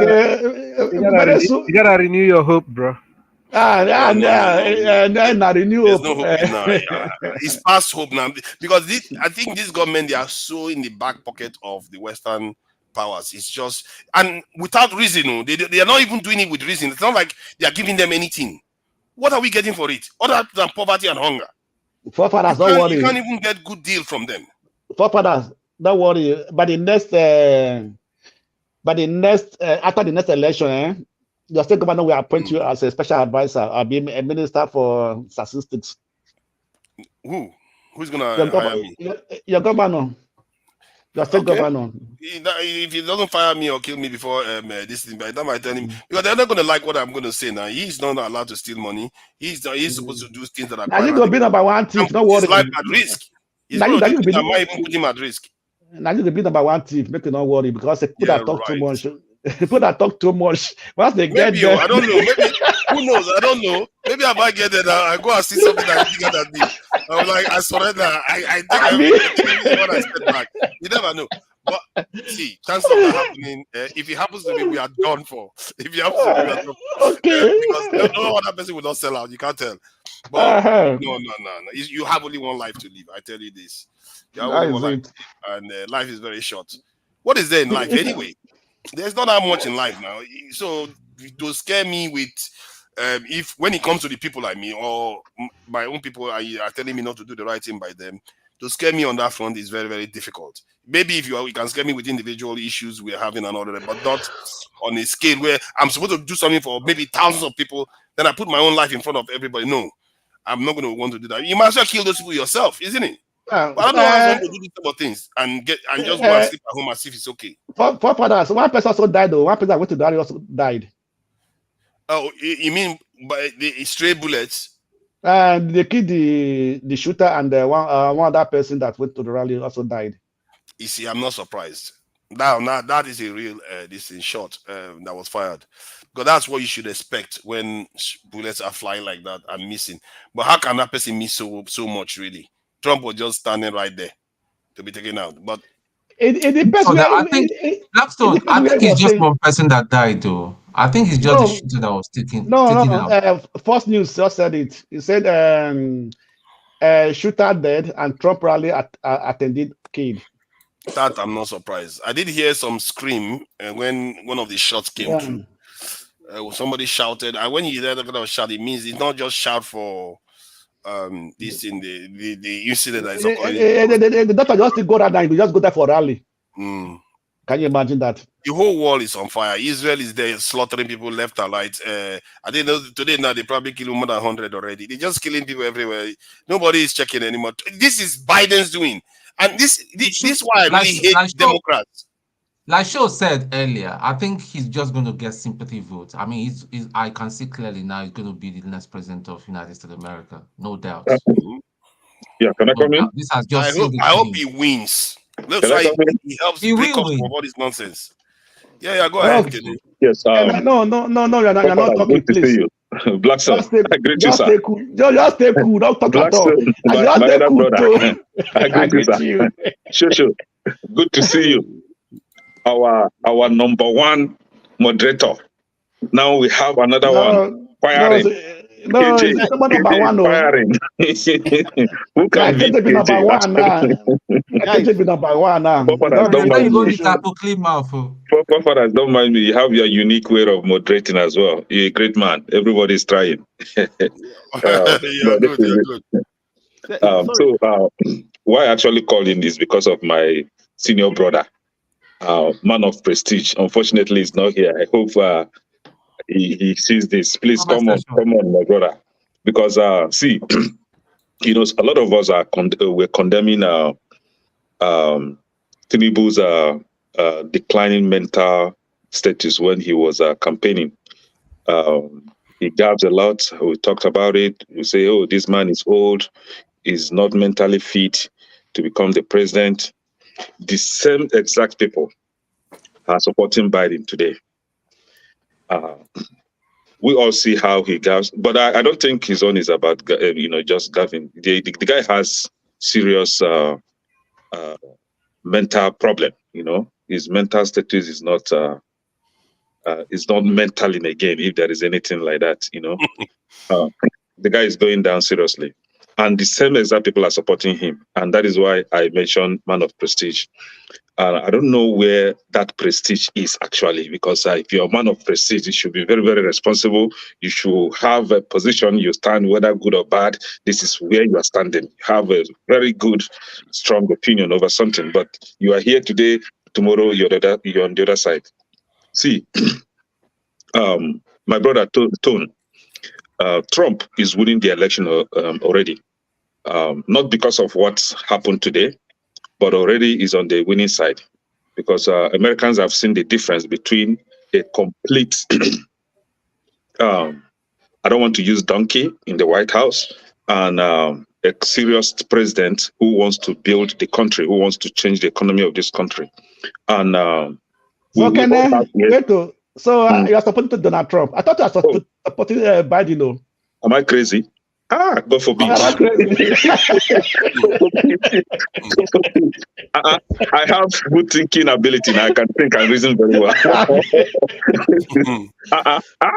No, God forbid. So the thing is, we have a president who always tells us how he's going to fix the economy of the country, what he's going to do, and how he's going to do it. He has done that in the past. We all felt how nice his administration was. For the few, 4 years that he was the president here. And then we have another one on the left side whose only winning point is how to give rights to LGBTQ nonsense, or how to give rights for abortion. And it is not just abortion of forefathers. They push abortion onto delivery. Which means if a woman gives birth to a baby, she can decide if this baby is living or not. Are we sure? Because I think they disputed that too. This is what they are pushing. Until the point of delivery, not after delivery. Not after delivery. Until point of delivery, which means if the baby is coming out from her distance, she can decide to squeeze the baby's head, and you know. How can you kill a 9-month-old baby? A 9-month-old human being. The black this is the demonic. You even want that 9 months. This is the demonic Christ. Can I wait? In Germany. Yes. 1 hour after 3 months. Yeah. You can't touch that. You can't touch that pregnancy. Those are countries that are. If you go to your doctor and say what to do abortion, it's not advising you not to abort. This is just the selling point of Democrats. They don't have anything to offer to this country. It's just lesbianism, gay nonsense, and what they call it, abortion. That's the only thing that they have. And then some confused set of people, especially Africans, will now say, in short, matter of fact, Nigerians, they'll say, oh, what about the mother's health? What are you telling me? If the pregnancy is going to cost the life of the mother, now it is up to the mother and the physician to decide next step forward, right? But you cannot tell me because you are feeling discomfort with pregnancy that you have the right to. It would have even known before 9 months that there's a problem. And chop Bola in the first place. Don't you know the outcome? Exactly. You understand? You should know the outcome. So if you are pregnant, you should be. Sir? If not now, doesn't agree with you. The way you're looking at yes, he will have the right. He will have the right to talk. If you are free to enjoy Bola, you should also be strong enough to carry the baby for 9 months. You cannot tell me that he impregnated me and ran away and denied the pregnancy. Then you don't have such right to take a life. Yeah. You were enjoying it, and this is the outcome. So don't run away from your responsibility. And this is the typical character or features through which you can identify Democrats. They don't want to take responsibility for their actions. They always want free stuff, free life, comfort zone. That is only what these people are looking after. Now, for you, that you are an African or probably a Christian, that you know in your household, you are living a conservative way of life as a person, as a family person or whatever. You cannot allow your child, like a male child, to bring a male child at home and say, Daddy, this is my girlfriend. Or the female one to bring a female counterpart and say, this is my boyfriend. You don't allow that in your house. But your little skull that is empty, filled with gas, will go out and vote for a government that pushes for such nonsense in the same country you live, and you call yourself a man, you call yourself a woman. Don't you think that something is wrong in your head? If you don't support that in your household, why will you be supporting a government that pushes for that? Just like the other day, I received mail from one Jehovah nonsense. You know what I mean? I don't want to call their name in full. I received mail from them telling me about the cruelty, the suffering in the world, blah, blah, blah. I said, no, I have to reply that mail. I don't know who sent me the mail, but I replied the person and I went to post office and mail it back to the person. I said, you guys of this Jehovah nonsense are part of the problem. You don't elect leaders. You said you are not going to take part in election. And then you are telling me about the suffering in the world. You left idiots to elect useless leaders, to elect wicked leaders who are now causing war, who are now causing suffering in the world. Now, you are coming back to telling me about how the wars and suffering in the world. No, you that know about Jehovah, you that know about how to live righteously, should come out and vote righteous leaders, so that when you have righteous leaders, you have less or decrease war, or maybe even you may not have war at the end of the day, and the suffering will reduce drastically, but you are not taking part of it, a part in the election, and then you are down telling me about the war. Get out. I told the person, never to send me that nonsense to my house again. Don't they support voting? Like, no, they don't vote. They don't take part in voting. They have no business with voting. But they can. But they don't sing national anthems. Yes, but others can vote for them. And then when they see the evil going on and they start bombarding your house, knocking on your door to preach their nonsense this thing to you, while they are not taking part in correcting those ills in the world. With all due respect, they have a freedom of choice. You know? Yes, I have a freedom of choice too.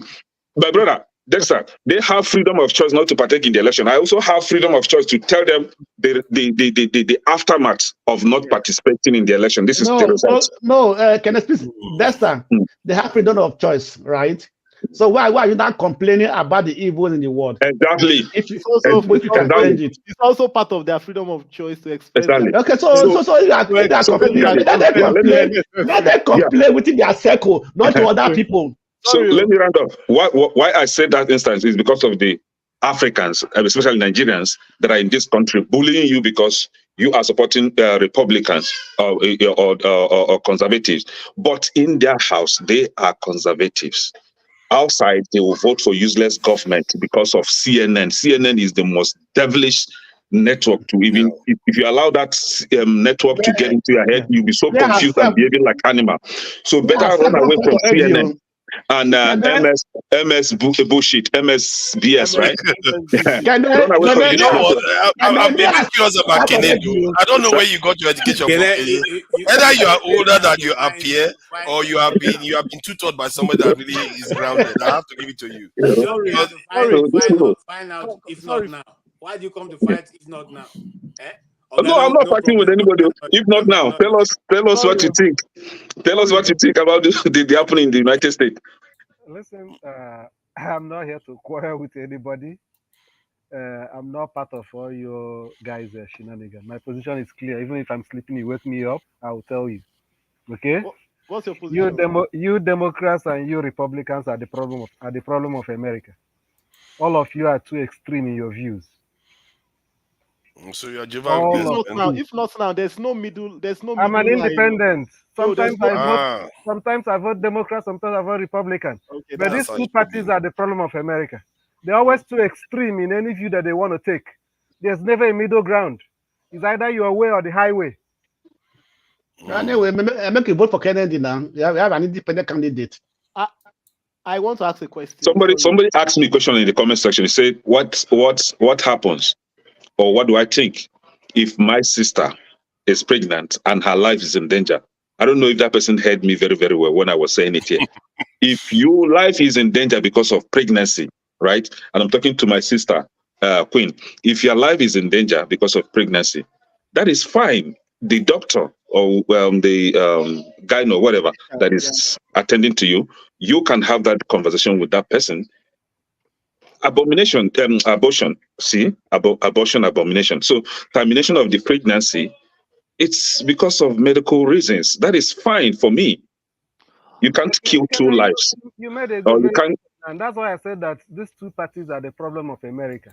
You can't lose your life because you want to give birth, right? Not the view of a conservative Republican. I don't know what you mean that. Of course, you will not know. But they always take the extreme position. This thing you said now is not part of what they're saying. What are they saying? What are they saying? Let us know, please. It's not you and your doctor that will decide if you're alive. You have to be to the point that you're about to die. Is that what they are saying? Is that what they are saying? I don't know about that.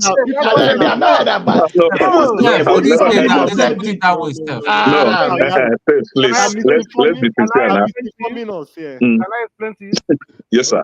Some of those states that their laws have been challenged, if you are sincere, you go through it. You went to that extreme. You went to that extreme. No, if not now, I think you are not being. There's a the way you have even said. You're being very economical here with the truth, my brother. Because there's something about the middle line. If not now, when you say middle line, the point is this: a woman can't just turn up and say, "I feel like this baby is a threat to my life," and the doctor will remove the baby. The doctor has to do a proper assessment to actually assess that that baby is a threat to the woman's life, and it's not like. Just the baby is a threat to the woman's life. The first thing we do is remove the baby. No, the baby is a threat to the woman's life. You look for a way to if not now, first of all. If you don't understand the agenda, let me break it down a little more, right? You and I, we have same job, earning good money, right? We are women, and then I'm pregnant.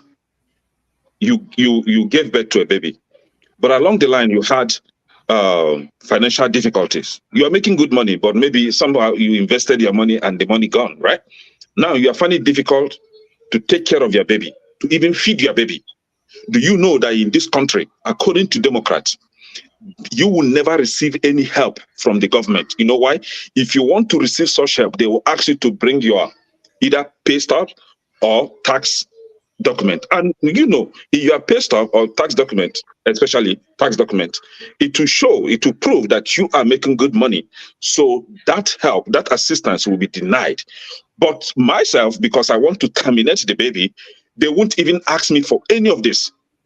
Frankly, they will give me the money immediately or give me the medication to abort the baby. And now another thing that they are pushing now is you can just at the comfort of your house, they will deliver abortion drugs to you. So it is not you going to the hospital, go through the process. No, that will be delivered to your doorstep. That is what they are pushing now. So when the forefather said that these Democrats are demonic, I agreed with him. Actually, that was what triggered me. I said, you know what? Let me call in and support my brother here. They are very demonic. Yes, sir. This same person that was asking you a question was bashing me because I said about the gay nonsense. He said because they were saying and Ferreira saying that it's a private matter. I say it's not a private matter. It's not a private matter. You don't understand from even the word. Do you know? Okay, let me expose these people. Yeah. Let me expose these people for them.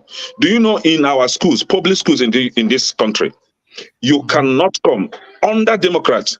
You cannot come as a clergy to preach to the students. Exactly. But they can invite a grown-ass man that put fake system to come and demonstrate to the little kids in the school. So Bobrisky, in short. Yes, like Bobrisky, even worse than Bobrisky. This is how demonic these people are. And a sane Nigerian man will go and vote for this useless, God-forsaken, demonic government called Democrats. Do you know in your workplace, do you know in your workplace in this country, one confused, demented, am I free? So these people, they are not just demonic, but I think they have mental problem. They will come to work and be displaying their nonsense. A grown man will be shaking his bum, doing this, doing all those, like, in short, making it even worse than a woman don't even behave like that. Self. Now, he can even talk some nasty stuff to you, like how gay is good and blah, blah, but you cannot tell him that being a gay is not good. Once you mention that, you'll be sacked from that job. Disciplinary. That is it. They are very intolerant. They can educate you about gay. They can preach their nonsense, but you cannot say no to it. You know, I don't know why. I think if I was engaging in the West, I would be like fighting for polygamy right now, because I'll be fighting for polygamy, because I'll be like, if it's good for man and man to marry, woman and woman to marry, let me even say more. Let me even say more. Do you know in states like California, where man of prestige lives, California, right? Do you know that currently you can take a dog and go to the community square, where they call it remind me now, you know how we have local government, right? Council, in Nigeria. The council. Usually the council, they do have like a public place where you can officiate your wedding and all that. Do you know that they will take dog there and officiate wedding with dogs? This is what they are pushing. And now they are even pushing for legal right to own a dog as a spouse. That's what they are pushing. Yeah, to own a dog as a spouse. I think now that one is going to go over the bar. This is Democrats for you. A dog cannot consent. They can't do that. This is Democrats for you. And you want me, Kenechukwu, to go and vote for this kind of people? They are crazy. Honestly, it's only a sane African. I'm sorry that I'm saying this, that we vote for this kind of people. When they went too far, that transition there's another program. No. In the far north or far west, I think in Idaho or Utah, that side, I can't remember the state. Maybe I will double check. Do you know that some God-forsaken human beings are also pushing for the rights for them to marry their daughters? And these are Democrats in this country. And gradually, we are trailing. You'll be surprised. Everything is up for grabs. We are trailing, and then we keep supporting these people. They will finish this country completely. Very demonic set of people. When I started this, demonic set of people. Can I? It does finish already. It does finish already. Democrats were in office. It does finish already. Democrats were in office when the First World War started. They were in office when the Second World War started in America. They were in the office when the Vietnam War started. They were in the office when the Korean War started. So they tend to be Democrats above the fighting war. Yeah, they are actually more warmongering than the Republicans. If you look at the rate of wars that they've been to, look at Obama has been to. He went to Libya, went to Syria. While Trump came into office, nothing. It's only George Bush and the first George Bush that went to Iraq. But Democrats, historically, they have actually gone into more wars than the Republicans. When I checked the data, I was quite shocked that the more I look into this party, the more I know that. Okay, you see that threat. You see that threat. If I were Republicans, let's assume hypothetically I'm a Republican president, and then you know what I would do for those companies or establishment that has fired anyone that speaks against LGBTQ, I will revoke their license. You dare not. If you can sack someone for speaking against LGBTQ, then I can sack you for displaying LGBTQ nonsense in that company. This is what they're doing. You don't speak against. Once you speak against them, you'll be sacked. And then that's what they are using now to silence people in this country. Everybody is scared of talking. Everybody is scared of speaking their mind because they will lose their job. Don't you see our brother here, Alaba? He knows that deeply this thing is not right, but he can't speak. He's muted, completely sealed, right? He can't speak against it. Immediately they will cancel you. And then this is the country that said that they practice democracy. And then Nigerians or Africans should emulate this godforsaken democracy that we have in this country. No. We can actually practice our own kind of democracy without mimicking these people. Show you the damage that they are doing to the Black American community. The U.S. population. They are waking up now. US population growth rate is 0.4%. As a member in the UK is less than that. But those abortion rates you see in the black community alone make up for the black community 0.9% of their population. That's what they are doing every single year. Which means if you take that out and plus the one that they're having, they're going to be growing by more than 1.something%, which is higher than that of the general population of the American state. You can see why they are suppressing it. They are just, these kind of people are just, man, they will pretend as if they care about they are killing you. You know the problem with black communities, right? They were listening to their so-called black leaders before, but a lot of them are waking up now, especially their men. You know, women is very, once they are brainwashed, it's very difficult to unbrainwash them. You know, they go deep in whatever they are doing. So gradually, the men are waking up now. And I hope that the women will follow suit to wake up, because they've been deceived for a very long time. And thank God, my brother, a man of prestige, is here. I believe that by God's grace, one day the Holy Spirit will descend on you, and then you begin to change your perception of these Democrat stuff. And my brother, Steph, right? If not now, I will always put in prayer. Let God save our souls. Let God redeem all of us in Jesus' name. You put in prayer. Yes, sir. You say you do what? I will put you in prayer. I always put you in prayer so that God will redeem all of us. Can I come in? Can I come in? Put you in prayer. No, Don't come in. Don't come in. This zero democratic parties zone. Nobody from the democratic party is allowed here. Because of Gladstone, because of Ken. Don't call me at all. Don't call me. Your Biden, you come to say Biden. No Democrats are allowed here. Don't you know? This is not a democratic zone. So no, I'm just joking. Go ahead. What do you want to say Biden now? Okay, thank you very much. It's nice to be on the platform. I was waiting to come at 9 o'clock. Show tonight we have with the ladies, but due to a gibberish narrative you have been, perpetuating here, that's what brought me, here. And when Kenneth came in, he exasperated the whole stuff. So I said, I need to come in even for a minute to change the narrative, because all of you here are bashing Democrat when all of you are so clueless about what's happening in this country, and you want to go with that. I don't want to give him a name, okay, Trump. I mean, he's fine, but it was a lesson was taught to him tonight that he needs to mind how he talk. Wow. I mean, that man is immoral. Oh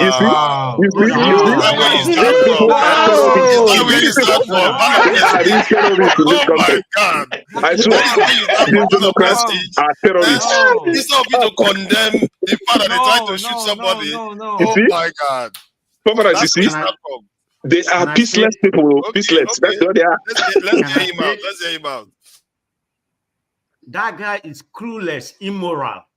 How can a human being support that kind of human being? And all of you here pretend to be educated and rational people. You see person of Trump character. I mean, what character does he have? Give me five. Give me 5 characters he has, or maybe even 3. I don't have time for that. Okay. You don't have time for that. I don't have to. So then why are you not condemning him? So you don't have anything to say about it. Tinubu was falling on the stage, speaking great energy. Biden is falling on the stage, talking nonsense. Can you condemn that just the way you condemn Tinubu? It's a different space. In Nigeria, we are structured. Hold on, let me land. In Nigeria, we don't have any structure. We are structureless. Double standard. Double standard of Nigerians. Double standard. You are condemning your people. You are affecting somebody else. You have the same problem. You have to be coherent in order to rule the country. The structure is solid. No, you don't have to. So, as a president of the country, you don't have to be coherent. Why are they fighting against him? Why is party members are saying you should step down? Why is party members saying you should step down? It doesn't matter. You don't need to mind their business. Okay, see, this is what it No, the Blackstone. See, one of the things that my president, this is not baseless dislike for Biden or Democratic Party. Democratic Party, they are bad for Africa. They are bad for the Middle East and they are bad for the world. They always look for a way to start a major war. Remember, it was Obama that started the war with Libya that created the extremism that Nigeria is facing right now in our country. And now, look at the Middle East is burning because this so-called president says he's going to stop it, but he didn't stop it. He left it going on. Today, now, they lost about 100 people already from slaughter. So what hold on, let me finish. How about Ukraine war? Ukraine. You go to Ukraine, he's burning that one, and you know what they are doing now? They are trying to directly put NATO forces inside Ukraine. These people want to trigger a world war. And Man then of prestige say that you are president doesn't have to be coherent. What this president is doing, it's unbelievable. The guy is crazy, and also I'm not saying I love Trump, but he's worse than Trump. And I'm not saying if it's America, I'm going to vote for Trump. I'm going to vote for look for a black candidate. I don't know why black people even choose anybody. Choose your own candidate, choose a black candidate or any of the parties that are offering you what you want. If they're not offering you anything, why are you voting for them? They all hate you. Trump doesn't like black people. Neither does this is the Democrats. So look for a party, a black person that is running and support that black person. If let's say Trump says he's going to offer something to black people, yes, vote for Trump then. But these were not offering us anything. Look at how, you know how many laws this crazy Biden has passed on behalf of Israel. They passed a law recently that even if you criticize Israel, they'll consider it anti-Semitism. What has he done for black people? Black people saved him to become a president. Do you remember when Bernie Sanders almost defeated him in the primaries? Then the Black Caucus rescued him in Louisiana, one of these southern states. And before then he built up momentum and won the nomination to become president. The Democratic Party member, then become a president. What has this man done for the black people? Not one thing. But don't be mixing up issues. Man, that guy annoys me to no end. So many areas. Position of America the man of prestige said that you don't have to be coherent to be a president of a country. That's what he said tonight. Position of I don't have to be coherent to be a president. It's not limited to Democrats alone. So what were you bashing from Biden and Tinubu then? Can I speak? Let's speak one at a time. Let's make it a conversational, okay? Forefather's link. Hold on. Let me begin with forefather. Forefather, you need to stick with USA politics. You are clueless about what's happening in this country. So when you come here and you Google something, and everything you get into your brain thinking it's correct. You don't know some of the information you got. They are all false. Some of them are AI generated information you are consuming, thinking that how did you get your own narrative in that. So when you come here, you may be a little bit political savvy. Hold on. Let me land. African American when I spoke to Nigerians. Let's make it a conversation, okay? Let me land. I mean, when you come here, you're talking all those gibberish that doesn't even coherent with what we have here. Forget about people like Kene, they are lost, okay? In this country, they are mega. They're not, their mind, they have become a Zionist. Their mindset has been conquered. So contracted. So that's what's happening with some of them. What has Biden done for black people at Nigeria? That's what I'm asking you. Will you be quiet? Let me speak. It's my turn. I'm only come here to push back on the narrative that has been going on in the last 2 or 3 hours after the breaking news came. And you don't even know the genesis of what happened. You started talking, and can they just come and play for the whole team? Okay, so already now, you know the genesis of what happened. You already know. So are you a journalist? Are you an analyst, or were you there? Forget about. I'm in tune with what's happening in America. I'm not like you. Democrats are very smart. They know everything. Democrats know everything. My God. Even the press are not even able to analyze what actually happened. Democrats know more than you know yourself. It is a plan Democrat, and that's why you know. It is a plan Democrat, that's why you know. They know everything. That's their character. We know them. They planned it now. They planned it. That's why it's already know. They already informed that their plan failed. let me give most of you here. Let me give most of you a clue. Very wicked organization. Hold on. Come rain, come sunshine. Biden will retain the presidency. We know. I'm betting you here. That a mentally unstable man has been our president for a few years now. Mentally incoherent man has been the president for a few years now. We know that. He is not in the leader. He's just there as a poster guy. We know how they control this country. So we had no president for the past few years now. He's just there as a poster guy. Whenever he opens his mouth, he doesn't even know who his vice is. The other day he told us that his vice is Trump. You know, the guy doesn't even know where he is at a particular time. So, but my pain now is, man of prestige, you were condemning Tinubu. You called Tinubu old. You called Tinubu mentally unstable. You called Tinubu Abado master, because Tinubu was falling on the stage. Tinubu was very incoherent. But today, you are now telling us that it is okay to be incoherent as a president of a country. It is okay to be mentally unstable as a president. It is okay to be falling on stage. So it is okay when, as a president, you are meeting with president of other country and you are talking nonsense that they won't even understand. That is what you're telling us this night. Now, question yourself. Are you on the right side? Okay. Can I come in now? Yes, sir. I think I'm connected. You know, I mean, I like it a lot, okay, you know, but having said that, you tend to miss was when I made that point. You just said everything about Tinubu that, you know, maybe I have said, or a lot of people have said. Okay, let it be that way, whether I said it or not. It's a two different structure. That's what you're misunderstanding. When Trump came into the power about, hold on. When Trump came into the power about, you know, when he was in power 4 years, I mean, Trump was a businessman. He was clueless about politics, but the country functioned properly and has one of the best economy. So it has nothing to do with Trump brain. It has something to do with the structure. That's where my narrative is coming. Yes. So, structure, okay. It doesn't matter. Okay, hold on. When Trump, according to you, when Trump was the president, the country functioned properly, economically, right? Yes. Is the country functioning properly, economically now that the Biden is the president? Okay, no, thank you. Yes or no? Is it functioning? Because I'm not done. Is it functioning properly under Biden? I'm not just going to answer that word yes or no. I have to elaborate. So according to you, it was because of the structure that the country functioned properly under Trump. Now, do we still have the same structure? Why is it not functioning properly under Biden, or is it functioning properly under Biden? That is the question I want you to answer. Are you done? It's yes, not sir. yes or no answer. Okay, because that's fine. I have to detail where I'm coming from. Okay. We know what I have the data with me, Barbados. What transpired? You know what economy Trump had and what economy Biden had for almost about 3.5 years ago. Go at it, Barbados. The statistics is there. One, you can talk about immigration. Trump was better, and all the social something, about men and women. Yeah, you give it to Trump. But in terms of economy, Biden has the best economy any progressive, any president ever had. Go and look at the data. Man of prestige. The cavalry is here. The cavalry is here. Don't worry. Man of prestige. Thank you, bro. Under Trump, there was a great change in the gas and oil sector. Energy. Let me use energy. Okay.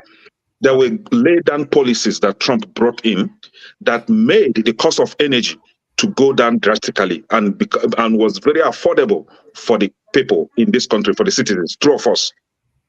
Immediately, that was the way you put it. Okay. Immediately, Biden assumes office. What was his first step? Just like Tinubu, what was his first step? He reversed all the policies. He reversed the energy policy. Hold on now. He reversed the energy policy, and what happened? During Trump, we bought gas, $1.29 per gallon, $1.29 per gallon. And immediately, just a few months after Trump left, that Biden changed the energy policy. What happened? It skyrocketed to $5. My brother, what are you telling me? What are you telling me? So the structure changed immediately within few months. My brother, let me use him.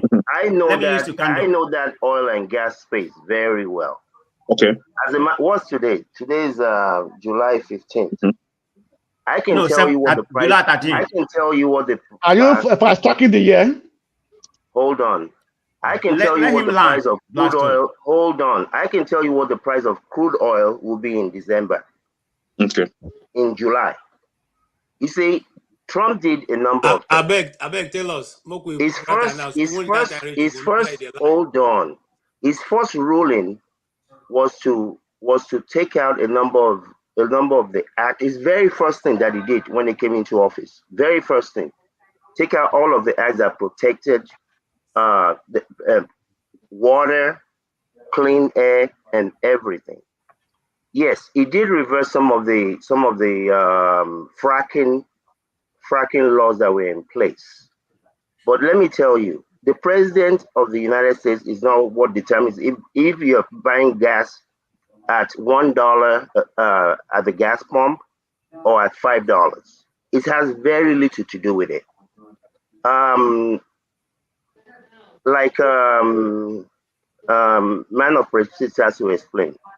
Number one, I've known Trump since 1985. I used to watch this program called Lifestyle of the Rich and Famous by Robin Lynch. The guy is a criminal from day one. What has he stolen? No. Listen. Let the man speak now. If you are in America, you see, if you go to your bank and say, I have this property that is worth 20 million, and you go and tell your banker that is worth 30 million, that's a crime in this country. It might not be a crime in any other country. That is a crime. And that is what hold on. That is has it been found wanting for that? Hold on. They are coming. Trust me. New York is coming. Trust me. Yes. Okay. Yes. So he's not a criminal. Number two, hold on. He's a felon. What are you talking about? He's a felon. This guy. Let's try to keep it sharp. There's a program coming up at 2 o'clock. We have less than 40 minutes. This guy has been sued by 3,600 and something subcontractors that work for him that he refused to pay them. The only president that has never taken salary. I'm talking apples, you're talking oranges. It's not apples. It's a lie. It's a lie. The only president that has never taken salary. I don't care about his salary. I said this guy has been sued as a private individual before he ever ran for Democrats, witch hunting. No, hold on. Let me ask you one thing. Let me ask you one question. You can do better than this. Let me ask you one question, please. No matter what, have your way. Have your say later. Whatever what his personal flaws are, personally, I don't care. That's his wife, his family member, maybe the legal system of America. My concern is how does it affect us? How does it let me tell you how it benefits us. Okay, let me tell you. Okay, let me tell you. So being a criminal doesn't offend you. Let me tell you. Hold on. No, that is for his. I've been listening. Let me take them on. How he benefits our country. How it benefits this in we're talking about criminals. Democrats are the real criminals. You know the level of criminalities of Democrats, right? It goes international. They will go to the so-called third world country and be stealing resources, creating mayhem in that country, stealing resources. This is what Democrats are known for. Criminals. Criminality. My brother, you see, me as a Yoruba man, there is something that says Bobo Ekolo. All is not about money. All of it is not about money or how much somebody can do for you. If you don't have integrity, you are worthless to me. I don't care. What about a man? What about a president that colluded with his son to get a kickback of $250,000? Morality matters. Biden has none. Biden has no morals. Hold on. I don't care too much. I care about what affects our own people. So you are saying somebody that has morality and everything, but he's decimating our communities is fine. But somebody that without morality but helps our community is not. You are not going to support that person. Okay, forefathers. You only do I just gave you examples. I gave you so many examples. Trump did not do anything. It's an AI generated information. You are bringing in. Anyway, Biden did not do anything to stop your life in Nigeria. You know what? Be responsible. Be responsible for yourself. Nobody is holding you back. Something to save Nigerians. Get your head out of Let me tell you what he did.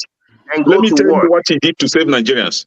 Under Trump, please go on Google, wherever you want to search this. Under Trump, was there any bombing or killing of Christians in the north in Nigeria? Under Trump, I don't need record that. I don't need to go and Google Have you anything. forgotten I what he live said this. immediately he assumed I office? live this every Under Trump, week. was there terrorism in Nigeria? I Tell live yourself the this truth. every week. I don't need No, Google or you ask a question CNN now. You or ask a anybody to come question. and tell me You what I ask. live. Is it not Trump? Is it not Trump? I also that We need to get serious because oh my God, to be like there's this. another okay, you are being Can rowdy you now. ask me a question? He said, "What Can you has?" hold on now? There's another show coming up soon. We have to do and pack out. Let him answer, please. I need to get to the core here because if this man is not good for us, why are we supporting him? Please, Okay, can you listen. answer the questions? Okay, there was nothing that I can remember that Trump did that favored Nigeria or Africa. There was nothing that, hold on, there's nothing that Biden did that has favored or discredited Africa. Number two, hold on. You see, this is a narrative that foolish people put out there. That what did Obama do for black people? Obama is not the president of the black people. He's the president of the United States, not of the black people. What did he do for the country? His job is not to do something. His job is not to do something to help the black people. His job is to create an enabling environment that allows every American to be the best that they can be. Kando, do you know Trump just No, passed? Americans have been the best they can be. They just passed a law in America against anti-Semitism. Now, if you criticize Israel now, it's almost basically considered anti-Semitism in America. What has this man done for us? Our people voted for him. What are you talking about? I don't know. What are you talking about? See, hold on.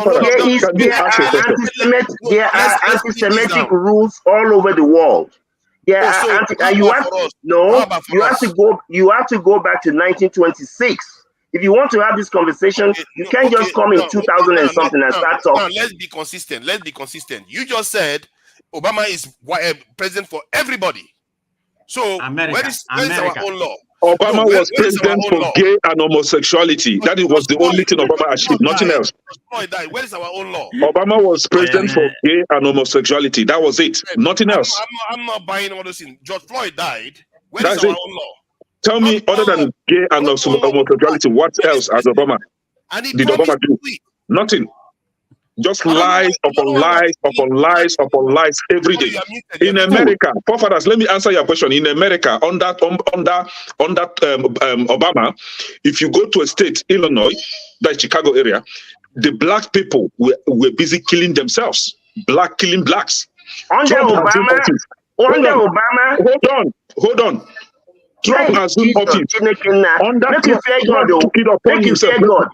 Can you allow me to talk? Allow me to talk, please. Under Trump took it upon himself to fix the problem. Yes. He fixed the problem. Blacks stopped killing themselves.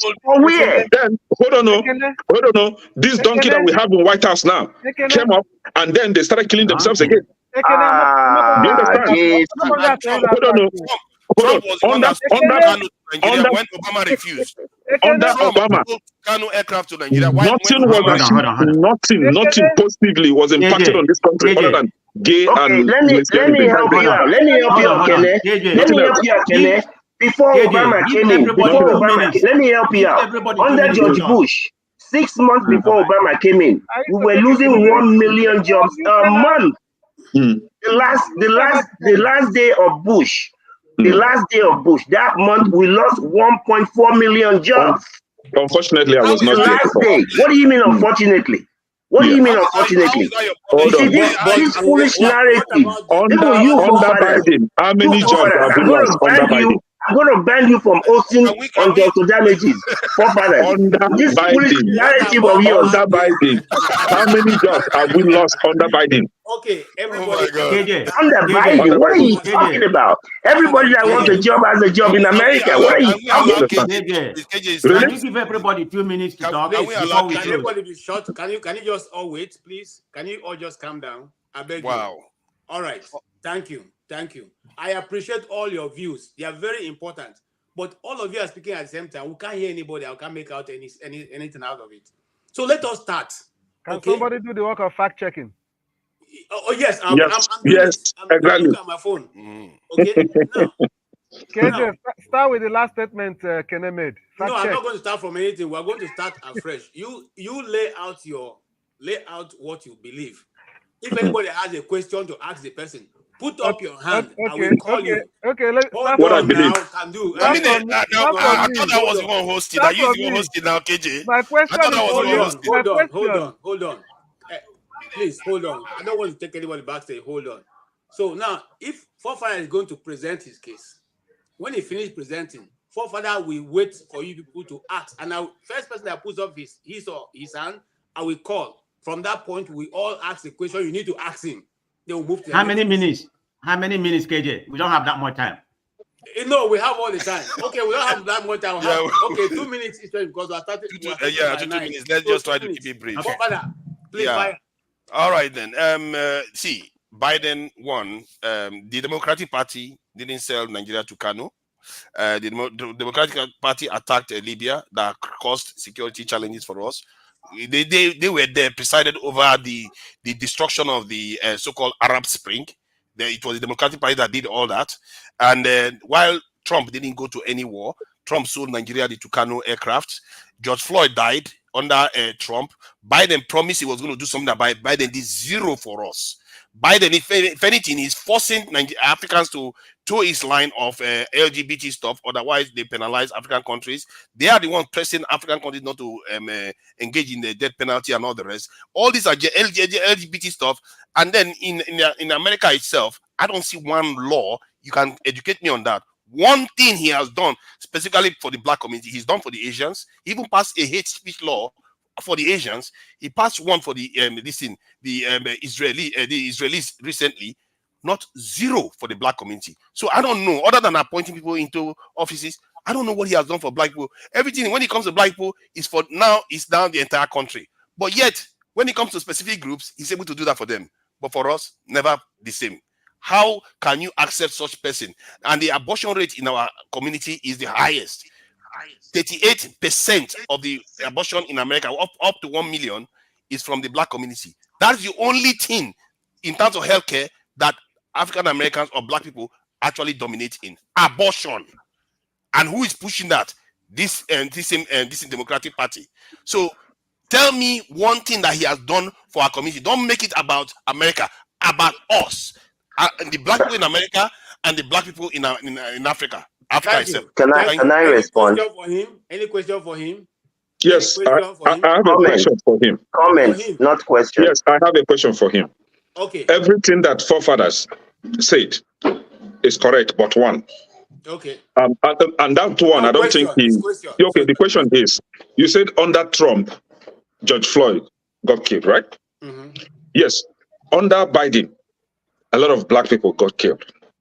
Okay. But what happened under Trump was political. They used that as a political, nonsense. And mind you, Trump was for the support of policing, right? Yes, we all know that. But Trump did not kill George Floyd. It was police that killed George Floyd, not Trump. So I don't know why Trump should be held responsible for that. Okay. Now, the same people that are saying why would Trump support the police? The same people now are bringing in unregistered, undocumented immigrants. If they commit crime in this country, they can never be traced. Somebody like me, I came in here legally. So if I commit any crime, my print can be used to trace me down. But these people, their print can never be used to trace them down. And then they are now defunding the police, making the police irrelevant, whereby pushing in criminals that will rape our women, kidnap our children, commit all manner of crimes. Do you know that in Democrats' state now, where you have Democrats, right, you can't park your car outside. If you come out, the tires are there's too much misinformation going on here. Somebody got to put a stop to this. So there's too much when it comes to misinformation. George Floyd, Somebody got to put Trump a was stop. not. This doesn't make sense. Let me finish This now. doesn't make sense. This is an Yeah, let me finish my platform. nonsense. People Yeah, are watching. Let me let me finish. finish my nonsense. Let me finish my nonsense. You don't have the right. You don't have the right. You don't have the right to cut me off. You don't have the right to cut me off, Alaba. You don't have such right, my friend. You don't have such right. You don't have such right. Were you deaf when they say you have the right to ask questions? Can I ask question? I thought you were supposed to ask a question. It's 2 minutes now because It's the just, you know, coming up. It's just be fair to them. Rubbish. I was just trying to put something straight, not actually a question, right? So Trump was not responsible for the death of George Floyd. So I don't know why that should be used under Trump. If that should be used under Trump, then a lot of death of black people can be used under Biden. Remove politics. Why are we doing this? Why are we doing this? Again, a lot of this situation, hold on. I think the way KJ, I see to hold on. The way KJ did it was that, from what I've said, you should just ask a question, then it is answered. What is the question to be asked about you saying what has Trump done, what has Democrats done? What question is there to be asked? Make my own submission and leave. I can't be in this panel. Okay. 2 minutes. Okay. From the top. I think everybody. Let's start from Tone. 2 minutes. Everybody, 2 minutes. So I will get a chance to finish and close out, please. Tone, please go ahead. Okay, I'm going to keep it very brief. Too much misinformation. President Trump is going to be the next president of America. No this and no peace. Thank you. Thank you very much. If not now, please go ahead. 2 minutes. Yeah, I just wanted to correct Kene earlier on. I didn't know that he also lies a lot too. When he said that Trump took care of crime issues in Chicago. I don't know where he's getting his information from. I don't know why, upon every other thing you have to say, why speak on things that are obvious like that? It's not really fair. Okay, the next thing I want to say is that I really feel ashamed of any Nigerian that is supporting Biden and any Nigerian that is supporting Trump. Because if you have any issue against Tinubu being president of Nigeria, why should you be celebrating Trump as the best thing that have ever happened to America? And if you had any problem why Buhari was president in Nigeria, why are you rooting for Biden? I don't really understand what is wrong with Nigerians. May God help us. Thank you. It's my Thank turn. you. I appreciate that. Okay. Yes, please go ahead.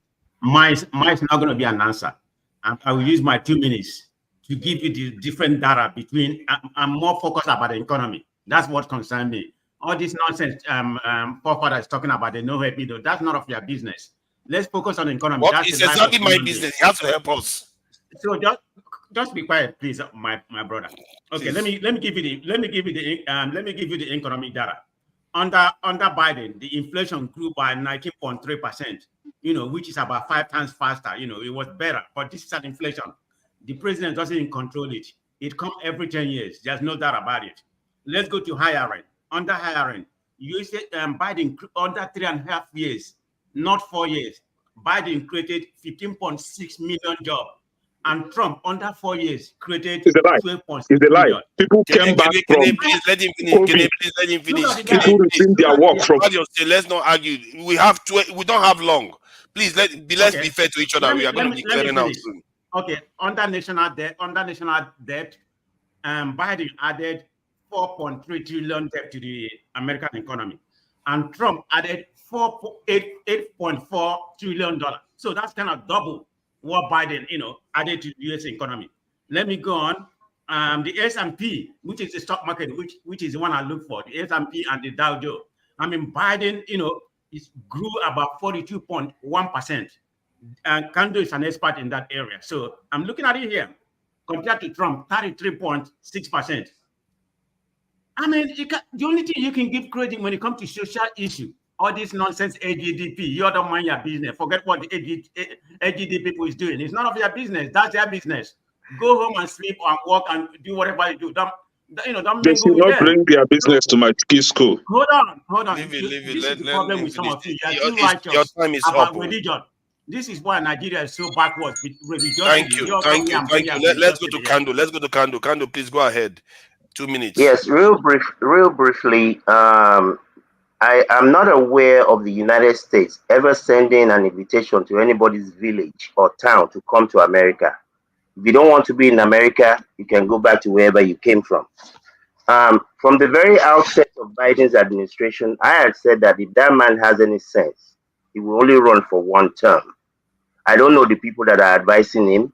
If he was my father, I would have told him, Daddy, you shouldn't do this. It just doesn't make sense. He's too old. Being the American president is a real job. You're flying all over the world. You're meeting with people constantly. That is not something anybody should be doing at 82 years old. Trump, like I've said before, is someone I have known since 1985. And I know his business dealing. The man is a criminal. If he was my father, I would have disowned him, just like I would have disowned Tinubu if he was my father. So I'm not talking about, whoever runs the economy, and like Mr. Man of Prestige just gave you the numbers, the Biden economy is actually better than Trump's. You can say that part of what affected those numbers was COVID. You can say that. So that's a narrative that you can bring in to justify some of the numbers. But to say that Trump did something so miraculous is just a bully. He's a bully of the first order. If that guy was an African president, he would not have left when he lost. And to keep the numbers straight, he lost to Biden by 7 million votes. 7 million, almost as many votes as Tinubu got. You're talking about rigged election? So I don't know what you want any president of the United States to do for you. If you saw, there was a recording of Jonathan when he met with Obama, and the foolish man sat there and he was saying to Obama, you got to help Africa. If you want to help Africa, you have to help Nigeria. A grown man asking another man to come and fix your house. You don't have no shame. Get up and go to work. Fix your own problem. Nobody's coming to save you. Exactly. Thank you. Local P, please go ahead. Thank you for coming. Thank you, Kando. Okay. I think I would draw my alignment with Mr. Steph. At least now little of us I get agree baby we long way. So I think I agree with him to like it's a shame for everybody discussing what nonsense Trump and nonsense Biden are doing, when still the average life of an African American in the States has not even progressed tremendously. We can't see that their life, how is their life is. The prison reform system, how is it affecting black people there? You understand? So arguing all this, and it's still they're not giving us any policy that will help Africa. They still steal from Africa and develop themselves. Local, yeah. I live here. Sorry? I live here. I have my family here, so I have to take part in the politics going on here. Yeah, but even if if I see black people, if your life is better, you're not. Are you the richest black person in America? No, not even 1%. No, hold on now. I'm speaking about general life in America. As a general black life. That is why we want to elect Trump to fix it. Sorry? That's why we want to elect Trump to fix the problem. Can you do your job? Both of them cannot. Sorry, no. For me, the general for average American politics, none of them will ever favor black people. Trust me. So who is representing black people? My turn now. Please, Father, can you? I guess for me to drop this, like what Cube is like we're trying to do. Anybody that you want to vote for, they will draw the line, map out what they are going to do for black communities, and the one that does that some convincing best is what I think we should go for. But say any of them individually. Do you want to hear the truth? Do you want to hear the truth about black community? Don't be interjecting. It's Ferrara turn now. Thank you. It's Ferrari now. Ferrari, please go ahead.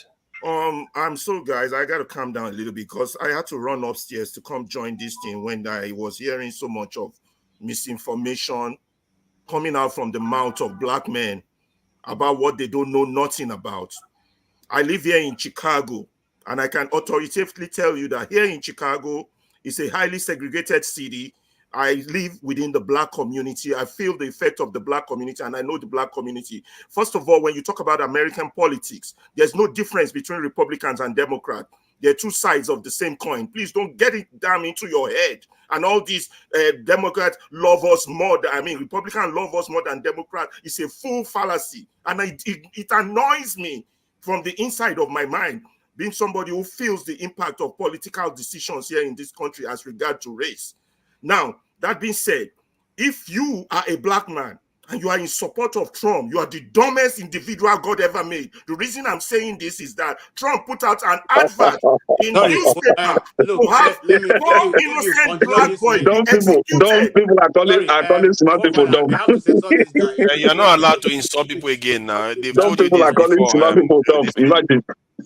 Ferrari, you forfeited your time because you. Is it how they are? No. You can't do that. Let the man. You can't even call people on the panel dumb. They said I'm not calling people. I'm talking about the black man. I'm not talking about you. I'm not personalizing my comment. But there are people that support Trump here now. It's okay. Let me finish my sentence. Let me finish. We had a meeting about this. Let me finish. I'm talking about the black man. Trump put out a newspaper advert to have 4 black boys be executed who were innocent. Those boys spent 24 years of their life to 25 years, and they underwent the most torturous torture any human being could ever do. Trump is a sworn racist. Now, you can support Republican Party and you can support Trump, but if you're a black man and what did your VP do? What did she do to black people? Your VP. Stop interrupting. Okay, Kene, stop talking now. In between, his time is up.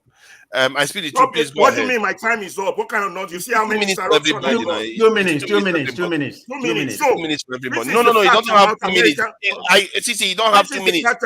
Then I finish. He's trying to tell you that your 2 minutes is up. Yeah. I speak the truth. Please go ahead. All right, thank you. I had to come. Yo, Kenneth, my brother, man. Being here talking with ignorance is just disgusting. Kenneth is bugging. Like, if I did not see his face, I would have thought it was a redneck talking. Nah, a lot of the things. Yeah, I would have thought it was a redneck or straight up honky. Like, a lot of the things he was saying, I know for a fact Kenneth leaves in the middle of Republican town, like, you know, those kind of sundown towns where you cannot go after 8 o'clock. Like, if you go there as a black person, you in trouble, because a lot of his talking points were like off kilter. Okay, so for one, let's go with what. Let me start off like this: it is either we want a saint as a president or we don't. So the moment we start accepting felons and known criminals as presidents, then I think we're running into the same problem that Africa is currently running into. So you cannot criticize Tinubu, for example, knowing that he was never convicted of a heroin crime, but at the same time, someone that has 34 felonies, you want to say, well, it's okay if he becomes president. I think that is very disingenuous as a person. So back to what Kandu was saying. Trump, if you've known Trump, especially if you're from the Tri-City area, Trump was a known slumlord.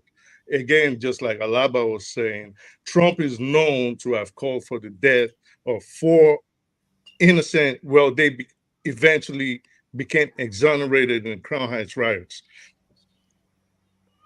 If we, and something, Kenny, you said something. There's only 2 minutes, so I just have to run along with the limited time I have. Kenny, you said something about in democratic states, you leave your car outside and then it gets stolen. Those are not true, and I think that is what ticked off a lot. But if you understand what happened in Chicago, especially in the 90s, growing up, you hear all these stories. You cannot blame Obama for something that had been happening since the 70s. The uptick in black death and gang violence in Chicago did not start when Obama became president. It became exacerbated, of course, because the media decided to focus on the death. There was wars, there was gang wars, the GDs, the sorry, 2 it's all minutes right. gone. It's all right. I'll go some other time. That was fast. Yeah. Yeah. Please, Janaba, thank you for joining us. Please go ahead. 2 minutes. All right. You know, I always join to talk about this naniga, but I don't like to speak English. And unfortunately, if I don't speak English, nobody will hear me. In foreign policy, whether it's Democrat or Republican, it's the same when it comes to American policy around the world. You can make a choice of, but then don't deceive yourself that somehow any one of them are better in one way or the other. You can talk about the inner city, all of those things, the crime and the disenfranchisement of the black people, which is not in their making. Some of you here are still having the pain of what happened so many years in Nigerian civil war. So the damage done to the black community that kept them struggling, they're trying to overcome it. So it's not in their making. Of course, some of them overcome it and move on with their life. So it's not something that anybody want to live in abject poverty. And even the crime itself is committed in the black community. Is everybody have a different kind of crime they commit. If we go to Spanish, go to white neighborhood, there are different crime to some certain people. So, and no crime is allowed. I think having said all of that, I think we should stay focused on issue, and we're all going to pick side on our interests, but we should not make anything of any pain that we have to come here and destroy ourselves. I think we want to focus on reaching out to African people that are struggling, especially our country and all the other, any other country in Africa, than to jump into this policy here. And to what happened in Trump rally, I think it's uncalled for. I think nobody should issue. It's a free society. It's free to rally. It's free to talk, and it's free. And no one should go to rally feel unsafe, even not just the person hosting or even the spectators. Nobody should be shut out. And I think it's worth condemning by everybody, regardless of, you could have a good choice of what. So please let us just stay away from all of it. If you want to vote Democrat, go and vote Democrat. If you want to vote Republican, go vote Republican. But putting a false narrative here is not going to help us. Thank you. Thank you. And KJ, please go ahead. Okay, thank you so much, and I appreciate the last speaker. Now, I'm not going to go into a lot of politics. I'm just going to give an example. Some of us who have called all kinds of names to certain individuals, I just want to compare to Trump. Have how many children? All Trump's children are very successful. They are respected in America. Everybody talks highly of them. One other guy has a drug addict as a child. And which father do you think is more responsible if you are judging by the children? Okay, that is one. Aside from that, in the history of America, the person who deported the most deported people is Obama. 3 million people during his time. Look, I'm not here to ask you to vote for Democrat, just like Janaba. I have no dog in the fight. I'm not even going to vote. I'm not qualified to vote. So why should I kill myself over it? I'm just simply saying, as a person who observes politics, this is what I see. This is what I see. I compare to both of them. And I don't think that, as I'm crying over Nigeria, that Tinubu is there, he doesn't know his left from the right. Should I wish that also for America? Let me tell you something. You know, you like America, you don't like America. If America loses its power today, its strength over the world, now that time I go know who be Chin Chong Queen Chong Chong. And I go know the power behind that place. So what I'm simply saying is this. Let us deal with what is the fact. When this other Trump was in power, he gave more money to the black community, black schools, the black universities. Usually every year they go to beg for money. It was him who said, you don't need to come any longer to beg. I'll give you enough money to run your schools. It is there. He did much more in the black community than any other person who was sat in that house. Look, whether we like him or not, You see, we're not voting the Pope of Rome to become the president. We are voting a politician who is prone to every other political move. All politicians lie. None of them who don't lie. All of them, they bath in Thank lying. you, KJ. Okay, and that is how it is. That is where KJ, please. I'm not in support of anybody. I'm not in support of anybody. Vote who you want. Okay? Thank you, sir. That's my point. KJ, thank don't you. come here be making us stuff. You need to I think he's a righteous man. So sorry, man of blessing. Let righteous man talk. He hasn't said anything since. Don't manufacture something, KJ. Thank you, righteous man. See, please, righteous man, Yeah. go ahead. Thank you for joining us. Yeah, I know that you guys are aware that it's a breaking news assassination attempt on the life of President Trump. You are aware, right? Yes, we are aware. Thank you for okay. sharing. That has given him victory. Whether anyone who is supporting the Democrats or not, I am in Nigeria, but I am a supporter of Republican Party based on the histories I have read about America, the Republican Party, and the Democrats. I am a hardcore supporter of Republican Party, and I support Trump. Whoever that is against Trump is against Trump based on his personal reasons. Trump's sin against blacks and Africa, especially Nigerians, is that you should go back to your home and repair your home. Don't expect America to come and repair your home for you. That is why blacks hate Trump. And he's telling you the truth. Somebody paid a price for you to go and enjoy that America.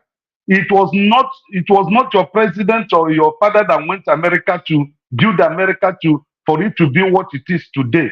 Even when we claim that it's the slaves that were brought from Africa. So if Trump came on board and told Africans to go and build their country, he should not be crucified for doing that. If I'm in America today, I will vote Trump. His children have good etiquette. They have never been rubbish, both the girls and the boys. So I am not saying Biden is not okay, but Biden is pretty old. If I open a company today, 81 years old man cannot be my managing director or my general manager of such company. So he has done his part. He should go and rest. Trump cannot be either. Righteous man. You know what your problem is? You are enslaved Nigeria. Hold on. Let me you don't have any. It is my time. I don't have the time. Let me finish now. Whatever that happens in America affects the rest of the world. The policy of America affects Nigeria. So it concerns me also. I have my family members that reside in America. My uncle, the wife is a military personnel in America, so she has been there for 37 years. So don't tell me that I don't have any say. It concerns me. The policy of America affects the rest of the world. You people should allow Donald Trump to have his day, and nobody can stop him. He's winning November general election. Nobody can stop Trump from being. Oh my God, KJ, I thought you were neutral. Instead of neutrality, KJ is expressing. I don't know.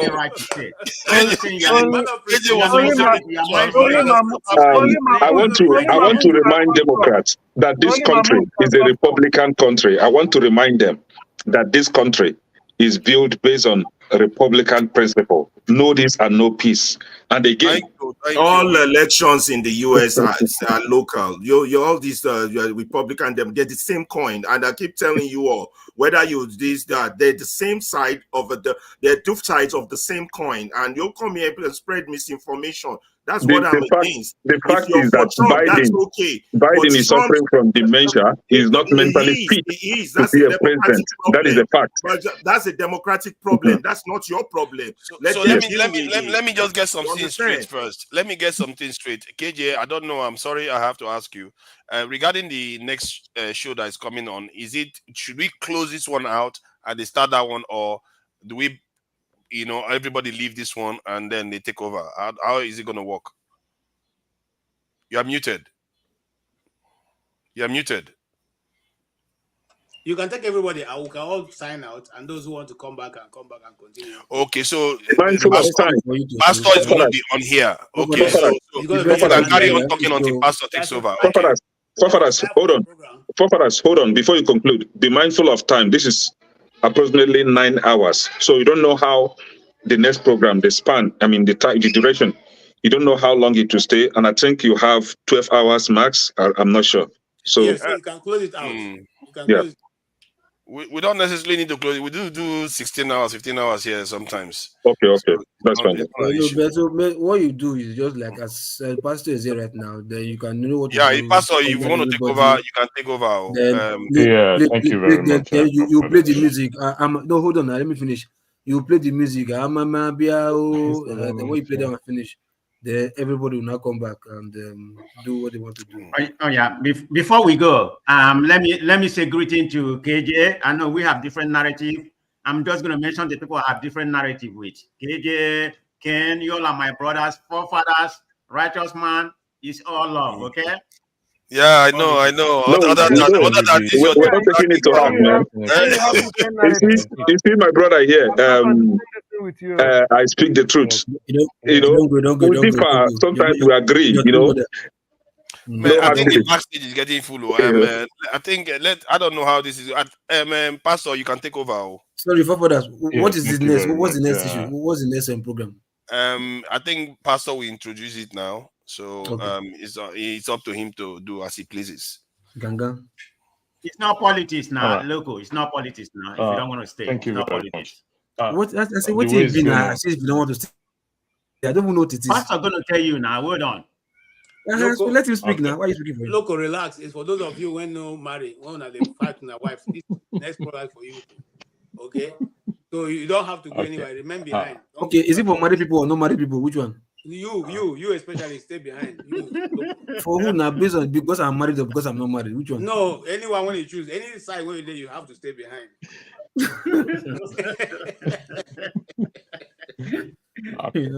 Thank you very much. Good evening.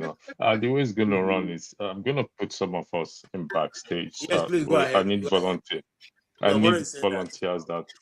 Hold on 1 second. I need volunteers that will have to leave the show entirely so that I can the two host ladies will come in.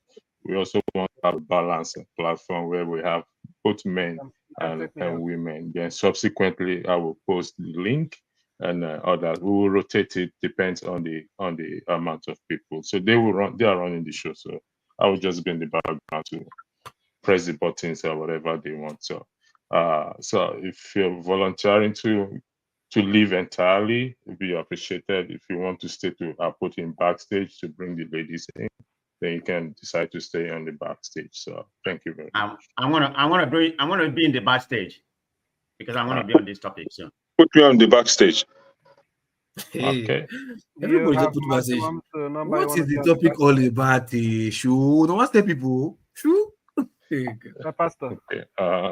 You have limits to number of people you can put on backstage. Local P. No, everybody will have to go to backstage. I'll bring them in, then the backstage. I will not bring them back in. Okay, if it's not too much for you, then you can put it in backstage. Yeah, I'll put you in backstage. I'll put righteous man backstage. Who else again? I'll put for backstage. Thank you very much. I'm waiting for. How many people are in the backstage? I need just. I will have to. Okay, Tope is here. Thank you very much. I have Tope O. I need. I'm waiting for Adanma. I think I will have to remove somebody for Adanma to enter. We already have 10 people. For Adanma to come in. Because I'm going to post the link again. So righteous man, bear with me. I'm going to remove you. You'll be very understanding. No, I'll leave righteous man. Righteous man, I'll leave you. Who is okay? Tone, I will take you out. Then I'll post the link and I'll bring you back, please. I hope you. Is that okay? Okay, thank you, Tone. I appreciate that. Just for Adanma to come in and. Please don't try to join. We want to leave the for Adanma to be able to come in. Please, Adanma, we're waiting for you. In the next 2 minutes, we will have to start. Could you please click the link sent to you, then for you to come in. I already sent her the link privately, so I don't know why she's was holding her back. So I believe she will come. So in the next, I'm going to play some videos while we wait for Adanma to come in. So thank you very much for your patience. We will not stay long before we eat ground on the show. So thank you again, just for us to. Thank you so much for watching. Thank you. Have you subscribed? Yes, you. Have you subscribed? You. Yeah. Before you go, click. It's free. Click. Just that's it. Have you subscribed? You are laughing. Have you subscribed? Have you subscribed? Thank you. Thank you. Thank you. Hey, madam. Thank you so much. I can see you. I can see you. We have to get to 100,000 subscribers. This by the end of the year. How are we going to do that if you don't subscribe? Yes, you. Yes, you're about to click off. Why? Have you subscribed? It's free. If you don't, ask your son, ask your daughter how to. Just one click. Thank you. Thank you. I see you. Aha. Thank you very much. Thank you very much. I'll see you tomorrow. And tonight, this gentleman will be making his network television debut. This is his most recent album right here. It's called Spirit of Love. We're very pleased to welcome Majek Feshek.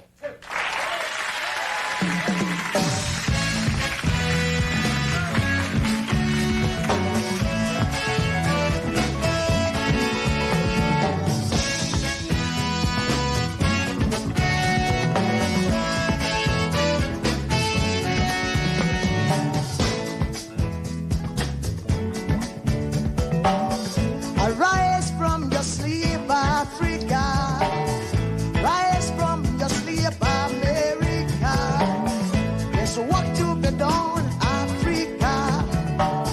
There's work to be done, America. Can you hear me? But if we unite, we will be free. I can't see anything.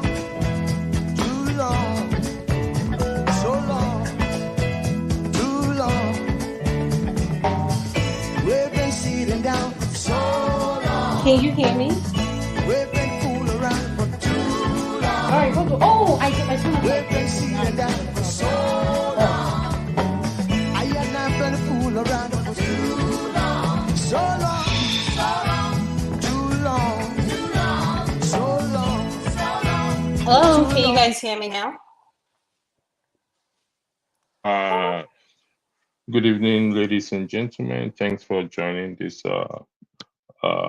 broadcast. As you already know, my name is Andrew Lobieke Electricity. We're having Tope and Adanma as the host this evening. They will be introducing the shows and the broadcast, and also to tell us what the rules or the guidelines are. They've strictly give me some warnings, and I will try to abide by it.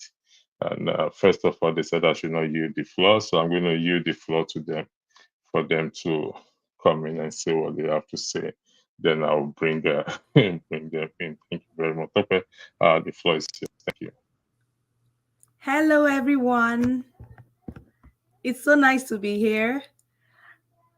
This is your girl, Tope O, and it's a pleasure to be hosting with Adanma this evening. And shout out to Electricity. Thank you so much for providing us with the support. And big up to Dr. Damages for giving us the opportunity to hear our views. Quick rules and hope keeping rules and disclaimer. We are not your therapist, so please, this isn't a question and answer session. If you need help, please seek medical advice from your doctor. We also would appreciate respectful views. There's no wrong or correct answer. Everyone's voice should be heard. Throughout this session, we'll be allowing people to come in with or without cameras, and this is just to let us be in a comfortable environment to be able to hear our views. We're hopeful that this will be just one of several sessions we'll be having. We're kind of, as ladies, tired of hearing about politics every weekend. So we're hopeful that social topics can be discussed that affect us as Nigerians, as Africans. Let's get it started, and I'll hand over to Adanma now.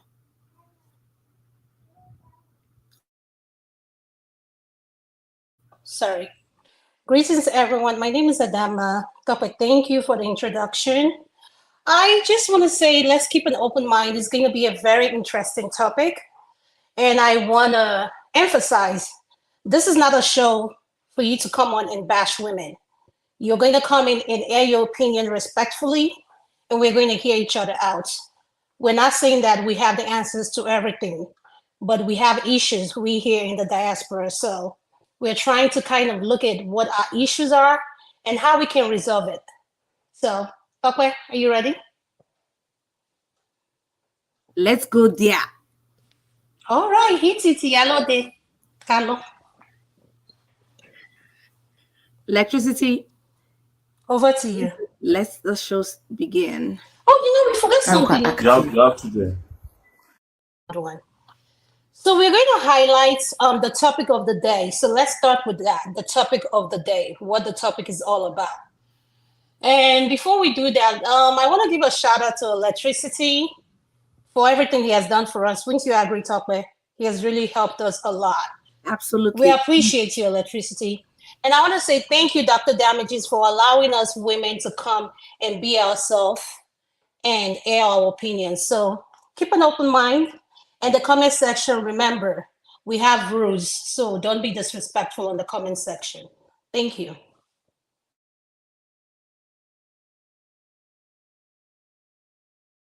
I'm quite active. You have children. Do I have children? You have children. You have kids.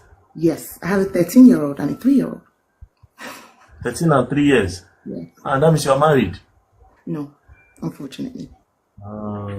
It didn't work out, The last person I was with, well, he used me to enter Asha, so long story. Oh, he used to get papers. Well, he hasn't gotten the papers yet, as far as I know. It's been cancelled, but he's trying to use the son to stay, so. Yes, let's tell on him, let them pursue him. I know him I'll now. I'll message you now. That's if you reply. You have to watch messages now. That's if you reply. I will pursue him. I don't even like that guy. He's a very annoying guy. He's a user. Let's send him back to Nigeria. Yeah, he actually said that he said that I beat him every day, trying to play the victim. So yeah, long story, but I have he told them He told them that you used to beat him. Yeah, he said I beat him every day and I do drugs. So there's two types of beating. These are when you people are knocking, you used to be on top, you hold his neck and drag him. No. Uncle said I was repeatedly beating him. So yeah. Long story. But, yeah. He didn't even stay up. Is he Yoruba? He didn't stay up to 6 months in my house. Is he Yoruba? I'm Yoruba. Is he Yoruba? I'm a Yoruba girl. He's an Igbo guy. Where is he from? Is he from Edo State? Imo.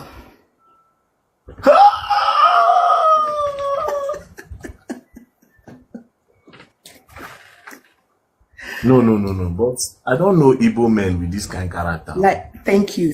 That's the reason why I thought, it's a good, give them a chance. They're usually quite industrious. They take care of their family and stuff like that. Bro, this one was different too. That guy have either Edo friends or you have Yoruba friends. And you know what the funny thing is? It's not somebody I just met and I just said, okay, I'm gonna marry and then come to UK. No, I'd known him last year would have been 3 years married. I'd known him 3 years before that. Yeah. So it wasn't like, oh, I'm a Maga or I came home, I just picked up somebody. No, it was never like that. I've told you the truth. You either have Edo friends or Yoruba friends. Those two, you must get those two as friends. Dude, I'm going to send you a message because it's you can lie, Abby. He knows how to lie very well. Do you know what the funny thing is? This guy's running around UK. He even went to Today ENDSARS party, made the front page on Today ENDSARS page. I was like, look at this guy. Well, and what is he paying for? Yeah, Yeah. What is he paying for childcare monthly? Nothing more than £100. I'm basically a woman taking care of two kids by myself. I'm an entrepreneur, I'm a music artist. Wait. Is he the father of your two picking, like you two? No, unfortunately. So I was married initially first. My daughter, as I said, she's 13. I waited 10 years before I even got with somebody else. That's how disciplined I am. I waited 10 years. Oh, wait. Like in that 10 years now, like when you mean you waited 10 years, like you waited for one man and you were still doing one or two things. Like, does it mean 10 years? Like 10 years in terms of like, I wasn't in any relationship because I was focused on my career. I literally, like, you search my name on Google, you see me, I'm a music artist. So when AY comes here, Warri Pikin, I headline their shows. I'm a performing artist, a professional performing artist. So I was just serious with music and everything like that, just focusing on myself, building myself up, doing music videos, paying for I'm a solo artist, so I take care of myself. I'm not signed to anybody, so I pay for everything. In fact, his visa, passport, everything, ticket to get here, I paid for everything. I paid for everything. You know, I don't even blame you because good people always meet the bad people, you know. That's what is funny. Yeah, such as Are you sure you don't have wait. Are you sure you don't have bad character? No, I'm not perfect, but bad character, definitely not. So because of long distance relationship and we traveled out to other places, of course you have to learn to cohabit with somebody and live with somebody, right? So our culture here is different from Nigerian culture. But you can't tell me when you come into the country, you don't know that the light in the house is not supposed to be off, or you want to be showering 3-4 times a day. We pay for things here. It's gas, it's electricity. Are you gonna work? Okay, yes, I'm gonna work, but the bills in the house can be 1,800 a month and you're giving me 250. How does that work? And I just had a baby. So how does that work? It doesn't work like that. So when it comes to, oh, dude, you need to step up your game, right? You're the man, you're the provider. You need to step up because so I can go back to work because I just had a baby. I would like to go back after a year. It became, oh, you're controlling, you're telling me what to do. But who else is going to tell you what to do when you've never been here before? You don't know how things work here. It's just that whole, you're disrespectful, I'm the man. Okay, you're the man, but you're not actually doing what a man is supposed to do over a woman. So how do you claim that and then still? So I became the bad person because I'm trying to guide you and teach you the right way to do things. So imagine having a baby, not getting sleep at night, being frustrated, and the person that's supposed to be your partner and make life easier, two heads are better than one, became a liability to you. How do you want a woman to deal with that? It's very difficult. So if I do snap, if I do get angry, it becomes, oh, you're frustrated, you're not being patient, you're not doing this, you're not doing that. But look, let me show you something, right? You see how my hair is now? I literally just permed. I used to have short hair. Look at what the stress Is it the one that bad it, the front hair? No. I wrapped my hair. I wrapped it. So when I go to bed, I wrap in a scarf. So I just took it off. So when I wake up in the morning, I tongue it. Literally, my hair was pulling out from the middle of my scalp because of the stress and the how much stress I was under, fending for a house, literally being a man in the house and trying to.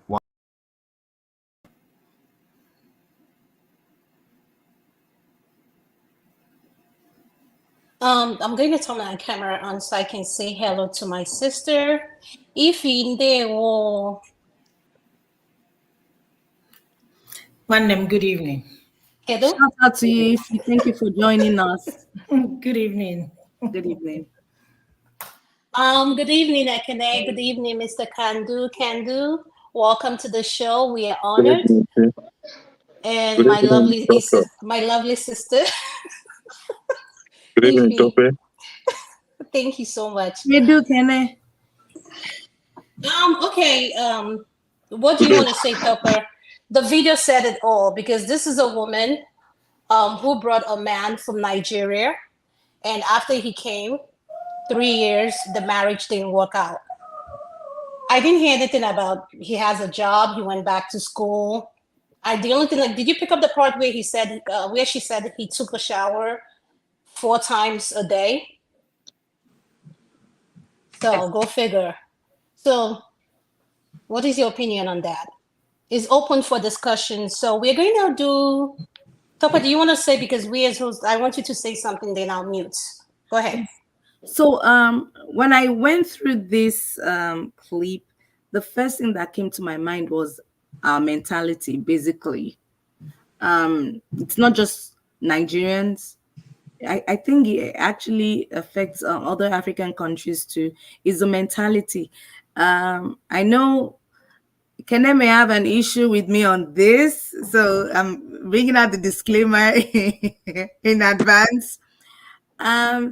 Nigerian men typically are used to a particular way of life, of living in Nigeria. You expect the woman to be a homekeeper, take care of the kids, while the father of the home provides the income, pays the school fees and all that. But the mentality is the major issue when one relocates. It's harder if you're living abroad, expecting a woman to be the same kind of woman back home. There are bills to be paid, there are chores in the house, and a woman really can't cope alone, doing all these things abroad.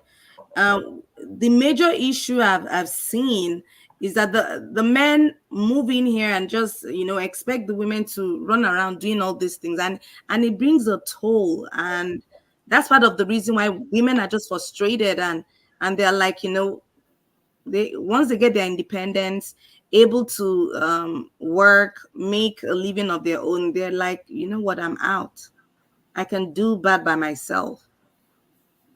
That's what I think. That's quite interesting. I'm sorry I have to have my camera off because I'm working and at the same time doing this. For those viewers that want to come in, they don't feel comfortable turning on their cameras, you're welcome to come in. This is a show made specially for those viewers. So feel free, if you want to come into the show without turning on your camera, you're welcome to do that. Well, Tope, this is the part I'll pick up in. She said she's been single for 10 years, right? If I'm not mistaken. 10 Correct. years. Well, 10 years is enough time for me, I say, for you to gather yourself together. If wherever you want to take your love life to, if you bring a man in the diaspora, one thing you need time to settle in. You have to get your papers in order for him to get, start working and things like that. And another thing that kind of interests me, what kind of conversation did they have before he came in? Like, what was the arrangement? Did you tell him how things work? Like, these are your monthly bills. These are my expenses. This is how much I pay every month to run my house. And what will you contribute towards that? I didn't hear that part. And the part that kind of got me, that I kind of want to, what is his name? Very Dark Man said he has emo friends. I don't man of prestige. He's probably going to take that. Personally, let's forget the right now. Yeah, I'm not going to tell men are men. It doesn't matter where they come from.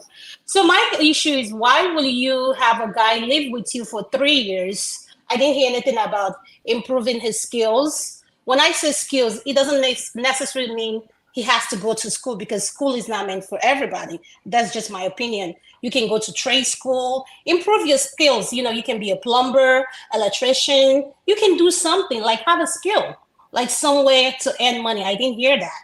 So 3 years, 1 child, the marriage is over. That's kind of, I feel like there are 2 sides to the story. I heard the part where she said, he took shower 4 times a day. Why are you bothered about how many times you take a shower? I think you're bothered because you're the only one paying the bills. Adam, I need to interject at that point. It's the bills. It's the bills. That's the cocoa of the matter. It's the bills. It adds up. That being said, I think I'll move to Ify. So we're going to time ourselves. It's going to be 5 minutes. She's the woman here, so women first. Then after that, I believe Ekene came next, and Mr. Pandu next, and Chin. So Electricity, can you please help me in pushing? Yes. Just don't tell me I don't want to hear I eat the floor. Don't say Okay. that word. I won't say it. I won't. No, we don't want to hear it.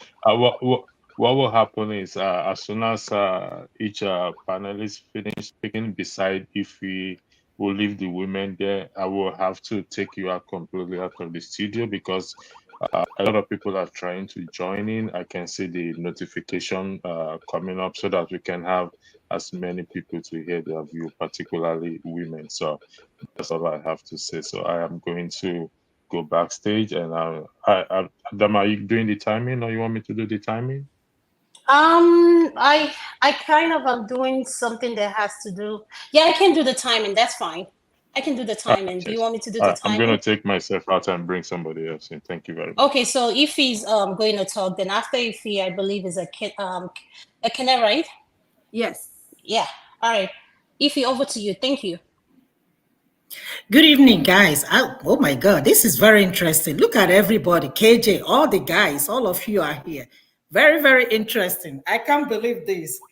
Anyway, wow, Loco P, Turn, Man of Prestige, Kenji, Kene, my brother, Chim, now wow, this is serious. My sister, good evening, ma. Wala Deo, this is very interesting, honestly. But I remember we had this conversation briefly, I think either last week or 2 weeks ago. I think it was 2 weeks ago, if I'm not mistaken. Okay. Yes, ma'am. All right. We have to understand one thing. The life we live back home is different from the life we live here in America. Let's understand that. Most of the time back home is kind of the man's solely responsibility to take care of everything. Most times we don't pay bills. We have water, borehole, we don't pay for it, electricity. It's just totally different thing.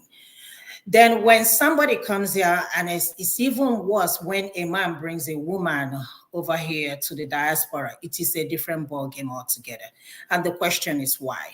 Why? Because it's because of the cultural differences and because of the society, And it's even worse when the woman is the breadwinner of the family. That's when it becomes very interesting.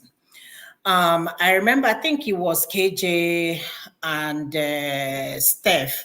There was a time we had an argument regarding this. I don't know if you remember, KJ, but I remember very, very well.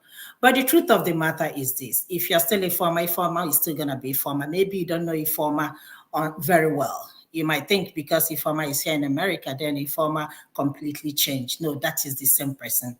People don't just all of a sudden wake up one day and completely change.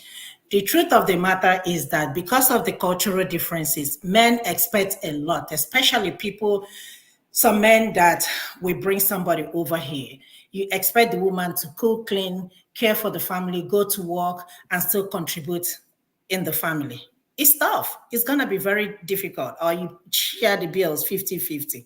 How is that even possible? A lot of people will see that in such a way that if a woman is making more money, they feel that, the husband doesn't mean anything. I disagree. I believe in respect. I still believe that man is the head of the family. I believe that the woman should respect the man. Likewise, man respect the woman. It's supposed to be equal. It's not 60-40. I always tell people, money doesn't mean anything to me. Money is nothing to me. But for some reason, when we come to this country, the number one thing that causes divorce in a marriage is money and abuse. Cheating is not even it, but it's just the money and the abuse. Why? I don't know if anybody has ever asked that question. Why? Growing up, my father and my mother never had joint account. Never for one day.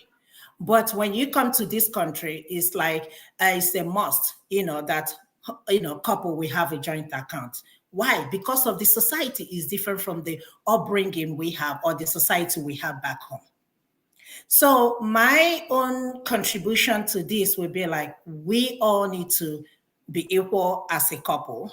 And what do I mean? Man still remains the man. Because you make more money as a woman does not mean that your husband does not going to mean anything to you. Also, men, try and help your women, wives at home. Don't expect a woman to work 12 hours. I just came back from work. 12 hours, maybe 3 days a week, 4 days. Some people do that 5 days a week to support. And you still expect the same woman to cook, clean, take care of the kids, and still contribute. She's a human being. Most of the men don't do overtime. Let's be honest. So I think number one issue that I have is in a situation, and I've given you guys example about two of my friends, that money has been an issue in their marriage. Why? because both of them, they were brought by their husband. So it's an issue we must have a joint account. As a matter of fact, one of them, her husband even told her before she came to this country that they must have joint accounts. As I'm talking to you 2 days ago, she told me that anytime the account goes red, you see my husband angry. But so far, money is in the account, he's fine. But once money goes out, the account goes red, he gets upset. Why? Because she's not bringing 100% of what she's making. Why he is bringing 100% of what he's making? Why? I don't know why. So I'm not going to say because I am a woman, but I think men will be able to answer that question better because we have a lot of them. Everybody's case is different, but I'm seeing it from a different perspective. I commend some men that their wives don't work. I have a lot of them that, their wives don't work. Their wives are sit-at-home wives and, take care of kids. No problem. But once, somebody makes more than the other, especially women, it's always a problem. So men, you guys will be able to tell us more why that is a problem. Thank you. Much. I really appreciate your opinion. Akene, you're going to be the next person. Thank you. Thank you. Thank you, my sister, Tope, Adanma, and Ifi. Good to have you guys here. And my brothers, of course. Shim, I greet you, sir.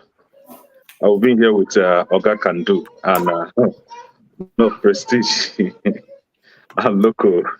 Tone, I greet you. So the thing is, I think, I don't know, maybe I wasn't paying attention to know how long, and I'm not sure if the lady stated it, how long her maybe ex-husband or I don't know, ex-husband have stayed with her, stayed in the UK before they started having this problem. And why I'm trying to emphasize on that is because of the clash of cultures. This guy is coming from Africa to a new place. And I don't know what Adanma said, I don't know what they told themselves. A lot of our people lie a lot. For the fact that you're in America or UK, some of us tend to paint a picture that we are well-to-do, we are okay financially. Maybe I'm not saying this is the impression that the lady created, and on the other hand, back home, some of these so-called big boys that can't even take care of themselves will always pose as being rich. Boro make me rich. So I don't know if that was the impression he created. So maybe they have wrong impression of themselves, they lie to themselves. And one is seeing the other as being financially stable. And then when they now meet, reality will come, And this one they found out that, man, she no get shishio. I know he no get shishio. Then another thing is, was there love between these two people in the first place? Or was the relationship built on solely just for him to come to UK? People could be desperate. He just want to come to UK. He could do anything, within his leaves, to aid him come to the UK, just to jab out from the country. And on the other side, I'm not taking to take sides now. I'm trying to, hit on both sides. On the other side, maybe, I don't know, I'm not sure. She could be desperate to getting married, but I don't know. Then another thing that I may want to touch on is about the individualism and collectivism that we have that affect most of our people in the Western world. While the Western world believes in individualism, our culture, African culture, lay emphasis on collectivism, where you have family and friends around. So how much are these people making? How much are they spending on their families and communities, around? Uncle will call, uncle's daughter will call, sister will call, everybody will call, you keep sending money, thereby leaving you with less to take care of your own family. So I see basically a problem with finances between these two people. That is number one thing I cited here, because they were, according to her, having difficulty paying their bills. And she also mentioned that this guy was taking shower 4 times a day. Please, those in healthcare system should help us here. You are taking shower 4 times a day. Are you being mindful of your skin? Don't you know that there are some micro stuff that your skin need to, remain healthy. And They are it's washing the it away bills. 247. And it's the bills. We know Yes, it's the bills. yes. Again, you're taking shower 4 times. The bills are running up. At the end of the day, whether you are the one paying it, don't you have sense? Don't you know that you'll be paying a lot of bills? We're not even talking about who is responsible for the bills here. No matter what, the money is coming from a household whose household you are own. Both you, the man, and the woman. This is your household. The money is coming out of it, giving it out because of useless shower nonsense. I don't know if he has body odor in the first place. Then third thing that we should have mentioned here is economic pressures. Maybe he doesn't have either. But here, they've started having family, they started having addition. If you are maybe making, let's say, $2,000 bi-weekly, could take care of you. Can you please round up? You have 58 seconds left. Oh, okay. I'm done. Oh, okay. Okay, fast. So when you started having addition, your bills increases, right? You tend to pay more, and financial burden will come in. And then if you don't understand yourself, you start having issues. Then we have the last one is here is a lack of support system. You don't have support system, you are there alone. There is no family and friends that could run to your help if you needed help. And maybe they started having children.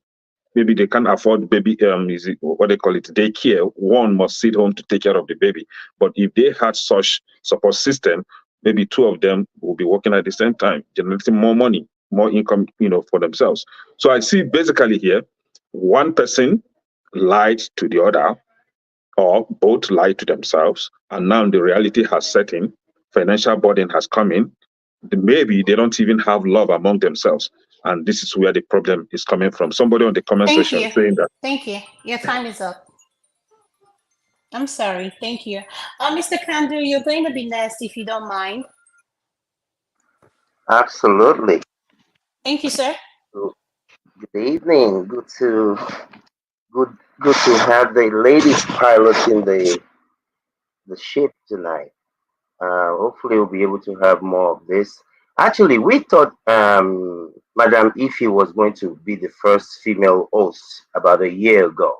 That's what we thought until she disappeared on us, and she said we were too toxic for her blood pressure. But interesting topic. Listening to the narrative from the video, I would like if it can be played back at some point tonight, where maybe I heard it, maybe I misheard what was said, but I thought that the host brought up a situation where he had inquired of the lady that are those his children? Are those his biological children? No, she had one child. She had one child, and when they got together, they had a boy. She had a daughter prior to them getting together. Yeah, so they have 2 kids. Okay. Yeah. Well, this is a space. 1 minute, Sandu. And she had already mentioned that the first child's father basically is only paying like £100 a month for child support or something like that. Okay. You see, this is a space that I've been in because I have a number of associates and some friends that have gone through some of these things. There have been people that have brought their wives from Nigeria. There are people that have been married to people here. And it's a very delicate space to be. I've told people I'm going to change my name to Omolokwe. And Omolokwe basically means a thankful soul. And part of the reason is that I have 4 sisters. 3 of them have been married. One has been married for 29 years. One has been married for 28 years. And I think the other one is like 20-something years. And in all that time, nobody has ever called me and said that this one hit her husband in the head with a frying pan. We need to go and bail her out of jail. I'm sure just like in any relationship, they have their issues. But I've never heard of one. So for someone like me, even if I go and get Sonny Ade to come and play for me just because, I think is worth it. On the other hand, you see, this married thing is very dynamic in so many different ways. You know, even in the household that you grew up in, that each and every one grows up in, you don't get along with the people that you grew up with for years. It's in most instances for almost 2 decades. How in the world do you think you're going to meet somebody at a party, online, at the store? You guys are going to get together and this thing is going to last forever. I mean, who came up with this notion? Some people don't get along with their siblings that they grew up with in the same house. And we think we're just going to meet somebody and all of a sudden magic and nuclear fusion is going to happen and it's going to be kumbaya. Relationships are hard. I've been married before. You know, like I halfway jokingly say, when I met the children, I mean the children, the mother of my children, she told me she thought I was the best thing since sliced bread. But when she was done, she said, "I hate you." I was like, "Whoa, where's that guy that was the best thing since sliced bread?" So people go through things, listening to stories. You know, look, I've listened to many friends and associates, their relationship. I don't know why they always bring the story to me, and I always say, "What are you doing?" Because I cannot support you because you're my friend if you're doing the wrong thing to your wife. Are you helping around the house? What type of agreement did you guys have? Mr. I mean, me, Pedro, I you can. have, sorry to interrupt you, you have 47 seconds. Okay, so the dynamics of relationships is very, very interesting. I don't, whenever people bring their relationship questions to me or situation to me, I always say it will be interesting to listen to the other party's side. What you might perceive as something might be perceived differently by somebody else. Thank you. Thank you so much, sir. I appreciate your input and your opinion. Mr. KJ, you're going to be next. Could you please unmute? Thank you, Okay. sir. Thank you, Tope and Adanma and every other panelist, especially Ife. Good to see you guys. Now, this is very, very dicey because you see, people are not furnitures. They have character, and we are prone to different elements at different times and different seasons. So who you may know yesterday may not be the same thing today. And sometimes circumstances and situation that we find ourselves kind of tilt our understanding, and they sometimes give us that other side that hitherto have not been seen before. And so it's not every time that, you know, a marriage doesn't work that is because both parties are bad, but because they've come into an environment that have either tilted their understanding to a different format. And listening to what the video says, I'm going to use the video. From what she has said, I'm trying to put, you know, some marks here. She seemed to, you see, the first thing you find about our people when we move, and I'll use myself as an example, and as a male, as a man, when you move out of the environment you are familiar with, friends with, and into a location that virtually nobody knows you, it runs you mad. I'm just telling you as a man. When I got to the United States, the first 6 months was, you know, one time I drove into a gas station. I mean, if I had done that in Abuja, I wouldn't have any problem. I drove into a gas station and I realized that, you know, in Abuja, we don't carry, you know, purse and all that. Okay, so I now realized I didn't have money. Okay, and my gas was out and I didn't have card. Okay, it dawned on me that, look, you are totally in a strange place. Nobody knew me. I mean, I walked into the place and said, hey, can I get gas? Because here is my ID card. And the lady looked at me and said, you can say that again. You know, like, who are you? You know, and I said, oh, you know, so I was actually cut off totally. and I had to pray to get back to my location. And God helped me, and the vehicle didn't stop till I got to where I was going. Now, but what am I trying to say? That is how it is with men sometimes when they get out of Nigeria and you are trying to settle in. And I'm saying this, with so that ladies that are listening, when you move out with, your husbands, sometimes give them a chance to be able to adjust mentally and otherwise to fit into a location where they are. It's like taking a lion from one location to the other. He has to first mark his territory to be able to understand how it's going to go. And I think it applies to men here. And then for the women, I want to say this again. You see, sometimes we say, why there's no love, there's love lost. No, love is not a feeling. It's a decision. You make a decision to be good or bad. You stick with it. You just hang in there. Not because you're not going to see more final opportunities and out there. No. You have just made up your decision, and that side is sealed. And that's the way you can do things and be able to move on. And in the case of finances, which is basically a very big issue, it is not always, you don't always know people, but both sexes. You don't always know them until you give them a lot of money. You can be able to read a man much properly when he has money. Okay, if he has not had a lot of money with him, then you cannot really tell his real character. And a woman is not built actually to run the home. So if it happens to be in a situation where the woman is making more money and taking care of, picking up all the bills, it's just going to be a question of time, and there'll be issues because that's not her natural build. But for you as a man, if the money is going from you, it doesn't matter to you because you already know that it's right from when you are growing up. You know that money coming to you is to run your family, so you are not really bothered spending the money. But sometimes certain females don't find it easy to be able to meet up that need. It's a lot of pressure for them, not because they don't want to spend, but because it's not their natural default. And so sometimes it becomes a bit challenging.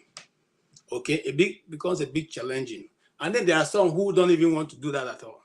And so if you get into that position, it becomes a problem. Now, if you come here, and that just like the guy said, she said, for him to be taking his bath. Mr. KJ, you have 50 seconds. Okay, I'll round up with this. For him to be taking up bathing 4 times a day, it means that he's a fine boy. So he's more concerned about his beauty. So he wants to look good, smell good, and just bounce around the house. So you can see that even from the choice she made in the first place, she made a wrong choice because, if you have to, you cannot, keep your hands clean and be able to make money. It didn't go well from. So that's really an issue. She should have seen that right from the first beginning. Thank you so much. Thank you, sir. I really appreciate it. The next person is going to be Man of Prestige, if I'm not mistaken. Man of Prestige, can you please unmute? And before you answer the question, I want to put a spin on it. And the spin I want to put on it is this. Should we discuss finance prior to getting married, or should we leave finance out of it? Okay. Thank you very much. Greeting to everybody. It's nice to be on this forum, with the ladies anchoring this place. So it's a pleasure, Tope. And Adanma, you're one of my favorite, two of you. So having said that, I'm just going to answer that question you put on here, Adanma. Definitely, number one question to, because finance is a problem when you come to marriage. So definitely have to discuss finance, what's the contribution of each, particularly in this area we're living, which most of the thing is 50-50, depending on how you look at it. So finance is very, very imperative that it was discussed. So let me go to the main topic. I don't want to waste too much time because I don't have that much time. About the picture you portrayed here earlier, in a nutshell, I can't even fathom somebody coming from our own culture. When I mean our own Nigerian culture, I say no. What we have like men toxicity, how we look ourselves as men, we have to be in charge, we have to take care of it. I can't even fathom a man coming to this country, you want to be that lazy and you expect a woman to take care of you. So I'm not really going to buy into that statement that lady came here and painted. I'm not saying she's lying or whatever. I have to hear from both sides. If the man has come here and stated his own point of view, and the lady, this may be a one-sided narrative. So that's why I'm not going to comment on that. So because I don't have any part to back up what she said, if it is right or not. But that's all for that one. So I'm just going to make a general statement. It is baffling to me to see the disintegration of family in the USA, particularly the Nigerians. When we come here, we get married or go back home, so there could be many variables that contributed to that. Because you have men here, when they go back home, some of them don't even have a good job, but they are suffering because, of course, you can survive here even after working in a McDonald's. They go to Nigeria, maybe they have like about 5,000. They go there and feel like they're, an impressive woman, making the women feel like, they got money, and they bring them here. When the women finally come here, they know that this man doesn't have anything. And, all the thing he has been portrayed is nonsense, he just come there to impress.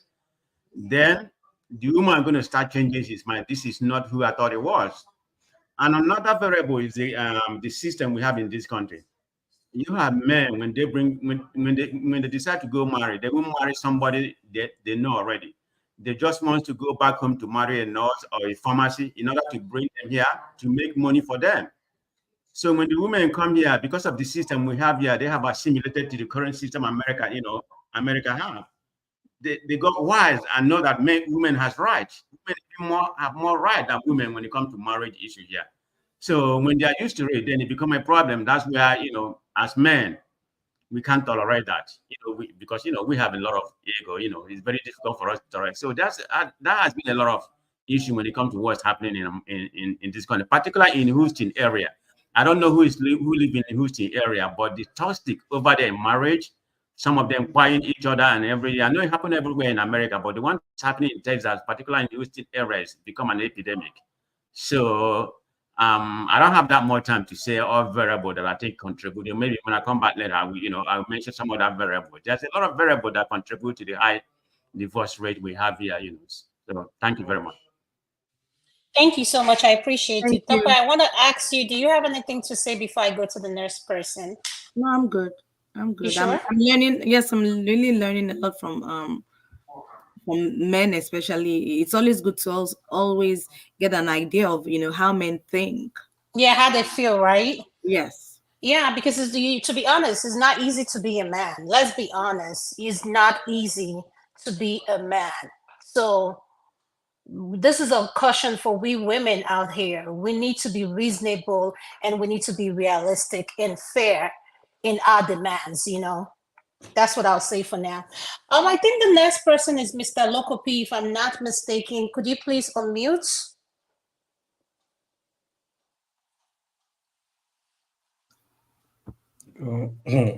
KG, that trouble you find, you go see that trouble.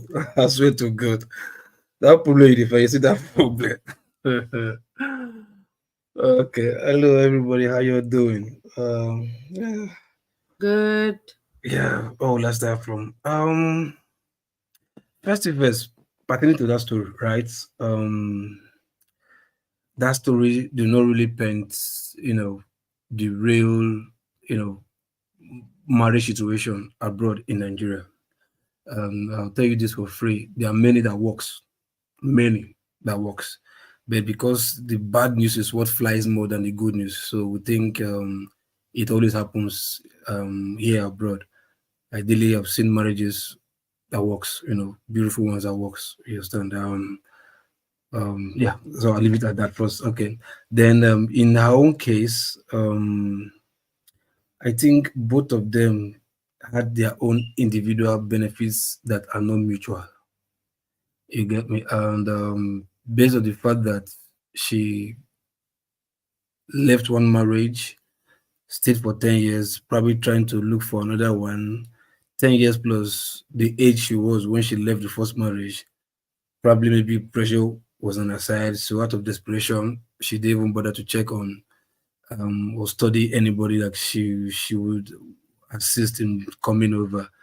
And from the other guy's end, okay, this place is bad for me. Okay, let me just okay, what's the benefit for me to support, also join her and come over and this and that, and that's it. So for them, they threw away their interests, sincere interests, and we're looking for benefits. You understand? Thinking it will work So they both did not start a good foundation together before they embark on the journey that they want to embark on. That's for that. Then the issue of having shower 20 times a day, with what significance? It doesn't matter. I can afford to have 5 shower or even have a bath, what's called hot bath, and be in the shower with my bathtub fill up. Who cares? You understand? If there's money to pay. And like you say, they say now uno get money, now they also be the bitter. You understand? So if you're working and you're earning, so why can't you spend it? I mean, it's one life to live, man. Enjoy your life. People go holidays, 4 times, 3 times a year. So why should paying water bills be an issue? You understand? And the issue of also saying your wife work 12 hours a day and come back and work. I mean, come on. Why are you still in the era of slavery? How can you be working 12 hours a day in abroad? Something that you cannot even afford to do in Nigeria. You come abroad working 12 hours. I think that 12 hours is you're just being greedy because you just want to sacrifice your well-being, your health, and try to make more money. You understand? Because I see no reason why you should be working 12 hours. I mean, except you're like in the UK, you're being paid under minimum wage. Because if you're paying minimum wage and you cut your coat according to your size and you yourself and partner, you plan yourself very well, I see no reason why you should be working 12 hours a day. I mean, come on, that is pure greediness or slave mentality. You understand? Because with the minimum wage, you can, have a small, sizable, apartment for your family and you would plan well and all that stuff. Your husband and yourself working just normal minimum wage, you will still live well. So the idea of working 12 hours, how many shifts, you're killing your body for what? That is just pure greediness because you want to make more money to compare with your mates that, yes, what my mate can do while abroad, I can still do it by putting more hours. Man, you're just killing yourself, So for that of 12 hours, I think that's just pure stupidity. You understand? Up your game, up your skills, up your service, and you know your worth, charge what your worth is, and you get paid for what you want. You understand? Except you don't have anything to offer for a service or whatever, then you accept whatever chunk of piece of money they give to you, and thereby subjecting yourself mentally to do more hours to make up. I mean, that is, you can't leave Nigeria and come here and be doing slave work. That's nonsense. Except, like I said, you're just being greedy. You want to make more money to compete with your mates, And fine, for the aspect of men, right? I know. You have 50 seconds, just so you know. Okay, no problem. Look, when a man do not have, right, it somehow hurts his ego. Ideally, I don't know how many other men will be like. For me, if I don't have, I can't provide. It's hurt my ego. Yeah, anger can come, frustration can come out. Like, I can't provide me. What's this and that? Maybe 10%, but it's supposed to drive you more to like, okay, what will I do more to earn more? As in, how will I up my service to earn more? Not hours anyway. And that will not make you say no. I will start paying £100 or you stand for a month. I mean, come on, how much is your rent for a month? Neither you take over £100. And if your wife is making more than you, it's not an excuse. I mean, if you can do it, why can't you do it as a man? You're supposed to be even doing more. If you come with that Nigerian mentality that yes, you want to be that Nigerian mentality man here, so do your normal thing, up your game and provide more. You understand? If you can share if you want to, you can assist. Maybe 70, 30, 80, 20. You understand? At least if you really want to know what you're doing.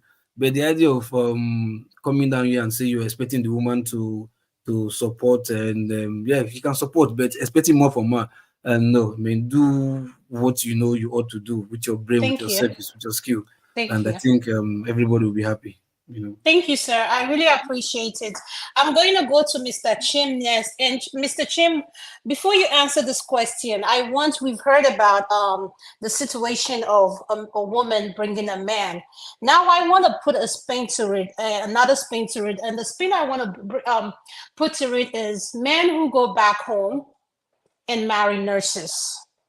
And when they come here, you hear, oh, I sent her to school, or whatever be the case, and now she thinks she's all that. It didn't work out. So could you please cover both? if you don't mind. Thank you. Sorry, before my apologies for interjecting. Please, if I take you off, kick you off the studio, it's a deliberate thing because others wants to come in. Please, just so that we let others come in and hear their views as well too. So just note that it's a deliberate thing. Not I'm not exercising the powers. It's the lady's decision, not me. Please, thank you very much. I'll take myself. Apologies for that. Go ahead. Thank you. All right. So thank you, Ify and Tope and Adanma. Yes, it's a pleasure, particularly Adanma and Tope, to be making your acquaintance. So we already know who Ify is. Anyway, so back first and foremost to the story, the video you played. Just like I think it was Man of Prestige that said, I will take that narrative with a pinch of salt because it takes two to tango.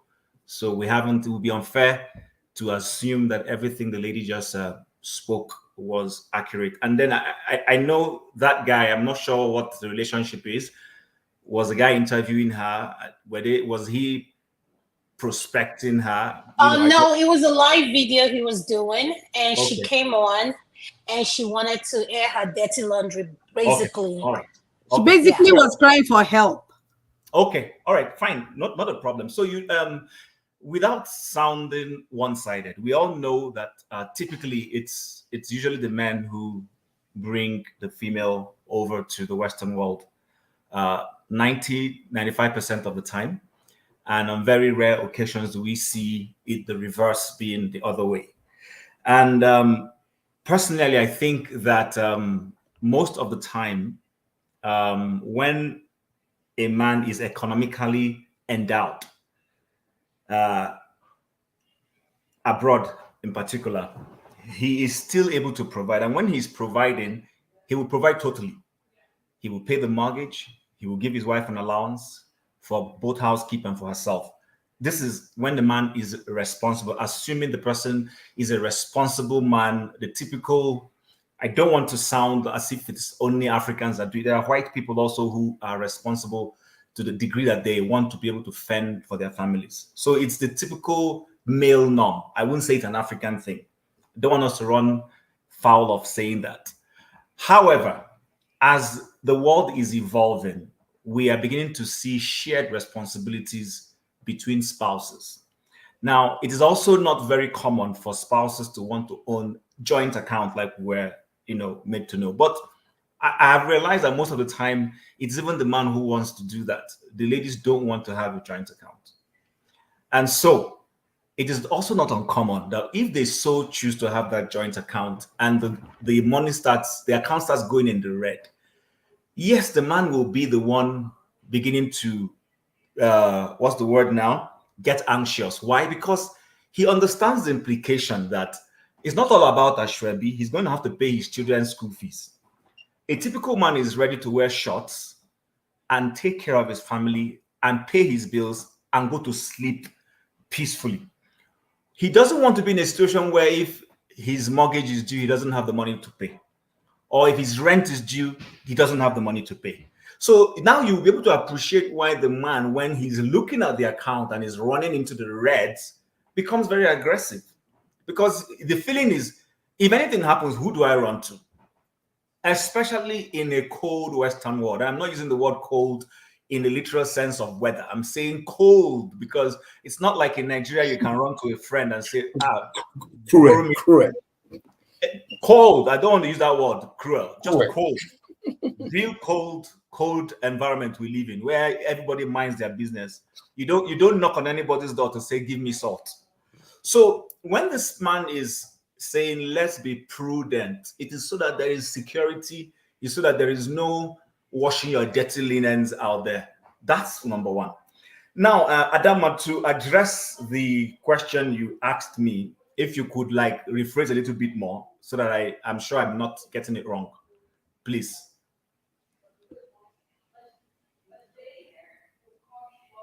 I can't hear you. You're muted. You're muted. Oh, I'm sorry. I know you've heard of cases where nurses are dying here in the diaspora. And not to take I'm not taking a dig at the nurses, but we do have a lot of nurses who work a lot. So what I hear a lot of time is, oh, I brought her from back home. She became a nurse or she became a lawyer, whatever profession. Now the marriage didn't work out. She thinks she's all that. She doesn't Okay. respect me. Okay. She, you know. I get it. I get You get it. my, you get it now? Yeah. Thank you, Yes. sir. Yes. So we've had, and I agree with you, it's become a very common thing. In fact, there's a joke when I meet some friends, we say that the story is now about nurses, whether it's in the Houston that someone just mentioned, which is where it's happening more predominantly. We hear the stories even in Canada, but it's also happening here in Canada because not just nurses, ladies who are going into the healthcare sector, who are becoming caregivers and all those things, those industries demand long hours. So locopete is not always the case that people who are working long hours just for greed. But the nature of that industry, whether it is in terms of being a nurse or a doctor or just being a caregiver in the medical sector, it requires a lot of long hours. Now, what I always say is this: whatever works for couples, whatever two of you sit down and agree and say, this is what we want to do, don't compare yourselves with society. If the lady says, you know what, honey, I'm okay with working long hours, that's fine. Then, and if you two of you are happy, she's doing it and coming home and you are having fun, you're able to take care of your children, send, drop them at school, You without the have mom 1 minute left. Okay, So you know. Thank you. Yes, once you're able to do those things and it works for you, why are you comparing yourself with anybody? But that being said, like somebody also rightly said here, sometimes you don't know people until they start touching money. A lot of ladies, it can happen to the men too, but a lot of ladies, once they start earning, then it sort of empowers them to start thinking that they are working on cloud nine. Disrespect starts. At some point, if the man is saying, okay, let's do things the way, you don't want to be advised. In fact, you don't want anybody to touch your head anymore. And then it begins to lead to the man feeling, okay, disrespected. Now, whether it is a black man or a white man, the person will feel that way. The only difference that we black people tend to want to say, I'm the husband. It's a common thing with us. The white man may not say it that way, but the moment he begins to sense that the feelings and the love and is not there, he'll begin to look for another woman out there, and two of you will divorce and move your different way. It's easy for them. But for the African man, it's not that way. For the black man, the Nigerian man, it's not that way. There is a lot of things entangled, and which is why sometimes it gets messy. So, but I will just round up by saying that for me, economically, both spouses should always sit down and agree how they want to run their home and stop letting other people tell you what should be the norm. Don't look at what is happening outside. If you're drinking your garri, drink it in peace. The moment you begin to let other people come into your marriage to tell you whether it's your wife's friend or your husband's friend, then there's a danger that there's going to be a crisis. Lastly, for that lady in the UK, if she had helped, did she help her husband look for a job or that guy? She didn't. I didn't hear that. What says you've been in this environment before him? Why couldn't you give him some leads? So I think she had a different perspective on what she wanted to pursue. And when she didn't get it, of course, the marriage crumbled. I'll leave it at that, and maybe later on I can contribute later.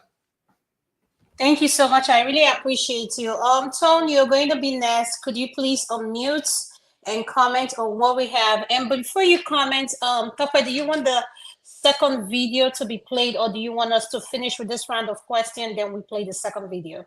I think everyone should have the opportunity of making their views on this. Okay, got it. All right, Tone, could you please unmute, sir?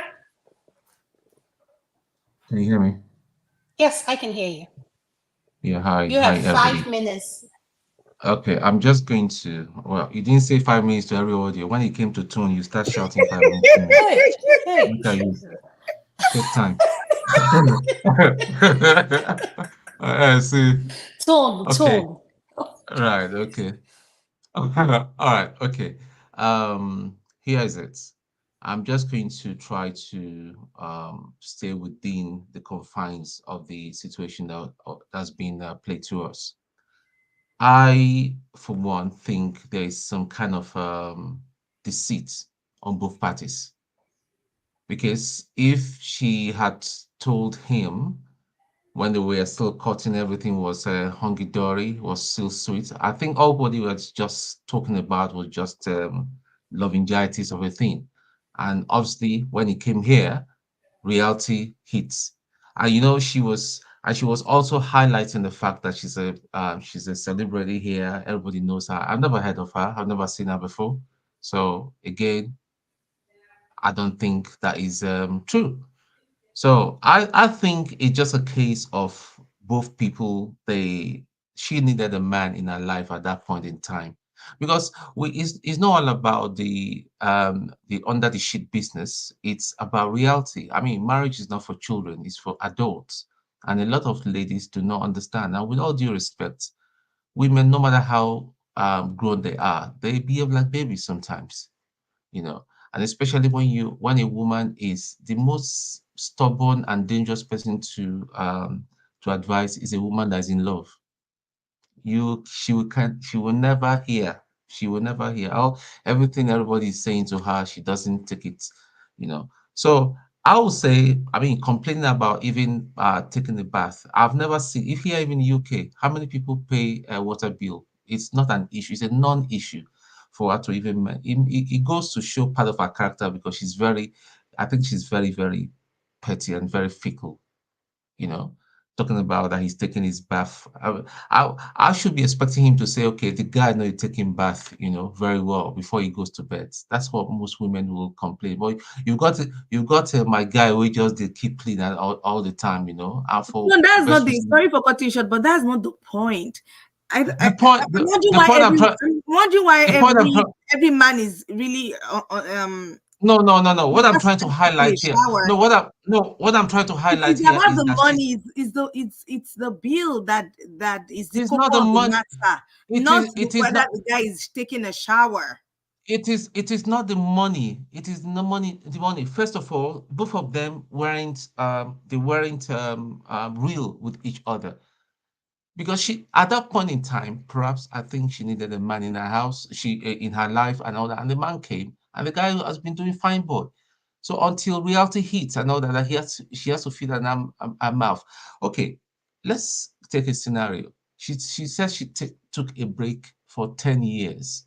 She didn't have any man. How did she pay her bills? Did she have other sugar daddies or other men that were funding her? Let's think about that. Now, because the man has moved in, and the man obviously thinks, because I mean, she must have sold herself as a big girl in London. She's an artist, like she told us, she's an artist, she's very popular, she's very successful, you know. So my guy thought that when he comes here, he'll be chilling out. I've heard a similar story right now. A friend of mine and all that. That's the situation. He brought the guy over here, but the guy thinks it's all about enjoyment and all that. Then reality hits her. She starts crying. So the thing is, whenever you get into any relationship with somebody and you know it's going to lead to marriage and all that, you guys had better start telling each other the truth and be real with each other. That's all I'm just going to say. You know, marriage is not for children. So if you're not, you can't come and start blaming the man that is not. Tom, can I ask you a question before you Yes, round up? please. Yes, Could you please. please try to make it a balance? All you've commented, all you've said is about the woman. So could you tell me something men are doing wrong? The man obviously is irresponsible. He is easy. I won't throw that as a general blanket. It's not general. You know, I think that man in particular, that case, I know that he's not it. He's not responsible either. He should go and look for a job and do something better for himself. Even forget about the woman for his own pride. I don't think he has got a pride as a man, because a real man, should have a pride of providing for himself, providing for the wife, not waiting for some woman to buy a shirt for him and then fund him. No, I don't think that guy is not the real deal. Thank you so Happy much. now? I really appreciate you commenting. All right. Okay. Thank you. Mr. If Not Now, could you please unmute? You'll be next. Thank you. Yeah, thank you, ladies, and my fellow panelists, and our own dear Ify. I salute you. um, those guys have said virtually most of the things I wanted to say, but I still want to continue where the last speaker left off. I think that bill apart, any man that has the interest in taking bath 4 times a day, I think something is really wrong with that man, in terms of his mentality and what his focus in life is. But I salute him for being Mr. Clean. So having said that, I think ladies should understand the fact that the man that is good for you to go out with, to date, may not necessarily be the right man for you to settle down with as a husband. There are two different things. That man that is appealing to you to hang around with may not necessarily be the best man to live in the house as a husband. It's two different ball game altogether. That is one. Most times, I think we enter into marriage with the wrong expectation, and I don't want to judge too much based on that video, but the little things that I picked from it, you see that somebody maybe wanted to use somebody or take advantage of somebody, and maybe it didn't work out the way the person had in mind, and the person started complaining. One thing that was not clear from the video is the man that is bringing, is it 250, how much for upkeep? £100. £100. Is it that he has more but don't want to bring out, or that is what he can afford? Well, that's two different things. She didn't make mention of it, and it's important. Is he bringing what he has, or he's just being, inconsiderate or insensitive? And I hear the woman talking about she gave birth and she was planning, maybe my ear, I didn't hear it well, to stay like 1 year in the house before going back to work. That's another problem. Why I'm saying, does the man have and don't want to bring out, or he doesn't have? Because couples should learn how to be sincere with each other. Transparency. If you plan to spend 2 years for Mugo in the house, then if you people are transparent enough, you should be able to know, can my husband finances alone make it possible? You understand? If two of you are already, struggling to pay bills before you give birth, you should also know that if there is no solid plan to augment the family finances, there's no way you can spend 1 year to nurse a child. It's just not practicable.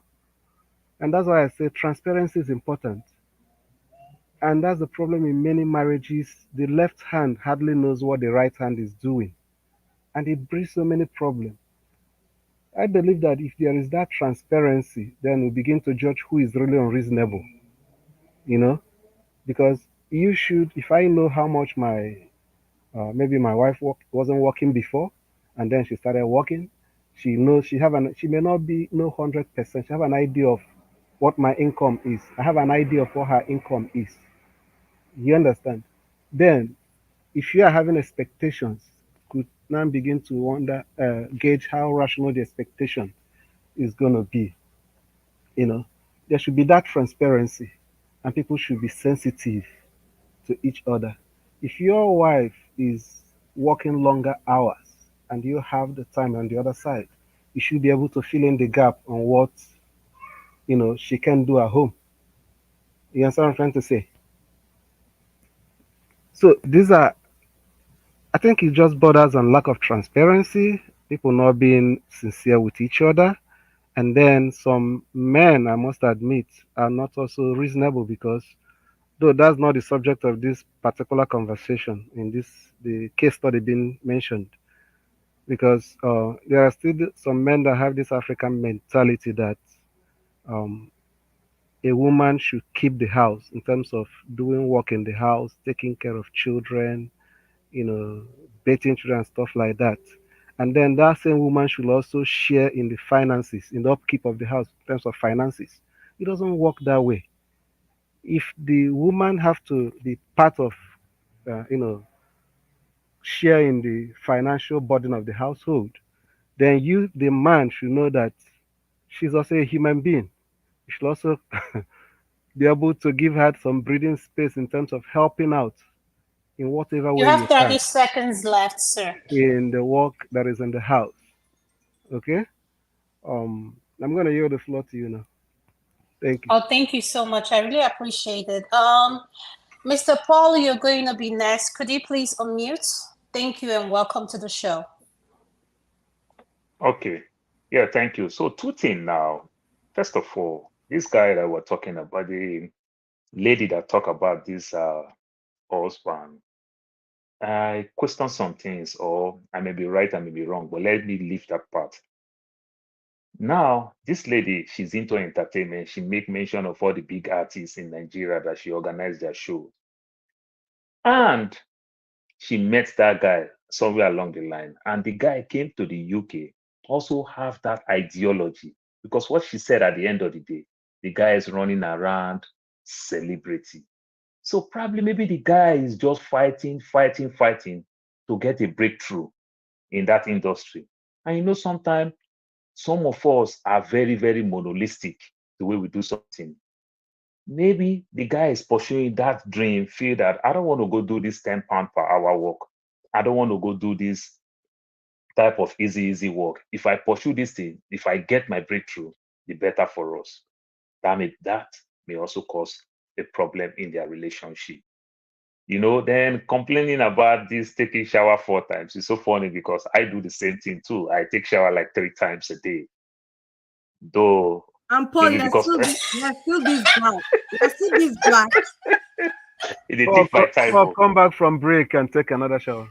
It take my time. Yeah, because to some extent, my kind of work is almost like an outdoor work. So I take shower like twice a day, and I still take 1 shower in my place of work when I'm done with work. Sometimes I take shower like 2 times while I'm working. Wow. In my place of work. No, that one is different, man. Paul, So sometimes you just get used to it. So I don't have reason to take shower like twice a day at home. But I feel the shower I take at work, if I still come back home, I want to take shower. Those kind of mindset. You just walk, you just flow with it. But another thing with this relationship, like I said, I like this musician Sting a lot. I used to be a love boy. Michael Botti said, how can we be lovers when we are not friends? Then Celine Dion answered the questions very well. Celine Dion said, love was when I love you. Well, that is your memory verse. It's my memory verse. No, I want to use it to make a case. You see, when you bring people here in abroad, you understand, when now the way we make relationship in Nigeria, I can love a girl so much. I still enjoy my circle of friends very well, cumulatively. But in abroad, when you bring a woman here and you go hang out with your friend, the woman is lonely. That can cause problem. That is why I use the word Michael Bolton said, how can we be lovers when we are not friends? You understand? Because I can't go hang out with my friends, and I just brought a woman here and leave the woman at home, just sit down there to stay at home, probably taking care of the kids, then I'll go hang out. It's going to cause a problem. How do we manage some of these issues when we are doing all this relation? It does matter. I'm an Urobo boy. As an Urobo man, you don't go to kitchen.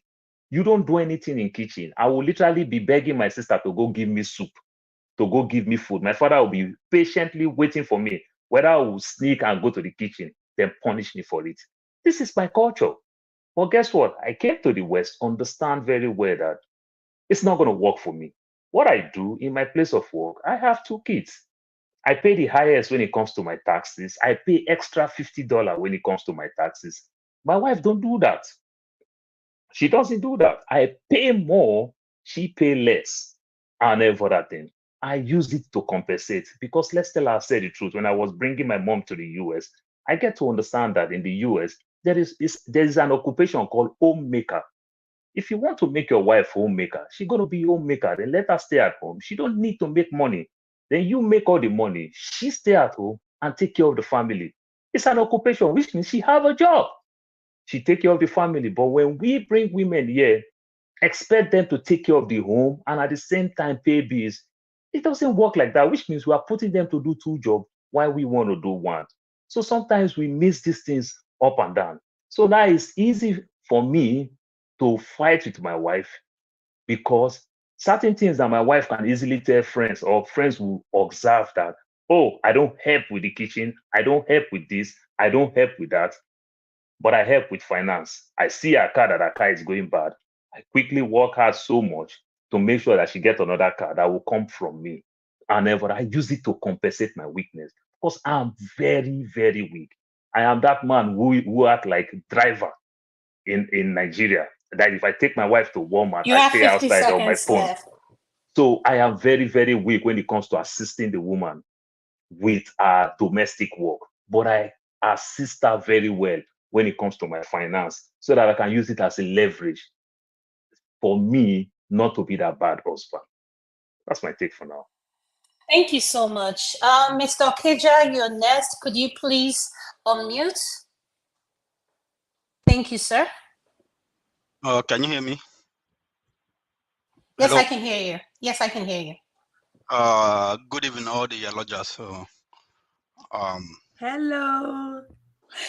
Thank you, sir. I mean, this is a loaded topic, but I mean, like everyone, you have to say, what you feel like, what what is in your mind. I think, we have a problem as a culture, Africans in general. Just like we received foreign religion, Christianity and Islam. We don't know what to do with it. We just received it, and we don't really know what we signed up to. That's why we have in Nigeria, so many problems with the churches. You see a Nigerian, he has you see, a Libyan or whatever, Egyptian or somebody who lives in Saudi Arabia, Kuwait, they go to Mecca, like they go to store and they come back, they're not Alhaji, but a Nigerian, from Kanu, he has appended Alhaji to his name already. Comes back to Nigeria, Alhaji everywhere. So we sign up to these things. If you've read Chinua Achebe's Arrow of God, we understand in Arrow of God, what happened was that Ezuru, the people, they wanted to harvest their yam, but because Ezuru, because he went to prison, detention, so he wasn't he didn't observe all the the rights before New Year harvest season came. So he didn't allow the people to harvest their yam. So they went to the white man to pray for them so that they could harvest their yam. So they accepted religion that way. So in everything we do as Africans, we just peer, we just go. That's why we come to Western world, even though we accepted Christianity and Islam in our culture, but our marriages worked in Nigeria because in the sense that we kind of maintained our traditional marriage, culture in our marriages. But then when we started imbibing foreign culture, we're trying to integrate our marriage with a foreign, marriage. You see Igbo people, they go to church blessing in the morning or whatever, they go to church and then they do wedding in the afternoon. I don't understand. So we don't know what is happening. So some of us don't even know the processes we go through in our villages to get married. Like Okeja, like for instance, we have like about 7 or 9 rites you have to perform. So we accept all these things. When we come to the West, we don't even accept. We start, we take up everything. But other people were other people, for instance, Indians, that Christianity came to them, they resisted and they still took their culture. When they come here, their marriages don't break like the way their marriages break. I have this Indian couple. I work with them somewhere. Engineers, they are engineer designers, and they come to work. The same car. They go to break. Lunch break. They have their food. They sit together and eat. For how many years? For about 30 years. They've been doing this. they will still wear their clothes. But our people, we come here, both male and female, we don't know what you want. We get confused. Are we living Western life? Or are we living our culture? So that's a whole problem, for male and women, male and female in Nigeria. We have that problem. You have 1 minute left. Thank you. And also already. Okay, so our women also, we have this. I'm not trying to shade women, but women in women in general, they have a one just spirit. The spirit of bias, remorse. Please, sir, please, Mr. Kija, please, could you please elaborate? Exactly. Okay, yeah, bias remorse. Like for instance, if you go to Walmart or any store, the people who are returning items, they are women. If a man goes to the shop, he will just buy something and leave. If a woman goes to the shop, buy, she doesn't know what she wants. So one just spirit, bias remorse. It's like so. Over 85% of marriages of divorces in Nigeria, in the US, initiated by women. Initiated by women. So this woman now telling us this story, bias remorse. That's the problem. That's bias remorse. So also value system. You value system. If you want to get married, who do you want to get married to? People just let me get married. When I was trying to get married, I was like, what do you want? Do you want Christian marriage, traditional marriage, or Western marriage? You have to discuss that. Find out, so that we sign up for this, so that we have values. Where do we raise our kids? Do we go to church or do we go to mosque or whatever? Which church do we go to? Do you listen to your pastor or do you listen to me? Who makes the final decision? Your pastor or So this is, you have to be careful. What you do. Just don't go into thing. It's a lifetime thing. And also like women, we have some people have mentioned it. They have to understand in the Western world. I just gave you 50 seconds more so that things are easier for women because the social system, they try to help women. So if a man comes here, he struggle more to get things he needs. But if a woman, there are so many things. Even if she goes for divorce, she at the state in US, they will pay for her. The man has to go and get the money to get a lawyer. Are you sure? Are you yes, I'm telling you. Especially when it comes to child, like child support and all this. If a man wants the child support, now if I want a child support as a man, I have to pay my lawyer. But if a woman wants a child support, she will go to this, the child protective services or whatever. They will get a lawyer for her. What state are you in? What state are you in, Okija? I'm in Massachusetts. Is that how it works there? Because if it comes to child, because they will have the way the state reasons that the child needs to have his or her lawyer. Okay, so usually, when it happens, the child's lawyer is also the woman's lawyer, because most of the time, in terms of in divorce cases, in the US, the woman gets the children. Thank you so much, sir. I really appreciate you. Show, I'm going to go to you. Then after show, we're going to play our next video. So we're probably going to swipe some people out because we have people backstage. And I just want to encourage our viewers who are watching. As you can see, my camera is off, even though I have a reason behind it. But if you want to come in without having your camera on, you're welcome to come in. Thank you. Show, over to you. Could you please unmute? Yes, thank you, ladies. Tope and Sure, Adanma. sorry for interjecting you. My apologies. Prof, I don't know if you're backstage. If you want to come in, please come in. If not, could you please? I will appreciate if you create space for others to come in. Then later on, before the show comes finish, you can come back and continue, please. It's an appeal I'm making to you for further. Thank you very much. Sure, the floor is yours. No worries. Yeah. So, congratulations, Adanma and Tope, on your first show. I'm hoping it's the first of many. And Ify, whatever brought you here today, long may it continue. It's good to see your face again. So on this issue, I saw the video a few days ago. I didn't even watch it. That's the funny thing. I saw like the first 1 minute of it and I just packed it away. But I haven't watched it now, at least the part that was cropped and played here. As far as I'm concerned, we're not getting the full gist. See, there's a Yoruba saying that says, Agbo ejo eni kondajo, agba oshikani.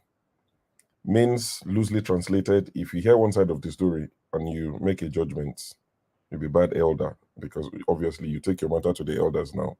So we've had the lady side of the story. We've not had the guy side of the story. But let's now even run with her story. Let's assume that she's correct because it's possible that she's right in everything she said. It sounds to me like it's a marriage of convenience for both of them. Remember, the guy lives in Nigeria or lived in Nigeria. She had a child, a 10-year-old. So you're coming into a relationship between a mother and a 10-year-old as a new guy. It's not something most Nigerian guys would do. We know this, so we won't pretend about it. The fact that the guy agreed sounds like it was convenient for him. I'll be going to the UK. And like Tone alluded, she mentioned a few times that she's a celebrity, she's famous, she has whatever. So for the guy, he's coming into, soft life. So it sounded like it was convenient for him. And for her as well, she wanted someone. For her to have imported somebody from Nigeria, I'm not sure why, because guy is full London, die. UK, I don't know where she lives. We plenty, die. Yoruba angel, Yoruba demon, Imo, the Imo bad ones that everywhere, Delta, Edo, everybody, pick your choice, we fool. So for her to have imported somebody from Nigeria, she knew what she wanted as well. She wanted someone from Nigeria, probably that won't give her as much trouble as the ones with the eye don't tear for London or for UK. So it was very convenient for both of them at the initial stage. But obviously, it quickly nosedived. Another thing, coming out of all this, their own particular gist, talking about this broadly, one of the things that I've seen that have caused issues in marriages that tend to break up when people come to the UK, especially, the jackpot the last 5-6 years, and you see them all over the social Twitter complaints, especially the UK people, they give us bad rep. Because I've seen people say, do people not have work in the UK? People in the Canada and US don't disturb us in Nigeria. So these UK people always doing ring lights. Welcome to my YouTube channel. One of the things I've seen that sort of causes problem is, in Nigeria, there's a way we live. And in the UK as well, like I think Chim alluded to that as well. In the UK, they moved away from that a long time ago, but in Nigeria still happens where the man takes 100% of the bills. Especially in Nigeria, you have money, you build your house. There's no mortgage pressure. So once you've built your house, the rest is sort of easy. It's the man's responsibility to pay school fees. He pays virtually everything. So the wife is almost very submissive, even if she's not totally happy. And the stigma attached to divorce in Nigeria, once they come to the Western world, she's like, you know what, my family are not here. Nobody can tell me if I'm no longer interested. Nobody will look at me in a bad way. I'll be in good company. A lot of ladies are divorced. Mine won't be the first. So men in Nigeria who was paying 100% of the bills or close to 100% of the bill, and the wife was almost like fully, answerable to you. You come to the UK and you bring the law of 50-50, but you still expect the woman to do what she was doing in Nigeria. It won't work.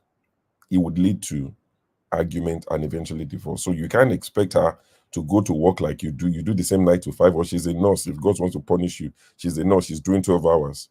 She now comes back and you now still want her to do everything she was doing in Nigeria. It won't work. So I had an uncle, or my friend's uncle, came here years ago, like 20 years ago, and he was telling us back then, he said, one of the problems you people have is you want your wife to give you total respect, but you are doing 50-50 bills. He said, go and make more money in the UK. Pay 100% of the bill. You get a lot more respect that you guys are looking for.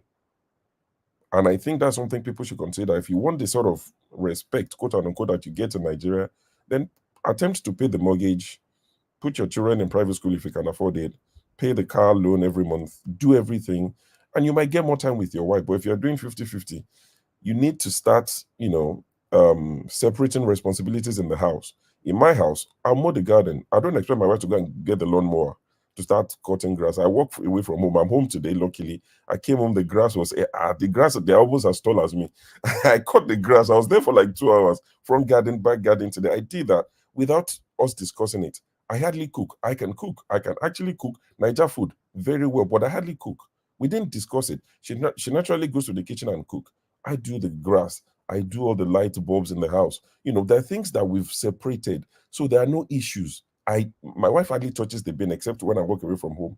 I empty the bin. Our daughter does the dishwasher. So all these things that we've separated, separation of powers, you understand? The executive, the legislative, everybody has their role. So it reduces friction when it's now, you didn't do this. We hardly argue about who's doing this, Okay, who's not Sean, doing can that. you please stay right there? Because there's something you said that kind of piqued my interest. So you don't have a problem helping your wife at home. Is that my understanding? It's not even that I do without being prompted. You have a problem with a robot. Okay. Yeah. So these are part of, that's what I'm saying. If I was paying 100% of the bills, maybe I can tell my wife, I can negotiate and say, don't work, look after the children. I have a friend in this country whose wife didn't work for about 15 years. And the wife was like a machine. You go to the house, she's picking up everybody's plates, she's cleaning this. And the guy's like, it's okay. I go to work, I work very hard, I provide for her and the children. It's fine. She's happy with it. And she was actually very happy. Now she started doing part-time work when their children are older. The guy is now doing more housework. I don't know if but you can see the change of the dynamics in their home. So if you want your wife to do everything, then pay every bill. And even some wives still won't agree. They will tell you, I don't want to be at home all the time.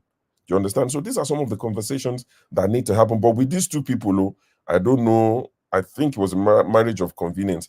Another thing, in Nigeria, it's very easy to have side piece. You see, you can outsource some task duties in Nigeria so that you don't go and bother your wife, with some things. It's very common that men outsource some other part of the duties to, pieces on the side. But in the UK, in the US, it's expensive. And if they catch you, it's you that they will tell to leave the house for them. You'll now be sleeping on a friend's couch at what age? 45, 50. Do you understand? So you're more careful. So the fact that you cannot outsource frustrates a lot of men as well. Women have their fault too, so it's not like I'm here to speak for women, but I'm just seeing it from the man's perspective because I can't understand the woman's world like they do. I'm just talking as a man. So not being able to outsource causes issue. Thank you. People don't talk about it much. And lastly, be careful who you discuss your relationship with. Be very, very careful. Yes. Say that again. Thank you so much. I appreciate it. Electricity, could you please go ahead and play the next video? And if you want to swipe people out, this might be the time to do it. So could you please do that? Thank you.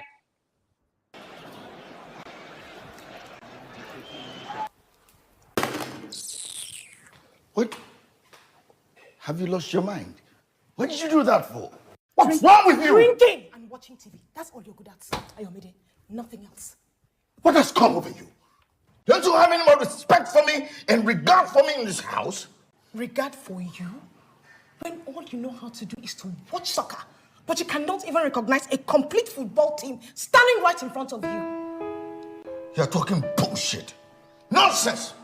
Your doctor certified me as being okay. Fit and powerful. Really? Then start performing like the Messi and the Ronaldos, Mr. Powerful. Look, I have Portsmouth. I have Manchester United. I have Arsenal. I have Liverpool in my Real Madrid. Ayomide, perform like your mates and score some goals. Is that too much to ask, Mr. Ayomide? Is it? Stop watching people score goals and start scoring some of yours. Nonsense. Oh my God. I will soon play you like football.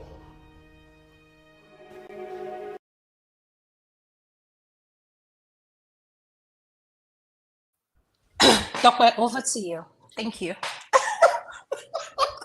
Let's talk about the elephant in the room. I would have preferred Adam actually talking about this because she's a New Yorker and they're very, confident about talking about the elephant in the room. And the elephant in the room is the issue of sex. It's not in our culture to actually come out and actually discuss it is an issue. I'm still embarrassed talking about it. To be candid, Adanma was giving me the confidence earlier on because I was like, nope, I'm definitely not going to talk about it. So she actually purposely threw this at me. She wanted me to, she literally put me under the bus. So, but it's a key issue. Sex is a key issue in relationships, and we always want to shy away from it compared to Americans or Europeans. As Africans, I think I'm not sure who mentioned it earlier on in the show, not in this show, was saying whatever happens. I think what was it? I'm not sure whether it was Chim. Someone has said they really don't care whatever anyone does in their bedrooms. When they were referring to LGBTQ issues, but sex is an issue. And my take on this is most times we actually blame infertility issues in relationships. It could be in a marriage, on women. And issues can arise on both sides. My take is seek help. Seek medical help. There's nothing wrong in people having libido issues. We have a cure for everything right now in this world. Seek medical help. This is real. I'll circle back. I need to check up on my baby here. I'll circle back. Can you guys hear me? Tope, you think you were going to escape it, but I'll talk about it. Well, the issue is we have to have those conversations that make us uncomfortable. And one of those issues we shy away from is sex. And why I want to me why a lot of our men believe in side chick. And you ask them why. Why do you want to have a side chick? Oh, my wife, there are some things I can't do with my wife. This, that. And I'm like, okay. But the truth of the matter is, all women need to be vocal, express what you're lacking in your marriage, relationship, whatever situation you find yourself. You need to be vocal. If his mandingo is not performing to the level you want it to, please seek a sex therapist. We have that. That's why you're here in the diaspora, is to get help. And women, stop coming to bed with your grandma's laundry on. What is that? Can't you guys, be sexy for once? Take a shower with your man. There's something called massage. Massage. Take a shower with Yes, do something, like there's something called, when you ask a man now, they want a BJ. Then when you tell them, do you lick plates, like we call it downtown, they will shy from it. Why are you shying away from it? Is your woman, enjoy it. Take care of down there. That's why we have gynecologists. Why are we shy about talking about these things? I want you guys to see my face because I am very comfortable with my body. And trust me, at my age and my level, if you can't take me to River Jordan and back, we're going to have a problem in the bedroom. And it's called orgasm. I want to experience it. I want to feel it. So that's my issue on that. Do African women actually experience orgasm, or it's just, for baby making process? That's actually the reason why, for procreation, that's actually why we have sex. Do we actually experience orgasm? These days. Yes, you do, Tope. Yes, maybe you our do. mothers, maybe not so much. Hey, man, we're in developed country. Nobody has time for that. Just go to work, come back. What are you talking about? Are you kidding me? Steph, are you serious? Ada? Steph belongs to Jen. If we over to go ahead, Tope, and then when we finish, we'll go to Ify. Yeah. Okay, Tope. Yes, Steph belongs to Gen A, my grandparents' generation. That does believe in daddy and mommy. It's a major issue in marriages and. Please, which one is Gen A? Generation ancestor. Generation ancestor. We're talking about paying bills. We're talking about paying bills, and they're talking about orgasm. Can you imagine? What's the essence of your paying the bills when you can't perform in the bedroom? I'm just trying to understand, sir. It's a major issue that breaks relationships, and that's why you find people cheating. In some instances, if you're not getting satisfied at home by your partner, and I'm not blaming any gender in this case. It can be from either side. If you're not getting satisfied, that's why you get into temptations of going into porn. Let's face facts, and let's be real about this. I'll circle back again. It's past my bedtime. It's past my bedtime. Maybe I need to go. No, Tim, you're not going anywhere. If you're in here, you're going to stay here till we go around. Yes. And I requested for I'm requesting for one of my uncle or one of my special uncle, talk about our uncle, Uncle Pansat. Please, I would appreciate it if you're listening to us. I love your opinion on this. Please come in. See us in the order. Everybody just to So why is it that anytime this topic, Ify, you're next. Thank you. Why is it that we are so shy, to talk about this issue? And honestly, this is one of the problem people have in their marriage. And I remember telling you when I came to this country, I guess maybe my upbringing, we don't talk about these things. We don't even discuss about it, right? Yeah. I remember telling you, excuse my language, some things I have to say. Growing up, what my mother taught me is that if you have just ordinary body contact with a man, you're gonna get pregnant. She did not teach me that you have to do something with a man in order to get pregnant. I learned that as I get older in school. But I've seen that this is one of the problems that men, if somebody like Chim wants to go to bed now because this issue came up. But honestly, this is very important. When I came to this country, I don't like the word P. And I told you, you can't even say it. I'll be like, oh my God. This person say P. Ify, let's be specific. Are you talking about pussy or pona? Ada, we gotta be very careful. We have to, YouTube. That's what people don't know. This is a show about. You can't talk about that. All right. Okay. I can't use the word. I can't say that.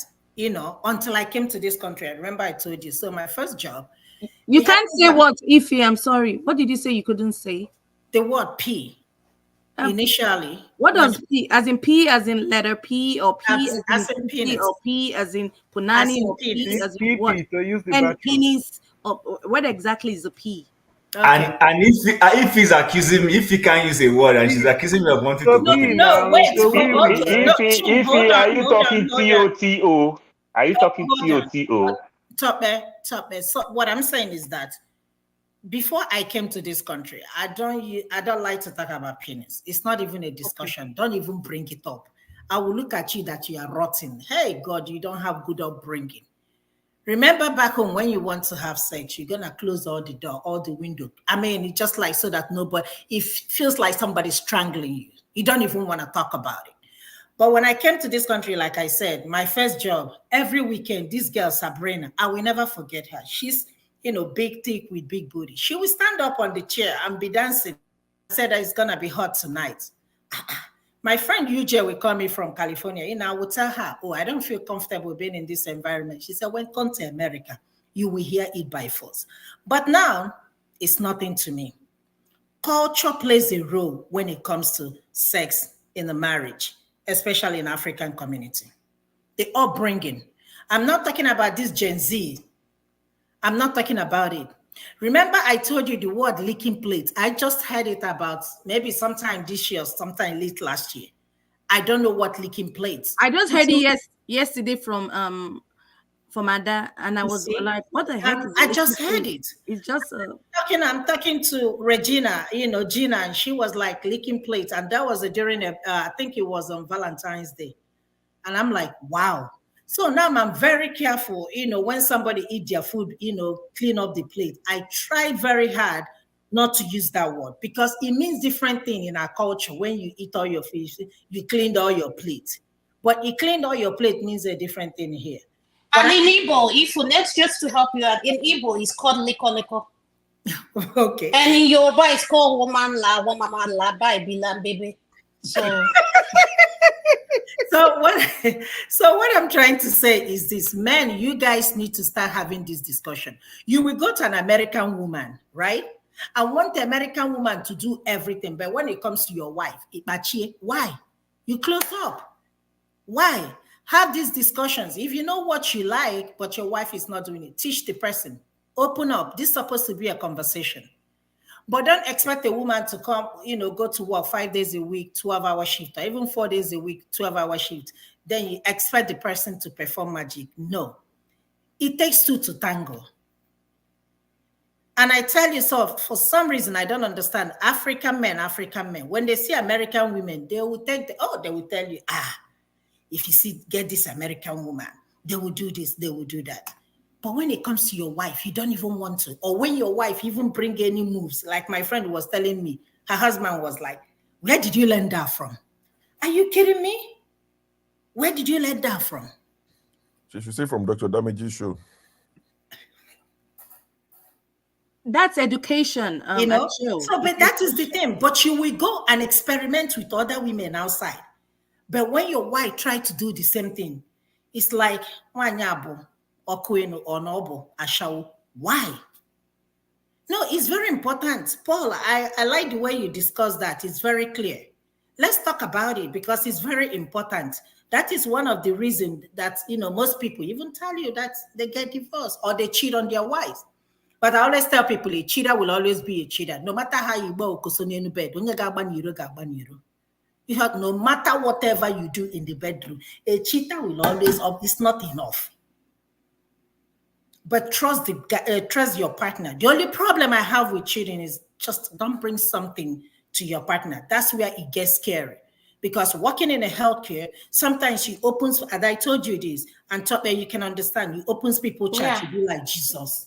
With what we see as professionals, in healthcare, we know all these things, and two women are fighting over the same man. I say only if both of you know what is in this chat, you will never touch this man. Men, start talking about these things. Have this conversation with your wife. If she's not doing anything or he's not doing anything, right? Talk about it. And then you're talking about orgasm. Yes, I'm sure a lot of women do, but again, we are not open to have these discussions with our partners. Take over.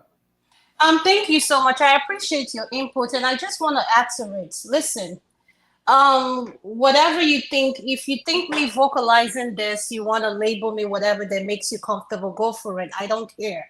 I know my words, so I'm comfortable with who I am. So whatever you have, your opinion is not going to affect me at night. So the point I'm trying to make is this. A lot of our women are intimidated by African American women when it comes to bed, when it comes to being intimate, because you know why? I think our culture is part of the problem. The problem is, one, we're not open about it. Two, our women pretend a lot. Let's be honest. Our women pretend a lot. You'll see a woman, she's well covered up and everything, but when you take her to the bedroom, what she performs, you'll be like, is this the same person? Like, why are you pretending? I mean, why are you trying to be something you're not? That's all I'm trying to say. I just want us to be an open mind. Let's talk about this. Let's help each other out. We can learn from one another moving forward, because someone might be listening. And like I say, women, stop coming to bed with your grandma beds. I mean, put on some tongs, put on some sexy lingerie, smell good. And I mean, that's all I have to say. Chim, you have your hands up, so you can go next. Before Chim comes in, I just need to say something. And it's okay to be married for 10, 15 years and you still don't have the game. You don't know the new styles.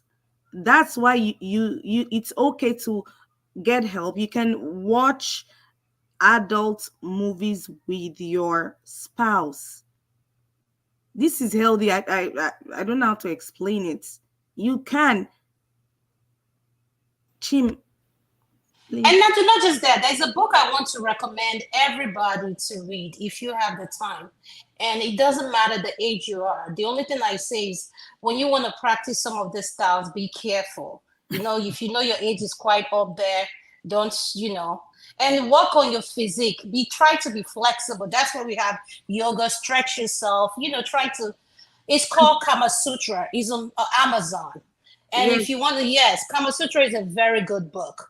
Just keep an open mind. But please take your blood pressure medication and your anxiety medication first. Talk where add to retake your ED meds is very important. Yes, it's called erectile dysfunction. We have our men suffer from that a lot. Yes, so blood we pressure. Need to be honest. Yes. Blood pressure it's not an excuse. There's always a remedy for everything. Take your medication, let it kick in, and then you can do what you need to do in bed. Chin, can I, Chin, before I go to you, Mr. Flagship, could you please unmute? You're the new panelist. I would like to start from you. Then Chim, I want to go to you. You said you're going to bed, but I'm not letting you go. You're going to stay till we finish this program. Yes, Chim. You want his wife to serve him query. Chim, you're looking at Chim. Chim is a freak. Don't let this pretend fool you. Chim knows himself in the bedroom, so he and his wife, they know each other.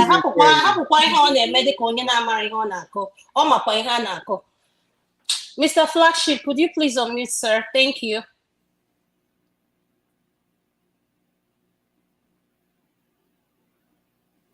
Did you call me? I didn't. No. I don't see Flagship here. Where did you see Flagship? Flagship is here. Yeah, Flagship is here. Okay, I think he's strike for us. If you look at him, he's playing the striker role. He's there in front. Chim, let's go to you because I'm eager to hear what you have to say. Okay, so I don't know where you will see. All my uncles and aunties on the chat section are telling me to be very careful. So I'm going to try and be very careful. Okay, so here's the thing. I don't think historically, you know, that it's with information and with exposure comes, will I say, experimenting into things you don't know. So when you say our grandparents did not enjoy sex, I do not think it's correct. I think they enjoyed it to the degree of what they knew, and they were happy and contented. But of course, their daughters also got more exposed and then enjoyed it to the degree they knew and left it off for their grandchildren. And that's the way it's been passing on gradually. You know, when I was back home in Nigeria, and this has nothing to do with culture, wearing skimpy things was strange to me. You know, when you see a lady who's dressed in a, you know, what we say skimpy, everybody understands what I mean by that. We tend to be prejudiced towards what we think is their character. You think the person is a loose person and all that. And then I came to North America, and I live in a country that is very funny. Between October and May, everybody's all covered up because the weather is extremely cold. There's frostbite and all that. But by this time of the year, and I'm sure Paul can allude to that because he also lives in a hot place and he visited Calgary recently. If you're in Calgary right now, everybody is trying to take off their clothes. The moment I leave here and I'm taking off this thing, and I'm feeling free for my children and my wife and everybody because everywhere is hot. So the point I'm trying to make is this. I think as we evolve, things also evolve. I don't think that, yes, maybe the American woman, whether it is the Akata one or the white one, was more because of where they live, the environment, and they were not always that way. If you go back in time, you'll also see they also evolved. So I think the advice should be that our boys and girls, men and women, should also evolve in a way that makes sense. You understand? And not, you know, we discuss sex these days. We discuss it amongst our friends, amongst our spouses. You know, everybody. Like I believe strongly, my views as have not changed. What works for both of you, you agree. It is in your privacy. It's not for any other person to get to know. You understand? So your spouse might be the very outgoing type. You're reserved, but your game plan in your bedroom is between both of you. You enjoy it. That's okay. So I think the problem is, like you rightly said, when it comes to the issue of pretense. You know, we've for a long time we've had people who, and I want to put a caveat. I am not against any particular religious sect, but we know that in the Christian faith, for instance, there are certain people who tie their hair and everything and act like they don't discuss those things. I want to be respectful of those religions. I don't want to mention their name. But guess what? If you speak to them in privacy and win their confidence, you will see that they are interested in those things. It's just that they were not exposed to having those conversations. So I also think the problem is in our curriculum, educational curriculum, whether it is back home. Some of those things need to be injected where it's being spoken about. I went to a church where we had marriage seminars, not necessarily because people were getting married, but you know, it was once in a while there would be like a couple seminar. They discuss these things. They bring experts to come and talk about it. And some of us were very open to it and we hear it. I also grew up in a time where you had female friends.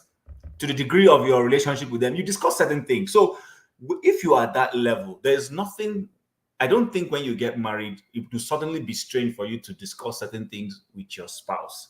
However, if your spouse does not agree to certain things, respect it, and gradually see if there's something he or she will come to learn to accept.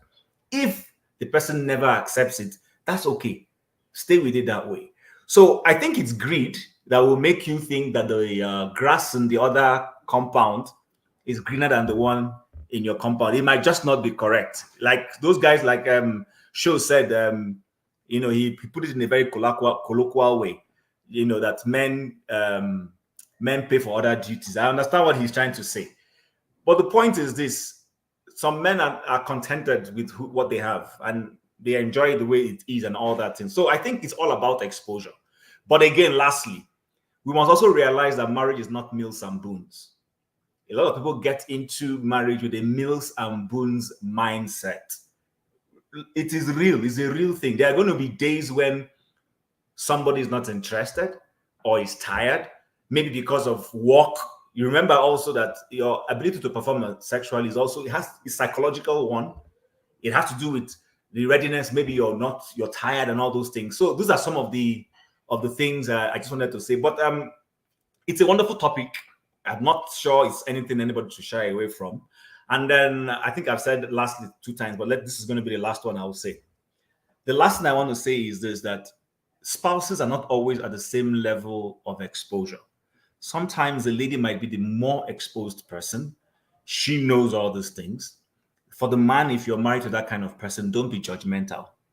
Don't say, is this the woman I've married? So, if this woman is doing this with me, what has she been doing all of her life? Sometimes that's why some of the ladies will get into a marriage and be pretending. They know some things their man doesn't know, but they are afraid to unveil those things because they don't want to be judged. And I don't blame them. So, some spouses may have been more exposed.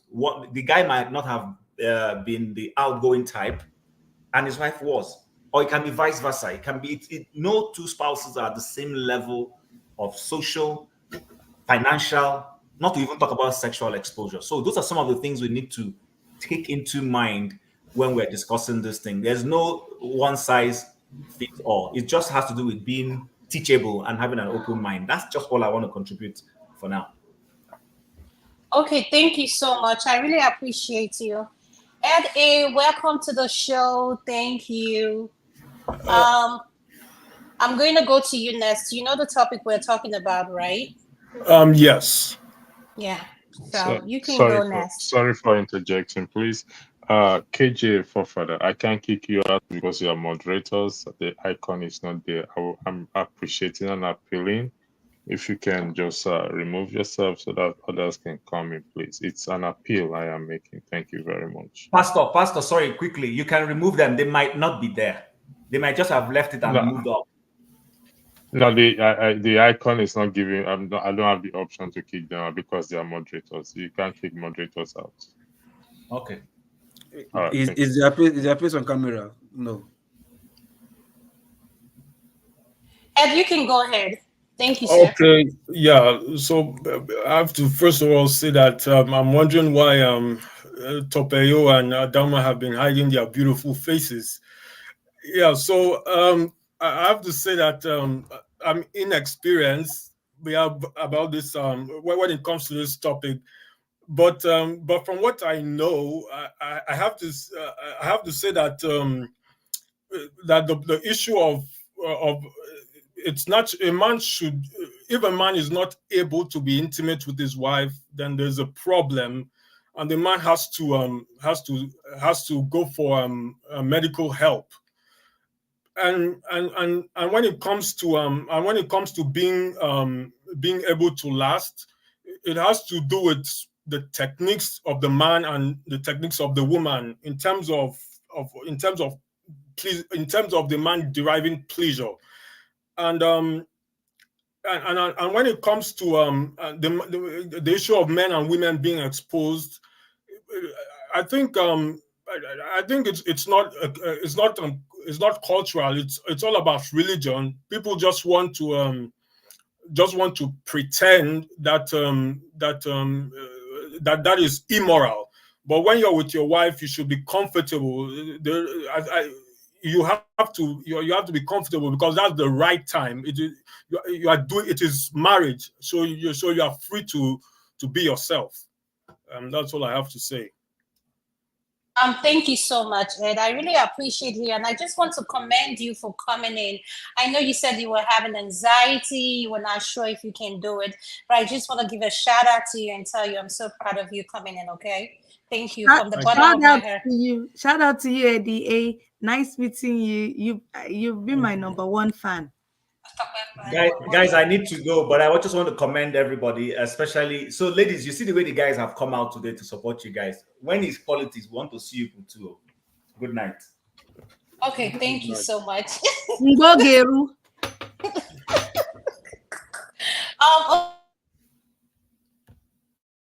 going to go to Mr. Kandu. Kandu, you just came in, so could you please unmute?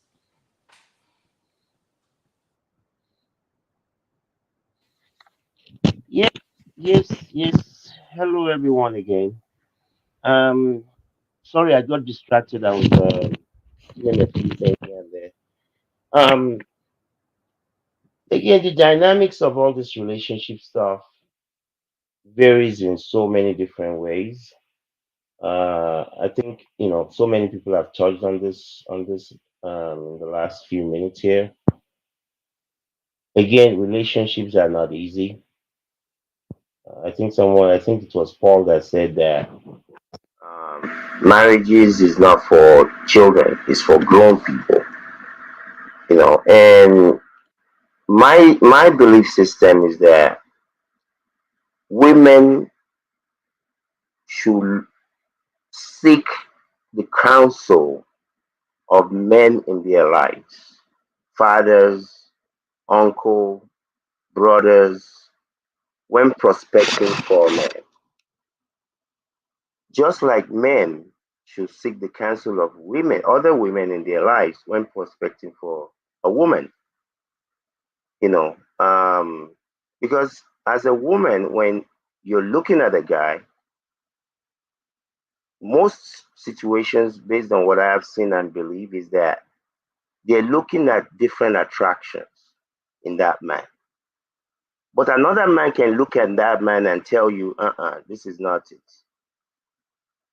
Just like a woman can look at another woman that a brother or someone in her family is going after or is coming after them, and be like, no. Like, I have a sister who there has been situations where a couple of her friends have been like, oh, I like this your brother, and she's like, if you marry my brother, I know you very well. A woman knows another woman, and men knows men. They can tell you the type of man you're looking at. What are his prospects? What type of is this a stand-up dude? Not just, the muscles and how intelligent he might sound. Is this a person that will stick with you through thin ice? So the factors that we look for in people, I think, is important. And being able to get someone else who can understand those dynamics adds it's very important to the dynamics of a relationship. Again, I will never understand a man that just sits around and allow his wife to just do everything. I don't know how that works. If you love your wife, you should be willing to. You're not even helping her; you're helping the household. It's not like you're helping her. She's helping the household in whatever capacity, and obviously, people have to make a determination of what it is that they want in life. Because for the most part, my belief is that if you have a good man, in this case, I would say a man, and the man is hardworking, and if is just about living a normal life, that man, in most cases, will be in a position to take care of the bills. It is all these extras. I want a Birkin bag. I want to go to France 32 times in a year. I want to go to this. I want to go to that. It is all those extras. If it's just about taking care of the family, as you know, even if you have a wife that's at home, she should have a rough IRA for her own personal finances. At least in America, I don't know what they call it in Europe. So even if she's a stay-at-home person, wife, there should be some financial stability that is created for her in the event, in case of incasity. You know, you should have a life insurance that is from here to Ajegunle in case you drop dead. And she should have one too in case she drops. So again, there are so many. I mean, this is a very hot topic, like a few people have mentioned. It's not an easy situation. You know, you can have a dynamics where you're both working 10 hours a day because you are trying to fulfill a particular goal and for a short period of time. But if you're working 12 hours or even 10 hours and your wife is working 10 hours without a specified goal and objective, you're just being a slave. That's not working. That's not living life. You know, but if driving that Mercedes Benz of 120,000 is what's going to keep you at work for 12 hours a day, and you're sleeping even on the way driving home, and that's your regular life, you need to find something else to do. So again, this is a very, very varied topic. It's about finding what type of a woman is this person, what type of a man is this person, and you're not going to find that at the club, at the OMB. That's not where you find those people. Those people are at those places for different objectives. But somebody that you plan to spend the next 30 years, 50 years together, you better look very, very well. Thank you. So I wanted to ask you a question, Kandu. You did not comment on the last video we just played regarding intimacy. So do you have anything to contribute regarding that? Unfortunately, I stepped out, so I actually did not see the video. But in a general sense, you know, dynamics change. He's playing the video. What? Have you lost your mind? What did you do that for? What's wrong with you? Drinking and watching TV. That's all you're good at, Ayomide. Nothing else. What has come over you? Don't you have any more respect for me and regard for me in this house? Regard for you? When all you know how to do is to watch soccer, but you cannot even recognize a complete football team standing right in front of you. You're talking bullshit. Nonsense. Your doctor certified me as being okay, fit and powerful. Really? Then start performing like the Messis and the Ronaldos, Mr. Powerful. Look, I have Portsmouth. I have Manchester United. I have Arsenal. I have Liverpool in my Real Madrid. Ayomide, perform like your mates and score some goals. Is that too much to ask, Mr. Ayomide? Is it? Stop watching people score goals and start scoring some of yours. Nonsense. Oh my God. I will soon play you like football.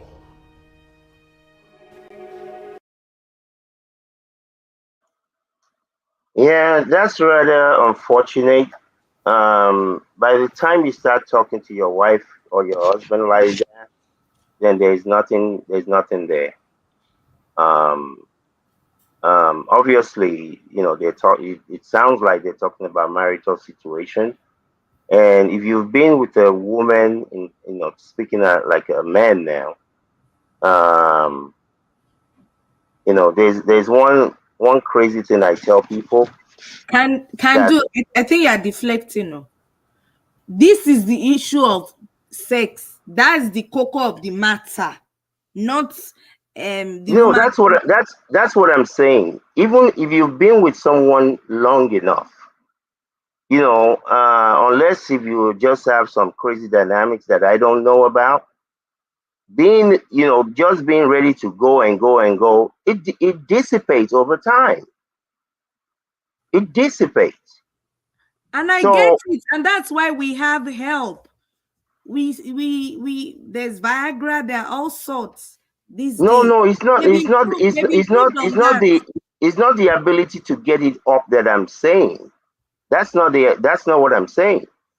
Is over time, with life happening, there's sometimes your wife can be totally naked in front of you and you don't see her.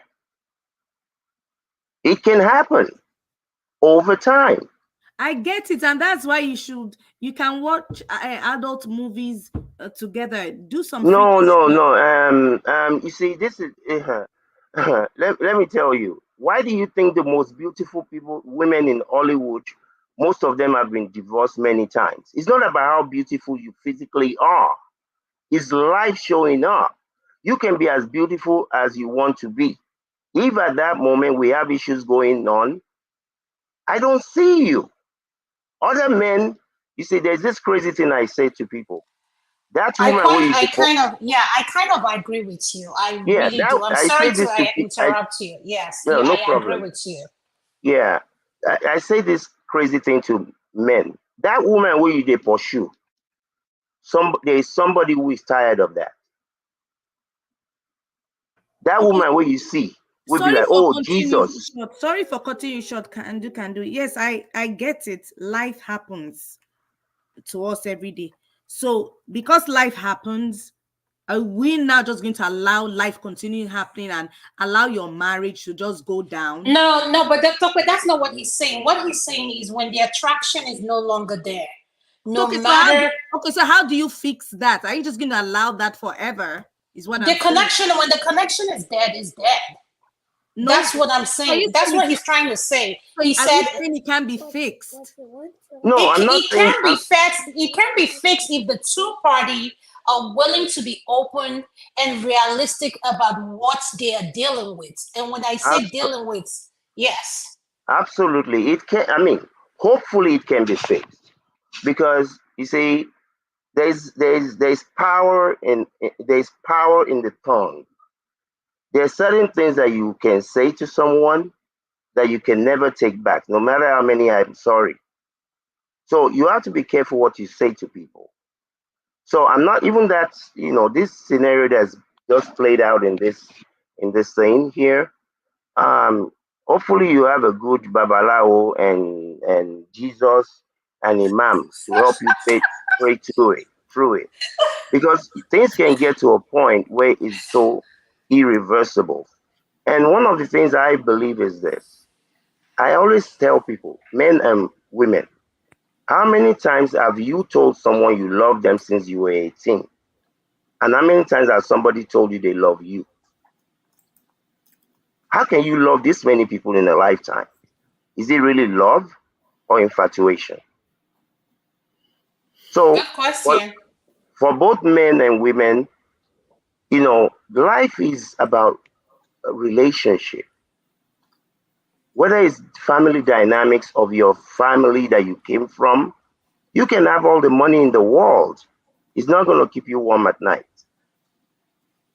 You can have all the things. Yes. Not to cut you off, to understand what you're saying better so that I can make sure we're both on the same page. What you're saying is when a man is going through that low period where his testosterone is low, the wife needs to be supportive. You don't need to, you using that to torment your man is even going to make him anxious. And I am saying this like it will make them anxious even if they take 2 Viagras, nothing will happen because they're so nervous that it's either you said something mean to them, and everything is psych.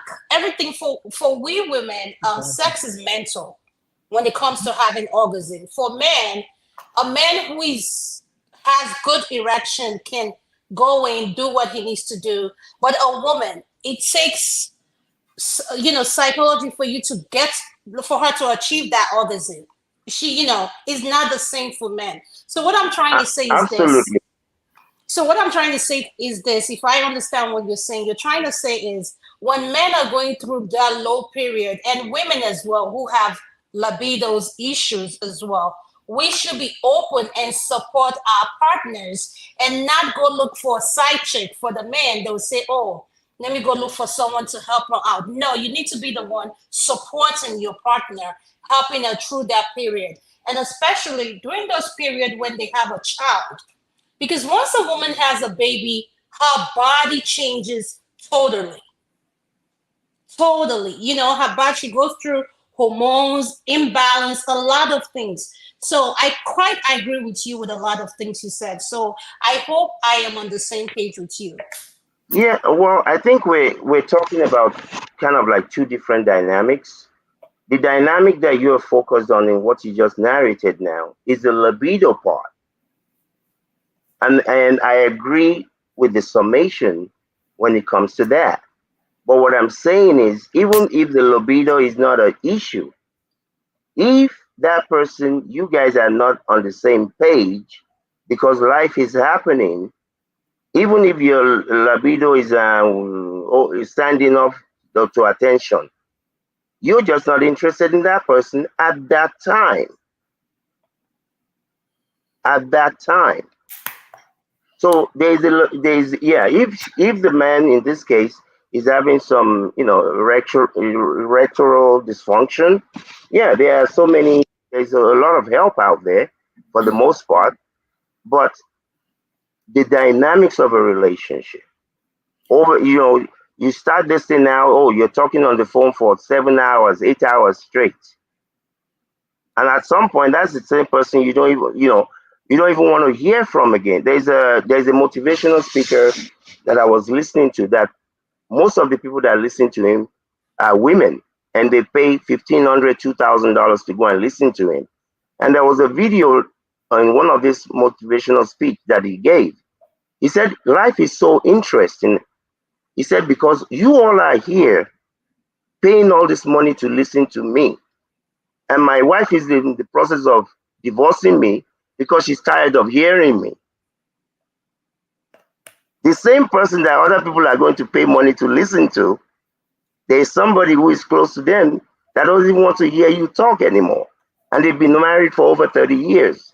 So like I say, at the end of the day, let us all pray and be diligent and seek counsel from people that know the opposite sex that can help you weave through. Oh, he's a fine boy. Oh, look at her yash. That can help you to see the person. My belief is if I cannot be with you, God forbid, if something happens to you, that I cannot be changing your diaper, then what are we doing? That's true. Thank you. I Thank you. really like your submission. A Black Thank is you. Beauty. Welcome to the show. Could you please unmute? I know you. Did you see the video? Electricity just played. If you want, I can't hear you. Unmute. Oh, Electricity, could you please replay the video if you can, please?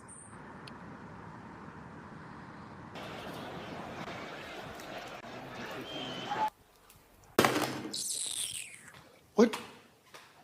Have you lost your mind? What did you do that for? What's wrong with you? Drinking and watching TV. That's all you're good at, Ayomide. Nothing else. What has come over you? Don't you have any more respect for me and regard for me in this house? Regard for you? When all you know how to do is to watch soccer, but you cannot even recognize a complete football team standing right in front of you. You're talking bullshit. Nonsense. Your doctor certified me as being okay, fit and powerful. Really? Then start performing like the Messis and the Ronaldos, Mr. Powerful. Look, I have Port Smith. I have Manchester United. I have Arsenal. I have Liverpool in my Real Madrid. I am there drinking. Perform like your mates and score some goals. Is that too much to ask, Mr. Yomide? What has come over you? Don't you have any more respect for me and regard for me in this house? Nonsense. Oh my God. When all you know how to do is to watch soccer, but you I will soon play you like football. Football team standing right in front of you. You're talking bullshit. Nonsense.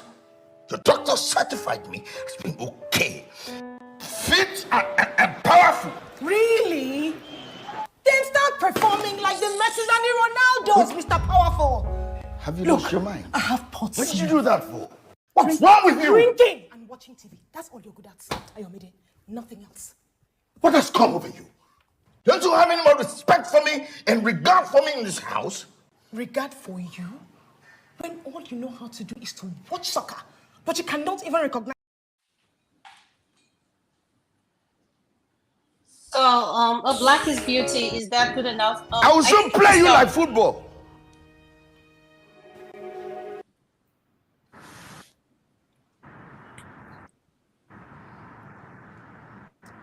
A black is beauty. Did you see Hold the on, video? wait a second. I just wanted to say my name is a black beauty. It's a very specific name I chose. It's based off of a book, right?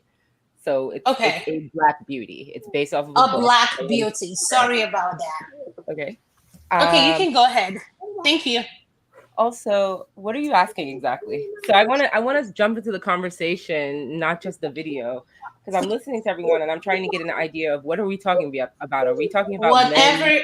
Yeah, we're talking about issues about women who leave why our marriages are now lasting here in the diaspora, and including having. No, I have no sex. comments on that. I have no comments on marriages in the diaspora. But the next one, what was the second one? Sex. Is this video? Sex. Yeah. The sex. Black beauty.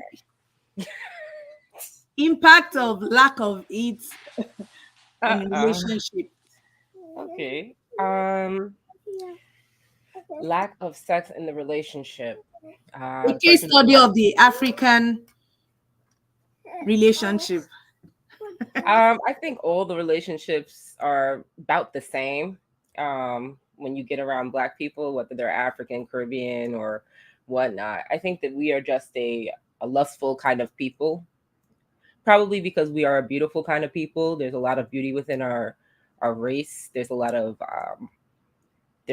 infatuation going on, at the youth level. So I don't know how to talk about a marriage without sex, because I think that when people get married, the whole purpose is to have children. So if you have a marriage without sex and you haven't had children yet, I would suggest you leave that marriage. Those are kind of my very quick to the point comments. But I would say on the concept of Viagra and stuff like that, I know you guys were talking about stuff like that, men having to do things or even women having to do things. I think people just need to take better care of themselves, better health, eat better, work out more, take care of yourself. I don't think we need to run to pharmaceuticals to increase libido. There are natural things like this. I think every man should be drinking in his life if he wants to stay firm. And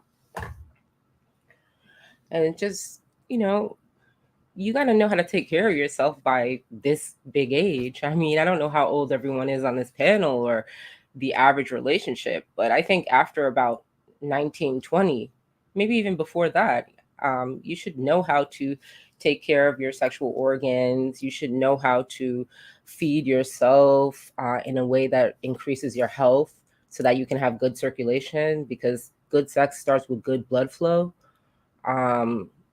These are things that I think it's just everyone should know how to do these things. It's not necessarily about sex or no sex. You won't have sex if you don't have good health. So that's really where I'm at with it. People should just take better care of themselves and they'll feel better. Also, I wanted to make a comment earlier about, I don't know, something Candu was saying, but I don't know the exact, it really wasn't, I didn't catch exactly what I wanted to comment, but it was just the overall tone. And I just think that if you are a person who is disagreeable, then all your relationships will reflect that, whether you're married or not. If you're just that type of person, it's going to be that way for you. I would say for those kind of people, lighten up. Life is serious, but it's not that serious. And those are my advices, because if we're going to be going back and forth about your libido doesn't work or your genitalia doesn't work, and those are weird conversations. So I think you have to come with a certain level of humility when you're having that conversation with another human being. So I'm not really sure how you get to an argument like that. Like, you see that argument right there? I wouldn't be having that argument at all, because I do what I'm supposed to do to take care of my health, and you're expected to do the same thing. So if you in a marriage decide that you check out of that, your responsibility, then I guess I'm going to check out of some other responsibility. I don't see how we're going to have a relationship where people are beginning to stop doing their own personal duty, like your personal health and your sexual health. That is your responsibility. Just like it's my responsibility to make sure my blood flow is good, make sure I'm drinking water, make sure I'm eating okra and avocado. It's your job also to make sure you're drinking watermelon juice, to make sure you're cleaning them pipes out. I don't know if you got to take your action bitters or what you got to take. Hey, Black Beauty, what does watermelon juice do? We need tips. Sure. Why don't we No, we can't. No. Oh, no, hold on. No. We have to be careful. We're not here to give any medical advice or any health advice. It's not medical. I don't hold on. The Black is Beauty. Please mute yourself. Black Beauty, a Black Beauty. Please get the name right. Black Beauty, please. Can you mute yourself, please? Okay, you can do it. I don't want anybody giving out any health information or recommending. That is not what we have. A lot of health people on this panel. So please, you have to be very careful. So we're not here. We have people watching us. We're not here giving out any medical advice, any recommendation. So please, if you want to speak on the issues, please speak on them. Please do not. I just say you can speak for yourself, but don't say you're recommending or you're, please. We just have to be careful when it comes to those health issues. That's all I want to say. Thank you. Okay, I just wanted to say this is not necessarily a medical recommendation, but health is wealth. And if we aren't honest with ourselves as African people about the impact of real fruits and vegetables, then we can't even have a conversation about sex. And those are my comments. Thank you so much. I appreciate you. And I'm a Black beauty. Please get it right. I know you wanted me to come on this panel. Hold on. I know you wanted me to come in this panel, but I did take some time out of my sleep to come here. Obviously, like, I'm in Nigeria right now. It's about 4:30 in the night. So if you're going to be on this panel, or you want me on this panel, I'm happy to be here and talk with you. But I have a lot of respect for everyone on this panel. I get everyone's name right. That's Tope. That's Adanma. That's Issue. That's Forefather. That's Electricity. That's If Not Now, Steph. That's Local P. That's Show. And that's Man of Prestige. I am a Black beauty, not a Blackest beauty. I'm not even that Black. So let's go ahead with it. All right. So could you please unmute yourself and go ahead? Thank you. We apologize, Black Beauty. Thank you so much for coming. I know you had told me earlier on that you're in Nigeria right now, and it's you're probably asleep. So thank you so much for supporting. All right. Sorry, I crave everyone's indulgence. I just wanted to speak quickly on the issue before I go to bed. UK, Nigeria, we're at the same time. So for me as well, it's 4:30. These are ungodly hours. Like, you people, you are doing your show at small o'clock, 2, 3. This is forefather territory. You never find me at this time. But this matter is, it's quite interesting. So I had to make time to support my Remo sister in Tope. So what I wanted to say regarding this issue is, like, some people have alluded to, we need to be more open in terms of couples. We need to be able to talk to one another or to each other as couples to, loosen up. The days of daddy and mommy, strictly missionary, those days should be far behind us. Let's ask for what we want. If we've heard about something, we should be able to tell our partners to say, how about this? How about that? Initially, there might be resistance, but, with persistence. It would happen eventually. So I talked about outsourcing earlier. Rather than outsource, discuss it with your partner, make it work for both of you. If they're not comfortable with it, you just have to be patient with them. So what do you mean by outsourcing? I'm sorry for cutting you short. What does outsourcing mean? Outsourcing is a common term in business, and you mean to it's a trap. It's a trap. It's a trap. Let him talk now. Let him talk. Sure. In the context of the discussion, what is outsourcing? Outsourcing in the context of it's a trap. Outsourcing is outsourcing. It's like I say, you eat food, and you ask me what is eating food. On this planet, they told us about licking plates. Did I ask for a description? No. So what are you trying to say, Sure? What is your point now? What does outsourcing mean? I'm trying to understand. So, as I was saying before, I was rudely interrupted by my Remo sister. So, I'm saying, men, talk to your wives talk to your men. Tope, mute yourself. Agree on issues, and also as parents, this is quite important so that this does not repeat itself. Most of us, our parents never talked to us about sex. It was a taboo. Your father wouldn't sit you down. At least it didn't happen for me. But we shouldn't make the same mistake with our boys. As men, talk to your sons from whatever age you feel, you're comfortable. And children will mature at different age. So some of you might want to start from 10, 12, 15, whatever. Girls as well, encourage your wives, if they are not doing it, to speak to their daughters. We're not telling you to teach them on how to have sex, but sex education is quite important. So it's something we need to do because that would help them later in life. So as parents, it's incumbent upon us to do better than our parents did. It's not a taboo. It's something we should teach them because if we don't, they will learn it. And I'm sure we would rather teach them than they learn outside. And also, I will talk about this as the last thing. Please, my encouragement, my advice, marry or spend life with somebody you find attractive. The world might not find that person beautiful.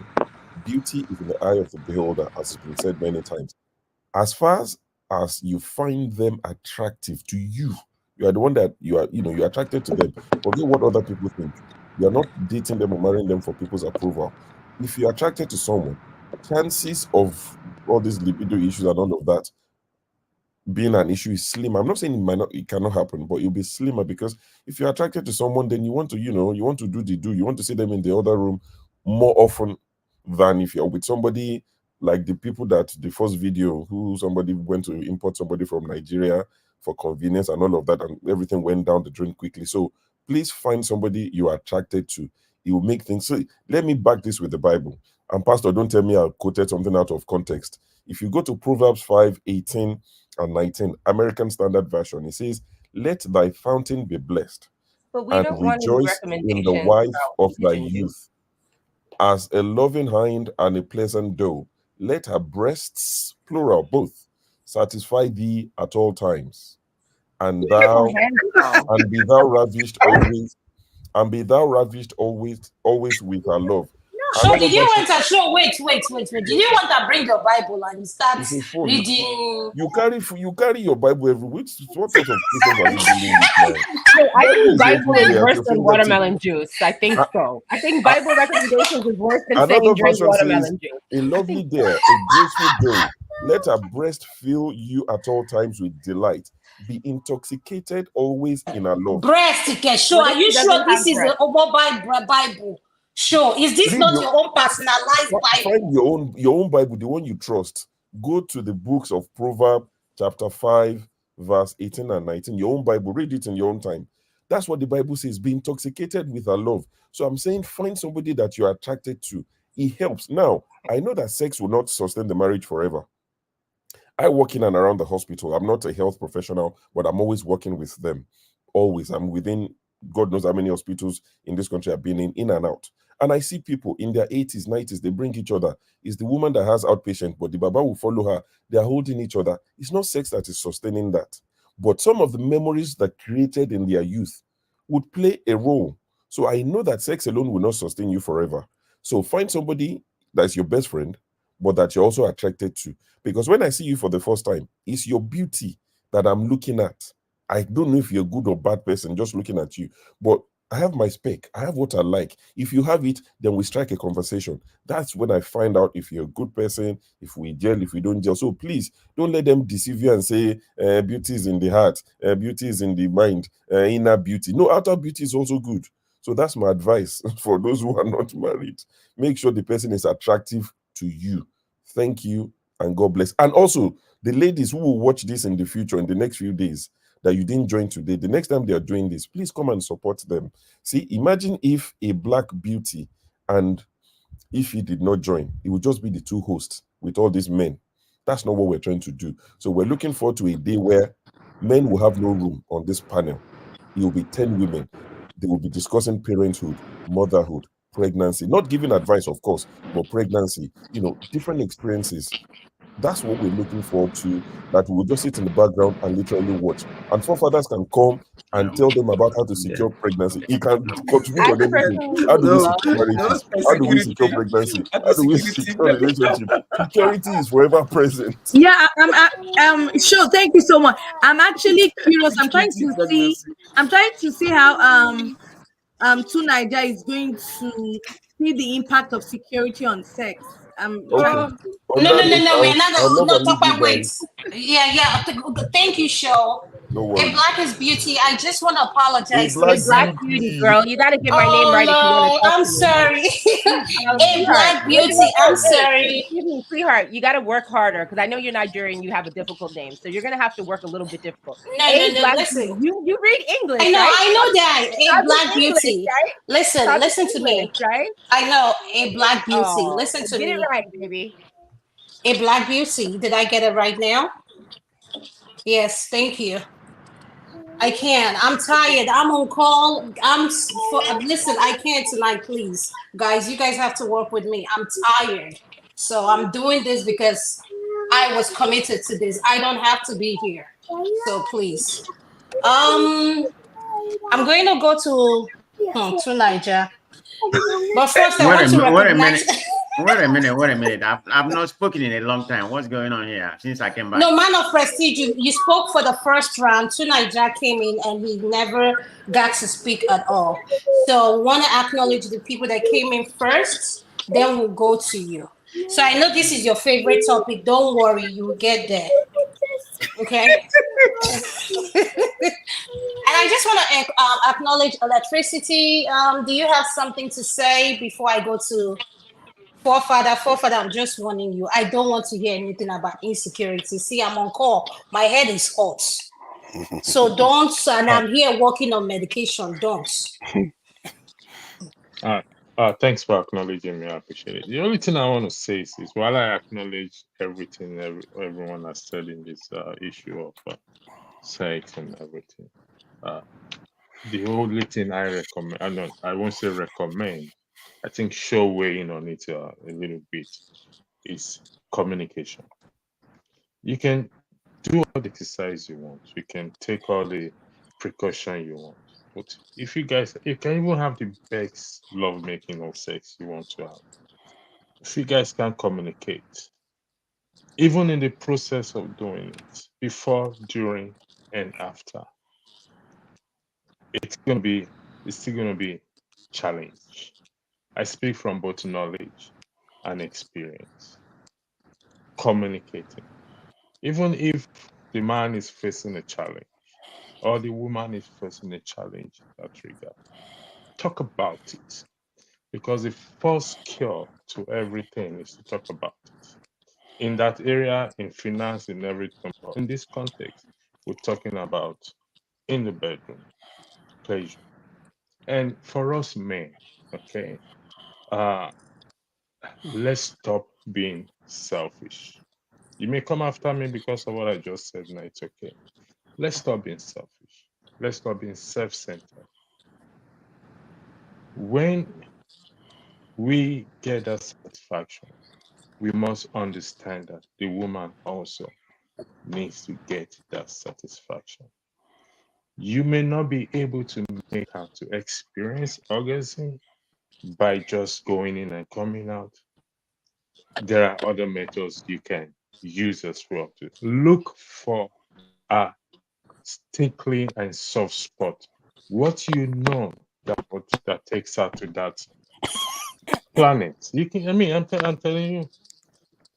The truth is, it's rare, nearly impossible for you to make a woman come in that natural in and out process. There are few women that easily come like that, but majority don't just come like that. You have to look for, talk about it, ask them, tell me, babe, where do I need to touch to bring you up to that point? It's called foul play. Leave that action to the last. Leave the penetration to the last. Leave the penetrating to the last, because it may just be 5 minutes or 2 minutes, you will get there. But get her to that point. Bring her to that place first. When you bring her to that place, and when you get there, that's my 5 cents or 50 cents I have to contribute to. Thank you very much. Thank you so much. I just want to say again, thank you for all you've done. I really appreciate it, Tope, and I am just sincerely from the bottom of our heart. You know, I was going to bail out, and you told me, no, I can't bail out. And I told you my situation. But I really appreciate you doing everything you do. Thank you, forefathers. Over to you. Just a caution, don't throw security in it, please. This has nothing to do with security. Thank you for having me, Adanma. And 1 minute, forefathers, and it has nothing to do with wigs. All right. Tope O, thank you for having me. Thank you, Adanma, for hosting this. Greetings to everyone on the panel, the chat, and to the viewers. And I speak only from knowledge and zero experience. So don't take anything I take very seriously. Point is, on the main topic that started the show regarding why our diaspora tend to encounter a lot of divorce. From what I can see, it appears there's a correlation between the fact that we are relatively poorer group of people, given that you leave Africa that has the cultural norms that tend to glue these marriages together. The African, like Nigerian space, tend to have incentives and maybe some kind of culture of inspiring loyalty in marriage. While in the West, that is not what keeps marriages together. And from what I can see, the data seems to show that the more wealthy a certain group's household is, the more likely they are likely to remain in marriage. And what does that mean? It means that the Black community in America has the highest divorce rate. So that tells you something, that there's a little bit of stress going on there. You know, when the wife goes out to work. And I also looked into the kind of jobs that people do that tend to have the higher divorce rate. Yeah, those are our jobs, all right. They tend to be our jobs. And so one is not too surprised when you see the high rate of divorce. So we like to think that maybe it's the women and all the rest of it. But when you are in America, you're not in Nigeria anymore, and you tend to have those things. And there is no support. We don't have a community support within the Black community. I see that all the time. You go to the courts, we are overrepresented in these type of family cases, or the social services and stuff like that. So we tend to be stressed in the Western environment. At least in Nigeria, we are stressed, but we still manage to keep the marriage structure in place. At least that, in a way, reduces the level of distress our society would have experienced. If, let's say, marriages were breaking up in Nigeria the way they were breaking up in the West, that country will burn, I tell you, and the children will be growing up in single-parent homes and all the rest of it. So you can see why it's very important to maintain it on the continent. That said, regarding the the issue of intimacy, there was a show I mentioned something about feminine guile or wiles, and if the video you played just now goes to show what I'm talking about. You see how aggressive that lady was? That is, can you imagine a man coming to that lady saying, "Come on, do this for me"? Can you reverse it and see how it looks? So I think there's a trick. I know a lot of our women do have them. Let's make no mistake. I'm just saying that the impression people get of our women is that they lack a little bit of those compared to other groups. And if you want your man to see you in a certain way, maybe you don't want to be as aggressive as a man. That is not helpful. And don't necessarily make yourself seem like men prefer feminine women. I like to think, if I'm not mistaken, there is something to be said for that from the part of the women. And for the part of the men, I will say, I don't know anything about that, what men used to do. All I'll say is that do what works for you. And if it doesn't work for you, you should know that before you get married anyway. So before you get married, I like to think that both parties know themselves and whether they can get on. You have to be able to endure and be loyal. I think the idea that love is not a choice. Love is a feeling. I think loyalty is a choice. And someone once said that loyalty is the holiest good of the human heart. And I actually begin to see that one of the reasons why some marriages last long in Nigeria is because of that loyalty. And they stay even when they don't have a lot of personal reasons to remain. They stay because of the children, they stay because of societal norms, even if they don't necessarily understand why it is good. They do that. And I think in the West, that loyalty flies out of the window because everybody thinks it's about the money, it's about me, me, me, me, me. They don't think that there is anything greater than me. And that can be a problem. And if you are talking about the main topic about men and women relationship, I would say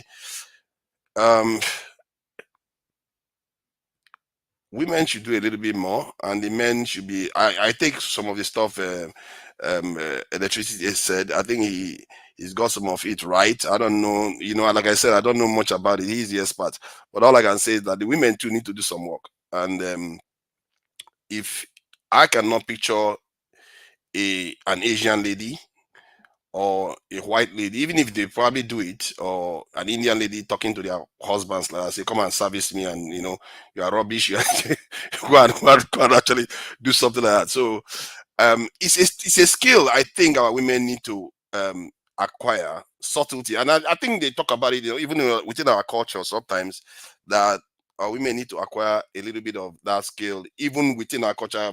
I've seen elderly women talk about those type of things too. And I don't know why we don't do that necessarily as a part of raising women, because these days it seems like that we are raising women to be like men. I don't know whether it's a good thing. Somebody said earlier on that if you have your woman at home, make it as a homemaker, then you better do all the work to make sure she's taken care of and the home is taken care of. But if both of them are working, then you should be ready to do the work too at home, just like she is doing. So no, it's a balancing act. I think everybody needs to chip in here and there. And there is no absolute in relationships. Every relationship is unique. And you do what you can to maintain it, because it's actually very, very important. It's important for the individuals involved, and it's also important for society. Make no mistake, those things may not seem important at first, but they do add up.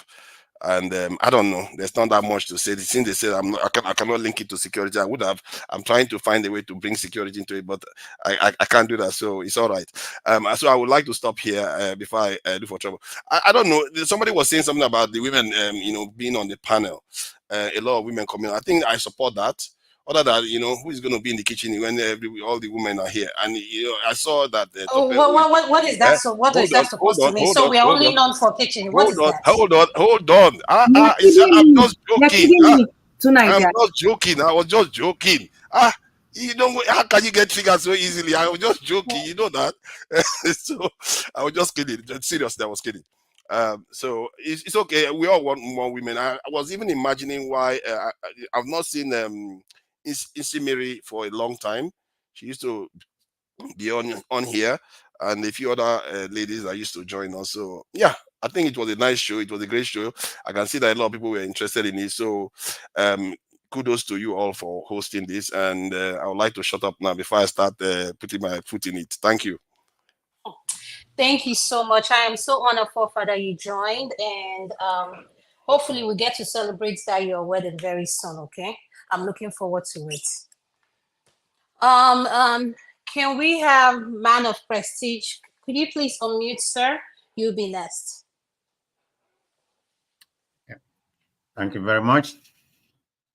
I just assemble myself here just to listen because this Kerewa topic is above my pay grade. You know, I'm very religious. I don't like to talk about Kerewa, you know. With that, with those your hot and sexy muscles. So why are you showing up with that?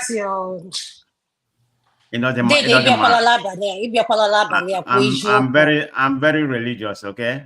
I'm just kidding. I know you don't even go there.